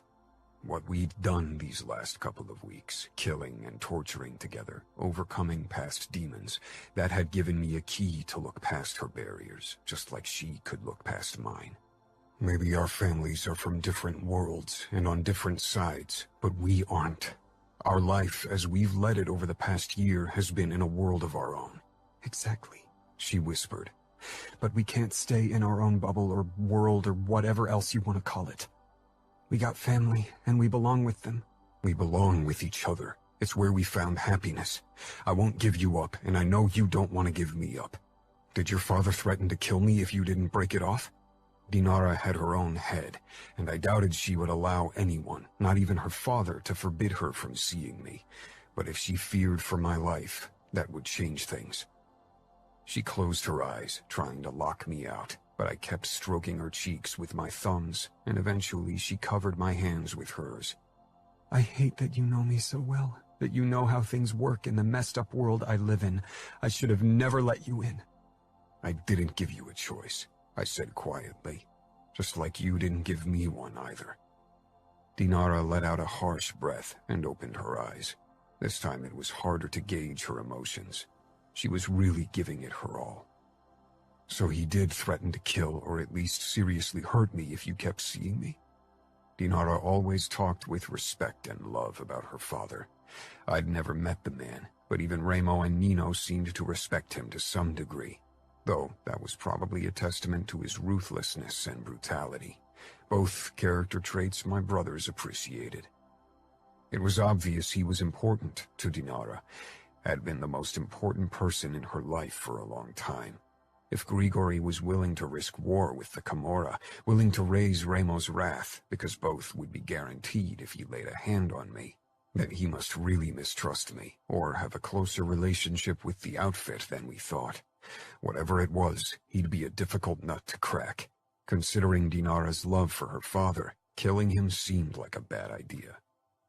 Your family doesn't mind us being together? She asked. Ramo has never been someone who played by the rules. He trusts me, so he accepts my choice. Of course, he'd never confide any business details relevant to the Bratva while you were present, but he won't stop me from seeing you. My main work is racing, and it'll stay that way. It's not like I'm at the base of Camorra business in Las Vegas. I don't even have to live there. She scoffed. Racing is one of your most important businesses, and how can you be sure you'll be happy living the nomad life forever? We'll figure something out, and I don't care how, but I won't give you up, you hear me? Dinara took a step back, but I followed. I wouldn't let her do this. Don't make this harder on us than it needs to be. I won't risk your life. I don't care. It's my life to decide on, and I'm willing to take a risk because what we have is worth it. You can't decide alone. And for me, the risk is not worth it, Adamo. And it's not just your life on the line. This conflict could endanger my father, Dima, and the rest of my family. Nothing is worth risking so much, least of all a relationship based on something as twisted as revenge and bloodthirst. She made a move as if to turn and return to her car, but I grabbed her wrist and pulled her against me. She didn't resist, but despair flashed in her eyes. Let me go. You have to accept my decision. And let's be honest, in a year or maybe less, you'll have found a new girl to get cozy with. Someone who doesn't have the Russian mafia at her back or who's as messed up as I am. I like your kind of baggage and your messed up brain. I want you and no one else. I lowered my head and kissed her fiercely, and for a moment she kissed me back with the same passion, only fueled with despair. Then she ripped away. It's over, Adamo. Accept it. Move on. It's what I'll do. She stumbled toward the car. Does returning to your old life include getting back together with Dima? I asked, jealousy raging in my body. Fuck. I wanted to ram my knife into Dima's stupid face. He was pretending to be busy with his phone, but I wasn't buying it for a moment. He was paying close attention to what was going on between Dinara and me. Dinara stiffened, but when she faced me, her expression was cold. Maybe, but from this day on, it's none of your business. She ripped open the door of her Toyota. You can't run away from what we have, Dinara. We both know that emotions, dark or light, follow you wherever you run. Dinara swung herself into the car and slammed her door shut. She turned to Dima and said something. He briefly glanced my way. He didn't look triumphant, but I still wanted to kill him. The engine roared up, and then Dinara's Toyota raced away, only leaving a cloud of dust behind. Fuck, I snarled as I watched her drive away. My breathing was harsh, and my heart galloped in my chest. I closed my eyes, trying to calm myself down. I needed to think. Right now, my first impulse was to take our Camorra jet and fly to Chicago to put a bullet into Grigori's head, and into every fucker's head who thought he could keep me away from Dinara. After a few more deep breaths, I pulled out my phone and called Ramo. Usually Nino was the person I called to ask for advice. He was the voice of reason, after all. Adamo, I need your advice, I interrupted him. I thought Nino was your advisor of choice. I didn't say anything. Of course, Ramo would put his finger into the wound. That you choose me to give you advice tells me you already made up your mind and need encouragement for an irrational and emotionally charged endeavor Nino would disapprove of. I hate that you read people so well, I muttered. He was right, as usual. I assume this is about Dinara. You and her completed your list, so your reasons to be together have to be evaluated anew. That sounds like Nino. No one's been on the receiving end of Nino's logical advice more often than me. I can anticipate his advice without talking to him. And yet you always do whatever the fuck you want. Just what you have in mind, he said with dark amusement. Dinara ended things between us because her father threatened my life. I fell silent. I wasn't a kid anymore, but Ramo's protectiveness hadn't really caught up on that yet. Did he now? Ramo asked in a voice that rang my alarm bells. I don't want you to handle him. This is my problem, Remo. Your involvement could end things with Dinara for good. I'll deal with Grigori. If Grigori lays a hand on you, he'll pay the consequences, Adamo. You are my brother, and I'll rip his Russian ass apart if he touches you. This was Remo's way of showing he cared for me. I knew that now, but I couldn't allow it. I'll handle things. If I want to win Dinara back, I'll have to show her how serious I am. You plan to go to Chicago? Yes, I have to. If I risk my life, she'll realize I won't give her up no matter what. And you expect me to give you the okay for this suicidal bullshit? Remo growled. You would do the same if our roles were reversed. You never cared about your life when the people you love were involved. You allowed Cavallaro to torture you for me and Serafina. A painful death was as good as certain, but you didn't care. Now it's my turn to follow in your manic footsteps. You are becoming too much like me, Adamo, Remo said. I thought you'd be happy. You were supposed to be the good Falcone. I scoffed. We both know that would have never worked. You might have to kill Grigori, Remo said. If I kill him, Dinara won't ever forgive me. I'll have to convince him or die. That's not the outcome I'm hoping for. It's not an outcome I can allow. You realize that? I want your promise that you won't go on a killing spree if things don't work out. I'm the one who's intruding on Grigori's territory. If he decides to kill me, he's got every right to do so. And as your brother, I have every right to seek revenge. Remo, I gritted out. I don't want you to avenge me. If her father got killed as well, that would break Dinara. If she really loves you, she won't allow her father to kill you, and if she can't stop him, she should be happy if I kill him. For Remo, many things were black and white, especially where loyalty was concerned. Deep down, I hoped Dinara wouldn't allow her father to kill me, but above all, I wanted to convince him of my feelings for his daughter. If Greta fell in love with an enemy, could he stop you from killing him if his love for her was true, and if he tried to prove it to you by risking his life? No, Remo said without hesitation. Even if that meant Greta would never forgive you. Greta can't be separated from Nevio, nor should she be separated from her family. We are her safe haven. I'd never allow anyone to take that from her, not even for love. Okay, maybe Greta wasn't the best example, but Dinara doesn't have trouble adapting to new surroundings. She loved living in camp with me. But being with you still means you're taking her away from Grigori. He lost her once before, and he hasn't forgiven himself for it yet.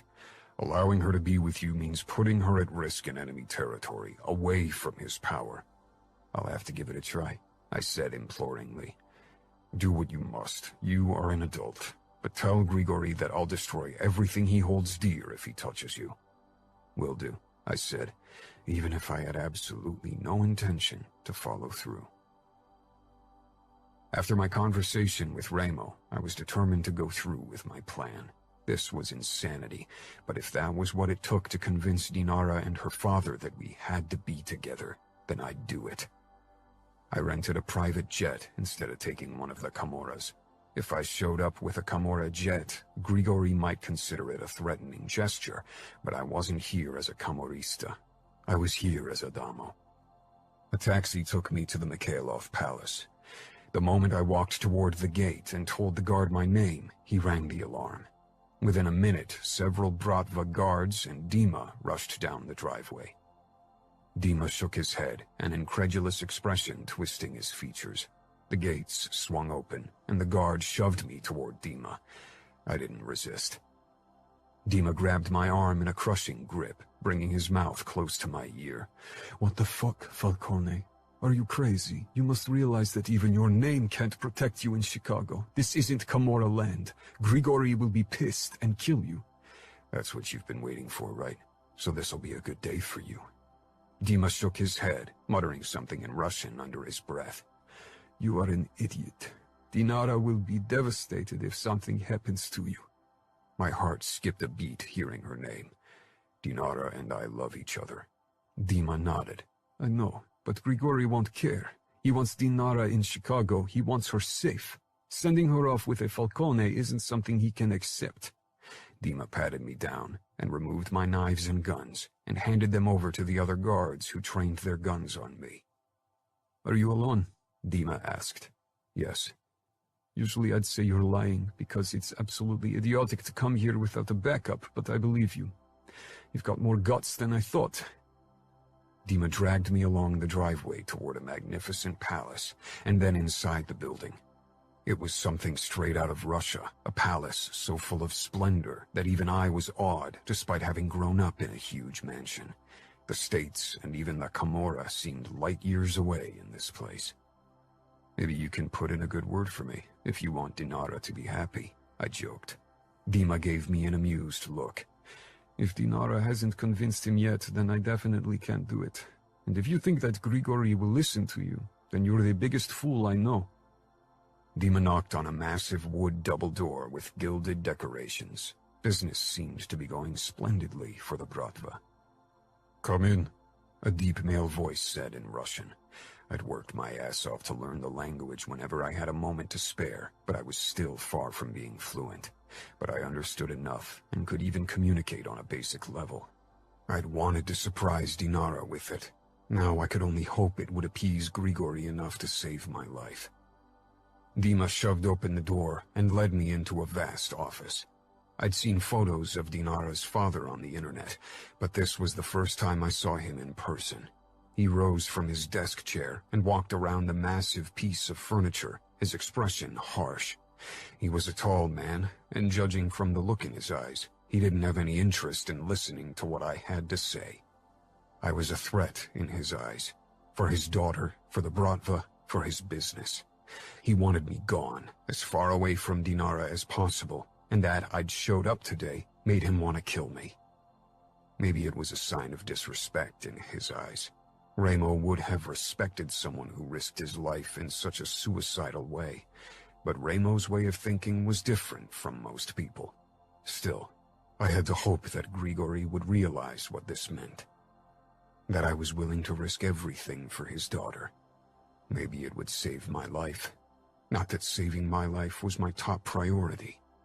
I wouldn't leave unless I could be with Dinara. Chapter 24. Dinara.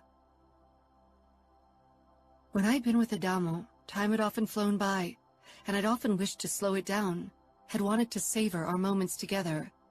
Now that I'd never see him again, I wished I'd really enjoyed every second of our togetherness, without hesitation or reservation. Alone in my room, every second seemed to drag, and I just wanted to speed it up. But to what avail? What was there to look forward to? I'd returned to my life, but I wasn't the same Dinara who joined the race camp at the beginning of the year. After experiencing love and joy and passion with Adamo, my emotionally detached existence in Chicago was unbearable. In the past, I would have opted to create fake euphoria with drugs, but now I knew they wouldn't come close to what I'd felt with Adamo. I traced the shelves with Fabergé eggs with my eyes. They always gave me a strange sense of peace. I could spend hours looking at their intricate designs.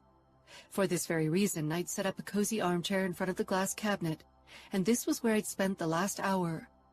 Peace didn't come, though. Even art couldn't stop my thoughts from worrying. My phone beeped. Glancing down at the screen, I saw that it was a message from Dima.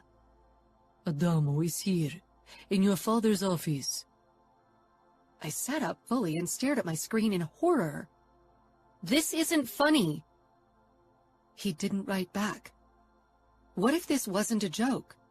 Dima wasn't really someone who made jokes about something like that, or at all.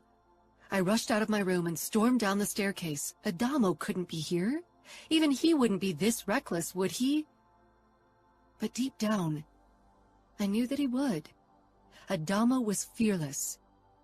He was the guy who joined me on my vendetta without a second thought, who loved the thrill of racing cars at their limit, who wanted to date his enemy's daughter no matter the cost. Damn it. I didn't bother knocking and just burst into Dad's office, where I hoped to find Adamo.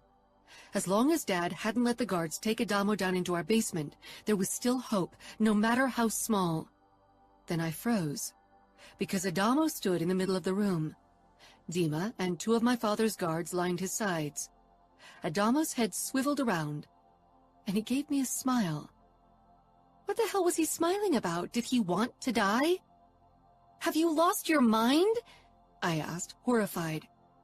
Dad's expression made it clear that he'd hoped I wouldn't find out about Adamo's arrival. Disposing of him would be more difficult with me here. Adamo shrugged.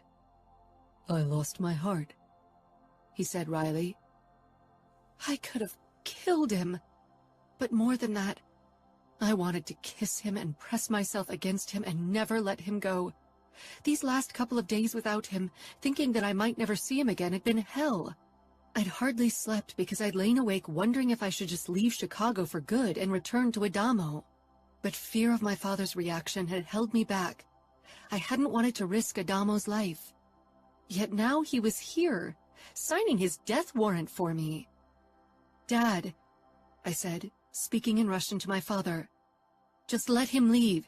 He's probably high or drunk. He won't even remember anything tomorrow. He doesn't know what he's doing.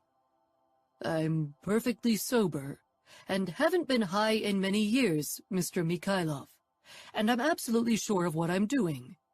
I'm here to ask you to allow your daughter to be with me, to be free to live the life she wants, Adamo said in broken Russian. But Dad's face flashed with surprise, which he quickly masked with anger. I stepped into the room and closed the door, keeping a close eye on both my father and Adamo. You can't keep me away from your daughter, unless you stop my heart from beating. Dad looked as if that was exactly what he'd do. He killed so many people in his life, some for hardly any reason at all, and Adamo gave him so many reasons. Showing up here takes a lot of bravery, or maybe it's just insanity. That's something the name Falcone has stood for in a long time. Dad! I tried again, and finally he met my gaze. His expression showed regret, as if he'd already made up his mind and knew what it would do to me. I staggered forward, but one of his men held me back. Dad, I whispered desperately, if you do this, I can't forgive you. You should leave, Katinka. This is between me and Adamo. No, I growled, it's not. This is about my life, about my heart. You can't dismiss me as if I'm a little child. Dad motioned at one of his soldiers, who made a move as if to grab my arm and lead me away. I slapped his hand away. Don't you dare. I reached inside my pocket, my fingers closing around my phone. Maybe I should leave and call Ramo. But what purpose would that serve? He wouldn't be quick enough to send help. Adamo took a step closer to my father. I didn't detect a hint of fear in his expression. There was only determination. I waded through blood for your daughter, and I'll do it again, even if it's my own, because Dinara is worth shedding every last drop of my blood for. I won't give her up, no matter what you do or what you say. And if it takes torture and death to prove my feelings for your daughter, then that's what I'm willing to do. I love her, and no force on this earth can shake that. So if you don't want me to be with your daughter, if you want me to give her up, then you'll have to end my life today. I sucked in a shaky breath, unable to process the words Adamo had said. Dima had lived to protect me. He too would have died for me. But his loyalty had been for my father. And one reason, maybe even the main reason for his willingness to die for me, had stemmed from his duty toward his Pakan. But Adamo risked everything only because of me. He opposed my father in his own territory for me. He accepted death to prove his love. I tried to marginalize my feelings for the man before me. I tried to tell myself they'd wane with time. But now that Adamo showed the courage to proclaim his feelings in such a risky manner, it would have been absolutely cowardly of me to pretend I didn't love him. I didn't want to be without him, not another day. The last few days had been hell, filled with a new kind of nightmare of losing Adamo every single night. I'd woken bathed in sweat, with my heart beating in my throat. I felt shaky under the force of my emotions, under the display of emotion on Adamo's face. He loved me, fiercely, recklessly, definitely foolishly. I slanted a look at my father, terrified of his reaction to such a forceful appearance. Dad expected respect as Pakan, and was used to people showing it to him. Of course, Adamo wasn't one of his subjects, but I wasn't sure how much that mattered to him. Instead of the dreaded fury, respect flickered in his eyes. Respect for Adamo's words. Even Dima looked less hostile toward Adamo. Surprise and relief washed through me. Maybe we could get out of this in one piece. If Dad hurt or killed Adamo, I doubted I'd heal again. "You speak Russian," Dad said matter-of-factly. I could have laughed at his conversational tone, as if this wasn't a hearing determining Adamo's fate. "I suppose your brother Nino taught you to handle Bratva soldiers that cross your path during your races." "I learned it for Dinara, to show my respect for her heritage, and yours." Dad kept his expression cold and hard, but I knew him better than almost anyone else. He liked Adamo, as much as a Pacan could like a Falcone, and a protective father could like his daughter's lover. "Dad," I said firmly as I headed toward Adamo. One of Dad's men tried to stop me, but I sent him a glare and walked past him. I took Adamo's hand and faced my father with him as a unit. "I love Adamo, and I too am willing to wade through blood for him. I won't let you kill him. If you want to protect me, if you want me to find happiness and be in the light, then you'll allow Adamo and me to be together. I can't live without him. I won't." The last was a threat Dad understood too well. The day I'd almost died of an overdose haunted him to this day, and even if I hadn't tried to kill myself, Dad never really believed that. I hated blackmailing him with something like that. I wanted to live and wouldn't try anything like that, but he didn't know. He always worried about me. Dad scowled at his soldiers. "Out. Now." Dima raised his eyebrows. "Are you sure? One of us could stay. I'm perfectly capable of protecting myself against one enemy, Dima. Now follow my order." Dima sent me a searching look, as if he considered me another enemy for my father, but then he left.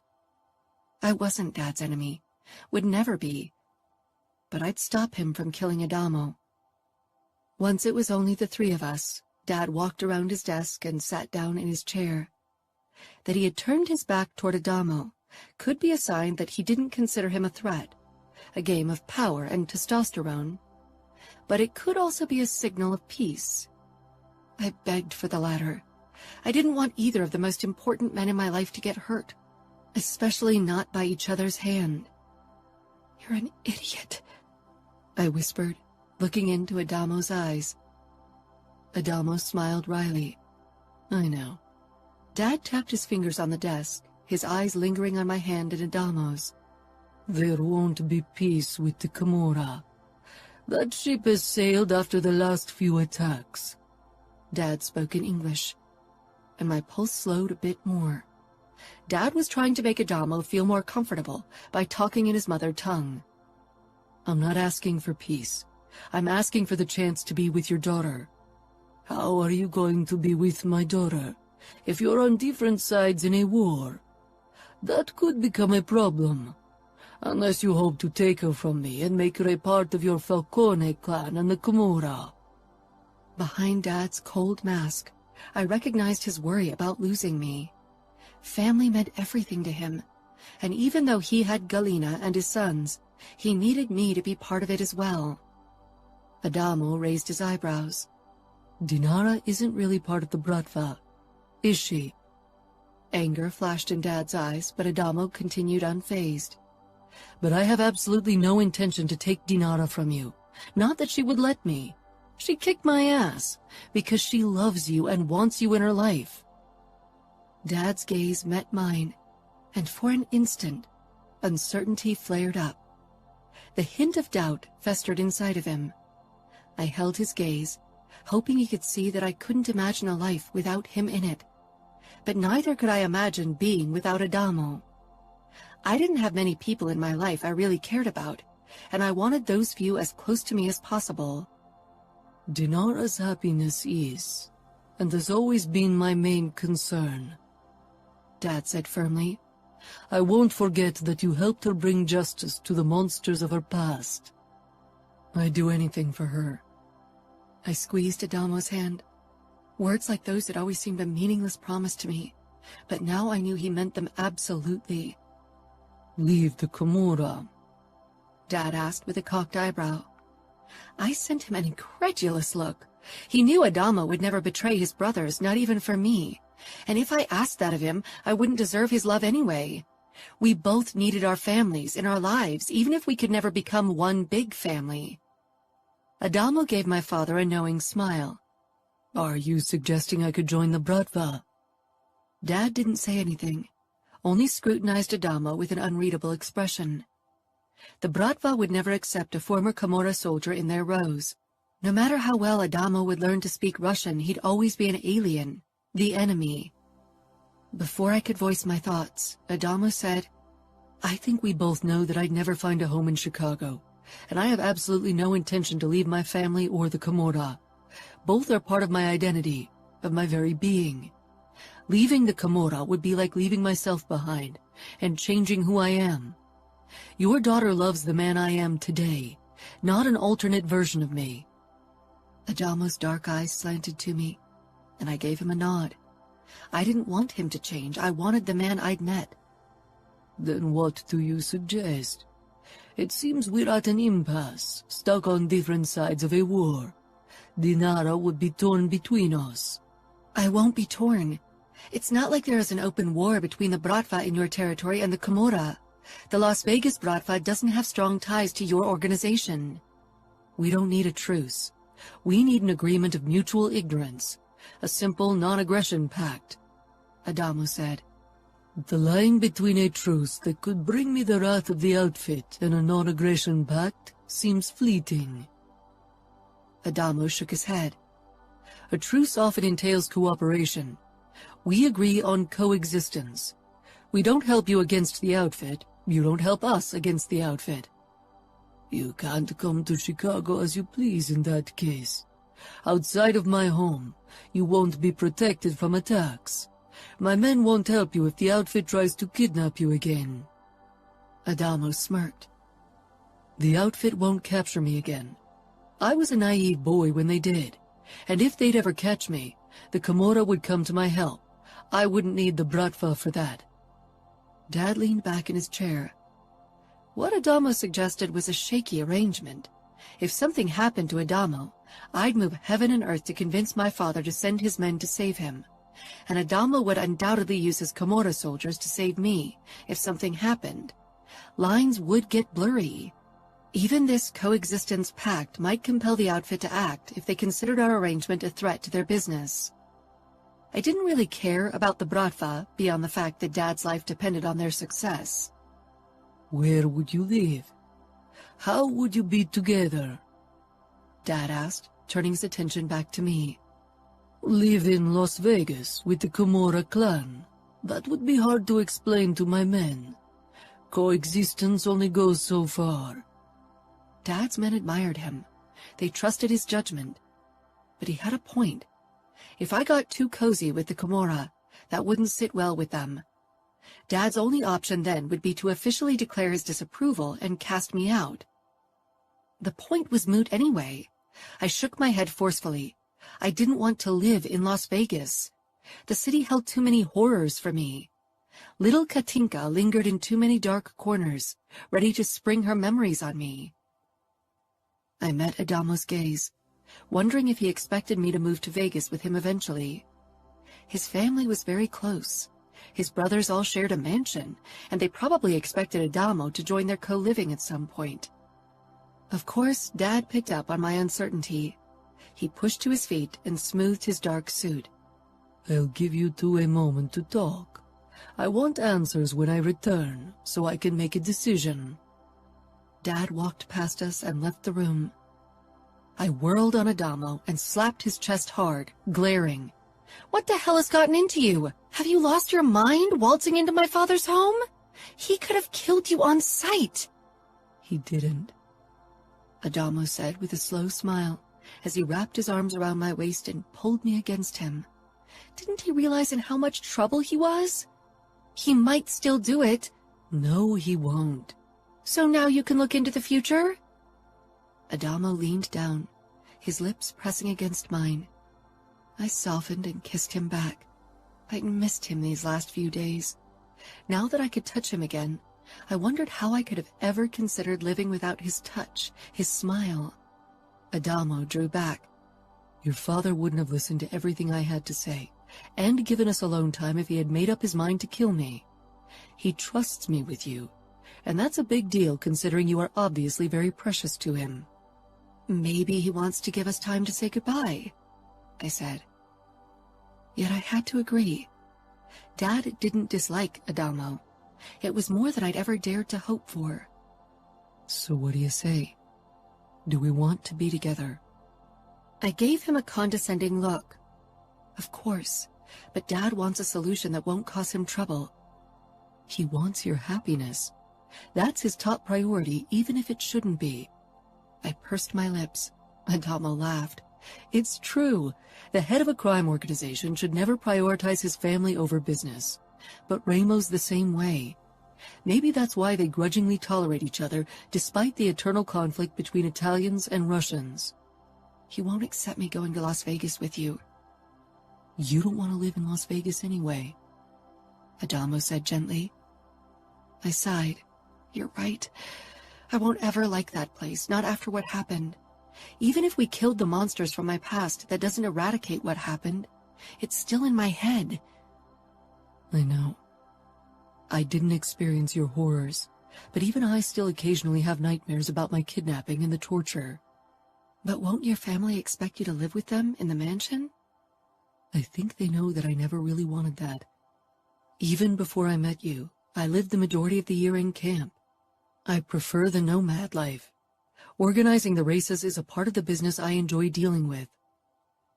But that was before you discovered your love of torture. I'm sure your brothers can use your newfound talents in better ways. Adamo chuckled mirthlessly. Trust me, my brothers have enough expertise torturing people. They don't need my help. And it's not that I discovered my talent for torture through our vengeance trip. It's been something I've been battling with for a long time. It's a dark craving I've been feeling for a long time. And it was why I really consumed drugs. They mellowed out this urge. They turned me into the person I wanted to be, but the effect never lasted long. If that's the case, are you sure you can live without the thrill of blood, without resorting to drugs to mellow your urge? Adamo thought about it. Yeah, I feel like the urge has lessened since I allowed myself to live it for a little while. Suppressing it only increased the craving. I guess I just need to allow my dark craving out to play on occasion to keep it in check. What about your dark craving? It's there. It'll always be, I guess. But I won't give in. Not after I saw how it dictated my mother's life. Good, Adamo murmured. But we still didn't make a decision about our future. It's easy. We live in camp. The races take place 9 months of the year, so we'll have to follow the circuit anyway. I want to keep racing. What about you? Oh, yes, I said with a grin. I missed the thrill of racing. I even missed the chaotic atmosphere in camp. We could buy a motorhome to have more room. That would allow us to create a home for us without settling down in a place. We could visit Las Vegas on occasion, and if your father ever doesn't want to kill me, we could visit Chicago as well. Otherwise, we'll just have to split up for our family visits. You think your brothers will agree to that? Once Gemma and Savio start popping out babies, my brothers can use the additional space, and Ramos twins probably won't ever move out, so they need rooms as well. If I only require one room for visits, that gives my brothers the chance to create living space for their kids. It's a win-win situation, if you ask me. It sounded like the perfect solution. I still wasn't convinced his brothers would agree, but maybe we could convince Dad as a first step and get Adamo out of Chicago in one piece. Can you imagine living in a motorhome with me? Or is such a living arrangement not fit for a Bratva princess? Adamo asked in a low voice, pulling me even closer and cupping my ass. I cocked an eyebrow. I prefer freedom and being with you to a palace. What about you, Camorra prince? Adamo grinned. I've been living the nomad life in a tent and car for a couple of years now. I don't need much. He lowered his mouth to mine once more, his tongue teasing my lips apart. His hand on my ass moved even lower, until his fingers stroked over my crotch. I moaned into his mouth and stood on my tiptoes to give him better access. Of course, Dad chose that moment to return. I quickly stepped back from Adamo, my cheeks heating. Being caught by my dad was something that made even me blush. Adamo smiled as if he hadn't just fingered me through my jean shorts. I was glad for Dad's poker face because he didn't give any indication that he'd noticed us getting it on. And? He asked neutrally. Adamo explained our planned living arrangements to my father, making everything sound perfectly reasonable. When he was done, Dad nodded. That could work. But who guarantees Dinara's safety? Nothing will ever happen to Dinara. When we killed her abusers, I was her protector. Neither Dima nor you were there, but Dinara was always safe. I gritted my teeth, hating how they discussed me as if I weren't present. I don't need constant protection. I'm capable of staying away from danger and, if necessary, to defend myself. I can kill someone. Both Adamo and Dad ignored my protest.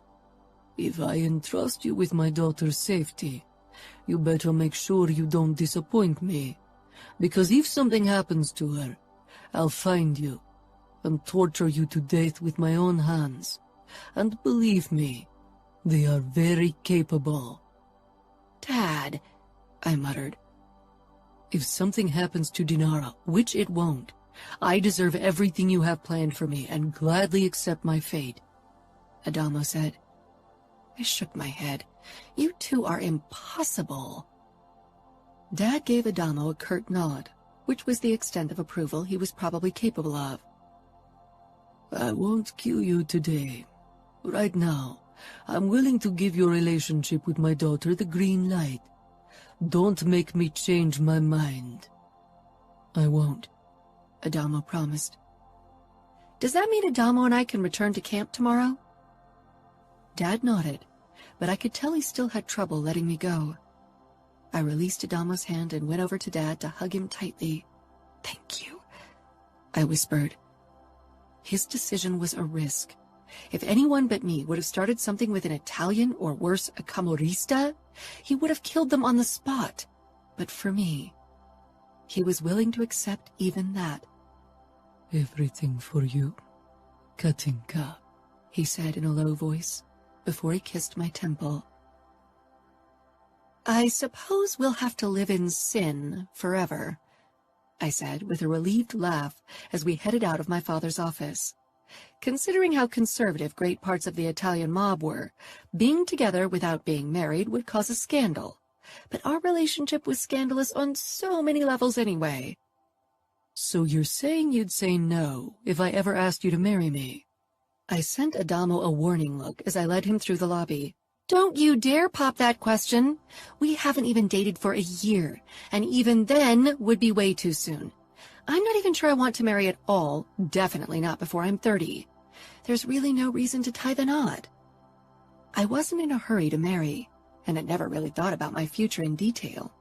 I loved Adamo, but that didn't mean I wanted to marry. Adamo and I were allowed to spend the night together in my room, which obviously surprised Adamo, judging by his expression when I didn't give him a guest bedroom. Dad knows we're having sex, so keeping us apart for a night seems pointless. The moment I closed my door, Adamo pressed me against it, kissing me. I pulled away. I shouldn't reward you for almost getting killed. I'm very alive, Adamo said. I slipped past him toward the cabinet with my Fabergé eggs. Adamo followed me. You handled my father very well. Few men know what to say. I don't know your father, but I know men like him. I've grown up among my brothers, and trust me when I say no one's more homicidal than Ramo. But Ramo is your brother. He wouldn't kill you. Nothing's holding my father back. You are, Adamo said, as he wrapped his arms around my waist from behind. Those eggs are beautiful, but we can't take them with us to camp. I huffed. They stay here. They are too precious and beautiful to ride around in a motorhome. You are as precious and beautiful. I nudged him with my elbow. Compliments won't get you sex. I'm still pissed that you risked so much. I would have never forgiven myself if my father had killed you. Nor would I have forgiven him.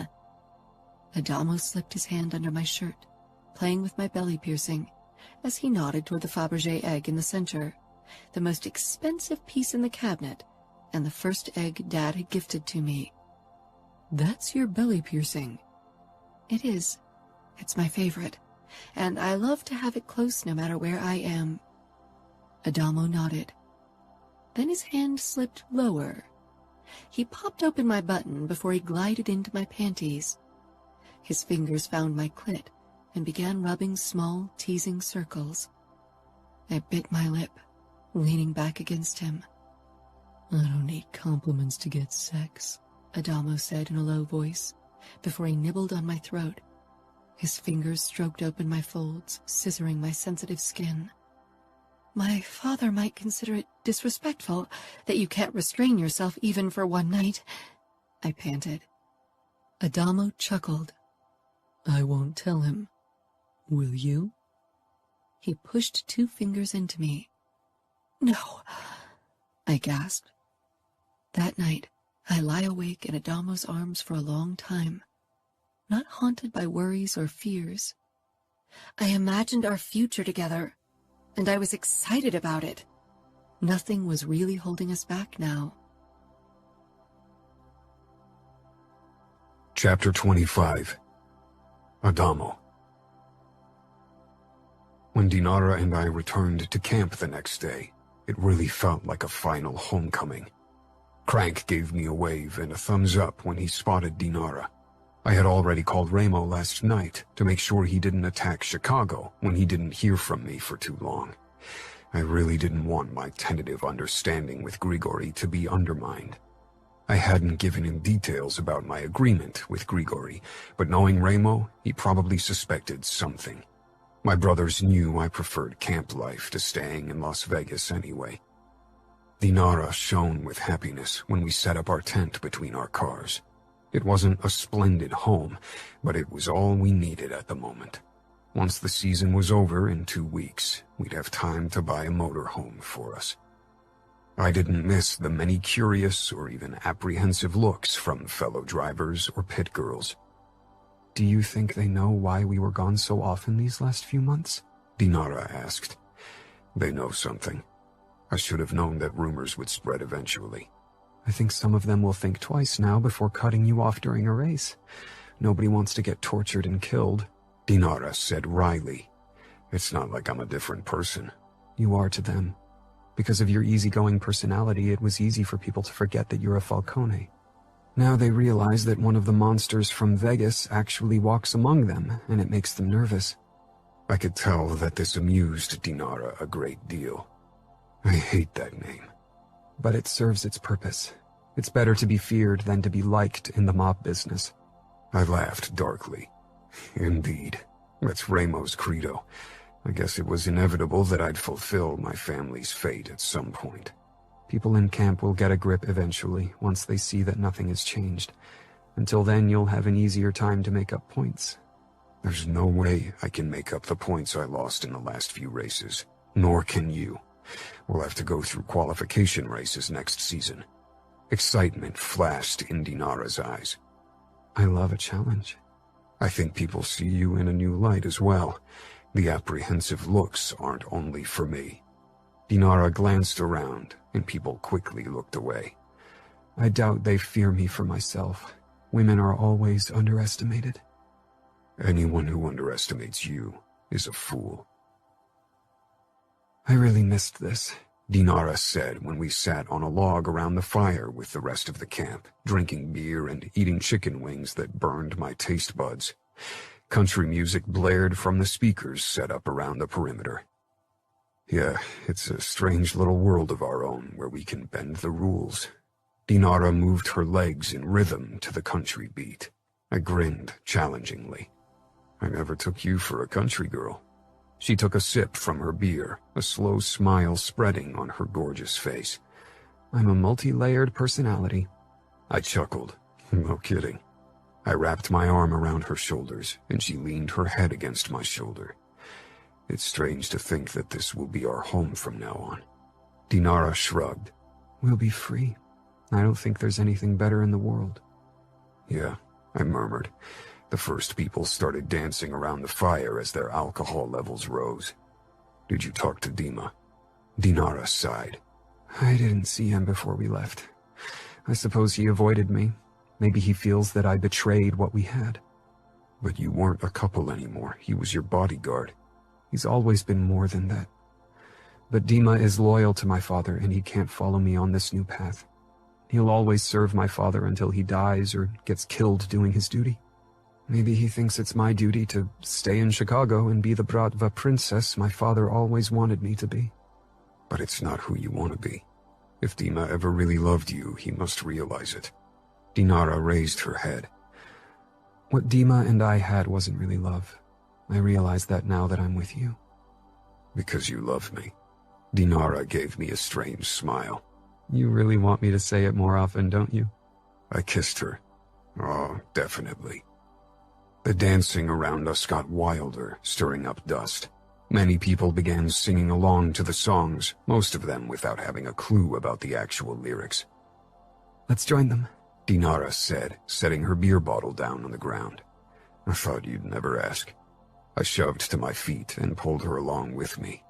When we joined the dancers, a few of them hesitated, obviously still unsure about us after the killer couple rumors Crank had told me about.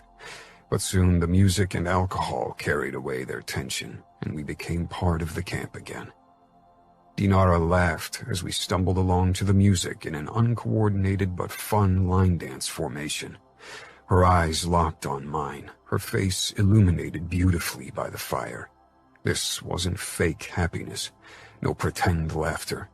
Darkness was a part of both Dinara and me, but we'd banished it to a faraway spot in us.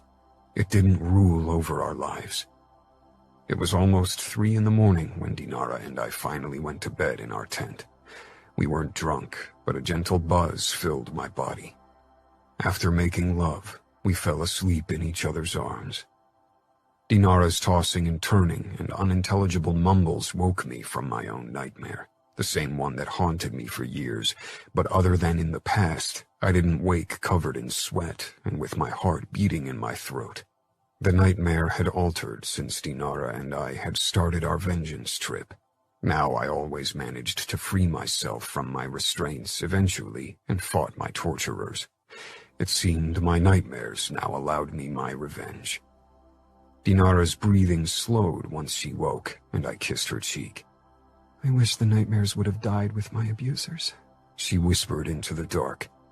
Eventually they will fade, or maybe they'll change, I said, then told her about my own altered nightmare. I'm still surprised that you never sought revenge against the people who tortured you. You have the Camorra at your back. Revenge against the outfit, especially their capo and his underbosses, wouldn't change anything. It would only continue an endless spiral of violence and revenge. You could end everything by killing your abusers, but in a war, revenge only leads to more violence. What happened to me wasn't personal. Dinara let out a strangled laugh. I think getting tortured is pretty personal. It wasn't about me. It was about Remo.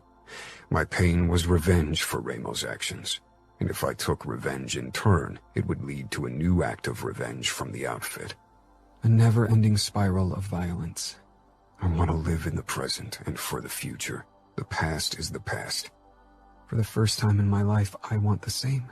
The past is dead, and I'm really excited about our future. It's going to be a crazy ride in many ways. Dinara hummed her approval. There are only 2 more races before the season's over, and most people will return to their families for Christmas. Only a few stay in camp, like Crank, and celebrate together. We don't celebrate Christmas in December. The Orthodox Christmas is in January, so maybe I'll stay in camp until January. Over my dead body. I want you to celebrate Christmas with me and my family in Las Vegas. She froze in my arms. I'm not part of your family. I'm sure your brothers and their families don't want me there. I hadn't asked my brothers yet, but I loved Dinara and wanted to spend the holidays with her. I doubted Chiara and Serafina would have anything against it.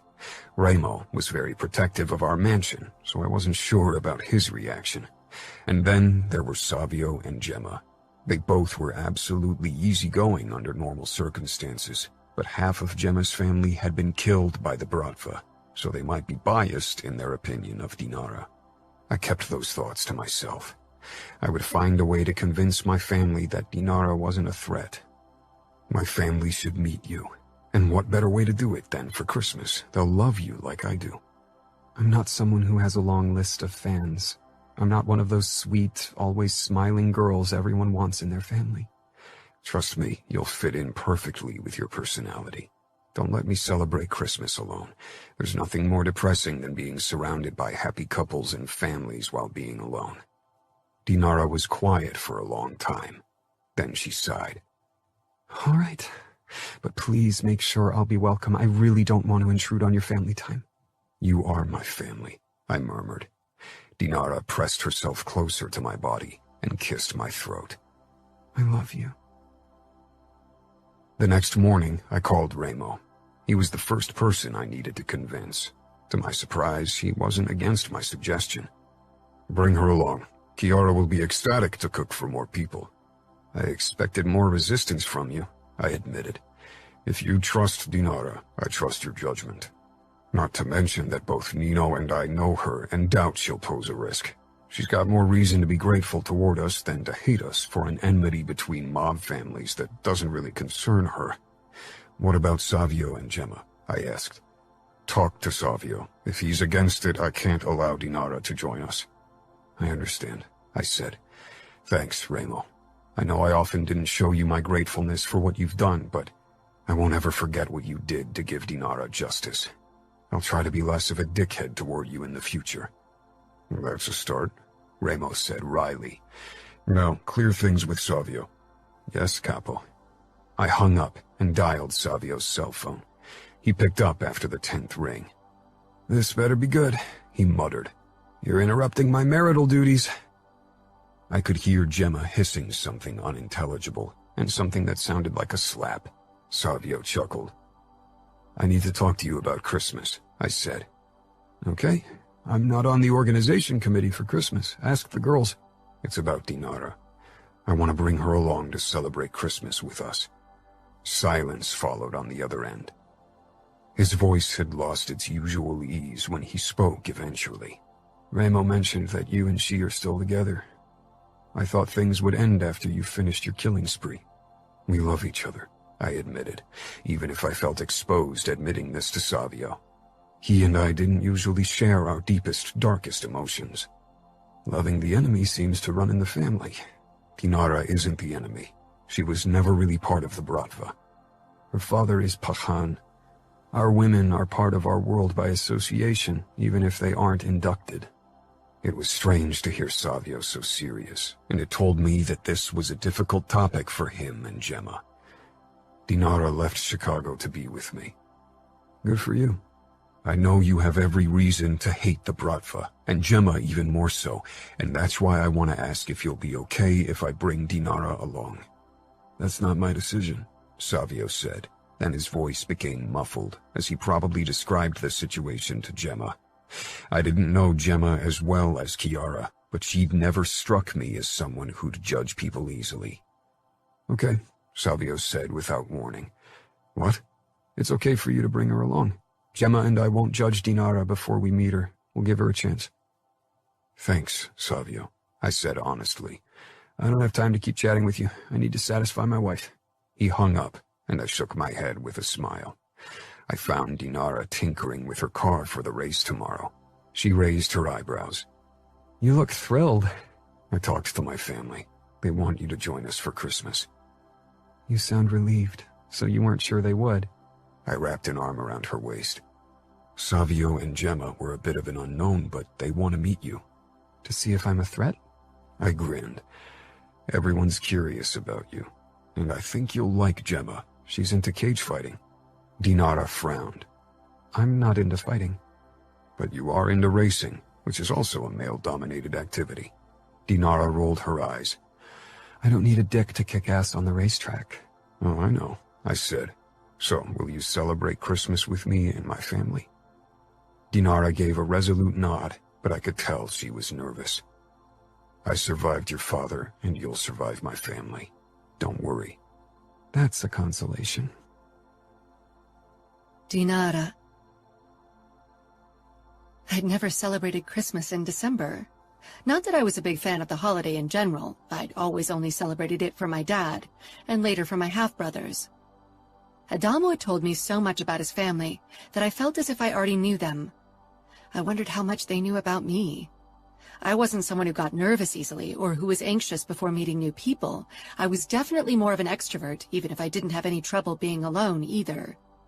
I knew not everyone liked me, and I could live with it, so I wasn't worried about becoming Miss Popular. I was, however, nervous because this wasn't just a random meeting. This held meaning. It constituted that my relationship with Adamo was serious for both of us. So far, we never really put a name to it. We lived it. But this was a new step in our relationship. When we pulled up in the driveway of the magnificent white mansion, my palms actually became sweaty. This was important for Adamo, and in turn it was for me. Nervous?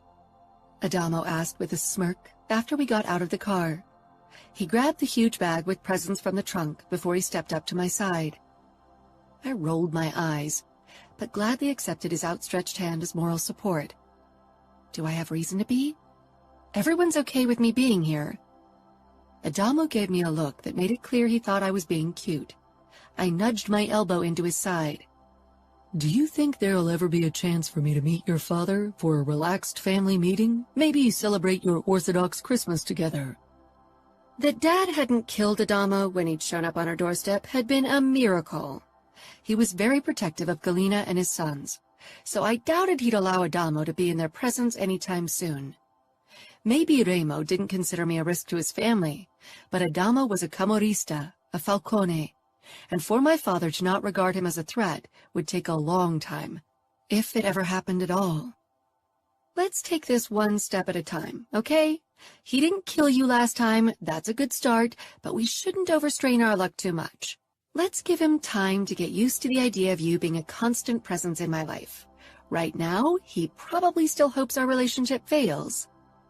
Adamo stopped in his tracks, eyebrows cocked and the same smirk on his face. And? Would you bet on us? We aren't a safe bet, I said with a wicked smile.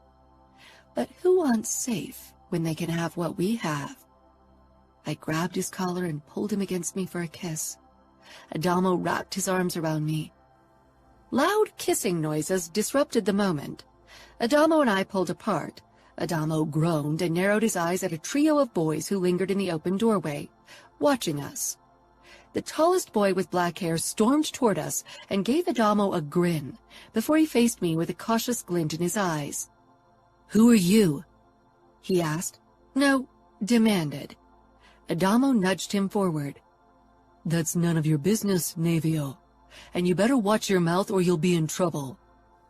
Navio pressed his lips together, but didn't look guilty at all as he slanted me another look. The boy was maybe 8 years old, but definitely had the sass and confidence of a grown-up. Despite his rudeness, I liked the kid.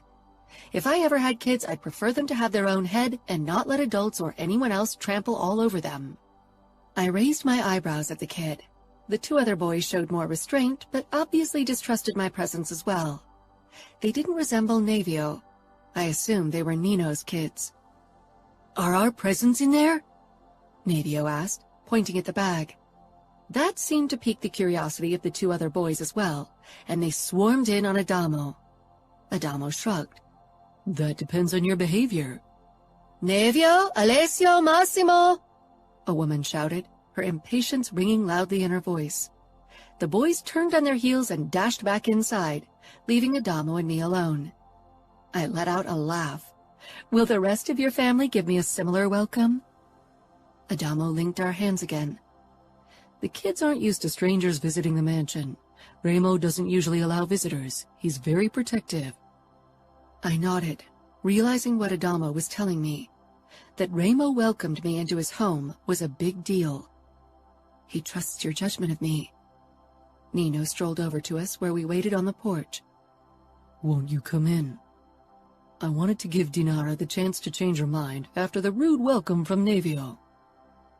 Nino gave me a halfway welcoming nod before he turned to Adamo once more. What did he do? He demanded to know who she is. Didn't you tell the kids? Nino shook his head. We told them you'd be bringing your girlfriend along. It caused quite the stir because you never presented someone before. Adamo had mentioned that he'd never been serious enough about anyone to submit them to his family's presence. That he trusted me enough to take me filled me with warmth. Let's go, Nino said. Chiara prepared dinner. We don't want it to become cold. Adamo and I followed Nino through a long corridor into a huge room that seemed to serve as the common area of the mansion. Adamo had mentioned that every brother had his own wing, where they lived with their wife and kids. Even Adamo still had his own wing, even though he lived in camp most of the year. The common area was already crowded with the Falcone clan. Half a dozen kids buzzed about, creating an impressive noise level. 3 boys and 2 girls. Everyone turned to us as we stepped into the room. Adamo had showed me photos of his family, but I wasn't sure I'd be able to keep the names of the kids straight. At least the adults were easy to remember. The third dark-haired man had to be Adamo's brother Savio, and beside him his sex bomb of a wife, Gemma. I was happy with my body, but even I felt a flicker of inadequacy upon seeing her curves. Part of her family had been killed by Bratva, so her hesitant expression didn't come as a surprise. I met her gaze and gave her a tense smile. I wouldn't feel guilty for something I wasn't responsible for.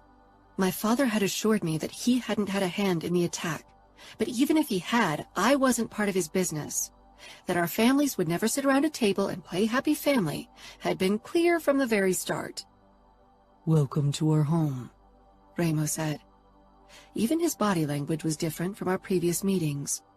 A hint of tension in his limbs spoke of his protectiveness and caution.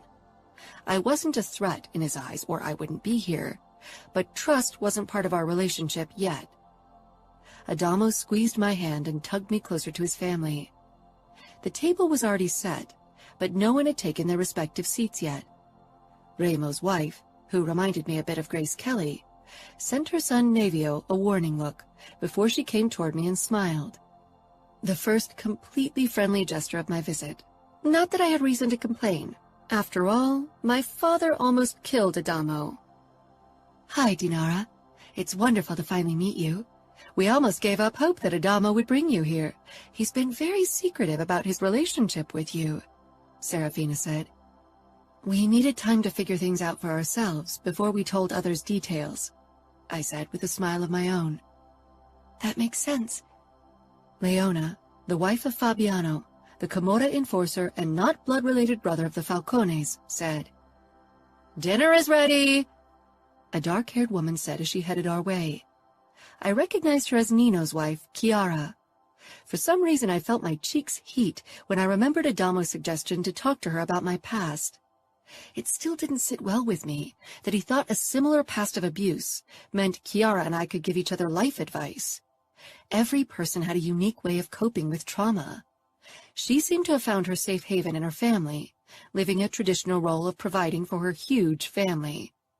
I wasn't someone who wanted safety and continuity to deal with my past. I wanted thrill and adventure. Chiara made a beeline for me and gave me a bright smile. She looked genuinely happy to see me. She pulled me into a hug. I stiffened at first because I hadn't expected it. My family was more reserved. We rarely hugged, especially not people we barely knew. After a moment of surprise, I forced myself to relax, but she pulled away instantly and gave me an embarrassed smile. I'm sorry. I didn't mean to spring my hug on you. Don't worry. It's nice to meet you. Chiara was a gorgeous, petite woman with the kindest eyes I'd ever seen. She was someone I'd have imagined as the docile wife of a pastor, not a notorious and undoubtedly sociopathic mobster like Nino Falcone. Nino, can you help me carry everything to the table? Chiara asked, before she and her husband disappeared. I'll help you as well, Gemma said, rushing after them. Maybe this wasn't as easy for her as Adamo had thought. He looked at his brother Savio, but I couldn't read the look that passed between them. I greeted Leona and Serafina, who welcomed me without reservation. They too seemed honestly interested in meeting me. After greeting the women of the family, Adamo led me toward Remo and Nino, as well as Fabiano and Savio. Fabiano shook my hand with a tight smile. I hadn't expected a warmer welcome from the Camorra enforcer, but he wasn't hostile, so I took it as a good sign. My stomach tightened when I finally faced Savio. "Hi," I said stupidly. I wasn't sure why I felt uncomfortable. I wasn't guilty by association. Savio scanned me from head to toe. I was in my beloved biker boots, but instead of ripped jeans or jean shorts, I'd opted for a more festive plaid skirt, black tights, and black leather jacket, over a black long-sleeved body. I should have known my emo kid brother finds himself an emo rocker chick. I blinked. The role of Ken and Barbie in the family are already taken, so we had to settle for the emo couple. I shot back, before I could think it through. Remo cocked an eyebrow with that look of dark amusement always lingering on his face. Savio actually spluttered with laughter. He clapped Adamo's shoulder hard. "Now I know why you chose her." I stifled a pleased grin. Adamo gave me a shrug, but I could see the tension leaving his shoulders. "It wasn't a choice. Dinara is a force to be reckoned with. I didn't have a choice but to fall for her." My face heated. I sunk my nails into his hand in warning. He wasn't supposed to embarrass me. Talking emotions in front of people really put me on the spot. After a couple of minutes, Chiara, Nino, and Gemma returned with casseroles and pans, and we settled around the table. The kids still eyed me with a mix of caution and curiosity. The presents would hopefully sway them toward me tomorrow, but I wasn't sure how to handle Gemma. She had avoided me so far. I occasionally cast a glance at her during dinner. Luckily, the rest of the Falcone clan chatted animatedly with me about racing. We avoided any mention of Russia or Bratva, until Leona asked, "How do you celebrate Christmas in Russia?" I hesitated, glancing at Gemma and Savio. I didn't want to open old wounds. But Gemma looked up from her plate and met my gaze. She gave me a small smile. I relaxed and gave her a grateful smile in turn. "We celebrate on January 7th. In my family, we cook 12 dishes that represent the disciples of Jesus, but that's not how everyone in Russia does it. We have a multitude of traditions in our country." More questions about Russia soon rained down on me. I was relieved that my heritage wasn't the pink elephant in the room anymore. "I'd love to see the Bolshoi Ballet one day." A tiny girl with the same black hair and dark eyes as her twin, Navio, piped in. Her name was Greta, if I remembered Adamo's instructions correctly, and she looked like a precious doll, with her symmetric facial features, big eyes, and porcelain skin. I saw them a few times in St. Petersburg and Moscow. My favorite ballets are the Nutcracker and Swan Lake. Greta smiled shyly at me, briefly meeting my eyes before looking away. "Mine too." At once, everyone became even warmer toward me, as if this little girl's verdict held particular significance.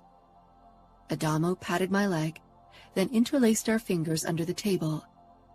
By the end of the night, I was completely relaxed. I didn't feel like part of the family yet, but I hadn't expected that. Yet I enjoyed the chaotic coziness of the Falcone home. It was a different kind of Christmas than we celebrated in Chicago, and I loved this new experience. I wanted Adamo to be part of our traditions as well, but I worried what Dad would do to him if I brought him home with me. While I was safe in Las Vegas with the Falcone clan, I wasn't sure if Adamo would be safe in Chicago. Dad could still change his mind any day. After Christmas dinner, we all moved toward the sofas. The beautifully decorated Christmas tree towered over us and illuminated our surroundings with the gentle glow of the electric candles. Before I could sit down beside Adamo, Gemma approached me. "I'm sorry that I was rude and didn't welcome you right away. Christmas is hard for me." She swallowed. but I shouldn't vent my sadness on you. I'm sorry for what happened to your family. I hate that mob business kills so many innocents. Thank you, Gemma said with a small smile. I'm glad Adamo found you. I've never seen him so happy before. Adamo was talking to Fabiano, but I could tell that he was half listening to my conversation with Gemma. After Greta did a short ballet performance that Chiara accompanied with the piano, Chiara began to gather up the dishes. I helped her and carried a stack of plates over into the kitchen. I wondered if Adamo had mentioned a conversation to her as well. It made me feel awkward. I wasn't embarrassed about my past, but I preferred for people to judge me for my actions today, and not for something that was done to me more than a decade ago. She noticed my curious gaze and leaned against the kitchen counter. Adamo always seemed so restless when he came to visit, especially during the Christmas holidays. But today, for the first time since I've known him, he looked as if he exuded calm. He's arrived. You are his anchor, and no matter where you two live or if you keep traveling with the racing camp, he's found his home in you. That's wonderful. We all need something that gives us roots so we can grow for the future. And you are each other's roots. I bit my lip, my throat clogging with emotions. Thank you, Chiara. I never meant for it to happen. I didn't think I could really trust someone like I trust Adamo. Chiara nodded. I never thought I could experience what I have with Nino. But the past doesn't have to define us. We shouldn't let it. Yes, I agreed. The door swung open and her two sons rushed in. They pressed up to her. Mom, can we have cookies before bed? The shorter boy, Massimo, asked. It's Christmas, Alessio reminded her. Chiara laughed, and I fell in as well. They reminded me of my half-brothers. When sweets were concerned, they could be quite cunning. A moment later, Adamo came in with a couple of empty glasses, but it was obvious that he was checking on me. He wrapped his arm around my waist, pulling me against him. I'm fine, I said, before he could ask. Adamo nodded. I knew you'd be. I stifled a smile. I'd always wanted someone at my side who knew I could handle myself, who didn't treat me like a damsel in distress, and I'd found that person in Adamo. Chapter 26. Adamo. She stood against the horizon, illuminated by the sinking sun, completely naked except for her biker boots. Her red hair glowed like flames in the last rays, and her pale, beautiful body appeared almost pearlescent. I got out of the tent and watched her a bit longer. She was so fucking gorgeous. She turned and met my gaze. A smile broke free on her face. It wasn't one of the fake smiles weighed down by darkness from the past. It was a free, honest smile. That didn't mean she didn't still harbor darkness. We both did. It was what made us understand the other so well. But we controlled our darkness now, like a tamed beast behind iron bars. Sometimes we let it out to play, but mostly it slept peacefully in its corner. I still felt as stupidly in love with Dinara as I'd been when I'd rushed to Chicago to convince her father. We'd grown closer, Dinara and I, and even her father grudgingly tolerated me. We'd even celebrated the Orthodox Christmas together in Asper for the first time this year. Dinara bit her lip in that teasing way she had, turning fully to me so I could see the length of her naked body. One of her hands cupped her breast, teasing her piercing, as the other slowly slid down her belly to the apex of her thighs with the soft patch of red hair. Blood rushed down my body, gathering in my cock. She and I always took time away from camp so we could fully enjoy each other's company. I strode closer to her, taking her in and the way she stroked herself. When I stopped right in front of her, she was panting softly, her lips parted. 2 fingers worked her clit, spreading wetness all over it. I grabbed her hips and sucked her pierced nipple into my mouth. Her fingers moved faster on her clit, and she let out a sharp moan. I sank down slowly, tracing my tongue over her belly before I arrived at eye level with her pussy. Her fingers circled her bundle of nerves, and her lust had already gathered all around it. The sight of her glistening folds made my mouth watery. I leaned forward and teased her fingers and clit with my tongue, tasting her sweet arousal. Her fingers didn't cease the circling of her clit. Instead, they soon began to fight my tongue for dominance. After she came, I pulled her down on my lap. Making love to her still felt like a revelation every time. Afterward, we watched the night sky as we reclined on the hood of my BMW and drank ice-cold beer. In the past, I would have needed a smoke to really enjoy the moment, Dinara murmured. I don't even miss smoking anymore. Me neither. You and racing give me the highs that I need, she said with a teasing smile. I touched her cheek, unable to believe how lucky I was, how ridiculously happy. And then it hit me. This was the moment I'd been waiting for. Of course, I wasn't prepared, but it didn't matter. I didn't want to wait to get a ring. This was the right time, and I hoped Dinara would see it too. I slid off the hood and sank down on the dusty ground before Dinara. She sat up slowly, her eyes widening briefly, then disbelief took hold of her face. What are you doing? I took her hand with a grin. We made it to 5 years, even though you thought we wouldn't. I think we're still going strong. I'd bet all my money on us making it to 50 years. Dinara bit her lower lip, stifling laughter. Considering our risky lifestyle, I doubt we'll live that long. I know you aren't 30 yet, so your second requirement isn't fulfilled, but I can't wait another 5 years. I'd say we're good to go. I fumbled inside my jeans pocket and pulled out a discarded silver chewing gum wrapper. Dinara let out a disbelieving laugh, but didn't comment. I formed the wrapper into a makeshift ring, then took her hand again. Dinara Mikhailov, will you marry me?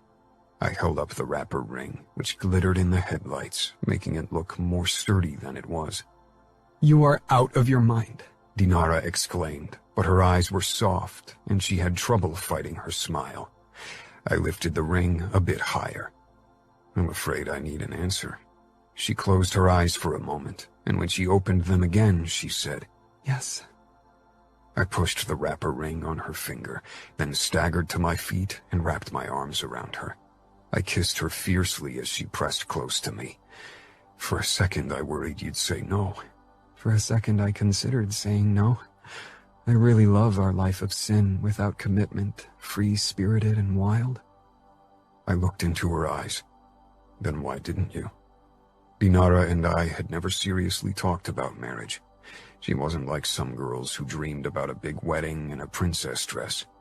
If I'd had more time planning this moment, I probably would have gotten cold feet. But she had said yes, to me, to us, to forever. Dinara. Adamo grinned as if he'd won the jackpot. I stretched out my hand and admired the silver wrapper ring around my finger, not answering his question yet. I'm glad you put so much effort into our engagement ring, I teased him. I didn't really care. I rarely wore jewelry, even though I owned a shocking amount of it, all gifted by my father or family in Russia. I hadn't taken any of my jewelry with me, and I didn't miss it. The only things I really wanted to have with me were my Fabergé eggs. But a motorhome wasn't a good place for valuable pieces of art. He ran a hand through his unruly hair. He always cut it at the beginning of the season, but allowed it to grow in the months that followed. I thought you didn't care about jewelry. He actually sounded worried. I don't, I whispered. This is the perfect ring for us. Adamo chuckled. I'm not sure I agree. You'll get a better ring soon. He paused, raising his eyebrows. But you didn't answer my question. Why did I say yes? For a long time, I'd been against marriage, considered it superfluous and restricting. The mere idea of binding myself to a person like that had made me nervous. But when Adamo had popped the question, my body hadn't reacted with a cold sweat or feeling of nausea. It had felt inexplicably right. because I can't imagine ever living without you again. So we might as well make it official. I realized we were already committed, and marriage to you doesn't mean we can't be wild and free-spirited anymore. I think that's the sweetest thing you've ever said to me, Adamo joked. I boxed his shoulder before I kissed him hard. I love you, and I love being reckless with you, and I know we can keep being reckless even when we're married, and that's perfect. And I love you. He took my hand and inspected the ring he'd put together. We can go ring shopping next time we pass a city. I pursed my lips in thought. I couldn't really see myself with a wedding ring. Do we have to get an actual ring? Can't we get something else that shows we're together? Or maybe we just don't have anything but the love in our hearts. Adamo smirked. Nice try. I want a sign of you being mine for everyone to see. You'll be mine too, remember? I don't want to forget. I wrapped my arms around his neck. No ring. But if you have a better suggestion, I might be open for it. Adamo thought about it for a while, before a grin spread on his face. He still managed to look like a boyish daredevil when he gave me that look. How about we get a wedding tattoo? Nino could do the design and inking. My brows rose in surprise. I actually liked the idea. Why not? At least that way we can't lose it. Perfect. You realize we can't have a big celebration, right? The Camorra and Bratva still barely tolerated each other, and so far Adamo's and my unusual relationship hadn't caused my father any trouble, but a wedding feast that involved both our families might change that. Adamo shrugged. I don't really care about a big party. This is about us. For all I care, it can only be you and I, and it would be the perfect wedding. We could marry in one of those chapels in Vegas, you know, the ones where Elvis seals the bond. Adamo obviously had to stifle laughter. Not Elvis. But we can marry in a chapel in Vegas, if that's what you want. It would fit, don't you think? Adamo dropped his forehead against mine, smiling crookedly. A girl who hates Valentine's Day, who hates rings, and who doesn't want a nerve-wracking wedding feast. I'm pretty sure you were heaven sent. I seriously doubt it. If anything, heaven dropped me on earth because I didn't behave. I like it when you don't behave, Adamo murmured. I know. I pulled him on top of me. Adamo. A week later, Dinara and I traveled to Las Vegas to spend a few days with my brothers and their families and tell them about our decision. Of course, the second we announced our plan to marry, Chiara already fantasized about planning the wedding. Dinara gave me a panicked look, so I spoke up before my sisters-in-law called a wedding planner. Dinara and I don't want to celebrate. We just want to elope in a chapel around here. No big deal. Oh, Chiara mumbled, exchanging a look with the other women. You realize you're breaking quite a few hearts here, right? Ramos said, but he looked like he didn't care. He'd never been one for the big celebrations, and probably wouldn't have had any kind of wedding ceremony if Serafina hadn't wanted it. For us, it's not about the celebration, it's about the promise we give each other, Dinara said carefully. Considering the difficulty of having your family and ours under one roof, your decision is wise, Nino said. Dinara nodded quickly.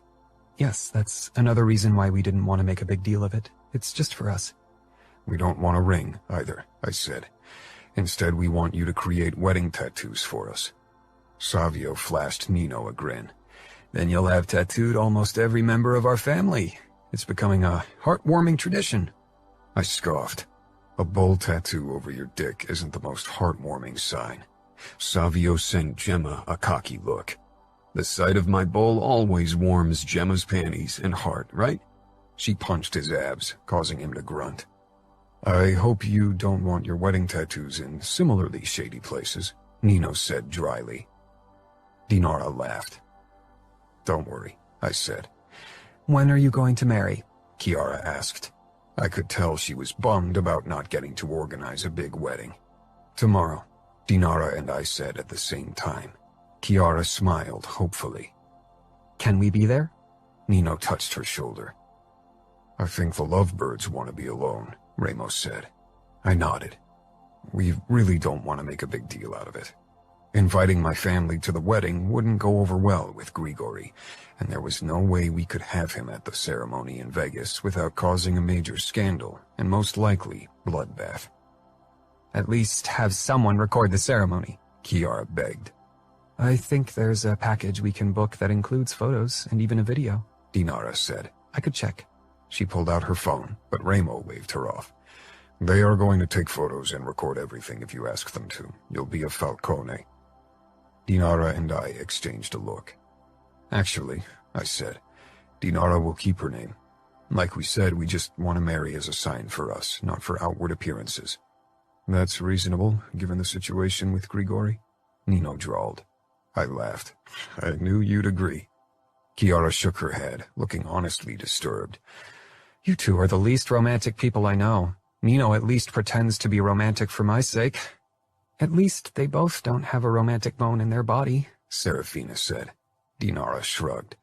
Our idea of romance is sharing a beer on a car hood after kicking each other's ass during a race. I pulled her against me and kissed her temple. Perfect. When Dinara told her father about our decision that night, his excitement was limited. Not so much because she chose to marry me. I think he'd made his peace with me at this point. But he was appalled by the fact that his precious daughter would marry in a cliched chapel in Vegas. But he, like my family, had to accept our decision. The next morning, Dinara and I followed Nino into a room that he'd prepared as a makeshift tattoo studio. I was nervous if Dinara would like the tattoo I'd chosen.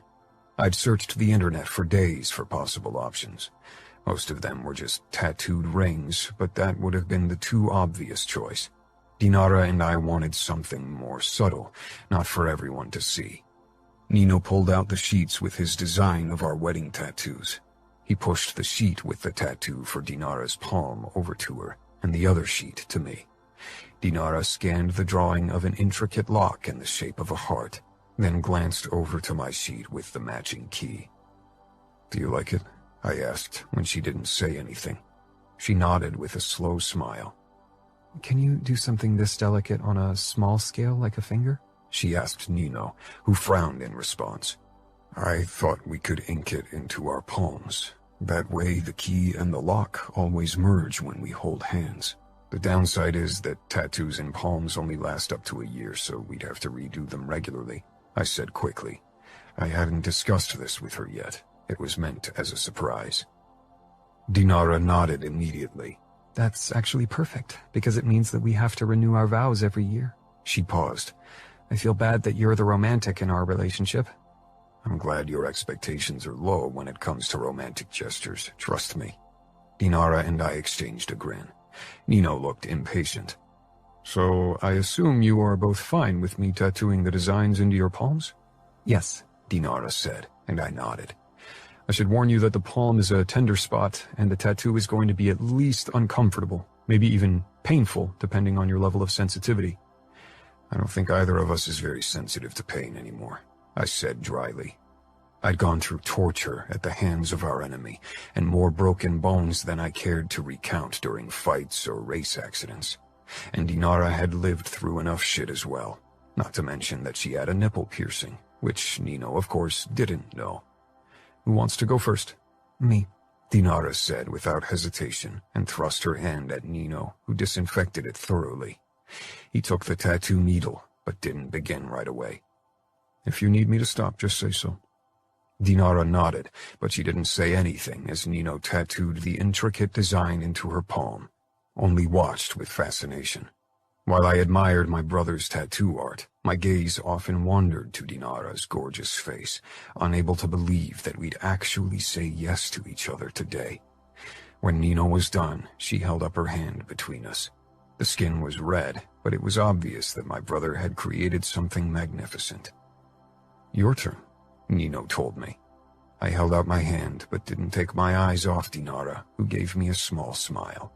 When the needle pierced my skin, I twitched once. It was uncomfortable, like Nino had said, but nothing close to the pain I'd felt before. Only this time the end result was worth every second of discomfort.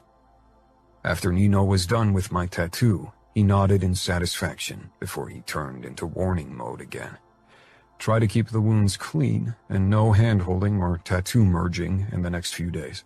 The result will suffer if you get an infection. We'll behave, I told Nino sarcastically. He gave Dinara a look. I hope you're the sensible of the two of you. I love racing and got my belly pierced in a dingy back alley place that also sold second-hand cell phones. Nino sighed and got up. I think you two are a good match. We are, I agreed.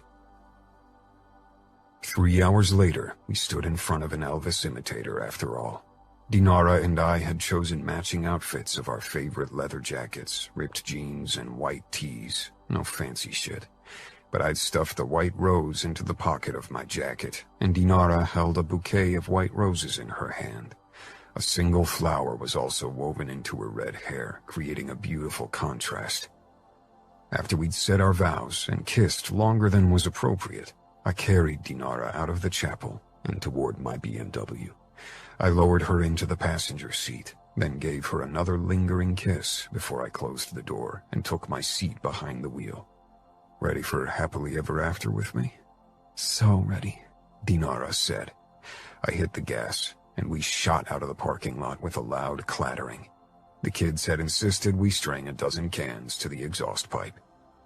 We let the windows down, turned up the music, Highway to Hell, which seemed like the perfect ironic touch to our day, and raced through Vegas. Soon, we left the city behind us to find a remote place for our first night together as a married couple. We had everything we needed to make it the perfect honeymoon. Each other, cans of macaroni and cheese for nostalgic reasons, and a six-pack of ice-cold beer. Epilogue. Adamo. Dinara sent me a challenging look, cocking one perfectly groomed red eyebrow in an exaggerated way. One corner of my mouth twitched up, and I mimicked her expression. "I'll kick your ass, Falcone," she called over the roar of the engines. I answered by letting my car howl. Not if I kick your ass first, Mrs. Falcone.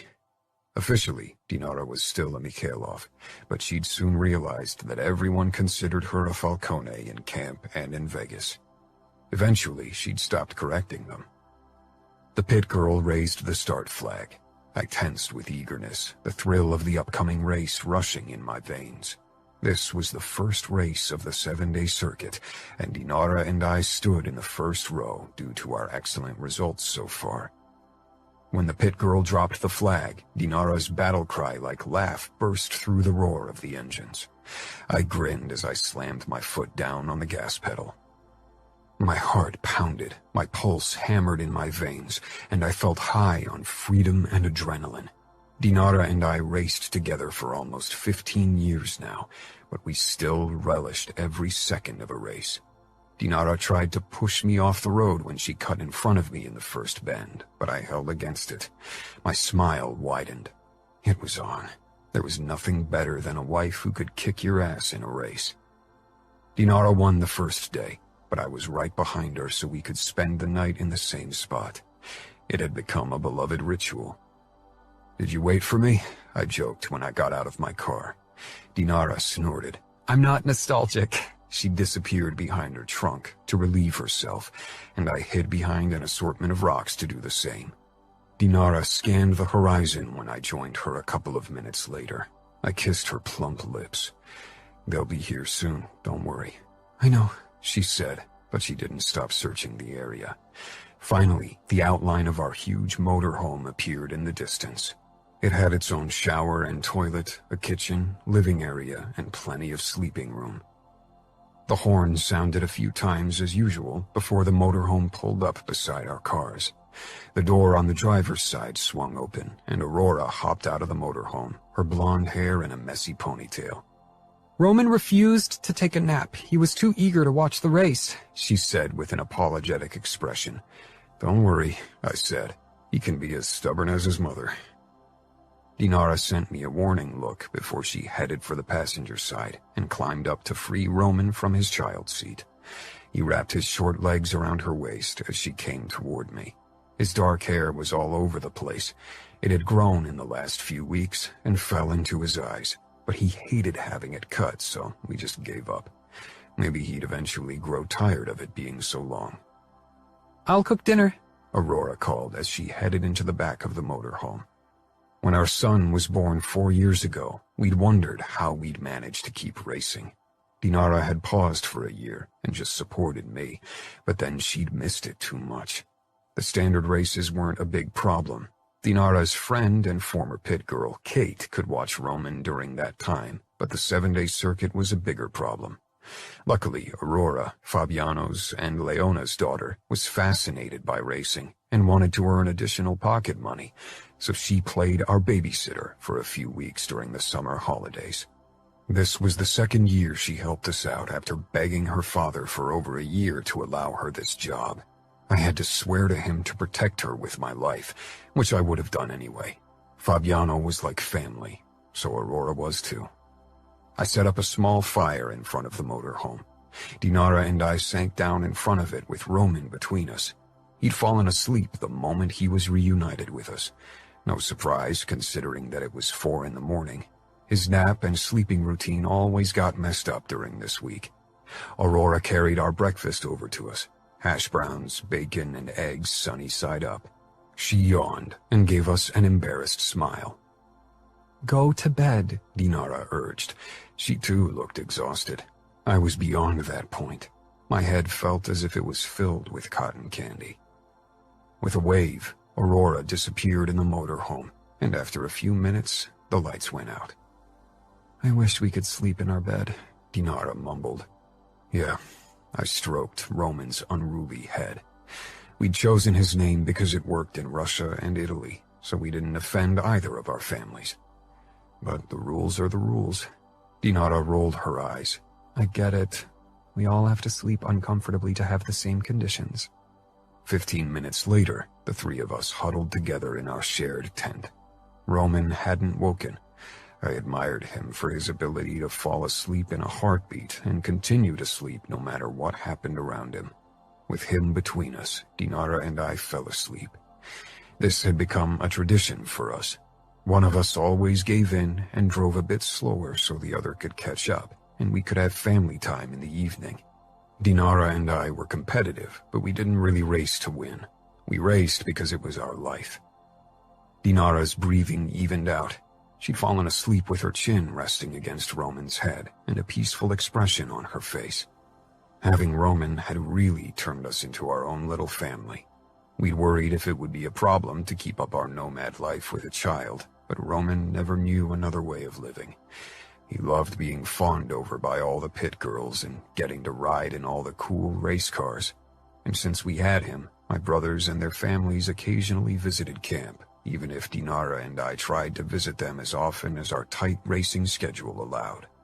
Late the next morning, during our second breakfast, Aurora, Roman, Dinara, and I sat around our kitchen table in the motorhome together and ate the khachapuri that Dinara had made.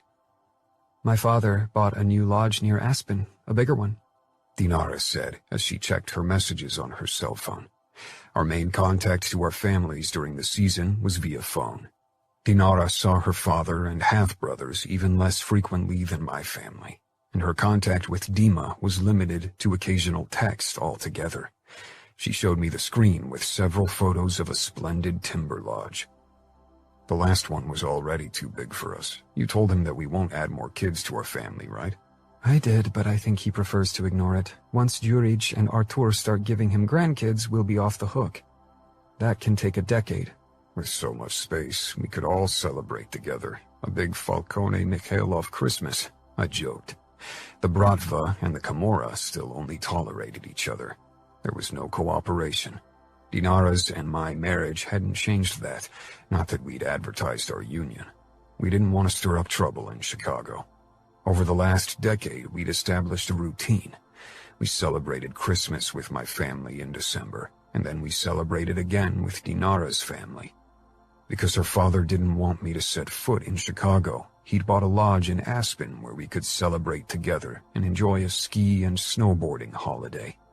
It was a compromise that worked well, and Roman was ecstatic over getting presents twice. I think it's really cool that you celebrate Christmas twice, Aurora said. What do you say, Roman? Yes! He agreed enthusiastically. Dinara and I exchanged an amused look. She took my hand under the table, pressing our tattoos together.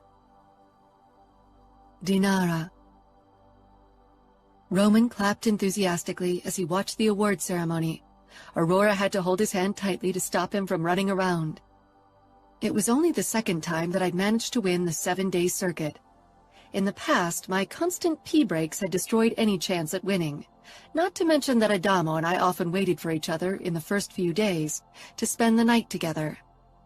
When I stepped on the winner's rostrum, Roman clapped even harder, beaming all over his face. Adamo climbed up on the rostrum beside me. He'd finished in 3rd position. I gave him a coy look.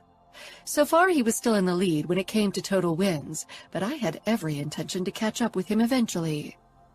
After the ceremony, Roman rushed over to us and threw himself into my arms. I swung him up, and he thrust his arms up over his head as if he too had won. Adamo smiled broadly at me. Despite our competitiveness, losing against each other never stung, even if we teased each other mercilessly in the days that followed. The winner always got the bragging rights, and the loser promised retribution. "You beat Dad, Mom," Roman reminded me, before he turned to Adamo to say in a gravelly voice, "Sorry, Dad." Adamo tousled Roman's unruly hair. "Don't worry, buddy. Next time Dad will win again." I sent him a look that made it blatantly clear that wouldn't happen. "I want to race too," Roman declared. "Maybe next year," Adamo said with a wink. Over my dead body. This was one of the times where I wished Adamo and I hadn't passed on our recklessness. Adamo always joked I was being overprotective, and he was right, but I just couldn't help it. Together we climbed down the rostrum, and I accepted the congratulations of fellow racers and many pit girls. Funnily enough, these girls had become much nicer to me since I'd given birth, probably because they didn't see me as competition anymore now that I was a mom. Not that I'd ever competed with them for their prey, the bachelor racers. I'd only had eyes for Adamo from the beginning. I still rocked jean shorts and crop tops, even if I had to have my belly piercing removed due to an infection during pregnancy. I now wore the tiny Fabergé egg as a pendant around my neck. Adamo had actually had the idea and gifted the necklace to me shortly after I'd given birth to Roman. "I'm starving," I said as I followed Adamo, who cleared a path through the buzzing crowd, which was already prepping everything for the huge party that always followed the 7-day circuit. An hour later, Adamo, Aurora, Roman, and I were square in the middle of the celebrations. A fire roared up into the sky and blasted us with heat. I held Roman's hand tightly as he tugged to get closer to the raging flames. "Someone was too fond of fire accelerant," Aurora mused as she sipped at her Coke.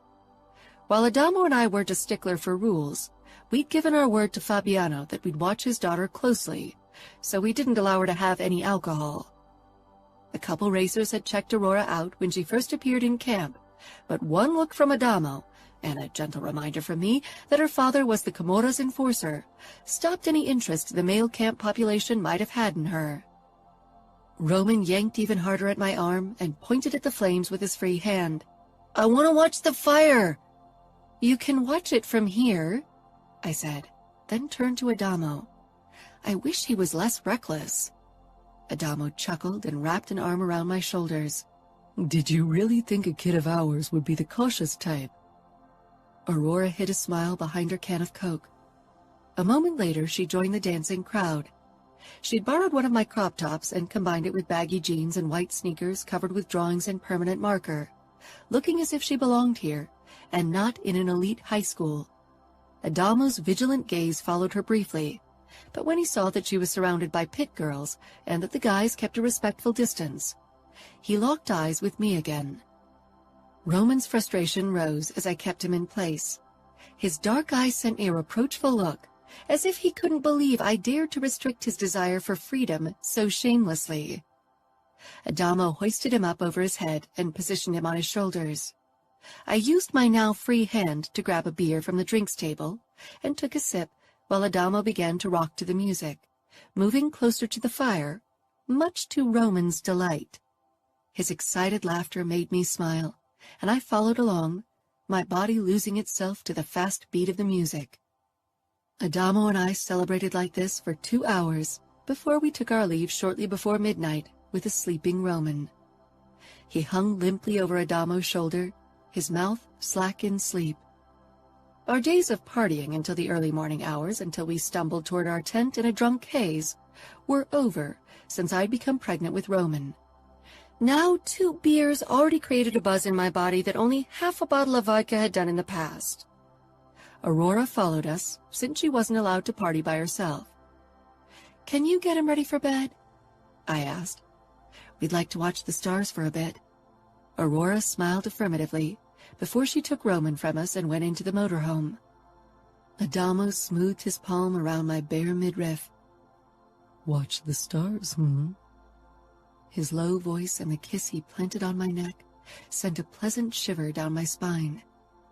I slanted a look at the motorhome, but the door was closed and Aurora wasn't anywhere near the windows. "It's a beautiful night," I said with a shrug, nodding up at the sky. "Indeed," Adamo said, as he tugged me along toward our parked cars.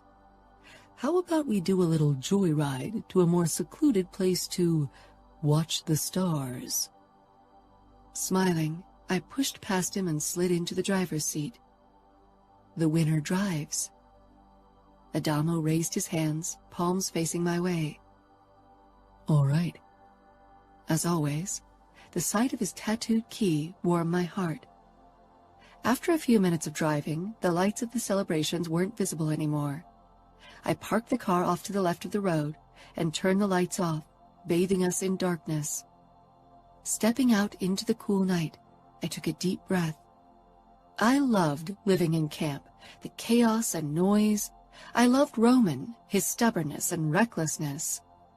But I also loved these small slices of alone time that Adamo and I carved out for ourselves.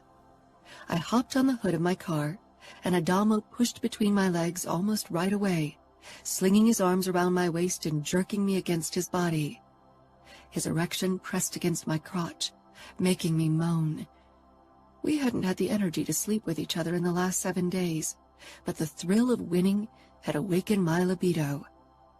"You deserve a prize for winning," Adamo murmured. "Lie back." I lowered myself to the still warm hood. Adamo's lips and tongue traced my belly as his fingers opened my pants and slid them down. Peering up at the sky, the myriad of stars twinkling beautifully against its black canvas, my lips parted in a low moan as Adamo's mouth found my center. I fought the urge to close my eyes as the pleasure rose higher, tightening a knot deep in my core. I came with a cry, the stars in the sky blending with the lights bursting before my eyes as the sensations overwhelmed me.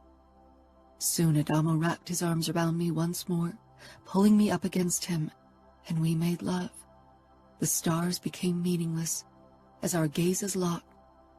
We didn't look anywhere but at each other until we came, and lay spent on the hood, wrapped up in each other, my leg thrown over Adamo's hip. "How long do you think we will continue to live this nomad life?" I asked breathlessly. Adamo kissed my hand, then my cheek. "Until we're old and gray. Or old and bald in my case."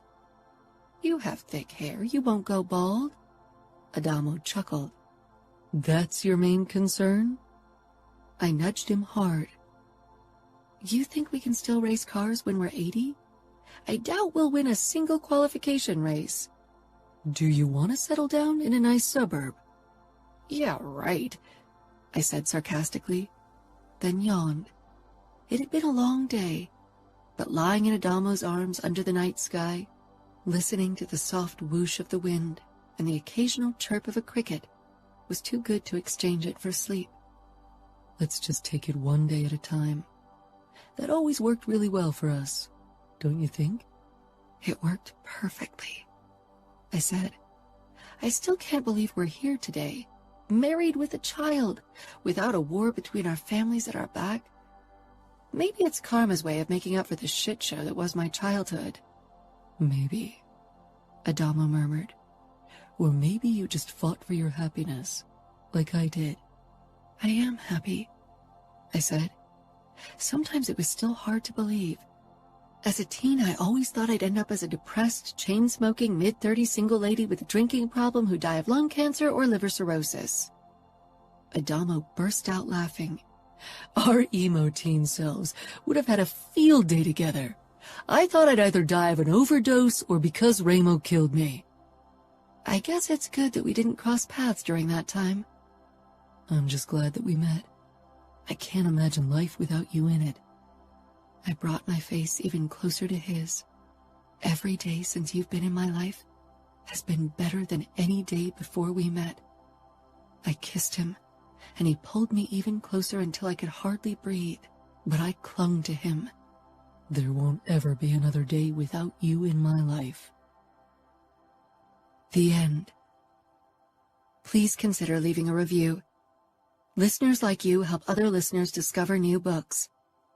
If you want to be among the first to get updates on books, please join my Facebook group, Cora's Flamingo Squad. For bonus content and news, subscribe to my newsletter. This has been Twisted Cravings, the Camorra Chronicles, Book 6. Written by Cora Reilly. Narrated by Lucy Rivers and Jason Clark, both members of SAG-AFTRA. Produced by One Night Stand Studios. Post by Simplify Productions. Text copyright 2021 by Cora Reilly. Production copyright 2021 by Cora Reilly. All rights reserved.